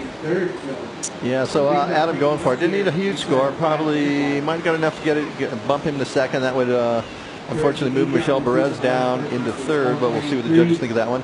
But that's what's interesting about Dave. Let's take a look at a little replay as Adam set this up. Yeah, you get this quick little snap. That was a lot better than I thought. It's so tight and so precise here. He hangs it up over that bowl and comes down tail first in the explosion. He's able to suck that thing up and complete that maneuver. Adam Melling with a 5.83 needs a 2.92 to jump up and at least get into a transfer spot. Top 2 go into the finals. Other 2, well, they get some nice prize money and points, but nothing like the opportunity to win $25,000 surfing and having fun. Yeah, and then whoever wins this one will take the early lead in that Triple Crown title race. Is a $10,000 bonus purse going to the winner of the Triple Crown. And a Triple Crown is the closest thing to a world title. And everyone that wants those, Taj Burrow, unable to get a world title yet in his career, he's looking to at least put a Triple Crown in his bag. Way unofficial, but knowing that Nat Young's now surfed the event a couple of times, obviously John Florence, it looks like Geiselman and Kaloy Andino are in the hunt for a rookie title. Here we go. Oh, that's a tough one for our surfer in red, Perez. He's trying to replace a 107. He's been trying so hard to add something at 767. He just keeps falling on wave after wave. And here's De Souza on a very important wave for him. He's got a great section ahead of him. He slams that closeout reentry. Heavy moves here on the inside over the reef. Out the back, surfer in blue, Melling trying to replace a 150. Burrows trying to replace a 107 and a 107 for Powers as well in his scoreline. As things are starting to drop for Adriano De Souza, it looks like he's easily going to ditch his 483. Yeah, the wave before still yet to drop that left for De Souza coming around at 6, and this is another nice wave as he's able to get it up into a very steep critical section there and pull that off. He liked it. He liked it a lot. He was happy with that one. Maybe too much he liked that. Adriano's a smart kid. Actually went to Australia for about 6 months to learn English. Yeah, he's been living in San Clemente for a while now. And now back in, Laguna Niguel, now Dana Point. Yeah, people at Salt Creek going, oh, just what we need. Adriano. Look at this, Randy. Look at this. The wind is backed off. Beautiful wave out the back. There is a left. There's a long right. Anybody going to take a look? And a surfer in blue, Adam Melling, says no go. Yeah, they're all paddling now. They're all a little bit too much inside with that little bit north hook in it. Kind of shuts down the rights really quick. You got to be right in the right spot to get that down the line thing without it closing out in the toilet bowl. Perez has done this before. You know, he's not sitting really deep, and he's not trying to play any games. He's just trying to get on the corner and replace a 107, 1 point ride. Yeah, with only 145 left, he's going to be scrambling to catch anything because Souza's got a couple of waves. Melling has a wave to come in, and I believe he's still going to need to get something if he's going to finish this heat in second. 1 minute, 35 seconds remaining. De Souza with a 617, a 627 in his scoreline right now. Judges sometimes look at the replays. You don't get instant scores. No, they've been deliberating, watching the replays, making sure they get this right. You can see the body language there by Roy Powers. He's frustrated. He knows he needed to get a second good wave, and he can't find one. He's fallen off in the last 3 attempts, and it shows. Unfortunately for Roy, he... Well, Roy Powers, a spectacular couple of interviews that he's pulled off prior to this event, and very complimentary towards Carissa Moore and the event itself. Roy Powers, he is needing a pretty big score of an 8.94. Adam Melling jumps into the lead with a 5.83. De Souza in second, and Michel Perez. Perez now needs a 4.77. How frustrating for former. We have 2 former champions in third and fourth. Yeah, and Melling with that quick maneuvers was able to get a 7.33 and jump all the way into the lead. And Perez, he's just been struggling so hard to get it, and now he looks at needing a 4.77 with 30 seconds remaining. I don't think anything's out there for him. Look at this. Musical chairs in the lineup. Michel Perez needs a 4.77, and he's kind of deep. He's going to have to look at this little left. That right's just going to be kind of funky. Trying to ride on his back to keep him off this thing. He's got a clean little wall in front of him. It's a small wave, and he's milking it down the line with a little snap to set it up. This really clean face in front of him. Second, nice maneuver. He's gaining speed down the line. The third hit, you know, a 4.77 is a tall order on that small of a wave, Randy. Yeah, that's it. Well, that'll wrap it up. We're going to go straight into the Clash of Legends. I think Paul Fisher's going to sit in for me. So aloha to everybody. Enjoy the Clash of the Legends, and then we'll be following up with the Reef Hawaiian Pro Final. Jay, Dave, seeing you, Randy. Thanks for the time. Hey, thank you, Randy. All right. Here comes Michel Perez on our screen in, and our former champions in that heat went down in third and fourth place. There's Perez, all smiles before the heat. Roy Powers, too. Adriano De Souza opens up, marches on with a 6.27 and 7.27. Our surfer in white looks like he is going to win this thing. Still one more score to come through. Melling a 7.33. Boy, what a solid score for him. And Michel Perez, well, he is needing a 5.49, and the score comes through at a 4.63. Not enough. He's not happy about that. Roy Powers and Michel Perez, 2 former champions of the Reef Hawaiian Pro, have been eliminated. De Souza, Melling goes up against Nat Young and Taj Burrow. How is that? Number 1 and 2 seeds taking on some young guns. We'll be right back with the Clash of the Legends presented by Bud Light Lime. Stay with us.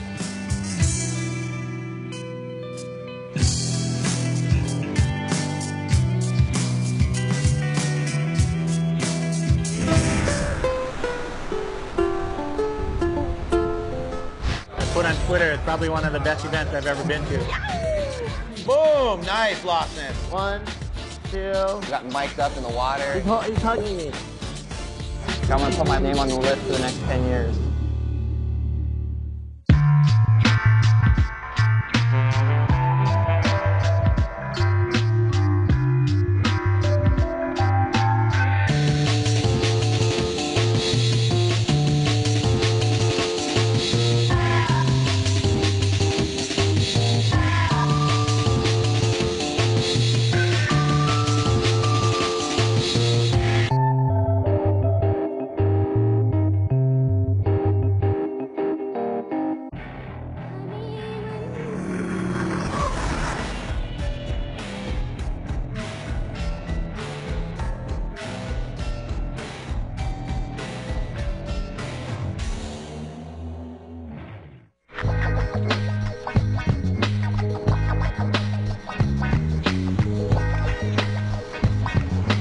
You're watching the Clash of the Legends at the Reef Hawaiian Pro.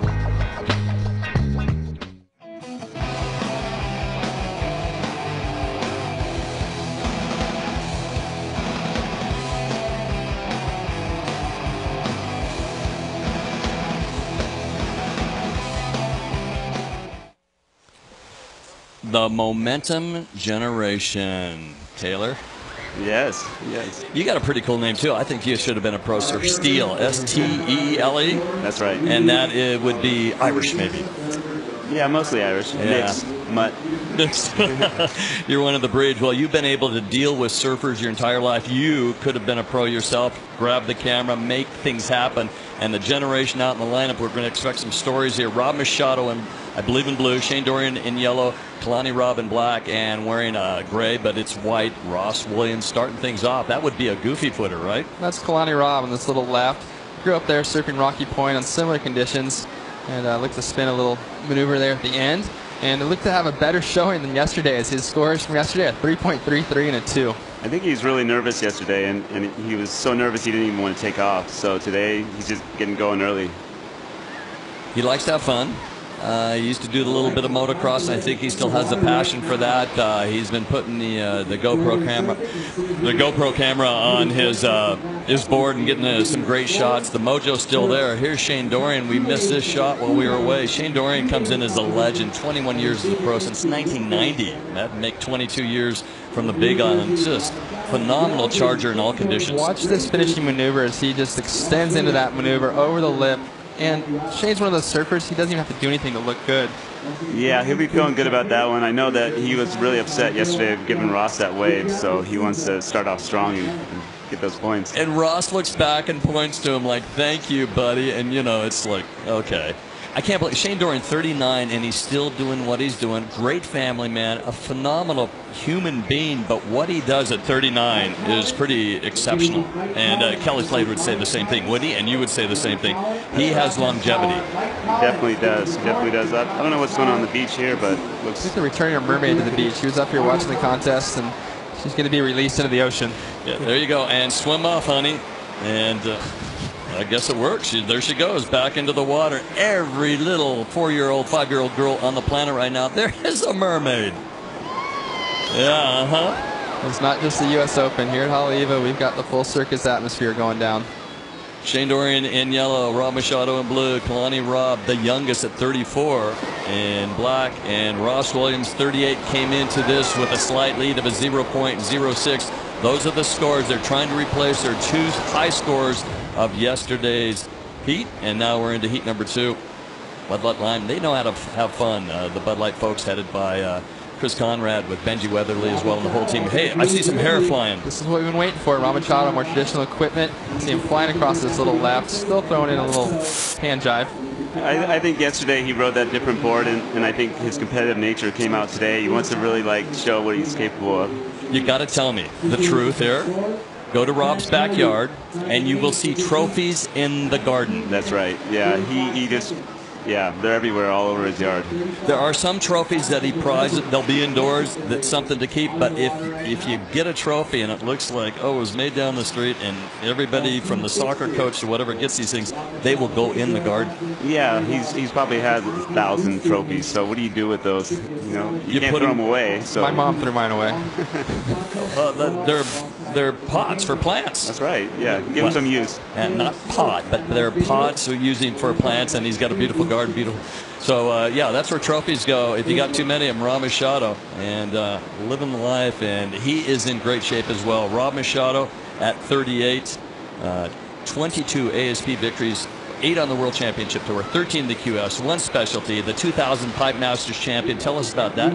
That kind of victory, feel-good victory there? Yeah, well, Rob's a perfect example of just coming over here early and learning about surfing bigger waves. And it took him a long time. He was not known for surfing big waves in the beginning, and he just learned and hung out with Shane and Ross and really, developed a big wave surfing capabilities. And that Pipe Masters was the best Pipe Masters I think I can remember, as day after day was perfect west swell pipe, and that's what it takes nowadays for a goofier to win. It was predominantly left, and he just kept getting perfect barrel. I think he was in the final against Mick Lowe, and it was massive. It was huge, and it all came together for him, and it was just amazing. It was as big as winning a world title for him. And ironically, he was the last goofy fitter to win Pipeline a decade ago. Things are changing here. Let's take a look real quick. Talking about semifinal number 2, I would guess you'd have to say an upset. 2 of our top surfers that have won here before, 3rd and 4th. Yeah, it's not an upset, though, when the number 2 seed, Adrian de Souza, puts on such an incredible performance. And Adam Melling, he's very underrated. Ross was talking about how much he respects his surfing. So for the Legends Heat, is it top 2 waves that are... I believe what's going on, it's top 2, and then they can be the top 2 from yesterday, the top 3 from today. They're going to take your top 2 scores. And so, like Kalani Robb had a horrible start yesterday, and Robb had an average start, there's still much in this. So you haven't seen Ross Williams surf, but he had a 6.17, right, and a 6.33? Whoa, Ross Williams has 8.33 on the board. And I believe that was during that break. And I'd love to see some replays of that, because that is the highest score so far of this Legends. He's pushing his lead even further than before. Yep, and Shane Dorian, that opening left that we saw the replay of was a 7.67. So hopefully we'll get some more replays here soon. Well, the 8.33 is what happened. Oh, that's from yesterday. You're really throwing me for a loop. Wow, this scoreboard threw me for a heat, too. Yeah, I did, too. I looked up at the board, and I just lost the plot there. I'm sorry, guys, in production, for sending you in a panic. Take a look at the top 2 scores. That's from yesterday. Now people are starting to... This is the very first wave for Ross Williams. He's trying to better a 6.17. He knows that, and oops. He's bringing it back on that one. He's getting serious here. And there's Rob going on the inside, getting a couple turns in.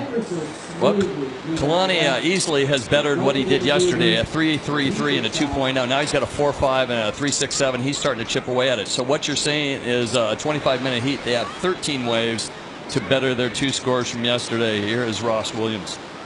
This was a crazy turn he went through, and he was known for this year after year, throwing that crazy layback snap that extends all the way out. Unfortunately, you saw his foot just come off the tail there, Ross. Yeah, it looks like he was shooting for a loose change or something with that turn.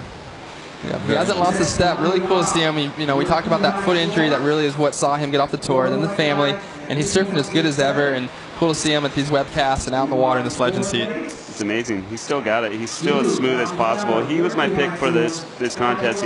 Then when it got small, I turned my pick to Rob. But now that there's waves, I would say he's definitely the favorite. Traveling the globe with some of the guys, what was a moment that stands out in your mind? You're in the most obscure location in the world, some oddball location or whatever, and somebody comes up and they're trying to get an autograph. They know what's going on. They've seen one of your superstars. They're a surf band, but a location you go, nobody knows us here, and sure enough, somebody does. Yeah, that happens just in random places. China, we had some in the southern part of China. We've had some surfers come up to us, and so yeah, you never know. You touched people around the world with your Momentum movies as they went on VHS, and just everyone had easy access to the surfing. And Kelly Slater and Ross Williams and Shane Dorian and Robin Chada became household names overnight. Yeah. For me, it was I was just lucky to be hanging out with those guys, and I rode their coattails. So I would say it's more the other way around. Yeah, I don't know. You gave them the access to households everywhere by making those films and making such a great product for everyone to push their surfing. And see guys like Kalani Robb, I remember just looking forward to every one of his parts because he always seemed to be pushing those guys above him with a little bit of a variety and new maneuvers, as he was very progressive in his surfing from a young age. Yeah, well, it's easy to make surf movies with these guys, so I appreciate the compliments. Kalani Robb, men's ASP Rookie of the Year back in 1995, won the Brazil event, a CT event in 2000, won the U.S. Open of Surfing in 2002. Here he is right now. He did a lot of damage in Huntington Beach, skating on those little lefts down at that peak, like Rob Machado's won so many of the events here. And Kalani, well, a little shimmy right there, and just the wave doesn't factor in. We keep seeing some bombs over there at Avalanche. We'll see if something's going to come through. You know that Ross Williams would love a big, heavy wave, as would Shane Dorian. While Kalani Robb and Rob Machado, light and quick, would love to have a nice big left into the wind.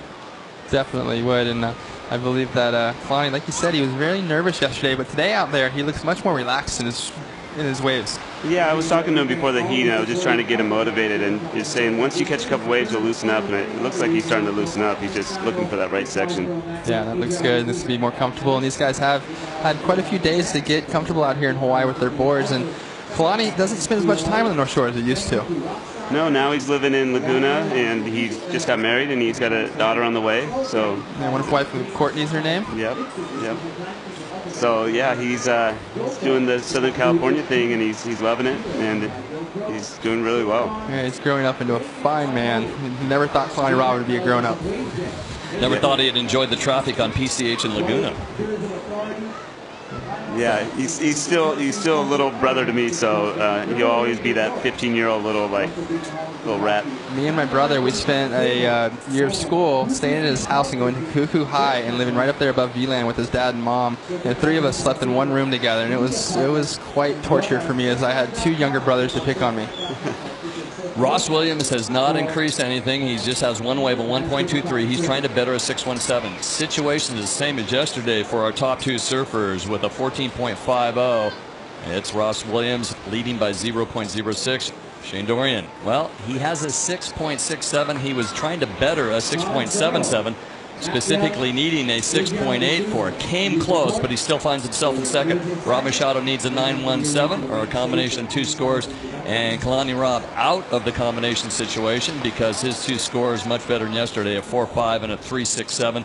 He needs a perfect 10 right now. And looking at the inside, looks at that right, doesn't want it. Wind now picks up again. Yes, it has. It's been gusting throughout the day as it comes and goes. Here's a left. See if Rob can get over position. He's a little too deep, unfortunately. Like you said, Shane Dorian still, he got that 6.67. He's still just behind Ross as he needs to improve on those scores from yesterday that are up on the screen. As they look at this, Taylor, what is the, if you had to take a look at one moment in your career shooting these guys anywhere around the world or on the North Shore, one wave that stands out that, man, I just captured the most amazing surfed wave ever? Is there one location, one wave, one surfer that you just said, huh, I got gold? There was a moment when I was with Kelly down at Sioux Falls, and we got really good waves down there, and it really felt like a pinnacle of all the filming that I've done through my career. We're talking Barbados. Barbados, yeah. And he's over the years, he's said that has been one of his secret training grounds. He loves that wave. He loves the Bajan people, and secret spot. Well, it's a wave unlike any other. It's predominantly onshore about 330 days a year, and you guys really had to pick the eyes out of that swell and travel across a couple different islands to end up there at just the right moment for Kelly to have that session with you. Yeah, and he surfed for 8 hours, and it was glassy all day, and it was just massive. So he was on every set, so he probably caught 100 waves that day. And no one else even wanted to deal with it that day. They didn't want any part of the sets, and he just was, he was in the zone. Like he gets so often we see him. He's just an amazing surfer. Free surfing or competition, there's no difference for Kelly. Yeah. That day he came in and said he could, not surf for a long time and be satisfied. And a lot of people would have said, yeah, do that. That probably lasted until the next morning for Kelly to be satisfied, though. There we go to the inside, and Rob looking for a perfect 10 or trying to better his 3.67 in the scoreline, chipping away at it. Well, did you ever look at Kelly before he won his world titles or say, hey, is this guy going to go after 11 titles? I interviewed him before his first world title when he was on Baywatch. He said, well, I think I'd like to win 3. And that's what he said. I go, wow, that's kind of bold. But, yeah, he could do it. But he goes on to this much success in his career. Yeah, you would never imagine that going into it. You knew he was a freak talent, but just how he's kept evolving his surfing over the years is just amazing. And what has helped Kelly Slater are these guys in the water. They kept him grounded, appreciative, and you know, surfing as a team. You know, guys like Machado and Dorian and Rob and Williams have really helped his career in terms of just the friendship and people in the water and accelerating yourself. Competitive nature, all these surfers, don't let the mellowness of Rob Machado. You get him on a ping pong table, and I've seen some battles where Rob and Kelly are going back and forth, and I think they might throw the ping pong paddle at each other. Skating across, the guy that's been busiest out in the lineup, and it is Kalani Rob. A little frustrated right there. That was wave number 8. Out the back, important wave for Machado. Machado could get a 917. He's back into the hunt. Yeah, nice little hook on the start of this wave here, Taylor, as he sets up the inside. That's right. He's coming to this inside section. Let's see if he gets around, and he does. Throws it up and can't pull it off. I still don't think he's on the right equipment. He took out a little step-up pintail, and you can see it catching as he's not able to keep the speed through those maneuvers, as a lot of the guys are riding more of epoxy and wider-tailed boards out here today. I think a lot of it has to do with just Rob's body type, and he gets blown off by these winds, and he's having a hard time going into the wind like that. Got to appreciate, though, his form and technique is perfect through that turn. I really like that first maneuver. Really keeping those arms down low, connecting, and that wind will definitely catch that hair, as he's been farming hair for years now. Rob Machado at Haleiwa back in 1995, a runner-up to Richie Lovett. So he is trying to make something happen here with 8 minutes remaining. Machado, well, he's trying to replace that 4.93. A 4.77 doesn't go in his cause. Ross Williams and Shane Dorian are still in that kind of locked match, and they can't improve their scores, and the difference between this heat is still 0.06. Yep, and we're waiting for the first major set of this heat, as it's gone just so flat for these guys. Unfortunately, they just can't get a run of luck here in this last of the legends for the momentum generation. Yeah, I think Ross and Shane are waiting for those rights they were looking at earlier, but they're not coming through at all. We've been up in the booth watching just wave after wave, Dave, and Ross and Shane have just been licking their chops, looking at each other, going, man, I can't wait to unleash on some of these sections like the younger competitors. Look at these bombs. Okay, here we go to the inside again, trying to better a 3.67, trying to actually better his 4.5 is Kalani Rob.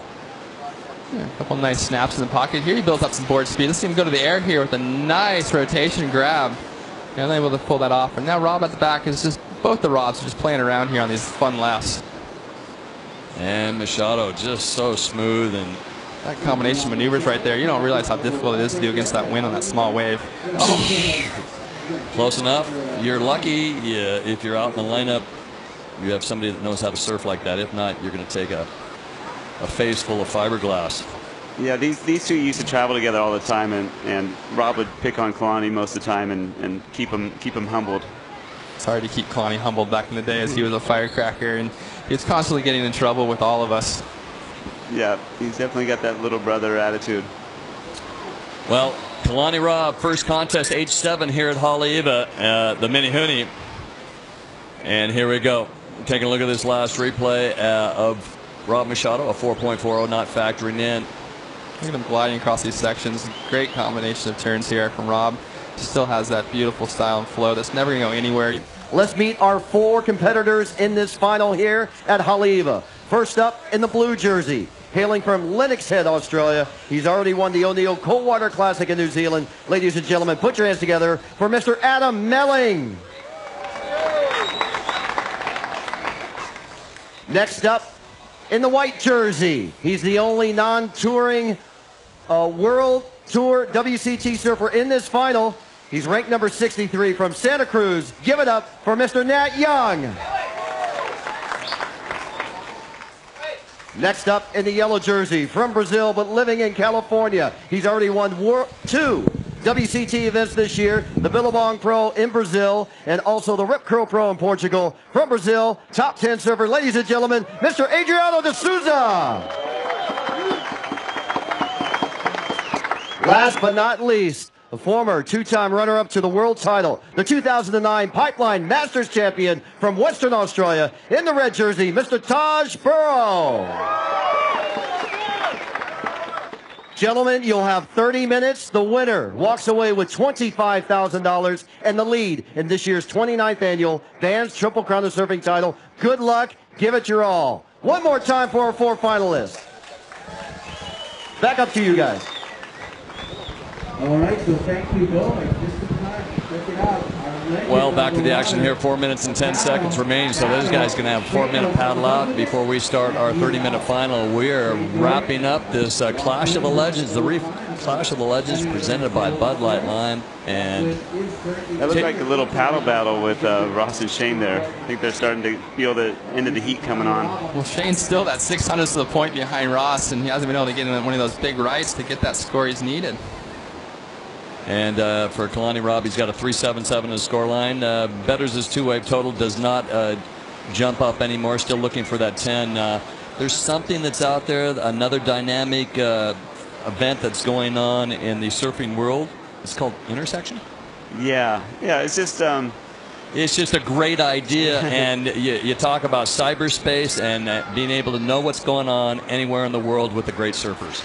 Yeah, the internet changed my world, and I decided instead of like looking at it as negative, try to figure out a way to use it as a positive. And there's a lot of surfers out there that need exposure, and it's a way to sort of introduce new surfers. Well, I know when you were doing Momentum, we all want to be in those movies, and now with the Intersection format, you can make your own section, submit it to you, you put it out over the internet for the public to vote on, and get a chance to be in one of your movies. Yeah, it's taken on its own life. I didn't know which way it would go. I thought maybe the top pros would be in it, but now it's sort of a farm league for new guys to be introduced to and get sponsors. Well, I think that's because some of these younger kids have been smoking the young guys like Matt Miola winning the opening round of the beginning year.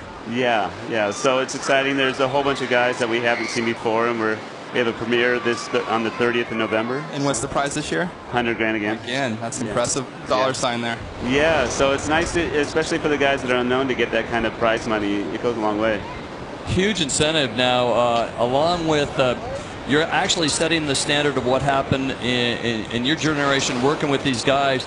You got a great surfer, but he's basically unknown. He's not going to get Cousin Billy to go out and shoot. You're going to get a good friend with pretty good equipment, good lens, and on the beach going to spend some time, and you're going to get some good waves, but you still have to have pretty decent music and some creativity involved in your section.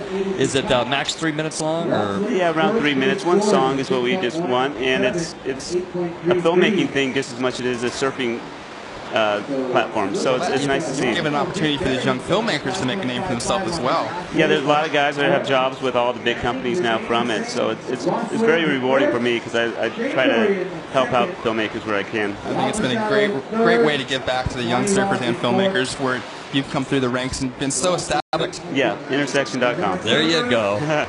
Well, thank you so much as we wind this thing down. And guess what? Nothing changed from yesterday. A 617 and 883. Does that mean Ross Williams is sitting on Shane Dorian?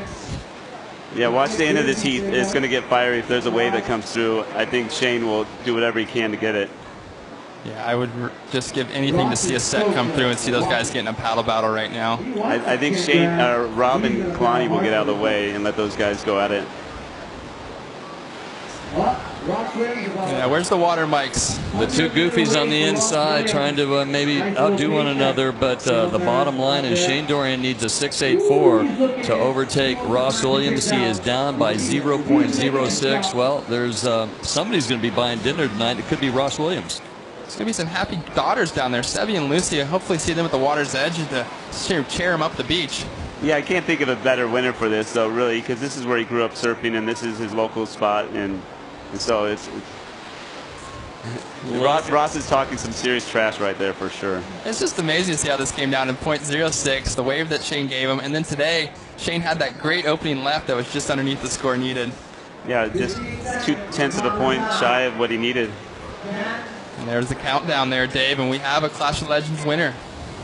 And that's it. 5, 4, 3, 2, and 1. And let's take a look at the reaction.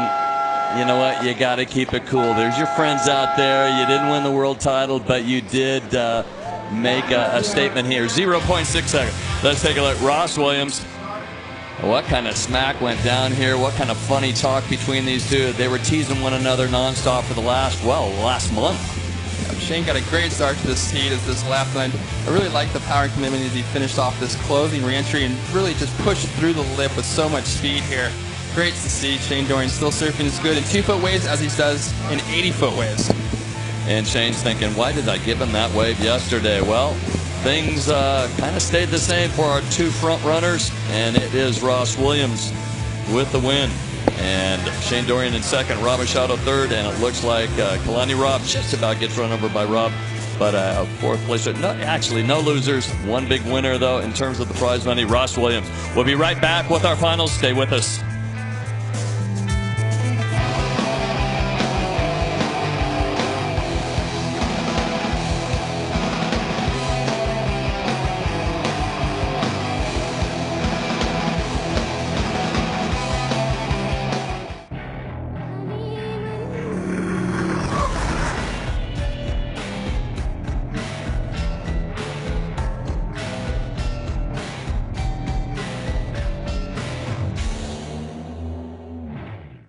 Put on Twitter, it's probably one of the best events I've ever been to. Boom! Nice, Lawson. 1, 2. Got mic'd up in the water. He's hugging me. I want to put my name on the list for the next 10 years.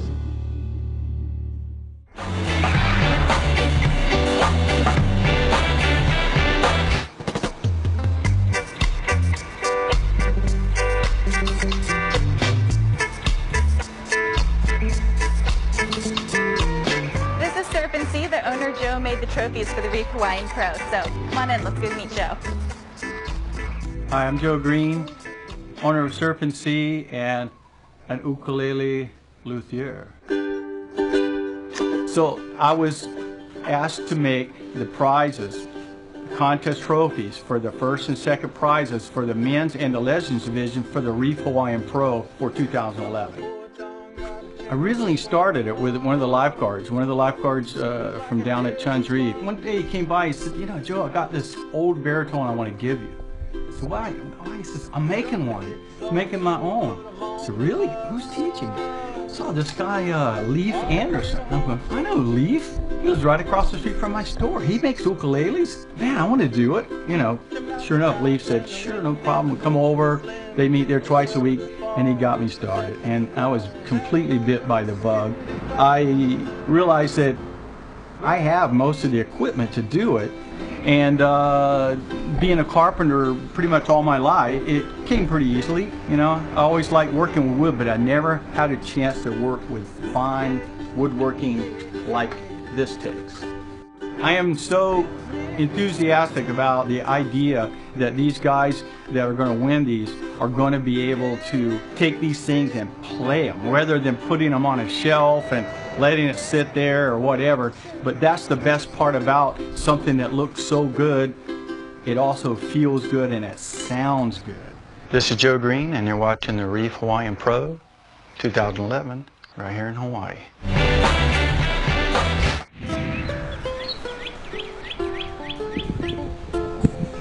The first jewel in the Vans Triple Crown of Surfing presented by Rockstar Energy Drink coming to a close. We have 28 minutes and 11 seconds remaining in the Reef Hawaiian Pro here at Hale'i'Vizali Beach Park.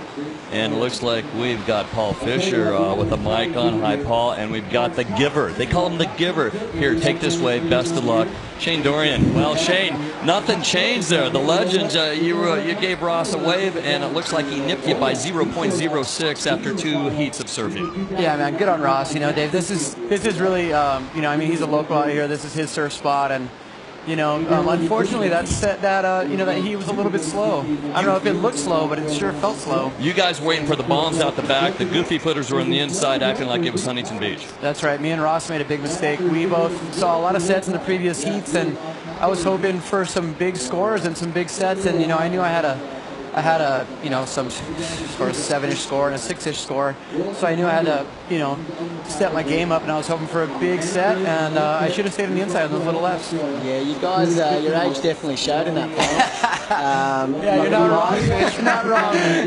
You're not wrong, mate. You're not wrong there, Shane. But you know, we don't have the official results, but you were just like 2/10 off from improving your score. So unfortunately, that one wave that was close, but no cigar. Mate, I thought that wave was amazing. That was definitely the wave of the heat, and I really enjoyed the way you surfed that, Shane. So, you know. Thanks, Fish. I mean, you know, it's all good. It's just fun to be out there with our friends and have a good time on this beautiful afternoon here in Hawaii. Now, the real dudes are out there about to shred it up for the final. Well, it's been a tough one to swallow for all the great Hawaiian surfers. There are some results, there's prize money, but not a Hawaiian into the final. We do have a couple of Australians, and Adam Melling, Taj Burrow in the lineup. Nat Young out there representing the young guns, the 20-year-old from Santa Cruz, Adriano de Souza. What's just ironic is you got your number 1 and 2 seed. They separate these guys as they seed them, and they are in the lineup. The number 1 seed in this contest, Taj Burrow, wave number 2. Wave number 1, not much of a score. And just not really getting that banana wax from Brazil on that bad boy of his firewire right there. So hopefully he can get out of the back and get another one. But TB and his trainer were just up there talking tactics, and they're focused and I think TB really wants the Triple Crown. We're going to have to translate that, the banana wax. No kidding. What the heck? We need subtitles for Fish here. Subtitles. Yeah, classic Ladies stuff. and gentlemen, Have you never? this is his own language. Have you guys never heard of the banana wax from Brazil? Oh, yeah. That stuff is stickier than anything. It's stickier than honey. If you got a wetsuit on, you're trying to push up to get off it, you can't get off. Oh, you got to shave your chest to use that gear. Oh. There we go. De Souza, here's the number 2 seed now, wearing the yellow singlet. Talk about an animal. Talk about an animal. Talk about a contest machine. This guy is all over the joint. He's working this little inside bit and going for a big old rotation backside. Looks like we got some big sets on the backfish. Yeah, here we go. Looks like Nat Young, but just coming stuck behind that big old section. That tends to happen on those rights, you know, when they get bigger. You got to really pick them. Watch out, Adam Melling on the left. He's been doing this time and time again. And look at this throaty left. Huge float. That was awesome, Dave. Humongous floater from Adam Melling there. Big old drift. And, yes! That was dope. Yes! What an effort from Adam Melling. What an effort. That was a crazy wave. How throaty was that left? We've seen these things reform, get kind of funky, and he goes for the throat. Do you know what he said to me before the final? I said, good luck out there, and he goes, snap, snap, floater, floater, snap. Well, that's his plan. Look at him. He was going float. He was definitely right about the floater. I mean, that was just about as good as you can do a floater out there today. I was just surfing those lefts, and I can tell you they're not easy to surf. And he did really well. He did really well to land that floater. And that last move, he goes vertical. It looks like he stubbed it. He buried the board. He looks like he definitely had that banana wax that Fish was talking about on that little inside bit. Okay, what was the quote? Snap, snap, floater, floater? He said, snap, snap, floater, floater, snap. And that would win this contest. Well, pretty we'll see if it does. Well, he opened up with a 4.33. Opening waves for Taj Burrow, a 0.6 and a 3.0. Boy, the fireworks are starting for this 30-minute heat. We're down to 23:42 right now. Adriano de Souza, the 24-year-old from Brazil, wearing yellow, still waiting for his opening score. Taj Burrow, 33 years. He's such a grom, still at 33. He's aging like wine. Straight out of Margaret River, yelling up. He keeps getting better and better. I reckon him and Johnny G, they're not just training. They've got some cough syrup they're drinking every morning, those two. Yeah. Taj does. He still surfs like with the energy of a little kid, but just incredible technical surfer and an absolute contest animal. But the thing with TV is, like, you've watched all through today and the last few days when these guys surf, like Nick Fanning, Taj, Joel, they always are so consistent. Whereas some of the guys do the big airs and then one heat they fumble, you know what I mean? Where these guys just keep getting their eights all day long, all the way to the final. So it's pretty good to see. That's right. Really consistent Taj Burrow. He can close. He can close the deal heat after heat, and that's what got him to the final. Plenty of experience out there. It looks like we got 3 guys that are World Championship Tour surfers up against a guy back in 2008. He was a Rip Curl champion. He was the Open Men's National Championship in the NSSA. He went on to win the North American Juniors in 2009. 2010, he was runner-up to the World Junior Championships with a 5th at the Bali event and a 2nd up at Narrabeen. And now the 20-year-old Nat Young with a breakout performance. Let's see if he can handle the 3 CT guys. As we see Adriano de Souza up on your screen with a screamer of a right. There hasn't been a right in about a half an hour that's any good, and Adriano de Souza is feeling it on that thing. I reckon Adriano de Souza would be 11 times world champion for claiming. He's got one of the best claims in the business. He's got many of the best claims in the business. He is a passionate Brazilian that loves to shred the nah. He is, and he loves to shred. There's no doubt about it, and it shows. And look at that big old snap straight off the gates, and big old power float. and waiting for it, and here it is. Big old money turn. Boom. That is a hard section to negotiate right there. And then bang, Brazilian spirit right there. Give me my acai bowl all day long. That's right. Paul Fisher, a different language up here. We are speaking English, and we've got the fish flapping away up here. The acai bowl, I believe, right? Acai. Acai bowl. So, you know, when you go to Brazil and you're hanging out watching a surf contest, these, they roll up with the acais, and those things are awesome. They're one of the best little treats you can ever eat, I reckon. Bananas, strawberries, a bit of oats on those things, bang. Superfood. We can say that our G-rated show is going to PG. Ladies and gentlemen, watch out. Fisher's on the mic. Take a look at this inside. Now, getting a little frustrated. Nat Young opens up in and out a 0.5. However, a 6.17 for Melling's wave that kind of flabbergasted us. And Fisher's up there telling him to go out the back. Our surfer on his backhand, Taj Burrow, trying to better a 0.6.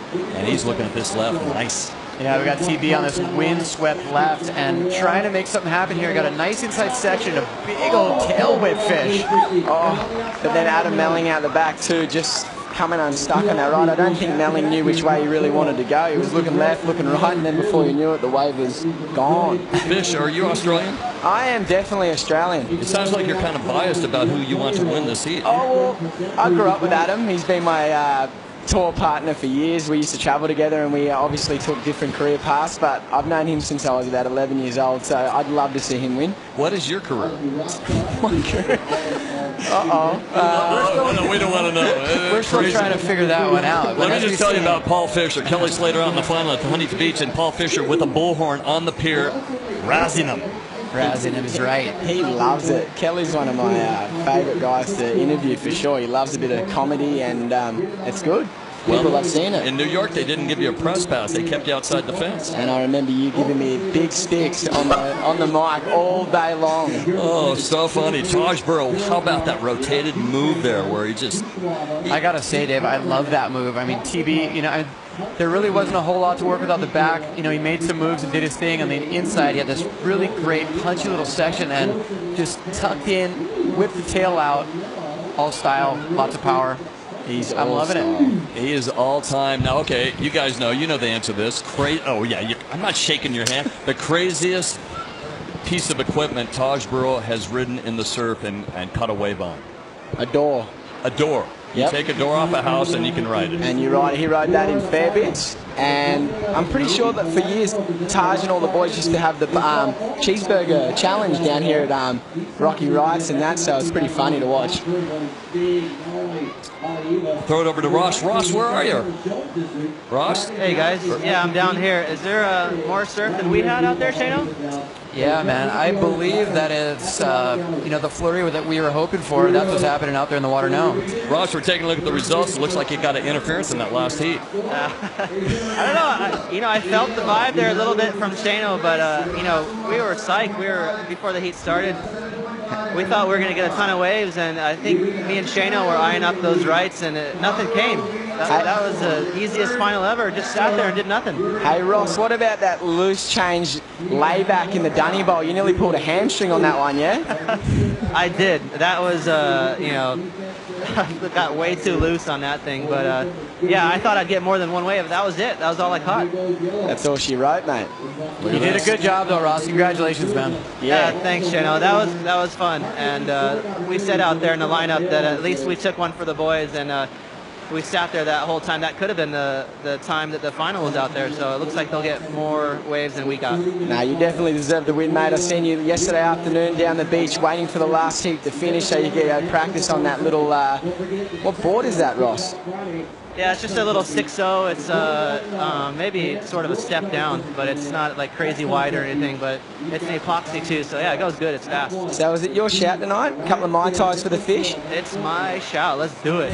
Attaboy, Ross. You better disappear after 10 o'clock there, buddy. You're going to be buying a lot. Here we go. Finally getting started. Wave number 2. Yeah, he needs some points right now. Needs a perfect 10 to take over the lead. This guy has been on fire, though, and just putting on a clinic on these little lefts. As you see out the back, Adam Melling in blue. Fish's boy taking it to town.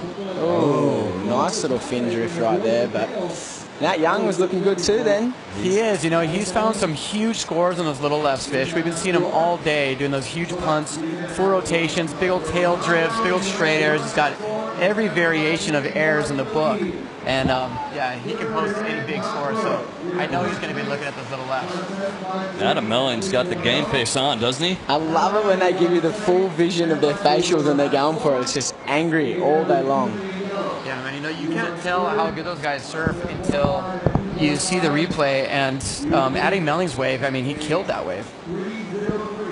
Well, we're taking a look at the replay second wave for Nat Young, and the youngster out of Santa Cruz looking to vault. There's a pretty great move right there. Unfortunately, I think he caught that outside rail, and that was a little slam. Here comes a nice looking wave out the back. Things are getting interesting. Taj Burrow's last wave, a 7.53. He's taking the lead. Now we're still waiting on a couple of scores from Melling. Watch the Souza as well. Here is Burrow. TB out the back on a really big wave. Biggest wave of the final so far, and nice combination of turns there. TB, we just said that he can close Fish, and guess what? There were two big turns in a row. He didn't come unstuck. He sealed the deal, and can't wait to see that replay. Let's take a look at the high scores. A 7.53 for Burrow. D'Souza with a 7.5. Melling's got that 6.17. Maybe another solid score to come through. They're kind of matching it for one another, trying to get kickstarted. Is Nat Young, but a breakout performance. But watch Taj Burrow. A 2-for-1 kind of basically. Yeah, I mean, as we said, just fitting those two turns, and both of them were super critical. Both of them were super big. A lot of risk in that last turn. And you think he will replace that 3.0 Fish? Oh, I'm definitely for sure he's going to do that. I mean, I just can't. TB, they're just so consistent, and then when it's crunch time, the guys are just amazing the way they can just do that, you know. That was pretty much just a big old closeout, and he just did two massive hacks. Yeah, it's insane under pressure, you know. I mean, these guys can just step up their game, not crack, know that they need to better a score, know that the time is ticking down. There's a lot of points in the line. There's a lot of money on the line, and also bragging rights for the whole Triple Crown. But, you know, the boys are flaring up trying to win this first jewel of the Triple Crown, the Reef Hawaiian Pro, and action-packed. I actually haven't seen TB this frothin' in ages. He was down there getting ready so good now. He's pretty frothed out, man. Yeah, he's ready for war, so it's good to see. And, I mean, if he wins, he's going home with $20,000 in the bank, $25,000. That's right. Wow. Big money there for TB. And we've done actually a few sand trainings there with TB and his trainer, Johnny Gannon, haven't we, Fish? Mate, but looking at TV with the rig, he looks like he eats donuts all day, and then he goes on the beach and just flogs us. Absolutely gives us a run for our money. I couldn't believe it. So he is very, very fit at the moment. He should actually get a sponsor of Krispy Kremes. That'd probably be helpful to his competitors, I'll tell you what. Those are smoke and mirrors. This guy is fit. If you want to take a look how shallow the toilet bowl is, we do have a cameraman out there off to the left, and he is in knee-deep water. How scary is that? Looking in the lineup, there is a scramble for the waves. 13 minutes and 40 seconds remaining. Burrow trying to replace a 7.53. He's got a 9.37 on that last wave. And our Australian surfer in blue up on this wind-blown left, just trying to make something happen here. The wave really flattening out and just not giving him anything to work with, as we see right out the back our surfer TB in red. Fish? Yep, well, what was that? He's already just doing his flying saucer, whatever you call that stuff. But I mean, he just got a 9.37 and a 7.53. He is so comfortable right now. But look at D'Souza. Never count this man out. He knows how to do it. No, this guy's an absolute contest machine. Never falls, seemingly just insanely stuck to his board all the time with a low power base, total power stance, and not negotiating that wind there in the inside section. I think he's trying to get old John John's air to go there. That's right. It looked like he was attempting John John's air. That wind is so difficult to surf, and some of these guys can negotiate it well, and you know the wind sticks to their feet. I mean, the wind sticks their board to their feet, but Adriano D'Souza coming unstuck there. Taj Burrow almost won this event back in 2006. It was Andy Irons with a 13.28 total. Taj Burrow coming in second with a 12.63.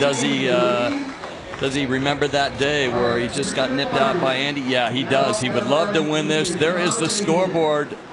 And what a great addition. We appreciate Morrison and the crew at the scoreboards giving us that. The surfers in the lineup look over their shoulder. They know exactly what's going on. Adam Melling right now is looking for a combination of two scores. Here also in looking for a 9.97 to move up into third is Nat Young.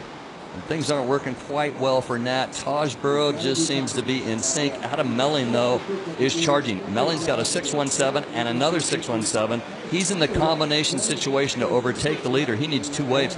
However, we'll see what D'Souza has. He's got a 7.50, so he's still kind of in the hunt. Yeah, D'Souza's just looking for that one big wave. He knows that he can still get the score. He's been there before. He's won plenty of CTs, and he's been up against Taj plenty of times, so he knows what he needs to do to get the result. D'Souza is in third right now, but needs a 9.4 to jump into first. Now, have we seen the 9.4? Taj Burrow, 9.37. Can he post something that close? Well, we'll have to wait for some bomb sets. You were out there waiting for some bomb sets. You know, I'm looking at the waves that these guys have got. They've all had tons of waves. Ross, in our little clash heat just then, Ross had 1 wave. I think I had 2 waves, and man, it's not like we weren't trying out there, but these guys have had a lot of opportunities so far. Very, very difficult conditions though out there with the wind.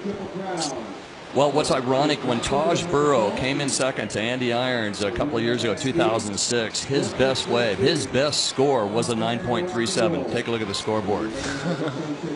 It's kind of trippy, isn't it? Deja vu all over again. So Taj is looking. He might be playing defense now. We're down to 10 minutes and 35 seconds remaining, and if you're going to play defense, who do you guard? Do you guard Melling, who needs 2 waves, or do you keep an eye on D'Souza? You definitely keep your eye on that Brazilian Adriano D'Souza. He's been there before. He knows what to do. That's right. He's a slippery little sucker. You give that guy an inch and he will get right around you, right in the pocket every single time. But then Melling, he's a quiet achiever. He's like a snake too, so he can get in there and whistle his way through. Yeah. But look at Nat Young. This guy's no slouch. This little left, he knows that he can post a huge score. I think he got a couple really big scores on 1 maneuver waves earlier in the day. This one, I don't know if he's, well...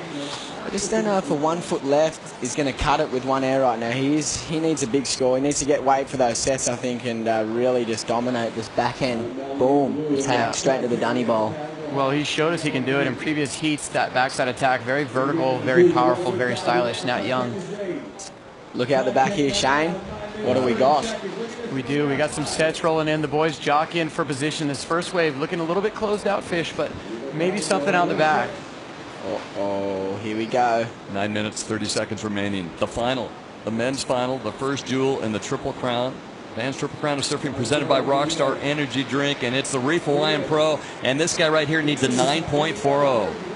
Adriano D'Souza with an open face to work with, and, well, curling down the face with a lobster dive. Very uncharacteristic for the old Brazilian there. What do you think TB's thinking right now? Do you think he's got it in the bag? Do you think he's like, yes, I've got the money, I've won? Or does he think, no, this is not over yet?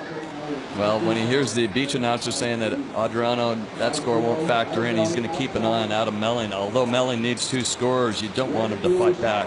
Taj Burrow's 2-wave total, 16.90. Adam Melling, watch out.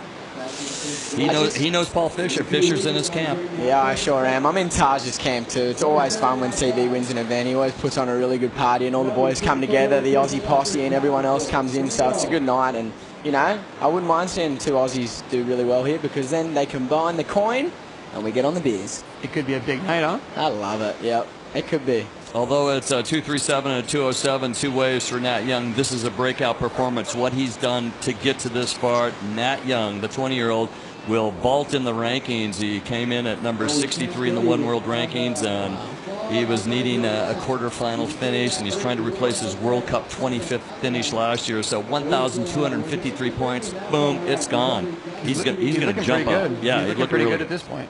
Wow, I never knew that. Good on you, Nat Young. That's amazing. And he's only, how old is he? Nat Young is young. He's super young. He's always going to be young.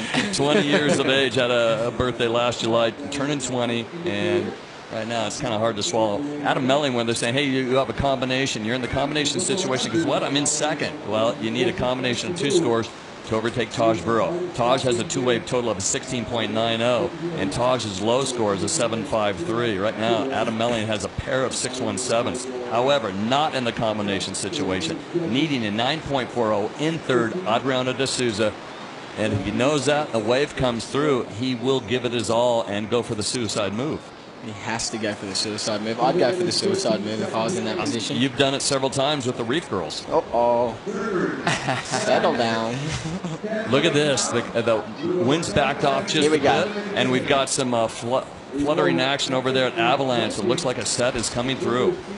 We've definitely got some action in the water, Fish, with some, the boys are ready to flare up here in red. TB, big old float down the line. Can he get around in time?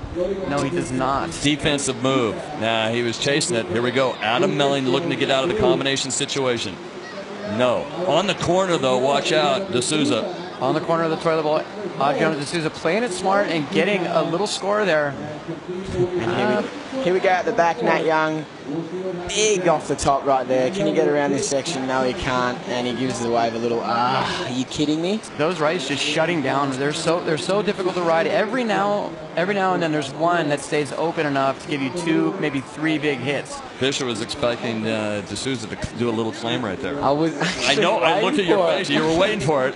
I was thinking, is he going to give the crowd the shotgun, the double barrel shotgun, throw the fist up? Oh, 2 fists. I was waiting for it, but he didn't do it for me. Yeah, man. I want to see Adriano get what he needs just so we can see his claim. I want to see it too. He's looking to replace a 3.17. He's got a 7.5 in his scoreline. He sits in third, looking for some points. Taj Burrow, been a runner-up here. He says he wants to win this thing. There's the Fish claim. No. I don't think I've ever. Actually, I've claimed a couple of waves. The old hair flick with the rooster tail back. Didn't you get on the cover of a magazine? Didn't I ever? Yeah, did you ever? Surfer Mag, yeah. Oh, my God. Only 12 issues a year, man. There's only 12 issues a year. You get on the cover of Surfer. And hey, I thought I was killing it, and then Shano goes in the next magazine and gets one there, too. I was like, yes, the boys are just backing it up. I had to back my boy Fish up. Yep, we sure did. Getting the claim. Where was it? Mine was straight out the front of my house in Australia, in Broadbeach. And it was just pretty much just a fun little day in summer. And Shieldsy just somehow got a little behind me and got a little bit of brilliance. It was amazing. Nice work there, Fish. Yeah. So I was pretty happy about that. And not only got the goods on land, but the goods in the water. Paul Fisher. Every now and again, Shane, I throw a good old hack around, mate. That's right. I've seen it more than once.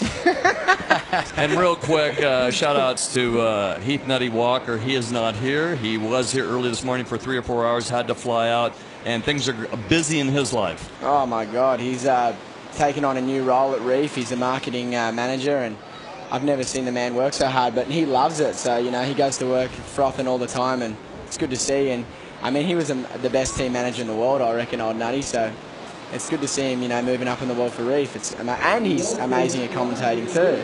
He's an all-rounder, Nutty. He's all natural. And he rips at surfing. Lots of talent, tons of skills. Old Heath Nutty Walker. It's a bummer he stands at 3'2". But, he makes up for it, Spirit. As we see, there's Betsy, I believe, Miss Reef World, correct? Yeah, she won last year the Miss World Reefs here in Hawaii. Took home, I think it was $15,000 for showing your behind on stage for a very, very big crowd of people that were loving that. So, I wouldn't mind throwing on a nice bikini and getting 15 grand to walk up and down an aisle, would you? They'd pay you 15 to get off the stage. Unfortunately, I think we can count maybe nobody that wants to see your behind, Fish. But those girls bring so much to the team. I mean, like, literally, when we go to do signings, no one's there to get our autograph. They're all there to get the girls, and so, they're always there for the calendar. So the girls always bring good, and they're fun to hang out with, and we love good them. energy. Good energy there. Taj Burrow, your leader right now. We're down to 3 minutes remaining. Anything on the horizon? Burrow looking to better a 7.53, but keeping an eye on D'Souza. He has jumped up into the second spot. D'Souza's last wave, a 5.0. Needs a 9.40 to overtake Taj Burrow. Adam Melling has dropped into the third spot, and he is now comboed to jump up into the lead. And Nat Young needs a combination of 2 scores to jump up into the lead. It's amazing how there's only been one amazing set, but Taj got on it and went mad. I wish we could have seen a few more bigger sets in the final. Well, here we go. It's not over yet. 2 minutes, 30 seconds. Here comes the set. Watch what Taj does. Is he going to play defense or let these guys go at it? Well, here goes Adam Melling on a beautiful looking little left. Off the top. Bang. Nice turn. I'm claiming a cutback. Yep. There it is. And a couple of pumps. Let's see it. And then out the back, we have D'Souza just pulling off. But Adam Melling, strong finish there in the inside. So we'll see what he gets for that one. And it looks like we got more waves lined up. We're going to end with fireworks here. 2 minutes on the clock and what? 14-second interval waves. We might have 2 or 3 more set waves, possibly. The Euro replay, courtesy of Vans. We take a look at Adam Melling, and I believe this is his 8th wave. He was looking for a combination of 2 scores. Burrow with a 7.53 and a 9.37 is your leader right now, sitting way out the back looking for the bombs. Meanwhile, Melling, being coached by Paul Fisher, has been giving it his all and has had some amazing heats. Oh, Adam, I mean, what about that one heat where he had an interference and still won the heat? And pretty much I think that gave him a lot of confidence going into his next heat. And he's been ripping the whole event. And here comes Adriano D'Souza on his backhand. Nice big snap. Started off. Let's see what else he's got. A little cutty there, coming in inside. Big old float. There we go. No clean again. But he's trying to at least better that 7.5, start chipping away at the lead. Yeah. For Adam Melling, one thing's real important for him. Yeah, he's part of the World Championship Tour at number 29, but his world ranking at 36, well, it's going to take a big jump here. Looking to replace 2,000 points. Last year, a 9th at the Reef Hawaiian Pro. Well, guaranteed 4th or better here. So Melling's going to jump up into the ratings. This is a good result. He wanted a bit better than that. But wave number 8 will help his cause maybe a bit. His 2-wave total is... well, it's 12.34. Let's see if you can overtake D'Souza on that last wave and get some more points and some more prize money. When I interviewed Adam yesterday, he was saying he's sick of being on the cusp for the last 2 years and he really wants to have another good crack at it. So hopefully he gets in and next year he comes out guns blazing. Yeah, I don't blame him at all. It's just there's no relaxation at all for somebody that's just sitting right there on the cusp. We're down to 10 seconds remaining. He gets a 6.43 and jumps up into the second spot. More money and more points. D'Souza drops to 3rd. And Taj Burrow showing us the fist. The mighty Taj Burrow wins his first event here at Haleiwa. He has won the Pipe Masters. He is looking for a Triple Crown title. He takes the lead in the Vans Triple Crown of Surfing, and it's presented by Rockstar Energy Drink, and we see a couple more waves coming through. Well, what was the key to Taj Burrow? A lot of relaxing, playing tennis, working out on the beach. He's pretty much just been working around with Johnny G. They've been playing a lot of tennis. He's had a good crew around him, all the boys from home, and just seeing him the last few days, he really wanted to win this event, and he looked good from the start. And TB, how many times has he held his hands over his head? He's won them, he's done everything in the sport. So congratulations to Taj Burrows, and it's going to be a fun night. A man that has been a pro for 16 years that decided not to jump on the tour early on in high school. He says, you know what, I'm going to wait another year. And from Yalanup, Western Australia, who lives part-time in Bali, Indonesia, a quick flight from his house. And a great ambassador to the sport. Taj Burrow is just a frothing, the nicest guy on the planet. Oh, mate, he's one of the, idols of the sport. He's been there, like he said, since he was like 16 pretty much, and he qualified, gave it a break, and then went back on, and ever since then the kids just love him. He has his contest over there, goes to Bali, everyone loves him. I mean, he's a talent. Then there is a smile, and let's see what's going to happen. I want to see who carries him up the beach. I'm calling $20 Johnny G's there. Johnny Gannon, his trainer, for sure. Well, it really... Is the mermaid still down there? She might swim over and give him high five. Mermaid's over at Avalanche right now, just taking a beating. There we go, and there's Adam Melling on the beach getting some autographs, and you know what? He's happy. Johnny Gannon actually congratulates Adam Melling. Really a great show. But there's Taj Burrow, the 2011 Reef Hawaiian Pro champion. Well, a lot of people to thank here. Our executive contest director, Randy Rick. Our contest director himself is Marty Thomas. Marketing and sponsorship, Sean Wingate. And our executive producers, Doug Palladini, Maz Maraba, and Bill Kiley. Live producer, Jordan, thank you so much, Jordan Velarde. Our associate live producer, Chris Delby. And segment director, Bill Kiley. Segment producer, Maz Maraba. And live director, JD. Thank you, JD. As we take a look at Taj coming aboard. This is going to be a feel-good moment. Who we got? Is that another Western Oz guy? Who is it? Jake the Snake Patterson. He's a Pipeline Masters champion, so he knows the feeling of winning too. And then it's one of his best friends from home. They live pretty much 100 meters down the road from each other. And look at that. What a feeling. Jake the Snake and Johnny Gannon chair the champion this year. This is a good feeling. Oh, mate, look at that. I'd love to have that feeling. Let's just go down and do it to each other and get a feeling like that. It's amazing. Well, Yes. It's ironic that the number 1 seed comes in, number 5 in the world rankings, number 5 in the One World ranking, says, you know what, I want to win an event. I'd like to win the Triple Crown. And sure enough, he made it happen all the way through. Got a couple of good breaks, but really laid it on the line every heat like it's do or die. And he just got better and better the whole event. And like I was saying, it's like these guys, the consistency of TB, the way he does it, it's just unbelievable. And he just went off in the final, got the best waves and won, and that's the way it goes. It's amazing. And I guess old Johnny G will be getting a bit of the cash too for training. It'll be amazing. So all the boys are happy right there. Look at him. Getting him onto the stage. Yeah, don't touch the sand. Oh. Pretty good stuff right there. At the age of 7, dear old dad, back in 1985, his father got him on a thruster, a 6'3", and the rest is history. One of the greatest surfers and icon in the sport. We'll be right back with the awards presentation of the Reef Hawaiian Pro live from the North Shore. Stay with us.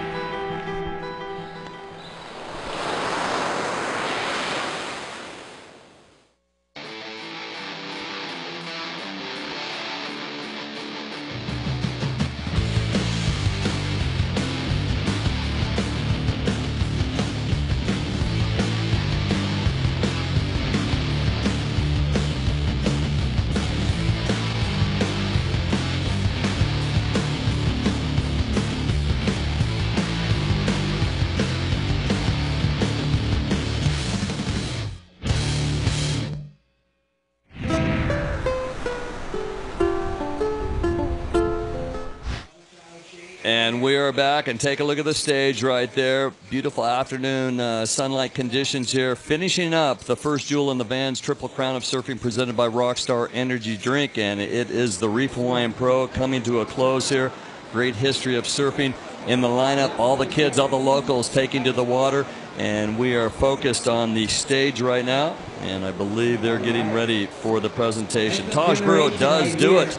Yes, claiming it, making it happen. The 14th year pro in the World Championship Tour out of Yallinnup, Western Australia. 33 years young. He is a frother that has so much fun surfing. And, well, it's ironic. A guy that can have that much fun can be so competitive. It's amazing. Let's go down to Bo Hodge right now with the presentation of the Clash of the Legends presented by Bud Light Lime. Bo, take it away. Thank you very much. Ladies and gentlemen, welcome to Haleiwa, Ali'i Beach for the Reef Hawaiian Pro presented by Rockstar Energy. Let's get on with our award ceremony for the Clash of the Legends. How about a round of applause for our legends out in the water? For the past 2 days, they've been putting on such a great show. But before then, we'd like to introduce Natalia and Betsy, the Reef Girls. A round of applause for the Reef Girls. They're going to be presenting the awards to our legends. Let's go 4, 3, 2, 1. Receiving a check for $2,000, scoring 8.27 from the North Shore, Mr. Kalani Rob.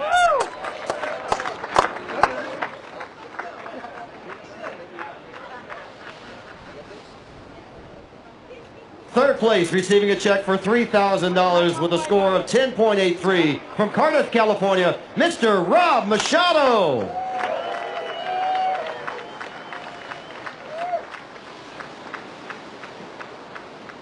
He looked more excited winning third place than the Pike Masters. Here we go. In second place, 6/100ths of a point back, receiving a check for $5,000 from the Big Island FBI, Mr. Shane Dorian. Last but not least, hailing from Haleiwa with a final score of 14.5, receiving a check for $10,000 and a custom-made ukulele from Joe Grade. Ladies and gentlemen, put your hands together for Mr. Ross Williams.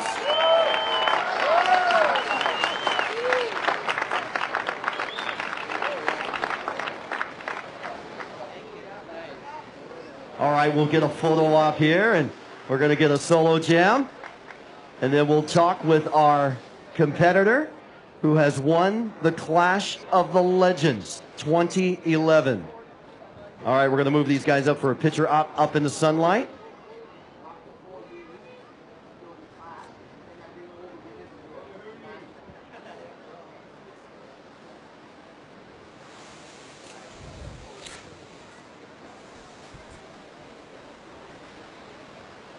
There's Hall of Fame Beach Boy Rabbit K. Kai getting in on the action there, congratulating our 4 legends. Uncle Rabbit. We're going to talk with Ross Williams here. Ross, let's get a word. $10,000 in a win in your own backyard. This has got to be a big moment for you. This is cool, man. You know, when the boys first told us about this event, we got all really excited. At the same time, we were kind of nervous because we haven't been competing that much over the years. So main thing is we wanted to make sure we didn't fall on our face. Unfortunately, it went a little flat for us in that second heat today. But at least we took one for the final, and Taj and the boys got some surf. And we're just really humbled and stoked to be part of this, and happy that Reef and Bud Light Lime put this on for us. It's really cool. Yeah, we'd like to thank Bud Light Lime one more time for Ross Williams, Shane Dorian, Kalani Rob Machado. Last year it was Sonny Garcia. In 2010 and 2011, it's Ross Williams. We'll throw it back up to you, Dave and Kaipo, and we'll be right back with the award ceremony for the Reef Hawaiian Pro. Well, let's take a look at the official results for the Clash of the Legends, and that showing that Ross Williams does win with a 14.50 and Shane Dorian with 14.44. Machado with a 10.83 and Kalani Rob with an 8.27.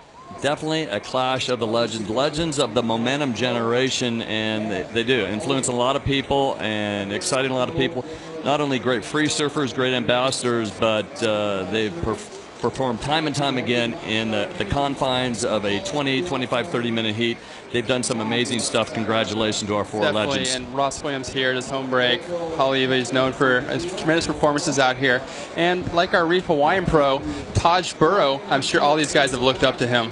How would you like to win 250,000 air miles Hawaiian Air Show? Let's take a look at who possibly has a shot at it. Our top 5 airs include a young gun out of Florida, now living in San Clemente. Let's take a look at the Hawaiian Airlines Air Show and what happened today. This is Evan Geiselman this morning in an early round heat where he stuck to these lefts. This is actually from the day before. There's the glassy conditions in the mornings. He flies across this section and gets up a real high tuck. That was today. And that was a little tuck in the air, really skate influenced. Nice straight here. I like those more than the rotations at times. Beautiful stuff. Then there's a guy with 2 first names. Yeah, John Florence, and unbelievable. His skate style turns into an airfoil. He's head of the Hawaiian Air Force. Yes, watch him as he gets up into the air and then spins all the way around in front of the wave and able to ride out of that very cleanly as he sucked it up. Look at this in slow-mo. Great rotation with that tail above the wave. And just great flexibility there to be able to maintain such a center of gravity over his board. Well, he loves to snowboard, and usually after the Triple Crown, he jets over to Mammoth to do some snowboard, and those 250,000 air miles might help him out. How about Tanner Gadauskas? He got the early interference. Then he went out there and just did this big frontside grab where he sticks it on top of the barrel and comes down there really clean. He's a big, powerful surfer, and you see how he just pushes through that wave and is able to just ride out of that and win the heat with an interference. And that is Tanner Gadauskas. And then, well, you think there's one air show with one guy? No, you can get multiple entries. Here is Geiselman again. This is his second heat of the morning. He had 2 good airs in this heat. This is his second one where he grabs slob in between the legs there. It's a little more difficult to grab in between the legs slob, and spins out of that very smoothly. This was a 7.67 for this aerial. And the front hand reaches over to the toe side rail. Beautiful stuff. Now out of Santa Cruz, California, Nat Young. Into the finals he goes, but with turns like this, not necessarily a happy final for him, but some great surfing up to the final. Yes, he could have easily won if he was able to do this kind of maneuvers. And 2 on the same wave. The first one, a slob tail high, not much of an air. And then the second one, he just kicked it out all the way into the flats. That was a great 2 airs on that one move. The Hawaiian Air Show was an incredible event this year. And he made the landing so easy. Basically, it looked perpendicular to the wave and just spun it around. Perfect landing, which is so critical. We're seeing a lot of guys injure themselves trying these moves. These guys make it look way too easy. That wave for Nat came in as the highest wave of the event, a 9.77. Spectacular move for Nat Young. Well, we are waiting for them to bring up the finalists for the stage, but let's take a look at the top 5 scores we've had.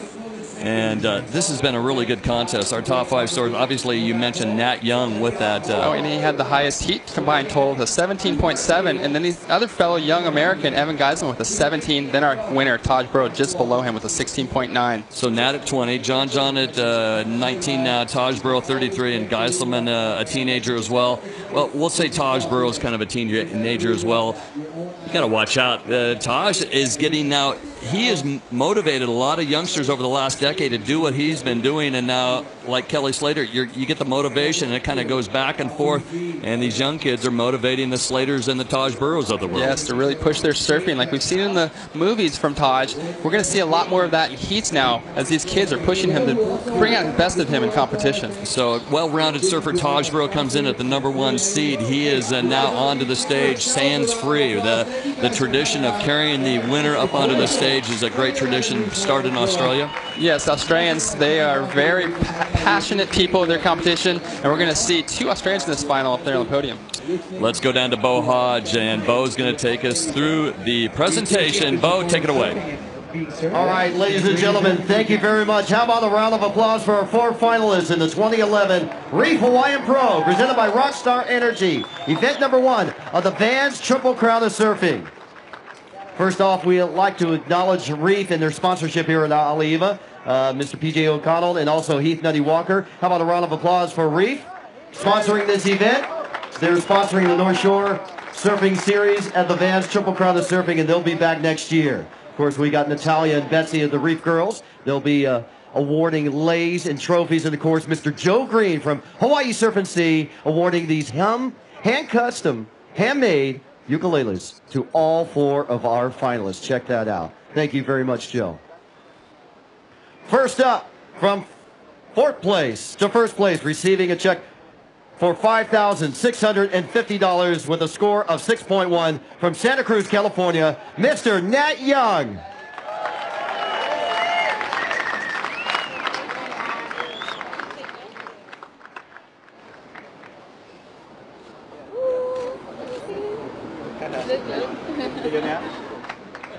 Okay, do you flip? No. You will now. In 3rd place, receiving a check for $6,250 with a score of 12.5 from Brazil, Adriano de Souza.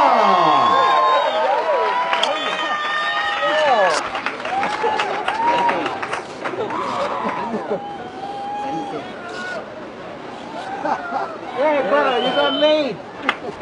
Oh, thank you. That comes with a case. And a free lesson. Okay, thank you. Receiving a check for $12,500 from Lennox Head, Australia. Receiving 12.6 in the final, Mr. Adam Milling.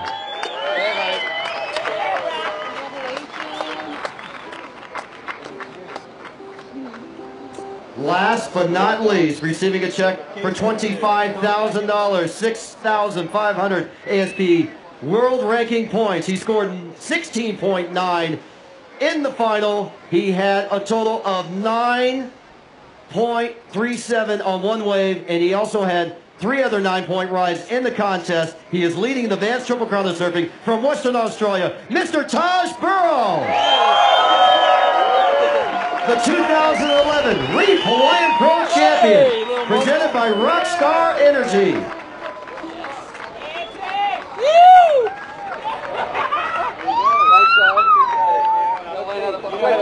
I'm left-handed. I will. I can restring it.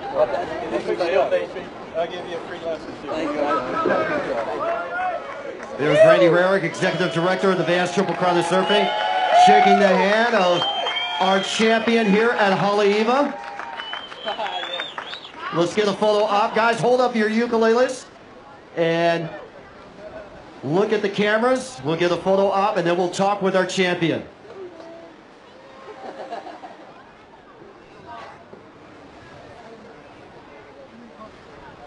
We'll get a photo op here.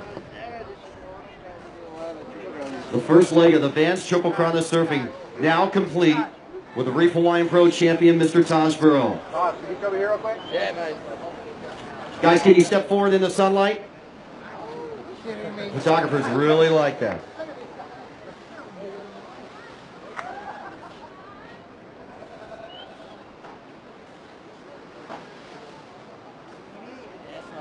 All right, let's get a word with Mr. Taj Burrow. Taj, congratulations. 2 years ago, you won the Billabong Pipeline Masters, your first win in Hawaii. Today, your second win at the first jewel, the Reef Hawaiian Pro. Talk about what's going through you.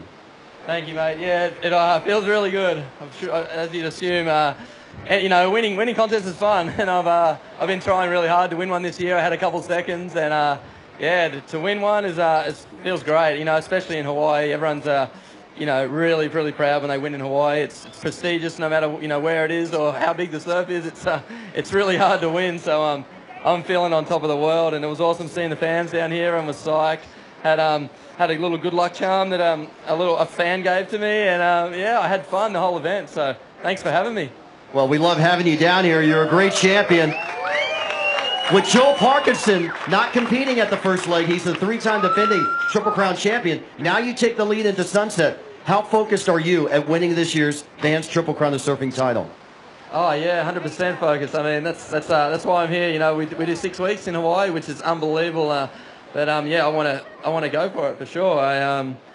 You know, I could have gone home in this little window and just waited for Pipe, but yeah, it's, you know, I love hanging here and doing these events. So I'm all for the Triple Crown. Well, we began Friday. We are looking at a couple of big bombing sets at Sunset Beach for the Vans World Cup. Are you excited about that? Yeah, 100%. It's going to be fun going from a 5'11" to a 7'2". You know, everyone's going to be so one extreme to the other. Little grovelly waves, and then some big sunset peaks will be awesome. So yeah, it should be action-packed. A 1-time Pipeline Masters champion, now add to his resume, the Reef Hawaiian Pro champion, Mr. Taj Burrow. One more time for our runner-up, Adam Melly. Third place, Adriano de Souza, and Nat Young in 4th place. Back up to you guys in the booth. Okay, how perfect was that? Taj not only makes some money, makes some points, but he gets a musical instrument, which basically he is named after Taj Mahal, his father, a musician, I believe a high school instructor as a musician. Perfect. Yeah, gets a wonderful trophy, a ukulele. Thank you, Joe Green. He said he's going to give him a lesson. Exactly. There you go. Perfect trophy here at the Reef Hawaiian Pro. Let's take a look at the clash one more time. What went down that had a local boy, North Shore resident Ross Williams? Well, we'll take a look at some of the highlights right now. Clash of the Legends brought to you by Bud Light Lime. Well, scratching his head thinking about what's going on. There is some serious customers out there. Rob started off with some usual equipment, but we saw the basic shakedown. Yeah, we saw Ross just really on top of his game out here, surfs out here very regularly. And Rob Machado, see him unable to really control that board. One of his first surfs on it. And I'm sure he'll go home and play with that and fine-tune it.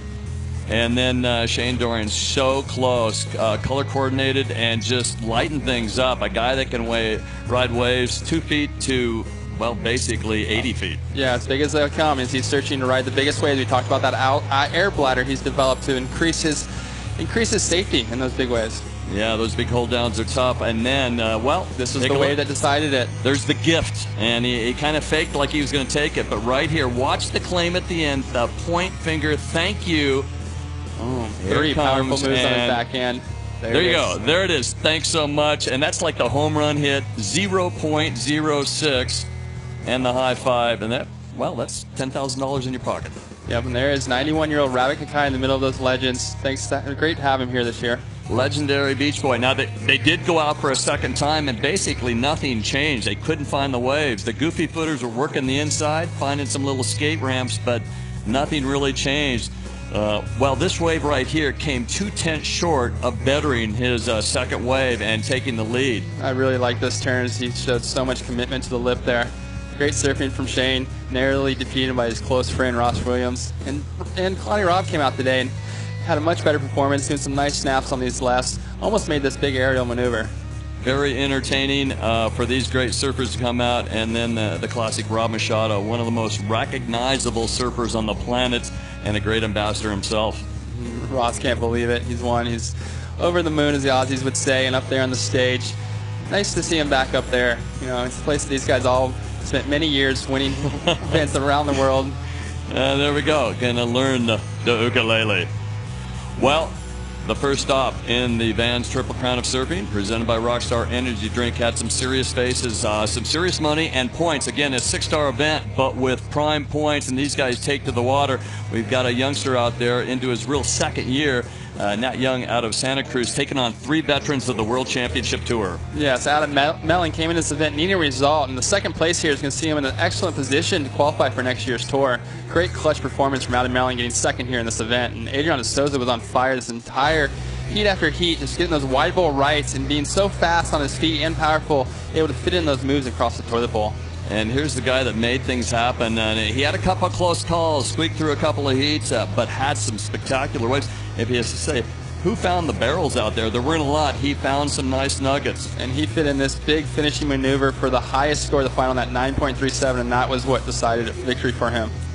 There it is, 33-year-old Taj Burrow out of Yallinup, Western Australia, 14 years on the World Championship Tour, takes the lead in the Vans Triple Crown of Surfing. Adam Melling, impressive as well, though. He came firing back, trying to get out of the combination situation. We're going to expect to see a lot more of Melling. Yeah, I'm really happy to see him in a qualifying position for next year, because it'd be a shame to see him off the tour. He's such a good surfer. We saw a second place from him at J-Bay last year. Adriano de Souza, great sportsmanship. The number 1 and 2 seeds making it into the final, and it is Taj Burrow being cheered up the beach by Jake the Snake Patterson and Johnny Gannon. Wow, amazing. Yeah, great feeling there for Taj. And there, his silly band comes through. Who's going to get the silly band next year? That's 2 for 2 for young girl. I have no idea, but the superstition. Some of these guys do have a little bit of superstition. Taj would love to win the Triple Crown. He'd love to win all 3 events in a row. You know, this is a great start for him. Yeah, definitely. He would be the early favorite for the Triple Crown with impressive performance. Already a pipe master, looking to be in the Vans World Cup next week in challenging surf. Challenging surf. So the window starts on Friday. Saturday it looks okay. Sunday, break out the big boards. Take a look at surfline.com. They're possibly looking at the storm to develop, and we might see 10 to 15 foot surf. That's serious stuff at sunset. And with those trades, it is going to be hairball. Yes, that place really brings out the men in the field, and Taj Burrow is going to want to set himself up in a position. Now, we're seeing these 4-man heats in smaller conditions here, and we saw a great air show thanks to the Hawaiian Airlines giving us the air show here, and these little lefts and some spectacular moves. It's going to be totally different at Sunset Beach because it's a huge playing field, and we have surfers actually never seen 1 or 2 of the other competitors in the lineup. It's so big. Well, you can travel around the world with a 5'11", like Taj says. Then you go into a 7'2". Guys can ride up over 8 feet boards, and you will get lost. There's the inside bowl. Sometimes guys will just sit on there and hopefully get a barrel ride. And sometimes go way out to that north peak and come all the way across. I remember back in the day seeing Poto in my heat. I'm on the bowl, and I don't even know where he's at. And the next thing I see, he's just charging across this wave from way out the back. And you get waves 200 yards long out there. A hassle fest out there in the lineup. No, 4 guys in the water, and we're going to have 1 girl as well. She is making a lot of press around the world. A good performance here. She was a little disappointed, but watch out. She has done some damage in the lineup at Sunset Beach. Carissa Moore, we're going to see the women's world champion take on a field of 127 men. Yes, that's going to be cool to see her out there, and especially at that first round. She comes off in 15-foot surf. I'm looking forward to seeing Carissa stack up against the men. A prime event, $250,000 in prize money. It is the Vans World Cup of Surfing starting possibly on Friday, more likely on Sunday. Tune in early, probably a 7:30, 7:45 start here on Hawaiian Aleutian Standard Time, HST. There we go. And we'd like to thank a lot of people that were on camera helping us out with the webcast here. It was Heath Nutty Walker, Ross Williams, Rob Machado, Sean Moody, Shane Dorian, Paul Fisher, Rocky Cannon, Bo Hodge, and I believe Kaipo Guerrero. Jody Wilmot was up here when we had our young lady in the water, Randy Rarick, and I believe Taylor Steele, thanking him. And for Shea Lopez, I'm David Stanfield saying aloha, and we will see you Sunday morning at Sunset Beach. Looking forward to see you all there.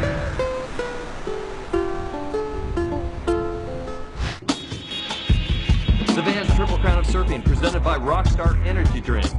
The Reef Hawaiian Pro from Haleiwa is Ali'i Beach Park is brought to you by Nixon, GoPro, Cliff Bar, Surfline, Flowwater, State Farm, Roadrunner, Surfing Magazine, Hawaiian Airlines, Turtle Bay Resort, Climb On Products, Wavejet Propulsion, JN Automotive Group, Hawaii Tourism Authority, Skull Candy, Supreme Sound, Oceanic Time Warner Cable, and sanctioned by ASP Hawaii.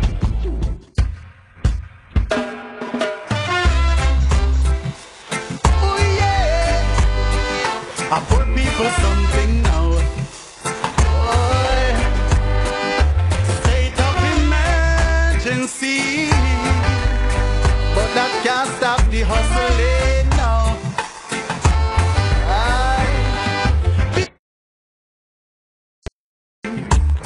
Downtown nice again, me glad all the one thing though. Come on, money up, make money up, spend. Come back downtown, downtown nice. Me glad all the one thing though. Come on, money up, make money up, spend. Watch the truck them a rolling from country. Never see so much poor people alive. Anything you want, you find it down there. I saw me no say coronation sell out.